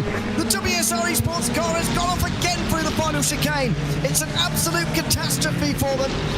They're going to drop to 4th place, and there's a spin on the front straight as well for one of the LMP2s that's not had a very good start here. That's the Nix Esports number 100 car that has gone around and will have to drop to the back as well. What a catastrophe for a couple of these names here at the beginning of this race, and there's another spin down at turn 3. Yeah, it's just the kind of melees that we've been getting used to over the last few restarts, but this time just in the bone dry conditions. Clearly just the cars unable to get up to temperature in the way that some of the teams need them to do so.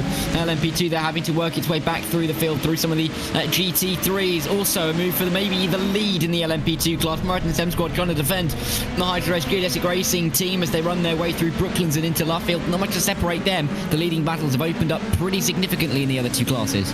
They've opened up massively here of the leading battles. BS Competition now lead because Orbit Drop Air have also fallen through the field, unfortunately, which is not great news for them at all here. They're still ahead of the LMP2s at least, so they don't have to do any lap traffic, but we'll get back to that leading battle in a few moments' time. This is a battle for 3rd place in GT3. Meanwhile, the Maniti Racing team on the the XPD Racing, I'll get it right eventually, Vulture Sim Racing, on the inside line in towards Cops Corner, ahead of Visceral and Apex Racing team, who are going side by side on the way towards Magnus and Beckett's here. Absolutely locked together here, and the 2 Mercedes are on the outside for the Apex Racing team, and they're just going to miss out. Visceral get just in front of them as WSR Esports swoop past in their GTP Cadillac. Oh, but no, they don't. They go around at the corner and Chapel. They're off the road. That's dramatic to see. I don't know how they spun around there. We saw them come through frame. We turned the frame, and they're facing diametrically opposite to where they were just half a second beforehand. I'm not too sure how that's unfolded. But we're trying to make moves through the field. They've not been able to do it, and the struggles continue for quite a few of these teams. Drivers going wide as well through Stowe. That's not going to help them out too much in terms of being pinged for track limits, but people just scrabbling on this opening lap of the restart just to try and get any kind of sense of where they are in this race. Well, the GT3s, as they often do, have gotten off to a good start here. A clean start, but the prototypes certainly have not. BS Turner, meanwhile, having a look down the inside of the Apex Racing team in towards turn 1. That's a swoop to the inside and through in towards turn number 1. So good pass there from Phil Denez. It is still Phil Denez who's driving. He's now ahead of Tom Rea, who's under pressure from the WSR Esports car.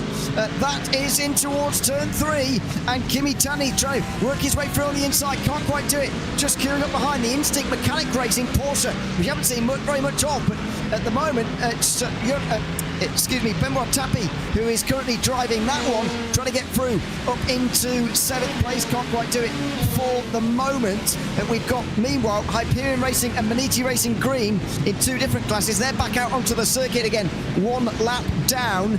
There are still 38 teams in this session, by the way. That is a little bit down from how many were running at the beginning or the end of the last session. So we have lost a few names, but they will be getting back going again as they go laps down. There's the spin for WSR. This is what happened to number 100, and there may have been contact there. Yeah, let's have a look.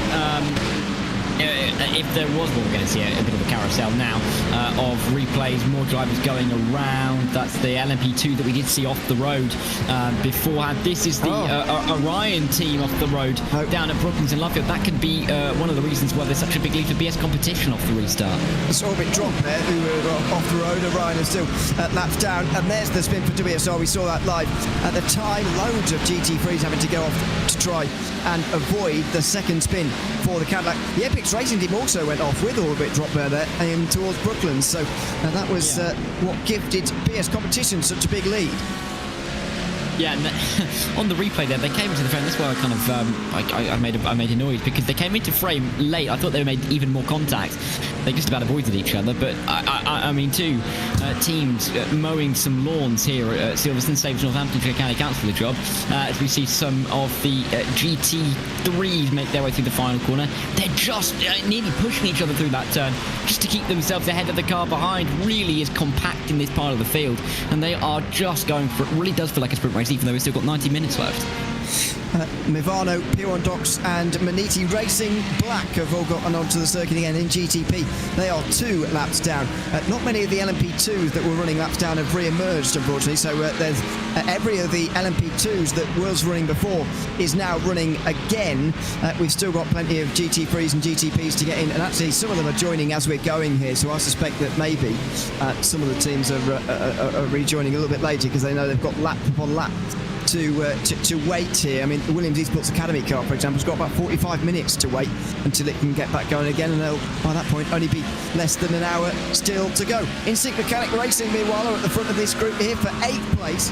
Door Esports, Simify Esports, and WSR Esports Public and the XPD Racing, actually all involved in this. It's a pretty awkward train for some of these LMP2s to work their way through, and they will do. That is the Hyperion car, I think, working its way through at the moment in the way towards Magnus and Beckett's, and now they're going to be split apart, these battles, just by the LMP2 swooping its way through. But you just feel a lot quieter on the circuit, I've got to say. That is helping this start. The fact that it is pretty quiet on the circuit to begin with only lead lap drivers initially allowed out onto the circuit.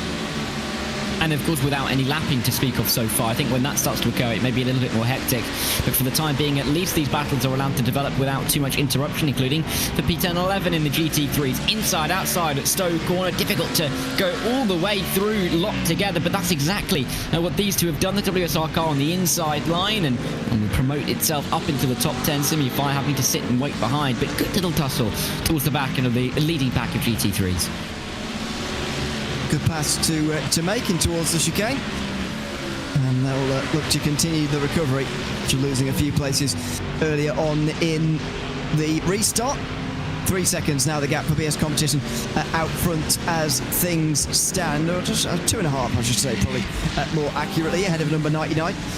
Of those on the lead lap, by the way, the best placed of them in the championship is Orbit Drop Bear, number 68, but they're 7th, 121 points off the championship lead. Number 33 is back out onto the circuit again, so they do look like they're going to gain some more points in the championship over everybody else here and leave with an even bigger margin that they came in with here today. As the BS Turner car gets down the inside, that's now a top 5 for, even 4th place actually, for Phil Denez. Yeah, good for him if he wants to try and onto the podium in this race. Of course, for Phil, fresh off of that, we mentioned it a couple of times, but fresh off of that win from the Bathurst 12-hour, confidence will be flowing, I'm sure, under that BS Turner car. A nice livery as well, of course, as it always is from them, but he's not going to care about that, quite frankly. He's caring about getting into the top 3. It's a bit of a gap up there now. It's formed over the last lap and a half or so, but second and a half or so to try and claim back. If you can keep the cars behind, you know, and kind of at arm's reach without having to fight them, it's going to give you a lot of space to try and gain a little bit of time. If the Apex Racing team and that Mercedes can go for a move, then that's going to help out the BS Dunner team no end. Let's say single file in towards Stowe Corner. Dion in YouTube chat saying that timing is crushed. If you, it should be back up now. You might have to refresh it, but should be back up at the moment. Displaying now 34 cars on the circuit. Some more GTPs have got back going again, fiercely forward, and Orion race team back out onto the circuit. Or 4 laps down, I should say, on the same lap, though, is the key point. The problem, though, for those lap down cars, I think, still remains, actually, that they are going to have more trouble earning their laps back now than what they would have earlier. Earlier on, we were talking about them getting one of those laps back, you know, those 3 who are 2 laps down now. And really, with 2 hours 40 to go, or nearly 3 hours it was at the time, you know, you thought, you know, there might be 2 more cautions, and there is definitely a chance that he can, or all of them actually, can get back onto the lead lap by the end. However, taking an hour off this race and taking the wet conditions out of the peril, I think has vastly reduced the chances of those guys getting back on the lead lap or even earning any more laps back. Yeah, it's difficult really, isn't it, to gain the laps back that previously people have lost. So an hour and a half ago, it was good to say that he's sticking around with cautions on the offing, that you may be able to gain some of the laps back. But with the fact that, you know, we've lost an hour and a half, we've lost the ability for those cautions, it means that it kind of takes away that prospect for people. And so they're just going to have to settle with how they are right now and in the orders that they are sitting in. And I mean that for teams that are a long way down. We can see that some drivers and teams are getting out of the pit lane 4 laps down, 2 laps down in the GTP class. But they are going to need some help to get out. Everybody trying to coordinate when it is their time to leave the pit lane. And it's difficult to do so, but it looks like everything's going smoothly so far. It is so far. On this restart, about 10 minutes gone. And what could be a run to the flag. We may well get no more cautions before the end of this race. We will see, of course. We've got no idea just yet. There in the background is the BS competition, number 89, followed by the Apex Racing team. And so traffic is upon us now for the first time. Side by side between WSR and the Mechanic Racing car. Round the outside go BS competition. Now they'll swoop in between. And will these two get side by side just in time for the Apex Racing team to embark on this pass? It looks like they might well do. Not great news for number 99 here to see GT3's battling in front of them. No, it doesn't really help them to get away from the rest of the field, as Dana Moore will have to try and keep an eye on Will Murdoch at the front of this field. But getting through some GT3s can be a blessing in disguise. It can also be tricky. It really depends on where you can catch them, and a 2-second gap can explode, or it could shrink in the blink of an eye, and it's really difficult to judge exactly how it's going to go until we see some of the cars on top of each other. Oh, inside line, I think that's a car a lap down on the outside. It is, and everyone will file their way through. But now we've got the likes of the albeit drop bear team trying to make their way through, and more of the GTP who are a couple of laps down. That's the Instinct Mechanic Racing car trying to regain some of those places. They had a bit of a slide through turn 3. They lost positions to the WSR Esports car and Simify Esports as well. And, well, it's not happened for them in towards Brooklands, but Benoit Tappy there was really having a go in towards the Brooklands corner. Roberto Friser is next, by the way, in the train. He's in the Lamborghini, the XPD Racing, Ferrari in the background. So this is a bigger battle than you might imagine. There goes the Orion Rake team car just down the inside. They're trying to catch up to the fiercely forward car, although 4 seconds between them at the moment. It is a lot of teams and drivers who are out of position at the moment, but most of the drivers are back out onto the circuit again, bar those who are really many laps down. And so we've got pretty much a full field of drivers again, well over 35 in the race again. And that's good news for the health of the traffic, of course, but it does mean that most people have got back going again. The gaps have been restored for those who are laps down as well. It's effectively what would happen at a safety car restart, just with a lot less time remaining. Side by side, meanwhile, for the Apex Racing team, who go round the outside through the first part of the chicane. You get the inside for the second. Tom Rea there getting up into the top 5 at the expense of the Vulture Sim Racing Lamborghini. Yeah, absolutely. It's definitely going to be an interesting way to make your way through the field. Thomas Enger Sim Racing, of course, doing everything they can to work their way through. I think this is definitely a moment for them to work their way up the order. There's a lot of cars involved in this kind of mid-pack. Inside line through the loop and entry, of course, on towards that Wellington straight side by side. A little bit of door banging. That's not going to please cars on the outside line, but it's all nice and fair as they make their way in towards Brooklands and Luffield. Careful of the GTP on the inside. That could complicate things. Just about getting out of the way, though. That is not the ideal situation to be put inside. Well, that's 2 positions lost for the Volta Sim Racing car in the last couple of moments now. And so next up, Door Esports, and they're going to look to try and stop this, but Andreas Fink at the moment is struggling. Jonas Rutten right in behind in the McLaren, looking for a way through over the old start-finish line as more GTPs come on through. This is the part of the field they're really in at the moment. I mean, most of them have gone through now, to be fair, but even so, there's still more to come. Battle for 5th place, by the way, continues on in the GTPs. Movano just in behind Maniti. Here you can see them coming through. There goes the Maniti car right round the outside through the final parts of Maggots and Beckett's with Philip Schiff. Then it is Loic Marchand in the 7th placed Acura chasing him down. They get past the traffic nicely on the straight and leave the GT3s to battle as well. So traffic not having too much of a bearing that time around, thankfully for the Apex Racing team, who have just found themselves into the top 5 for the first time and will end the lap that way.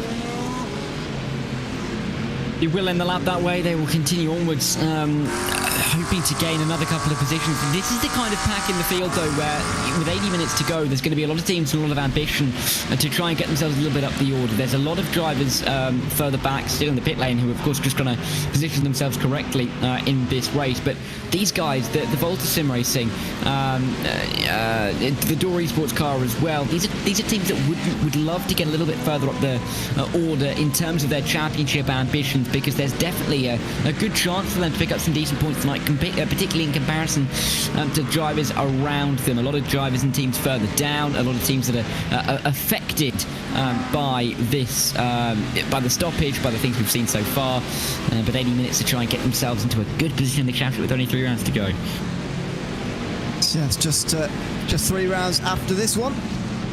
And that's just over 400 points available to everybody.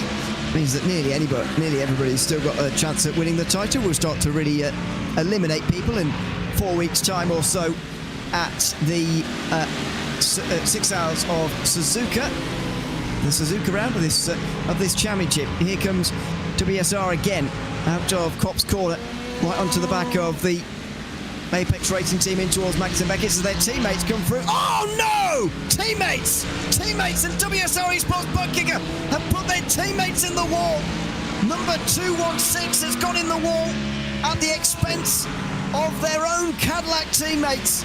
Oh, there's going to be a nasty debrief happening tonight in that team.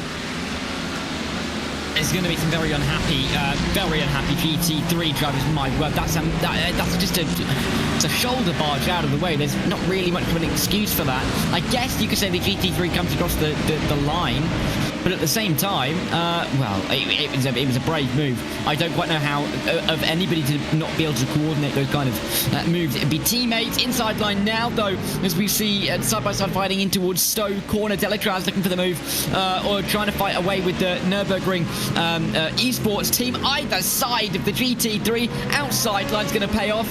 What a move that is in the end. Really brave. It's a good move up into the top 5, and we've seen this from Delatraz in these last few moments. Remy Legrand is the driver now, but they have often found themselves just behind a little bit, and working their way back up the field again has been very good for them. Or they've been good at it, I should say. Oh, in towards turn 3, that was pretty close as Nürburgring Esports very nearly rear-ended them. Small defence there from Legrand into the next corner. Now, how's his run out of turn number 4? That's going to be the real key now. Nürburgring Esports will get into the slipstream and surely have a go. Dennis Ricky, it is, in the car. No, it doesn't look like there will be a chance this time round, so he stays behind, but battle for 5th will continue on. The lead, by the way, in LMP2 is currently held by the Moore&S M squad. Nathan Olsen in the car there, and by the way, most of these drivers, I'd imagine nearly all of them, are going to stay in the car to the very end. This is going to be a run to the end for all these drivers. At the moment, a run successful to the end for Moradness here in the lead of this race.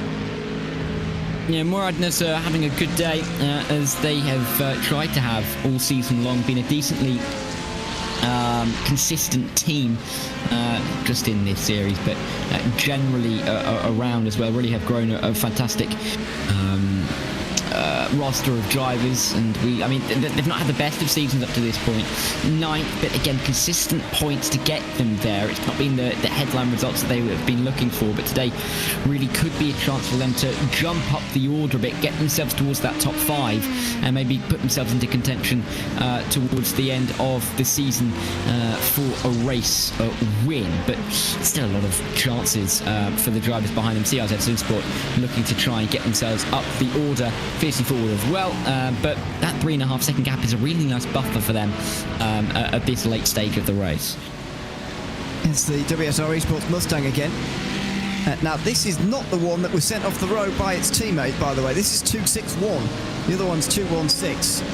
You'll notice the difference. In the championship, neither of them have been doing fantastically, because prior to the last couple of rounds, they didn't get off to a great start to the season. PGZ are the only team really in a Mustang who are doing well. They're the only team inside the top 10.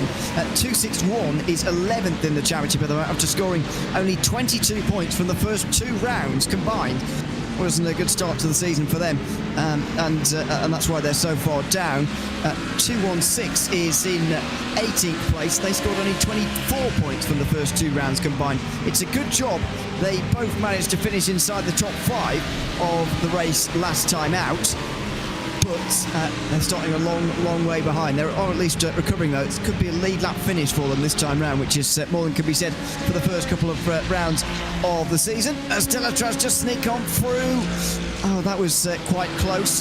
They're battling away still with Nürburgring Esports in the battle for 5th place, and you would have just seen it there. They just snuck through and try to follow them. Effect Simulations as well. It's tight here as the LMP2s come through the GT3s for the first time since the restart. And this is where we're going to see, I think, a lot of the difficulties occur for the LMP2s. It's a really tricky point in the race for them, of course, re-lapping the GT3s and had to contend with this for a little while. But now it's a big opportunity for them to, again, gain or lose a little bit of time. Outside line for the WSR Esports Bucket car in towards the Veld chicane. Very nicely done, negotiated around the outside. Beautiful move in the end. And very, very nicely executed. That's textbook work from the WSR car.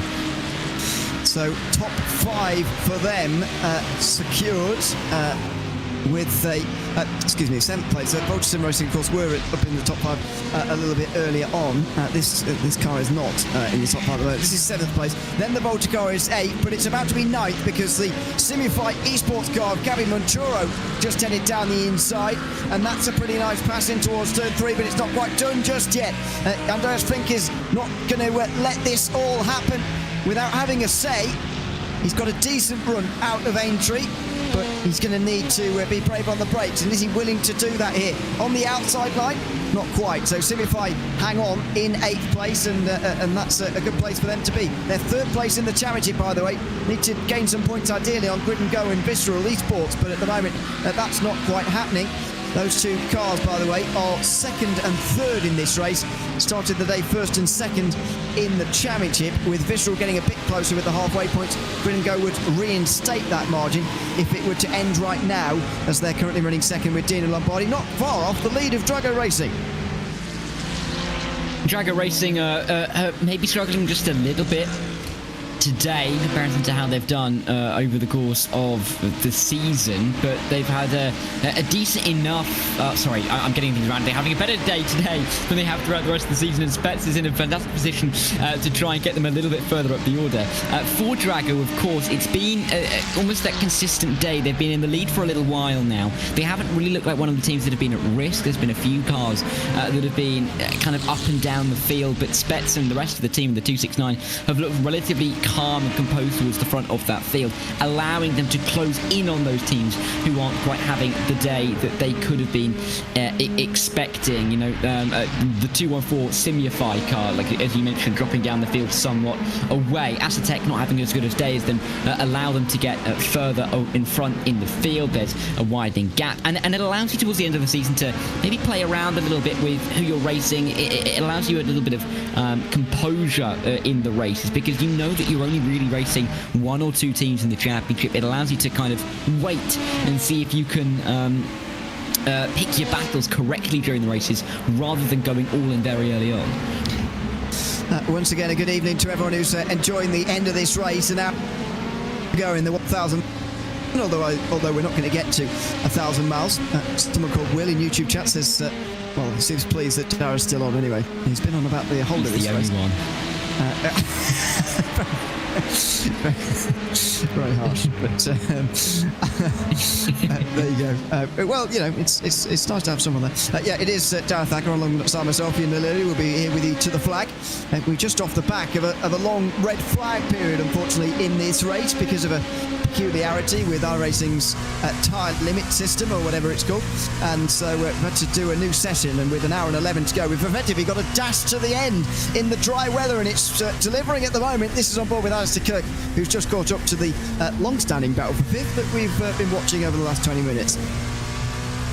Yeah, it's been an extended period of battling, which is what we want to be seeing. No cautions. Well, there were no cautions for the first 20 minutes of fifth restart, making sure I'm wording like that so we don't get one immediately after. I cannot be blamed. But it's good to be seeing these battles, particularly in some of the mid-packs, not necessarily for the winning positions, the podium positions, but for points that are, you know, very much up for grabs, points that are going to matter to teams as we get towards the second half of this season. Of course, only 7 rounds means that points have to be won every single week. It's not quite the 24 30 round seasons that you see in real life motorsport events these days. You really have to pick your points up every single race. A bad race really matters, and teams will do everything to avoid those. So these battles can mean a lot. Even a point swing of 2 or 3 points can make all the difference in a couple of months' time.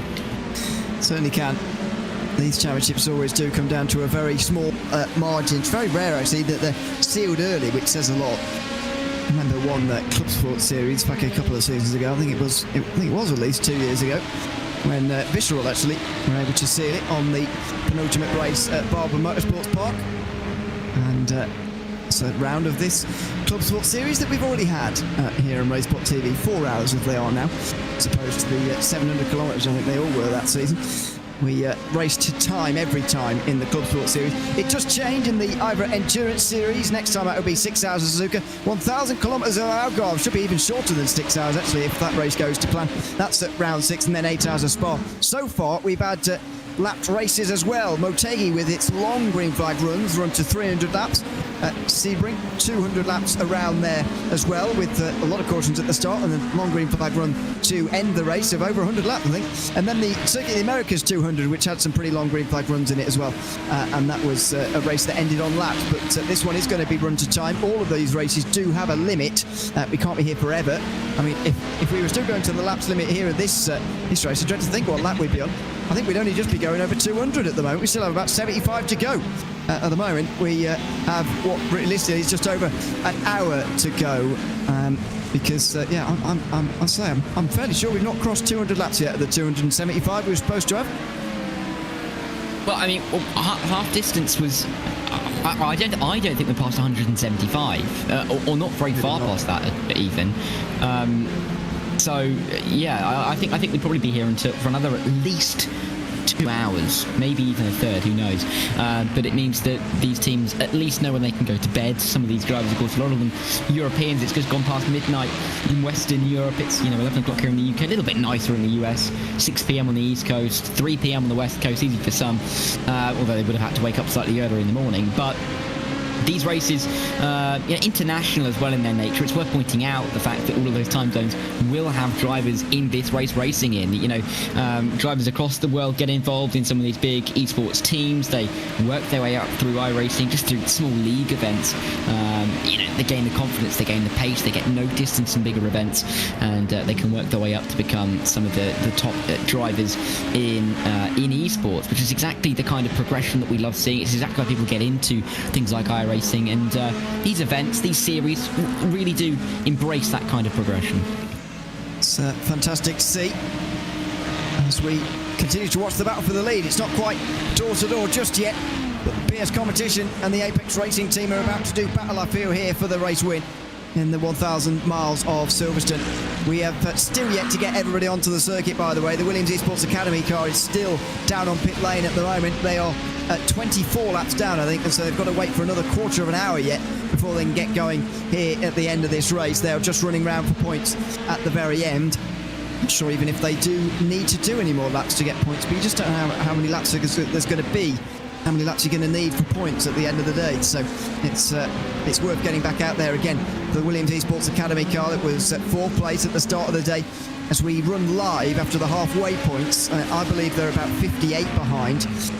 They are going to be closer to 100 behind after this, because number 33 is still running 6th at the moment. Through Copse Corner for the leaders, and it looks like Will Murdoch's going to get a bit of an advantage here over Dana Moore in towards Magnus and Beckett's, is he? Down the inside of the Moore in this car. This is where it gets dangerous. This is where these two categories of car are so similar, and that could have been worse, but the Apex Racing team just squeaked past the Moore and the M squad, leading LMP2.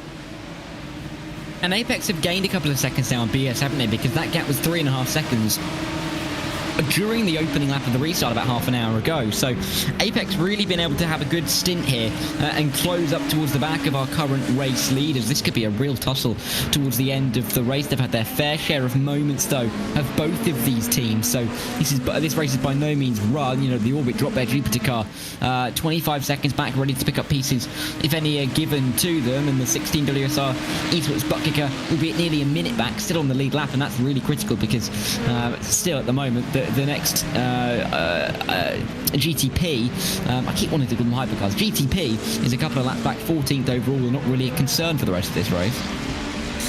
No, particularly not the primary concern. Hour of 5 still to go. So I think we're in agreement here with the amount of time remaining at the beginning of this run, that it's 2 stops for everybody. Halfway in that would be 47.5 minutes to go. The only concern I have with that is LMP2, whether they'd need to make 2 stops. I'm not entirely sure around this specific circuit whether they'd need 2 stops or just the 1, but I'm pretty confident for the GTBs, certainly for the GT3s, that it is just going to be the 1 stop. We'll see though what they end up doing, as here are some of those LMP2s. There's Alistair Kirk getting past Dennis Ricky here, who held off Delatraz for a while. Now he's lost a couple of seconds. Now he's been overtaken by Effect Simulations as well. And Effect Simulations, a team that have kind of been up and down a little bit in this race. They ran the wet tyre a lot longer than everybody else did, and it looked like a bad strategy call, but when the caution came out, they were able to pit for dries and find themselves, well actually no, sorry, that's a lie, they pitted just before the caution, and when the caution came out, of course everybody bunched up, then everybody else cycled back into the pit lane, and they cycled to the front of the field. So they've had a bit of an up and down race, interesting strategy calls paying off in the end for them. See if they can get a couple more spots up the order. Top 5, I feel like, is where they'll be aiming for, sitting in P6 for the time being, but always difficult when you've got that Delatraz car not too far in front of you. The same can somewhat be said for a couple of other teams. I think that Orbit drop their Jupiter car has been sitting in 2nd or 3rd pretty much all race long, would be happy to stay there, although I think they could have, they'll always feel like that race win was always a possibility. Yeah, certainly. There will be a lot of teams feeling like that at the end of today. It's been a very attritional race indeed. Just 4 lead lap cars left now in this race. It's been an astonishing race, it really has. In GT3, we've still got a fairly healthy amount, actually, still 12 on the lead lap, with Maniti Racing Green only 1 lap down. I think that's the car that ran out of fuel to cause one of the cautions, and so that's why they're only 1 lap down. This, meanwhile, is the battle for the lead, and look at this, Will Murdoch under pressure again from Dana Moore, who's got a decent run out of Luffield here, round the outside through Woodcut. They're coming through the GT3 field again, which is where this is all coming from. The pit stops still haven't happened to split the field apart, really. And so the GTPs are right in it again. Here comes Amor in towards Maggots and Beckett. Is he going to go for the move through the higher speed corners on this circuit? Not quite. Will Murdoch round the outside? He holds on for now.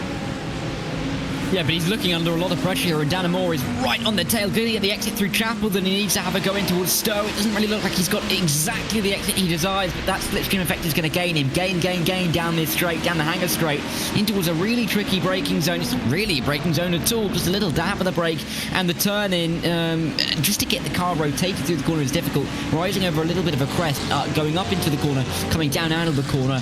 Difficult to judge, really, is the car behind, but Dan Amor not really wanting to risk too much for the time being, still have over an hour to make this move stick, and with pit stop still in the offing, who knows if he can make the move without even having to do it on the circuit. Yeah, it's a great battle between these two at the moment, and for now Will Murdoch has got the upper hand. Dan Amor still just in behind him. He'll get down the inside here of the Porsche. Space given. There's just a little bit more space on the racetrack, you feel, at the moment. Just feels there's a little bit more room for manoeuvre here in this field, given that we've had quite a few retirements. Still got just 41 cars running now from the 55 that started this race. Just feel a little bit quieter. Down the inside of the Volta Sim Racing car they go again here. They're just a bit spread further apart as well, these GTPs, the GT3s, so it's just helping them out a little bit here. Murdoch doing well for the moment, but that's not a great run out for the field. And more will close in again here. Again, no move though through Cops Corner, no one to slow Murdoch down. There will be traffic through the S's though. And not really where you want to meet any kind of traffic, is it? There's going to be a GT3 that at least Murdoch can negotiate, and more. Oh, that gets close. Oh, I think he just about gets his way through the second part at Beckett's. They can both make their way through on the second of the GT3s, and it'll give Will Murdoch just enough of a gap so that he's comfortable going in towards Stowe Corner. They've got the BS Bus Turner car up next, and then they've only got a couple more to get through before they have got themselves through the GT3s once again, inside and outside. Murdoch still stays in front, but a worrying couple of moments that weren't satisfied, and that won't satisfy him either. He's got it wrong. He wasn't trying to go down the inside of the grid and go accurate, I don't think, but he just outbroke himself. He got himself up onto the curb and he's gone for a spin. Is that the race-defining moment for BS Competition? As Will Murdoch just misjudges that move in towards the final chicane. Dan Amor slips through with an hour to go, and suddenly BS Competition are behind it here. Maybe he was trying to go down the inside the whole time, but Dino Lombardi wasn't expecting it particularly, and it was quite a long way back. He rockets over the curbs and goes for a potentially race-defining spin.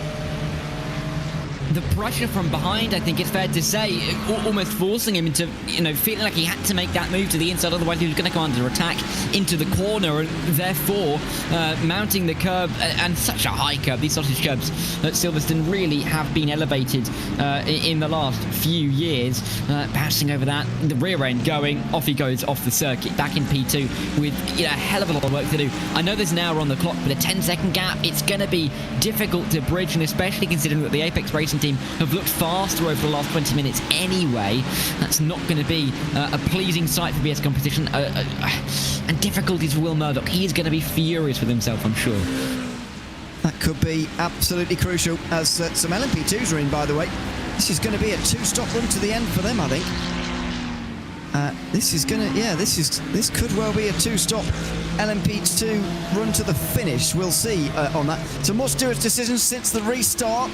Number 295, BS Plus Turner, that is, Phil Denez, has got 20-second time penalty for an overlap with car 205 before the start-finish line. That was on the restart, so you're not allowed to do that. That was effectively being treated as a safety car restart rather than a race start, and so you can't have an overlap alongside a driver who's ahead of you. And Phil Denez had one, and unfortunately this battle for fourth place, or third place even, doesn't really mean very much. Gino Lombardi can relax a little bit because Phil Denez is going to drop back a further 20 seconds later on. Yeah, and Denez does have that hanging over his head. Won't really be exactly what he's hoping for towards the end of this race. I think it's fair to say that he was hoping for a little bit more. Of course, as we've mentioned, the confidence going into this race, I'm sure, would have been high for him and for the team. it's not necessarily materialised exactly in the way that they would have been hoping for, and that the penalties that they picked up in this race have begged them back somewhat from possibly going for a leading battle. P1 Doc's car getting through on a couple of GT3s, just about through Aintree and into the loop. It's a tricky part of the lap to make moves. There really isn't much of a pace advantage for the faster classes in Village and in towards Aintree in the loop because of the characteristics of the circuit. Very slow corners, and the characteristics of the cars mean that although the GT3s and the LMP2s are faster in the higher speeds, they're just not that much better, I should say, in the lower speeds. No, it's a funny way that it works. The interaction between lap traffic, you think because a car is faster overall, that it's faster in every aspect, but that's certainly not the case in multi-class racing, as the P1 Doc's car, I think that is, working its way through these GT3 leading battles. Drago Racing currently at the head of this one at the moment. They've not finished on the podium yet in a race, but they have been in the top 6 the last 2 races, so it's going all right for them. Just a bad first race has put them down in 6th in the championship for the moment. It still seems like it's Visceral versus Grid and Go to me for the championship. They had 56 points over Simifight and over 120 over Door Esports heading into this round. I still think it's a 2-horse race with the 2 of them at the moment in podium places. Here, meanwhile, comes the Apex Racing team as Door Esports continue on. It seems that the Apex Racing team are pitting at the earliest opportunity, perhaps, to try and make it home. CRZ Synthport coming in because LMP2s are running out of fuel. Yeah, they don't really have the ability to keep themselves on the circuit. Oh my goodness. That's the stuff. So I haven't seen a penalty being served all day, but just looks like they're stopped, doesn't it? Tom Rea served the penalty, and now we'll actually come in to make the actual stop. That was probably from a very long time ago. In fact, it was. I think that penalty was awarded nearly 4 hours ago now for causing a collision with the 33 GTP. 10 seconds that was, and now they've served it finally. Yeah, I think some of the drivers will have aged quite a bit since then as well. They may have forgotten that even happened. They know they had a penalty, but I'd be interested to know how many of the team members remember exactly what for. If it was that long ago, you just got to serve it when you can serve it. We've not really had a green flag run like this for 3 hours now in real world time, maybe 2.5. But it's been quite a while. And we've had 40 minutes worth of green flag running.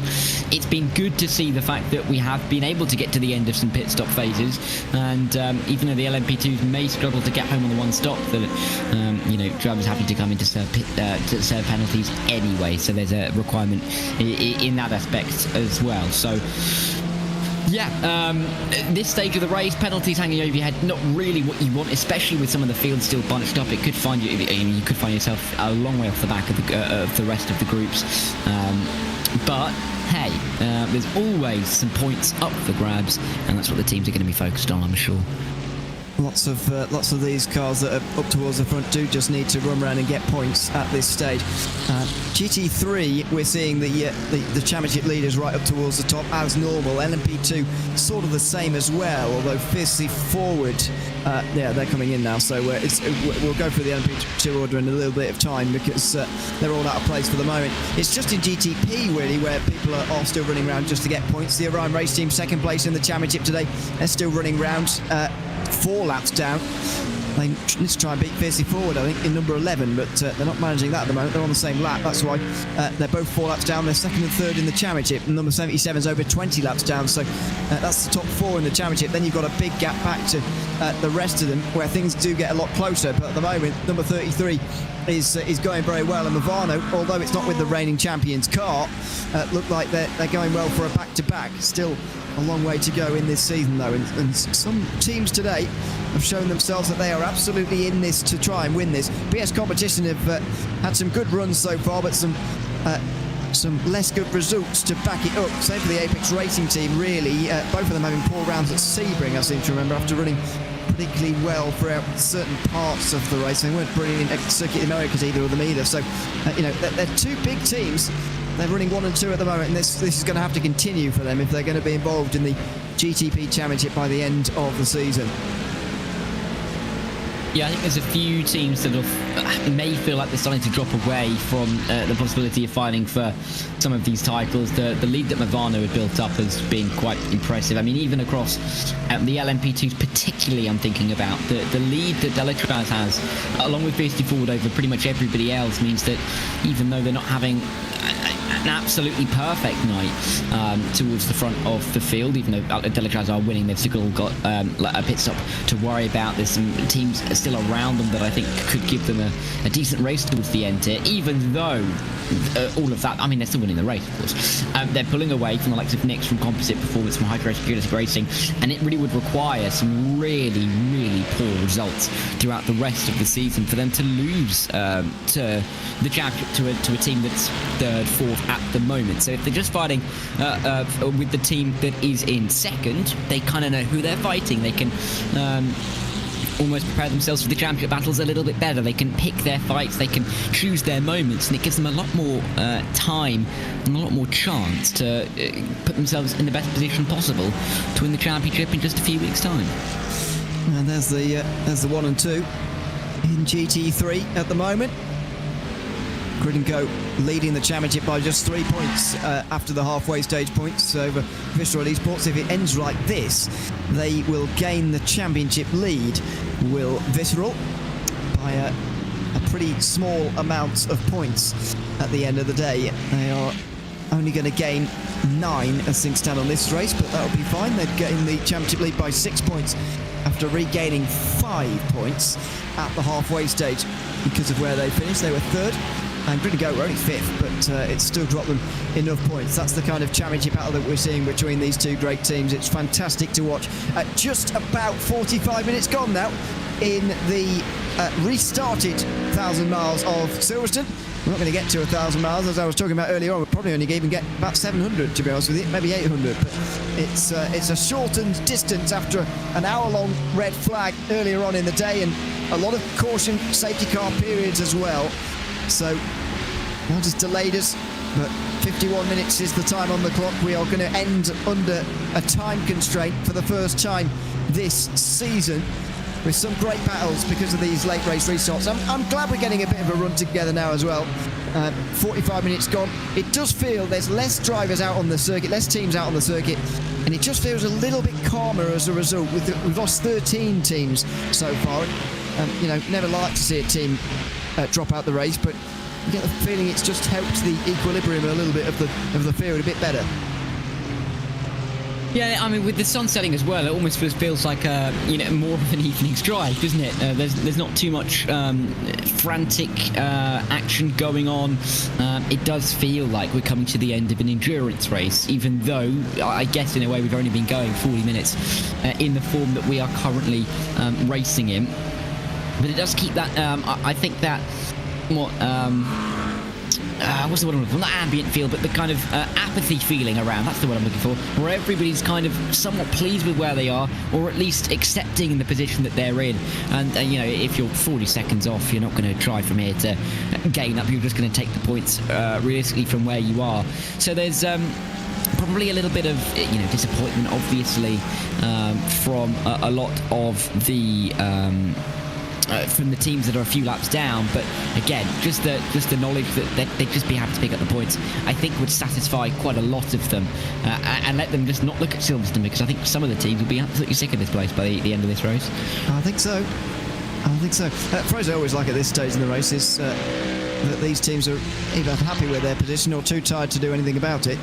And I don't think we've quite reached that stage yet. I do feel like the red flag might have revitalised a few drivers and just given them that little bit of energy.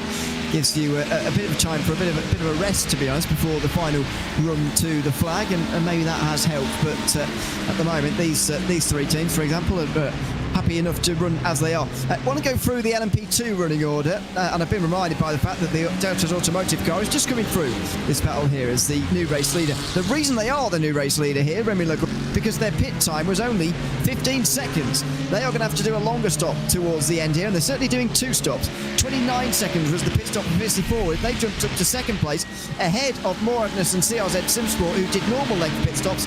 Then Nürburgring Esports, who did a normal-ish length pit stop, but it was about 5 seconds shorter than you might expect. Then Geodesic did a normal length pit stop, as did SRN, Nix Esports, and Hyperion Racing as well. So, although I think they must have had penalties. Well, maybe not. No, actually that's not true.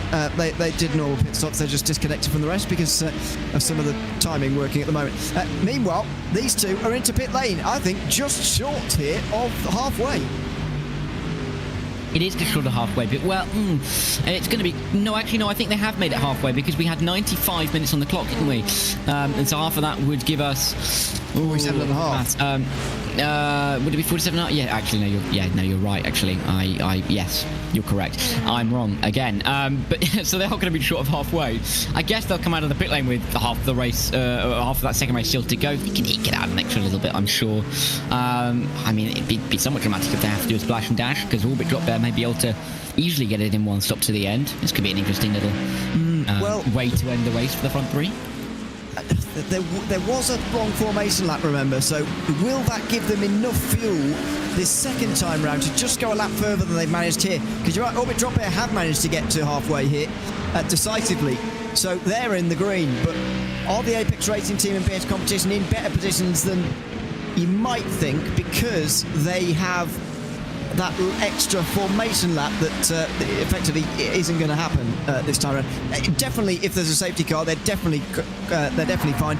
I think they might be fine anyway, but it is quite close. The GT3s will be absolutely fine, even though some of them have already stopped. The Apex Racing Team have already been in, for example. Tom Rear back out again after 27 seconds in the box. That was a short stop first time round. I think it was for Hoysinkveld as well.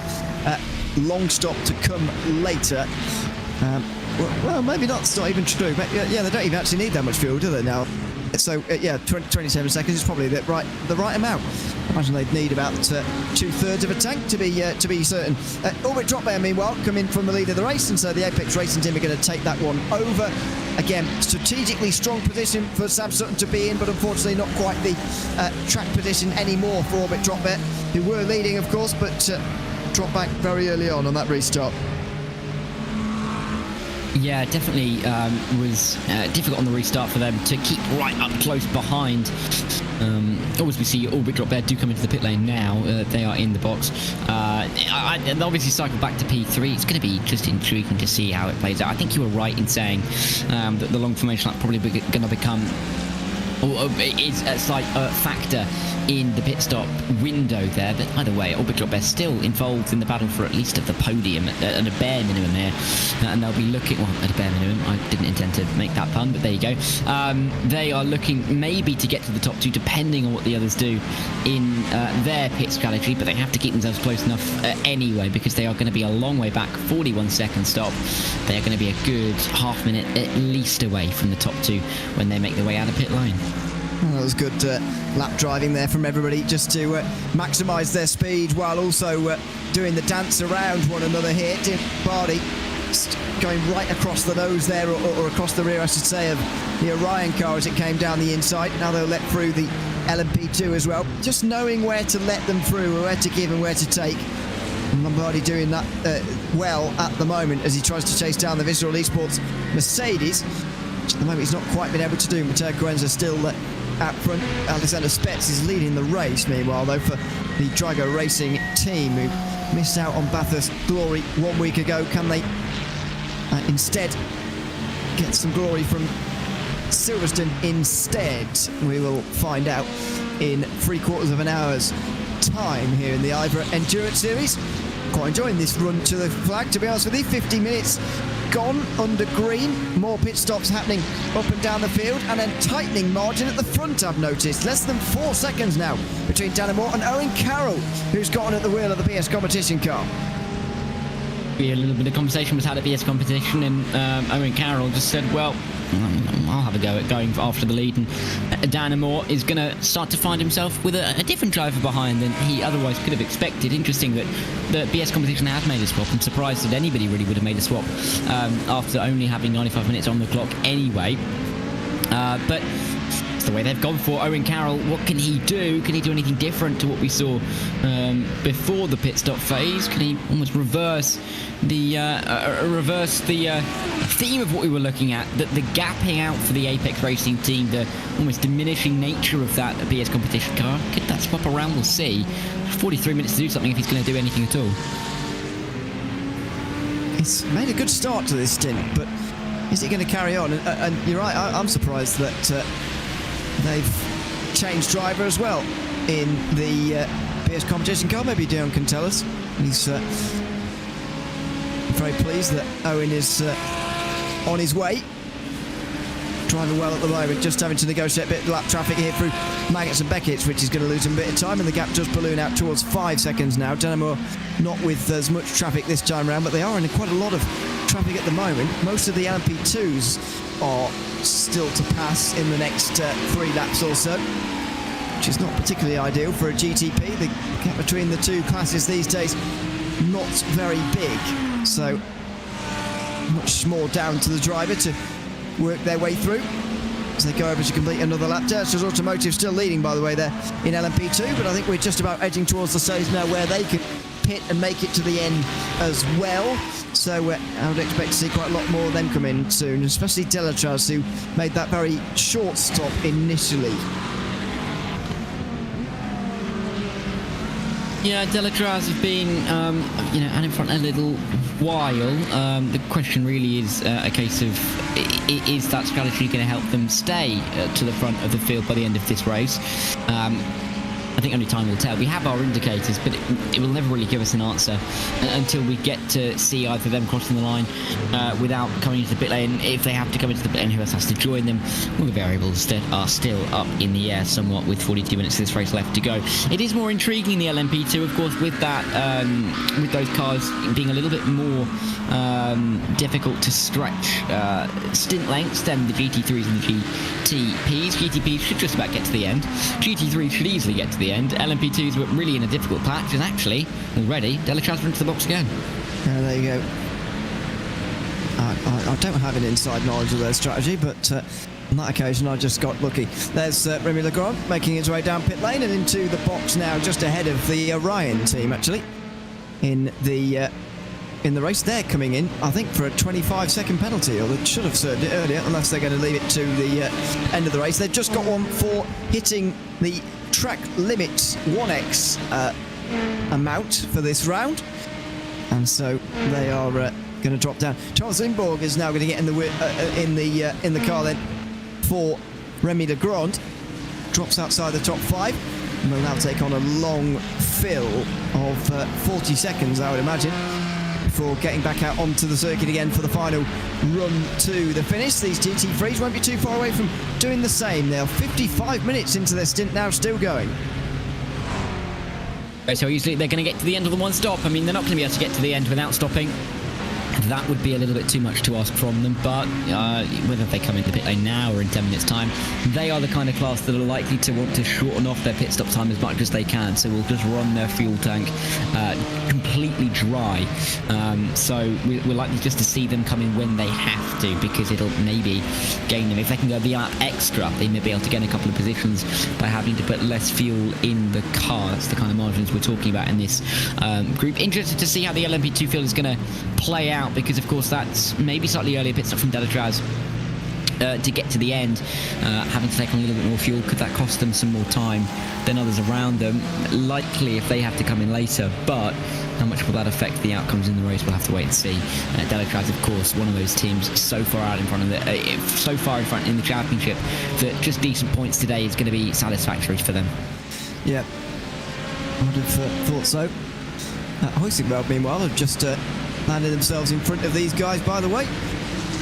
They are laps down in this field, 3 laps down as things stand, but they are beating the others on 3 laps down. It's very much this restart about who's on your lap and how you can race them, really.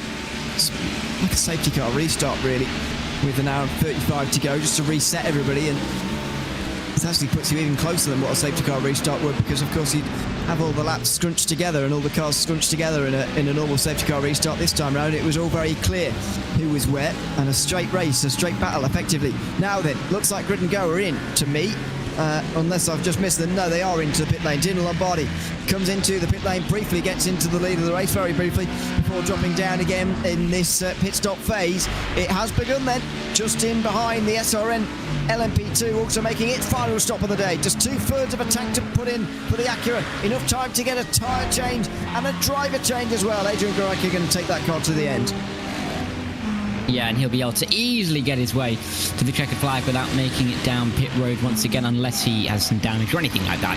If we go green to the end, he'll be staying out. That is for absolutely sure. Grid and Go up on the jack, back off the jacks, filling the car up with fuel, and then we'll get out. Another couple of GT3s starting to come in as well. I think they like to see a busier pit lane in the next 5 minutes, but slightly earlier pit stop than the rest. That Grid and Go car, but they'll get out without too much of a worry and see what they can do on this on the undercut, and with a lot of teams yet to pit in the class. Are they going to be in clean air? That's a key point of the undercut, and they are.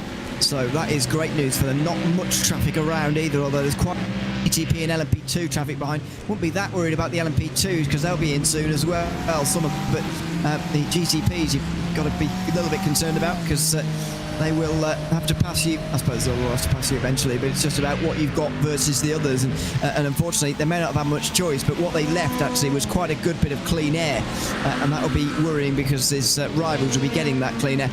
Meanwhile, this is the other Bistro car. This is 297, just in behind Absolute Motorsport Aston. This is what I was talking about with teams laps down, 5 laps down at the moment. Scuderia Volpi, Absolute Motorsport, Visceral Esports, 297. All on the same lap, all 5 laps down, but they're all effectively battling for the maximum they can get, which is 16th place. And it's another couple of points per position, isn't it? So there's every reason for them to battle for these positions. And if anything, when you're 5 laps down, it'll just get you interested, won't it, really? It's good that they've got some drivers to battle with. There's a few teams who are kind of on their lonesome. I mean, we've got the Movano, the Maniti cars from the back of the GTP, 7 and 8 laps down respectively, who are just kind of circulating without real intent at the moment, because it would take a car to have a big old issue in front of them to gain anything from the rest of this race. They're just circulating to make sure they can score the points, and it's probably got a dribble atmosphere, probably not too high pressure in those cars, unlike the battles like we're talking about in those LMP2s. The few cars on the same lap, and even if they're not necessarily fighting over positions that are going to mean a great deal to them, the points are going to mean a great deal to them by the end of the season. Out of the pit lane for the race leaders, there is the Drago Racing car, and they will be ahead of the others, but not Visceral Esports, who have managed to do a much shorter pit stop there. So Drago must have been serving penalties for them to have dropped so far back in the field, but Drago Racing are no longer the leaders of this race. They did have pending penalties, 5 seconds for contact with the PS competition car. That happened at Stowe ages ago, if you remember it. They also got 5 seconds earlier in the day as well for something else. They've been involved in the steerage room quite often, but they've served the other ones. It was the most recent 5-second penalty that they had to serve. It has cost them the lead as well by the looks of things, although they seem to have lost a lot of time. Grid and Go are just in behind them. Visceral Esports are miles ahead here, so their lane time and their stop time was actually very short compared to Grid and Go's, which is why they're so far out in front. PS Turner still lead. They've got penalties to serve though, and they've got a pit stop to do, and now they will do it. But this is suddenly Visceral Esports in prime position. Yeah, and they are going to be seeing the same things we are and thinking that they are in such a great spot. Visceral Esports, I'm sure, very happy to be right up towards the front again. Matteo Kunze in that car, hobbling around P6, P7 for a lot of this race, but getting themselves towards the front of the field, and all of a sudden, as Phil Denez is in that box. The 296 is going to overtake the 295 and cycle its way to the front of the field. Fantastic for Visceral to be in this position now. Also good for the likes of Adora Esports to work their way up the order to the top 5. Shame for Drago, who were leading this race, of course, but not for the time being. No. I will notice one thing, by the way, about Visceral. They've not had a single incident reviewed all day. So they've not been the perpetrators or the victims, indeed, in an incident all day long in the stewards room. That certainly does help when you're trying to win a race here in one of these rounds. All the penalties for BS Competition and the Apex Racing Team overall have been served, by the way. They have been up here as well for these GT3, so it should be 3 for the win, although BS Turner are now no longer part of this after serving that penalty. Phil Denez now drops behind the Vulture Sim Racing car in 7th place, so it's not a disaster actually. This longer green flag run towards the end is helping those a little bit with penalties. Yeah, it absolutely will help them with penalties towards the end of this race. I mean, penalties have been a real thorn in the side for all of the teams, and to not have anything like that to hang over your head at any point in this race is so impressive.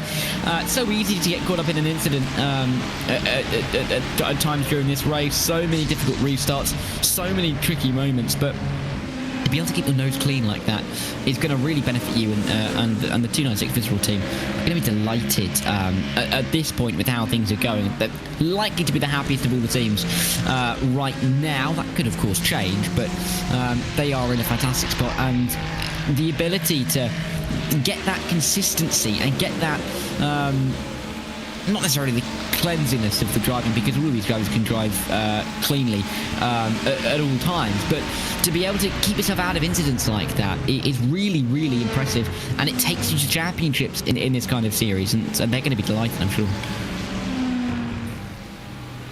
It's the way to do these races. Stay out of the stewards room as much as you possibly can.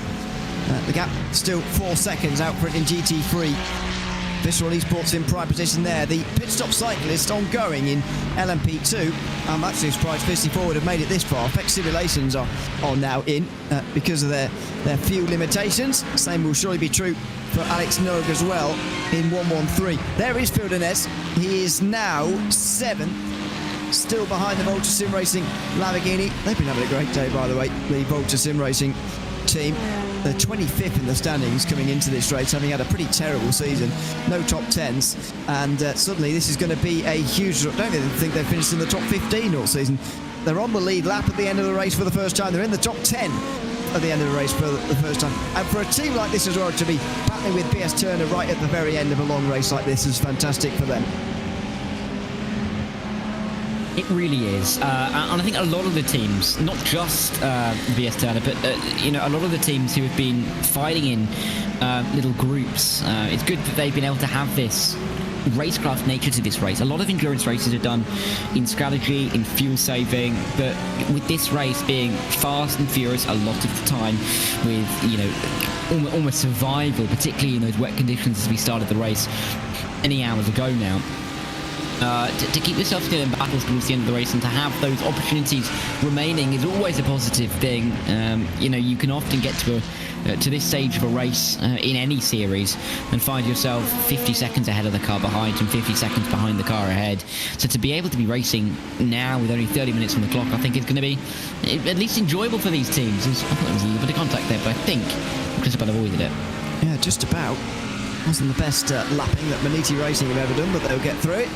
And they get on past. Both of their cars still running, by the way. Number 17 is 11th, 9 laps down. They haven't really got much to race for, unless someone goes off in front of them. And the 78 is 2 laps down. They're actually in a pretty decent fight with P1 Docs and Nirvana Azzurro for the 5th position. Those 3 cars currently separated by 15 seconds, which is pretty good going at this stage. Just less than half an hour to go in the 1,000 miles of Silverstone. It's effectively turned into the 9 hours of Silverstone here today. That's the longest timed event we have remaining in the season here to mark the halfway stage. As you were talking about earlier on, halfway through this race, marked halfway through the season as well. We're into the business end of this championship season now, and it's fantastic to be watching at this stage. Fantastic entertainment this race has been from start to finish. The SRN and Effect Simulations LMP2s are now nose to tail, by the way. Still waiting for plenty of pit stops to happen down there, but Delatraz are still out front as things stand. Of those who need to stop again, or I should say, of those who don't need to stop again, Delatraz are leading the way, but will they still be leading the way after those in the front like Moradness and Fiercely Forward have been in? Will they still be in the lead then? I think that's the question that is going to be under consideration from a lot of the teams. The LMP2 class generally just being the most in the air, it makes it a little bit interesting all the way to the end, because we don't necessarily know who's going to get to the end. I think a few of the teams are going to run it close as well, in terms of whether they can get to the end or not. So this race is not really going to be official until that checkered flag flies and drivers are able to cross the line. Volta Sim Racing, and there's my favourite livery on the grid today, trying to hold back another fantastic livery of that BS Competition Turner car as they're on their way down in towards Stowe. Difficult to really see how this isn't going to end up in some side-by-side action, it's fair to say. I think we're almost certainly going to see a move attempted by Phil Denez. There's no way that he's going to stay behind that Volta car to the end of this race, but oh, there we go, inside line, gets it done, just as I was saying. Well, there you go. I didn't expect him to hang on that through the whole way home. There's a long way to go yet in this race, but there you go, maybe not with such abruptness. This is the battle for 8th in LMP2 I was talking about, between SRN and Effect Simulations, and they're very close in the Effect car. Are they going to get through? Yes, on the inside line towards Stowe Corner. SRN going to try and run around the outside, but they're not going to get anywhere through there, and so they'll hang back. SRN, of course, a team that have been in the iRacing and sim racing scene for so many years now. I mean, I remember watching them 10 years ago, so they must have been around even before then, and have had great successes down the years, and such an iconic livery as well that has remained mostly the same in their history, which is great to see. They're in the IVRA Endurance Series this season as an LMP2 entry. Their entry is actually the SRN TFR Alliance, so it isn't only SRN Motorsports running this car, but they're the recognisable name, I would suggest, from both this series and other series in the past as well. Many years of experience in endurance racing. I remember the Corvette GT1 they used to run all those years ago, back when those were the cars of choice. It was an HPD, a GT1 and a GT2 back in those days, and they were very much a part of that. Now part of the modern IVRA Endurance Series, which has flourished into what it is today, GTP, LMP2 and GT3 racing, with nearly 60 entries year after year, a long entry list of teams that didn't make it through the pre-qualifying phase. It's a remarkably competitive league to get into these days, the IVRA Endurance Series, and you can certainly tell when you watch the racing. Always ends up very close. I know the safety cars help, but always close finishes here in the IVRA Endurance Series and the Club Sport Series as well, and it speaks to the competitiveness. And just look at the top two names as well overall, by the way. That speaks as well just to the competitiveness we've got in this race. Just less than 4 seconds between the Apex Racing team and BS Competition. Yeah, and BS Competition doing their best to close that gap. Owen Carroll is starting to reel in the fishing line. Let's see if he can do anything more in the next couple of laps. It's only been a couple of tests, isn't it, since the pit stop phase, which was a little while ago now. It's not really the kind of game that Owen requires to get himself towards the front of the field. As Fiercely Forward do come into the pit lane in the LMP2 class, that'll allow Moradness to cycle back to the front there. But leading battles that really are intriguing. GT3 Pro is not over, that's 4 seconds. This GTP gap being 3.5 seconds, it feels a little bit over, but it's absolutely not. In the LMP2s as well, with the confusion, but with the question marks over strategy, it can definitely stay interesting, and the gap is only 6 seconds itself. So to get through, and I know we've had stoppage throughout this race and from caution and red flag, but 8.5 hours in, more than that, and we've got 3 leading battles within 6 seconds. This is fantastic. It is. It is great to see. It has changed, of course, because Fiercely Forward have come in and they've got out ahead of Delatraz by 15 seconds by the looks of things here. So Fiercely Forward and Alex Noga played a blinder. If that is indeed going to see them all the way home, and there's no reason why it shouldn't do. Once again, good evening to everyone who's watching along, by the way. I think that's Harrison Lillas in YouTube chat saying that or asking us for some orbit drop air appreciation for being up from midnight to currently almost 11 a.m. which is what it is, Australian Standard Time at the moment, which I presume they are all in. Sam Sutton is the current driver, but Harrison Lewis was in earlier on. Absolutely, Orbit Drop Bay can have our appreciation for that, not only for getting to the end of the race, but also for getting on the podium, which I'm not going to jinx, but they are half a minute ahead of 4th place WSR, and looking good for this podium place finish. They are looking good for this podium finish. I mean, does that mean the Woodrop team members? I mean, if that's because that'll be the east coast of Australia, which means we've got drivers at least from the east coast of Australia, the UK, Western Europe, Eastern Europe, the east coast of the US, the west coast of the US. We've got basically everywhere involved. I'm sure I've missed out a few places as well, but it just shows how international this series is, how many drivers come together to race at one of the homes of motorsport. And we may be biased in saying that, but hey, it is really. And it's great that this kind of championship brings teams together, brings drivers together, and you know, gets such great racing out of some of these guys. You know, we have had interruptions today, we have had some difficulties, particularly on some restarts, but we've also seen some great side-by-side action, and that can really be appreciated wherever you are. Absolutely. Even if you do have to stay up throughout the night, that's outrageous, by the way. Midnight to 11 in the morning is quite outrageous. Yeah, that's a very good effort indeed. You know, I'm no stranger to a late night for whatever, and you know, and Europeans aren't for American racing or whatever. You might stay up to 4 in the morning or whatever, but that's staying up till lunchtime. It's going to be a difficult sleep schedule to win back. Less than 3 seconds between the two leaders at the moment. Oh, Owen Carroll just sneaking up the inside of the Grid & Co Acura there, which is just slipping, by the way, further and further away from second place in this race, and looks more and more like it's going to finish third. That was not great news for Owen Carroll, though, who's just lost a bit of time. The gap just ticks over 3 seconds again. Is that spin going to cost them at the end? Because since the spin for Will Murdoch into the final chicane, they have been catching.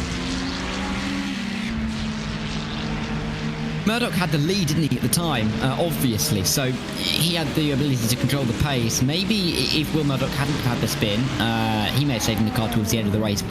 We won't necessarily know without asking. In fact, I may have a quick look to see if anything's been said by BS. Definitely difficult moments for them. In fact, nothing's been said that I can see, at least.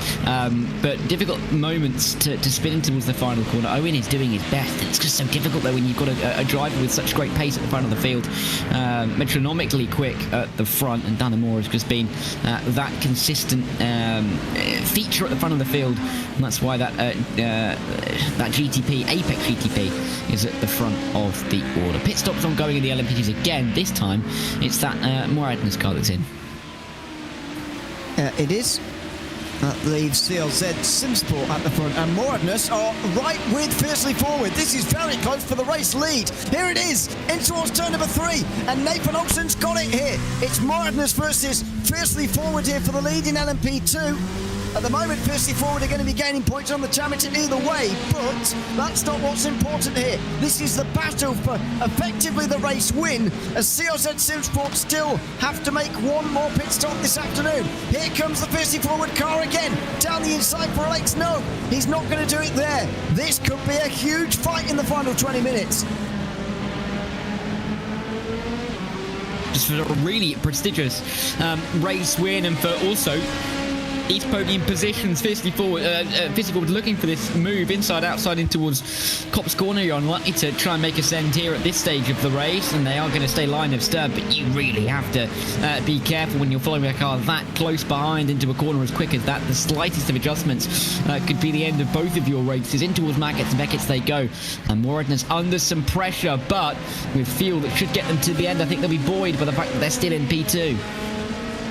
It's a good run for Nogue that time. Surely Nathan Olsen's going to have to go on the defensive again, and they will be hoping that the CLZ Synthforce car is going to be behind these guys. The gap was over 20 seconds, so you wouldn't be that confident at the moment. Moradness' last stop was 17 seconds, and you don't lose that much time going down the pit lane. Is this the battle for the lead, or will it not be? At the end of all this, side by side again, very wide from Nogue. He's on the tight line. He's got to be careful. Olsen gave him some room, to be fair, and now they're going to clash, are they? Just out of the corner, up over the curb there for Olsen, and Nogue does get the lead. Fiercely forward, take the lead here at Silverstone, and they do get past CLZ Synthforce. This is going to be a huge battle in the final 20 minutes here, as Olsen tries to come back again in the Moradness car. Outside line for turn 3, gives him the inside for 4 if he can stay there, but can he? Not quite, and Nogue shuts the door, slams the door shut in towards the loop, says you're not coming through for the moment, and Fiercely Forward do hold the lead. Fantastically astute driving to get to the inside there in towards the loop. He knew that there'd be a move to the inside if there was any kind of overlap. He realised there was no overlap, slammed that door shut, and effectively said, well, either drive into the back of me or sit behind. And he had to sit in behind because he doesn't want a penalty at this stage of the race. And Moradness and Fiercely Forward are going to be, scrapping it out for this race, but likely towards the end of this race. This is exactly what we want to be seeing. Two great teams fighting for a fantastic race win. Maybe Moradness getting themselves a great result in the championship with a Fiercely Forward in the 113. This could be a championship leading race win. This is very important for the championship, as you say. Telstar's a third. They've only just got out ahead of CLZ Synthforce. It wasn't a big margin, so they gained 19 would Fiercely Forward in this situation. It wouldn't be championship lead clinching quite if it was to end like this, because Telstar had much better halfway points. But it would be a big step forward, and effectively it would write off the day's results almost. They started the day at 7 points behind. If they were to end like this, they would be just 4 points behind. So it would be a few points gained for Fiercely Forward, but really not a lot when you consider the racing that's gone on. This has been a good lap for Alex Nogue here. Is this a trend that's going to continue, with Nogue continuing to run away from Olsen, or is it just a bad lap for the Moradness driver? Interesting to see if he can still stick close on this lap. They've got a little bit of clean air to work with, so this could be quite an indicative lap with only so few left to go, and we really are talking about single figures of laps now for these guys before they are able to reach the checkered flag. Moradness look like they're losing a little bit of time. That exit you could just about see through the loop and into his entry. They're just losing a couple of hundredths, and even though it may seem insignificant, a third of a blink of an eye, those little moments on throttle are really important for these kind of gaps, and if you can't gain in places like that, then it's unlikely you're going to be able to gain around the rest of the lap. Through Luffield you can see that maybe a little bit of gain into the corner, but the wrong line means they're going to lose a couple of tenths. And again, looks like there's a very strong possibility that Fiercely Forward car could maybe run away a little bit at the front. It's looking good for them now, as the Instinct Mechanic Racing car now is going to defend from the Apex Racing team. Apex made quite an early stop, but hasn't really done anything for them. It's put them almost exactly where I thought they would have been anyway, with just over 15 minutes to go. So we'll see if they can get through here, and that might be the lot for this team. But for the moment, they are still stuck in behind the Porsche. And makes its way out of the final chicane on another defensive trip again here. The Apex Racing team haven't really been up towards the front through this season so far, unfortunately for them. 10th place so far this season after a good race at Sebring, but a 6th place there, but difficult season otherwise. And that was another look down the inside in towards turn 3. Couldn't quite get it done there, but as I said, they've got time on their side. 5 seconds up to the next car in front. They'll probably realise they're not going to get any more than this, so they might as well take their time in the next 15 minutes making this overtake. Yeah, there's not really any immediate rush, is there?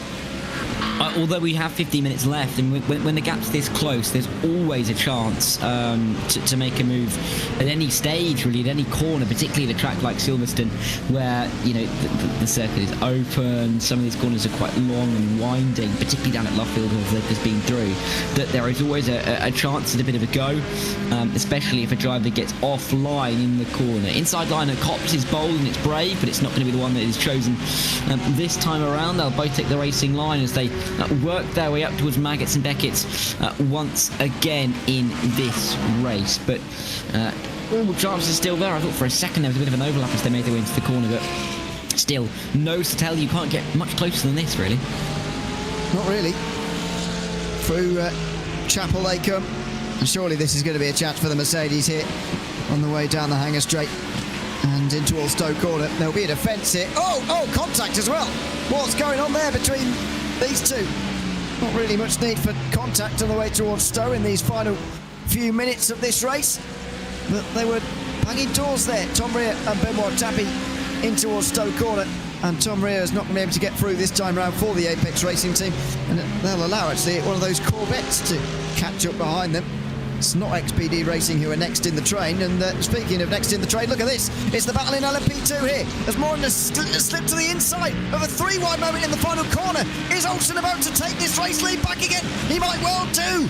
The momentum was going all the wrong way for him in these last few moments, but a bit of traffic has given him new life here on the inside line through turn 1. He's now going to be on the inside for 3 if he can stay there, but no. Olsen's on the outside again here. Oh, Noga's got to shut the door like he did last time, but he's not going to be able to. Olsen's kept his overlap this time, and he'll be on the inside for the loop, and then Aintree, and then Brooklands as well if he needs it. He's got the traction, and he's got the lead back again. As they run their way towards the end of the opening sector. Great driving as well, just to get yourself all the way around the outside and get the overlap that you weren't able to get last time around. Aleix wasn't able to cover it off in the same way, and he suffered the consequences of doing so. Nathan Olsen now in a great position, maybe just to get his way through Luffield. He's going to have to try and get a good exit. Not the best of exit, caught up behind the traffic. Here comes Aleix again. On the inside line. He's just got that overlap in towards Cobb's corner. This could be spectacular. In towards the fastest corner on the circuit. They just get in line in time.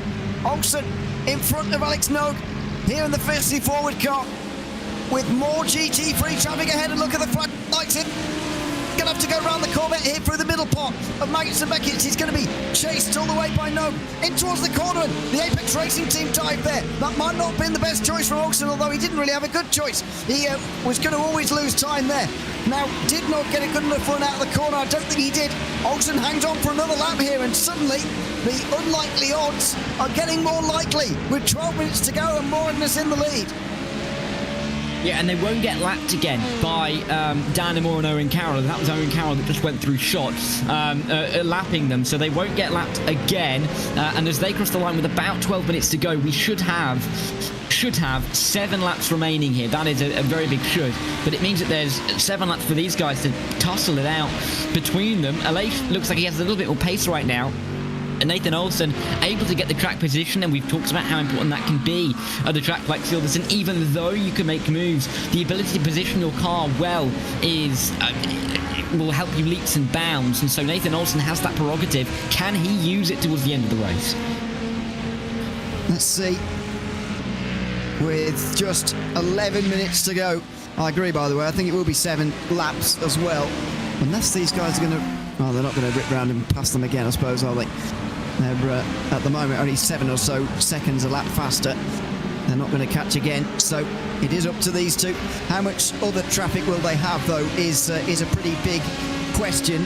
For the next few moments, it's a bit cleaner, but they'll have the last bit of leading battles in GT3 to negotiate before the end of the race. They're not particularly battles, but they are all quite close to each other. There's the BS Turner car, and so 5 more GT3s to go, along with some of the others who are off the back and so on. But there's not that many GT3s still to go.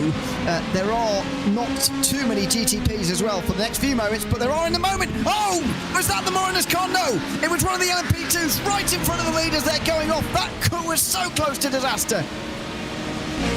I saw a little bit of red and I saw some smoke and I thought, oh no, is it Nathan Olsen? He may lose the lead anyway around the outside. Oh my word, Aleix is going for it. What a move from Aleix Nogue to the inside of the Vale chicane. The commitment on display is incredible. And fiercely forward back to the lead. It wasn't a spin from Wagner's. It was an incredible move from the 113. They cycle back to the front.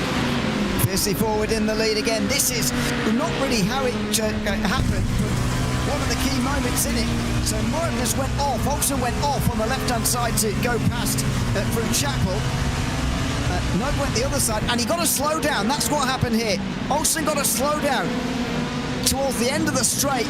Nogue went round the outside of the Stowe. It doesn't make it any less impressive, to be fair, that he went round the outside at Stowe Corner, but even so, it was a slow down for Olsen that really sort of kicked that one off there after the spin for the LMP2 just in front. So it wasn't too much of an effect from the LMP2, but actually the slowdown really was the deciding factor there because of it. Here comes the Apex Racing team meanwhile. They've worked for a long time to get that pass done, and finally they have in towards the loop. Yeah, just about getting ahead. As they run their way now down in towards Brooklands and Lovefield. Really impressive place to make a move. What a move it was. Yes, there may have been slow down, but hey, to walk around the outside in that manner and get the traction down, really, really impressive. And especially for the lead of a race inside the final 10 minutes when you've been going for some, 460 odd minutes in this race. Really, really impressive to see. Still battles on over in these GT3s. Apex still trying to hold on with the position that they are in. We've got this battle involving the grid and we've got battles going on involving the grid and go cars a little bit further up the field, but Instinct and Mechanic fighting with Apex right now. The green hue of that machine hopefully in the rearview mirror, but they've got a little bit of work to do and a little bit of traffic that they have to worry about behind. It's the Orion Race team who are currently in 9th place, just in behind one of the Navano cars, look like the reigning champions car actually, as the Grid and Go Acura now has been caught by Gabi Montoro and Simify Esports Lamborghini. That is a big battle as well here for the championship. Grid and Go at the moment are losing their lead over Visceral, who are winning this race, and if this is Grid and Go suddenly falling off the podium, maybe it is going to be a big points game for Visceral to take into the last 3 rounds of the championship. At the moment, the gap would be over 10 points in favour of Visceral. It could be over 20 if Grid and Go fall off the podium. And that's a point swing that could be really critical with only 3 rounds to go in the season. Yes, there's a lot of points that are still on offer, and chances to pick them up and chances to lose them for your rivals as well. But to have that kind of benefit going into the final few races, to have a buffer and the ability to kind of feel a bit safer in your championship position is going to be so critical. And so those little margins, those moves that may feel insignificant at the time could prove to be really important towards the end of the season. And at this kind of stage of a race, I think they're going to have more of a lingering impact, if not physically to the points table, but psychologically as well. So, well, a lot of this is about a mental game, especially sim racing. And for points gap suddenly balloons like that, it can feel rather large rather quickly. Out of Chapel, they come again. And no chance of going through from Montoro this time round. That's actually the Dory Sports McLaren just behind them as well. I don't think Yannick Munge is going to have a chance to catch them, but just worth noting that he's not that far away if something happens out front. Speaking of out front in the race, by the way, number 99 is only just through the first part of the lap. I don't think these guys are going to get lapped again, so I think there could be 4 laps left here, and that's not what Adrian Garake wanted to hear. No, I think he wanted it's fair to say, maybe a little bit more of a look at, maybe a little more of a look at getting up in front. Maybe wanted a couple of less laps to make sure he got it on the fuel. They all should get there on the fuel. But I think he'd be happy to escape here with a podium. Gabi Montoro maybe would want to have a couple more laps to make him. Oh! He goes with this contact, and Montoro slips through after a bit of rear right to front left contact. There was contact, and that might well be settled after in the steward's room, because Gabi Montoro and Adrian Garake there have made contact in towards turn 3. Now, are Grid and Go going to be feeling aggrieved at that? Are they going to feel like they were pushed out the way? It was hard to tell from that angle. And, oh, well, Simify maybe thought that they did, and then they sort of pulled back again. So I'm not sure whether they fully intended to give that place back or whether they accidentally did. It feels like it was probably on purpose, but it wasn't in the best way possible. Montoro didn't seem pleased to be doing it, and so that's a bit of extra heat into this battle with 5 to go. Yeah, and if you didn't need anything else at this stage of the race, careful as well of the LMP2 coming through, and there's a hypercar coming through as well, getting all over the grass, flashing of the lights as well. That's the Orion car going off the road a little bit. Drama right towards the end of this race, and Gurecki and Montoro going to have to settle this on the track somehow, and they've not got a long time to do it. Maybe a couple more laps, maybe a few more trips down in towards Stowe, but that really is all that they have. Has the LZ Simsport had a crash somewhere? Because they've been in the pit lane for... Well, they're a few laps down now, and their pit stop hasn't been very long. I'm trying to figure out what's gone on with them at the moment. Their pit stop time showing is not very long, but they're suddenly 4 laps down. They're behind Hyperion Racing, and they're the last running LMP2, which is a long way back from where they were before. We will try and get to the bottom of that before the end of the race, but... something has gone on weird for them, and these two are actually overtaking them overall in the race after this, so it's a weird situation for them as we work our way through turn 1. This is where Montoro had to go last time, and I think he's going to have another one. Inside line on Gurecki. Is there going to be contact again? Yes, there... Whoa, no, nearly. Oh, yes, there is. Just a bit later on in the corner. The two of them nearly ended up in the fence together. And this time, Gurecki holds on without having that half spin. Montoro is going to have a good exit here through entry. So good, in fact, he almost ran him over through turn 3, or turn 5, I should say. He'll be on the inside line in towards Brooklands here, as Dory Sports will catch up in the McLaren after all this. It's a really physical battle between these two, battling for the last podium place here at Silverstone, and it looks like Gabby Montoro's got it. Quite literally pantomime theatrics in this battle now, as we don't really know if there is or there isn't contact. There was in the end, for the Grid and Go car, he's not behind him anymore as they run out towards Woodcote and towards Copse as well. Great overtake in the end to get around at Brooklands and Luffield. Difficult to do so. There's no way that Gurecki is going to give this one up though, as they make their way towards Stowe as they, after they get towards Maggots and Beckett.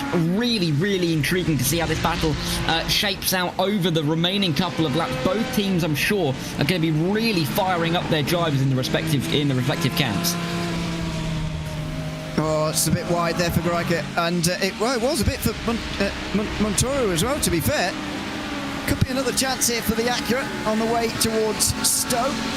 As we get towards just a couple of minutes remaining, they're not that far in front of the leaders, who will be starting the last lap next time round, but I think these guys are going to squeeze in another couple before the end of this race. Into the final corner for Montoro and Gurecki, and Montoro at the moment has this position held. Just in behind, by the way, is Yannick Mund. He is absolutely here now as well. He just wants one more battle for Dory Sports to get right onto the back of these guys. Now he's only a second away. Yeah, it's now going to become... I don't think it's going to be a 3-car battle for P3 on the final lap. They will have 2 to go because Dan and Moore is about to cross the line to start yet another lap, and he will do so just about now. So that means that as we get the white flag flying here, it could be close, but last time 41, 59, it could very much be close as they run their way through. I think they're just about going to stay ahead. Well, at least I think at this point in time, Montoro will hope they stay ahead. Or actually, no, he doesn't, because he'll want to finish the race earlier, won't he? Of course. Exactly, yeah. It's going to be very, very confusing indeed. So, out of Luffield they come. There's the Williams Esports Academy car, by the way, which we haven't seen too much of, running many laps down, just running for points at the moment, and they're going to get them. So, tier 3 wide. Montoro's going to have to go wide there through Copse corner, or at least slow down, and he's actually dealt with that very well. Gurecki hasn't closed in too much. Where is number 99? Is the Apex Racing Team cloak car close enough to catch catch and pass these guys? I don't think so quite. They are going to squeeze another lap out of it, and we are going to get a great race towards the end between them. But the Apex Racing team look like they're going to hang on here for a famous win in the IVRA Endurance Series here at the 1,000 miles of Silverstone. They were second at Motegi after a dramatic and controversial finish in a race eventually won by Movano. Fiercely Forward were up there on that day as well on the podium. But today, much less controversy, much more winning for the Apex Racing team, who have struggled ever since that podium finish at Motegi. They're getting their season back on track here at Silverstone with a great race victory in round 4 of the IVRA Endurance Series for 2024-25. Dana Moore comes out the final corner to win here at Silverstone for the Apex Racing team by just 4 seconds over BS Competition. And that costly spin with about an hour to go from Will Murdoch may well come back to haunt them at the end of the day as well. BS Competition, second place on the day. Further behind, it is going to be Fiercely Forward Gold, who win in LMP2. They survived a late charge from the Moore and SM squad, and a great battle between those two teams as well. You can see the gap on your screen there. It's less than 3 seconds between the two, but a huge victory for Fiercely Forward is going to give them a step forward in the championship as well. They're going to get closer, much closer to the JS Automotive team. They're not quite going to overtake them, but they edge just a few points closer with this race victory here at Silverstone. Alex Noah with a great run and pass on Nathan Olsen in the final stint of this race. Wins at Silverstone for Fiercely Forward in a championship defining race, perhaps, as the top two get even closer in that great championship battle. And further behind in the GT3s, it is Matteo Cuenza who is going to come through to win the race. No penalties, and staying out the pit lane and the stewards room has certainly helped them on their way today. This is turned into a big day with Grid and Go dropping to 5th on the last lap as Dory Sports have overtaken them. It's turning into a big day for Visceral. They started the day less than 10 points off of the championship lead of Grid and Go. Now they're going to leave with a more than 20-point championship advantage as they win the 1,000 miles of Silverstone in the GT3 class. Matteo Cuenza flashes the lights. They will be delighted with that. A huge victory for Aztec Simsports Visceral at Silverstone tonight. So many happy faces, I'm sure, from our podium titters. Maybe some disappointed faces from the teams that came second. So close in a race so long to finish all but 4 seconds off the podium is gutting. And in the end, that Grid and Go car dropping behind Dory Sports and not going to be overly happy. Yannick Mund will be delighted, I'm sure, though, for the P4. But yeah, difficult days for a few teams. Interesting for the championship, though, and battles that are going to run into Suzuka with really interesting natures. Certainly are.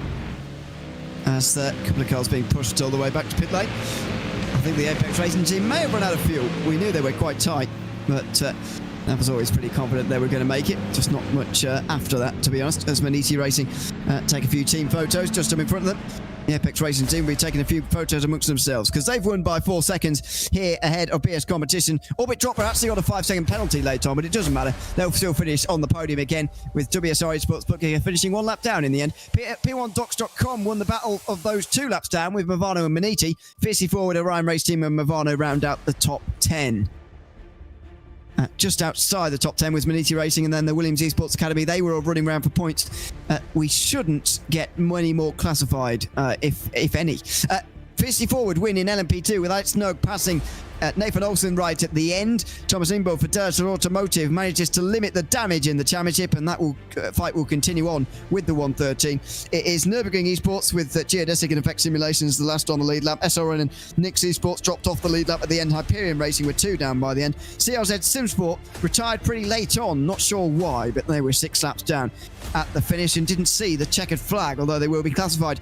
Aztec Simsports Visceral will take a huge step forward in the GT3 Championship by winning here at Silverstone tonight, ahead of Drago Racing and Simify Esports to join them on the podium. Dory Esports and Grid and Go Esports finished in the top 5 with BS Turner, the first team, 1 lap down as they were passed by the leader. Vulture Sim Racing, Apex Racing Team, Insync Mechanic Racing and XPD Racing round out the top 10. 11th and 12th for the WSR Esports Bookkicker team. Maniti Racing with 2 laps down ahead of Hoisingveld, 3 down. The other Maniti car with 4 down ahead of Absolute Motorsport and Aztec Motorsports at SimSports Vistral, and Scuderia Volpe 6 down, PGZ 7 down alongside Impulse Racing. We didn't see very much of because they were quite a few laps down from quite early on. I believe that's it for the GT3s, and now indeed we can have a chat to a couple of these drivers who were involved in race-winning efforts here tonight. Marcus Solm and Dan Moore join us from the Apex Racing team now. Well, Dan, first of all, congratulations on the win tonight. It was a great battle between yourselves and BS Competition in that final 95 minutes as we got back green flag racing again. Just tell us a little bit about the fight with them and how it feels to come out on top. Yeah, thank you very much. It was definitely an intense race, to say the least, with the safety cars and the pauses in it. Really kind of messed up a little bit mentally, you know, when you get into that rhythm and then all of a sudden there's an interruption. It kind of throws you off a little bit. And Owen and Will put up a great fight. They got the lead, hunted them down. I got past them because they had an unfortunate incident, and then from then on we were just trading lap times to the end, and it was pretty much a stalemate. You were pretty level on pace, and that's how it panned out in the end. And Marcus, you were driving earlier on in the race, as we saw as well. How does it feel to be back on the podium again after a long time away? We saw you second at Motegi after an exciting finish there. You were running up towards the front of that race for a long time as well. But the last two rounds have been quite difficult. How is it to be back amongst the podium places and winning this time round? I mean, it feels really good. I think personally for us, we've kind of, well, not necessarily given up, but at least the championship is kind of looking a little bit out of reach for us for the last two rounds, basically getting crashed out. So to just get a win, kind of maybe put ourselves in with the potential of getting a little comeback in the championship feels really good. We were quite bummed out with the last two races, to be honest. So to come back here and with a win and put ourselves somewhat back in contention to climb back up the order feels really good. Anyone's still a championship contender at this stage, that's for sure. It's a wide open season. Congratulations on winning here tonight at Silverstone, pair of you, and thanks for chatting to us after the race as well. Yeah, thanks a lot. Yeah. Thanks very much, Marcus Solm and Dan Moore there from the Apex Racing team. Winners tonight here at Silverstone. Alex Nug was the driver at the very end for BSD4, who have taken the win in LMP2 tonight. Alex, congratulations on that. What a drive. What a great battle between yourself and Nathan Olsen. Just tell us a little bit about that fight between the two of you. It was a good fight. It was really a good fight. My congrats to Nathan. He is a really great driver, so I enjoyed that a lot. But I'm still nervous about the race. So yeah, I'm sure. The gap between Fiercely Forward and Dastas Automotive in the championship was 7 points going into this race. I think it's even closer now between the two of you, because they took quite a lot of points at halfway and you've taken a lot of points at the end of the race. What has this championship fight been like so far for the first 4 rounds? It's been a fight that it's really intense, but yeah, I think we are doing great results, but yeah, the battle will keep this way all the championship, so we have to keep doing like that. We look forward to seeing you next time out at Suzuka. Congratulations on the win tonight, though, and thanks for chatting to us. Yeah, thank you. Thanks very much, Alex Nug. They're the winner here for Fiercely Forward in LMP2, doing the driving in those last 95 minutes. David Sobrero was the driver for Visceral towards the end of that race in GT3, and they've taken a 3-second victory at the end here as well. Congratulations, David, on that drive. 3 seconds the gap at the line. Drago Racing held an advantage over you, though, for about an hour of that last run. Just tell us a little bit about what you were expecting from that last run, whether you quite realised you were going to be in the lead because of Drago Racing's penalty. Hello, guys. Thank you. So before we getting the red flag, we were sure that we could fight for a win based on the strategy we were pulling against the others. But knowing we were going to restart in P5 was quite difficult, knowing that we saved a lot of fuel before, and then that was just kind of all throwaway. We knew Drago had a penalty, so we kind of played a bit safe, trying not to crash going into the field, trying to go back to the front. But yeah, ends up that Matteo did a really good job on the final stint. Pace was really there. We were really flying, I guess, and yeah, everything worked out as we expected. you've taken a quite a big lead in the championship now. I say quite a big lead. It's only over 20 points, but you know that feels quite large in the context of this season. How are you viewing the final 3 rounds? Chances holding on to that championship lead all the way home? I don't know. Our fight on the championship with GNG especially is being really close. We really needed this win today to kind of get back to a good advantage, to be like a bit more chilled for the next races. It's only 3 rounds left, but we are very close, so we cannot like stop working hard. But it's 3 tracks that I think we're gonna be really strong based on the setups and everything we already have prepared. So yeah, I'm looking forward, and yeah, I hope it's gonna be fun. Absolutely. Still over 400 points available, of course. There's a long way to go. Congratulations on tonight, though, David, and thanks for coming to chat to us as well. Thank you so much, guys. Thank you so much. Good night. Thanks very much. That's David Cabrera there of the Visceral Esports team in GT3. Well, what a fantastic run to the end that was. It always seems to be the way in the IVRA Endurance. You get lots of cautions at the start, Dara, but a long green flag run towards the end. It was thoroughly enjoyable, and I'm sure that, well, the class winners are going to be pleased, as some people are going to be picking themselves up again in time for Suzuka next time out. Yeah, I think a lot of people are just happy just to see the back of Silverstone. It's been a bit of a hectic race for many. Not a good one for a few as well. Some may look fondly at the circuit. Some may just look at the race and be like, well, I don't know how we're going to podium out of that one.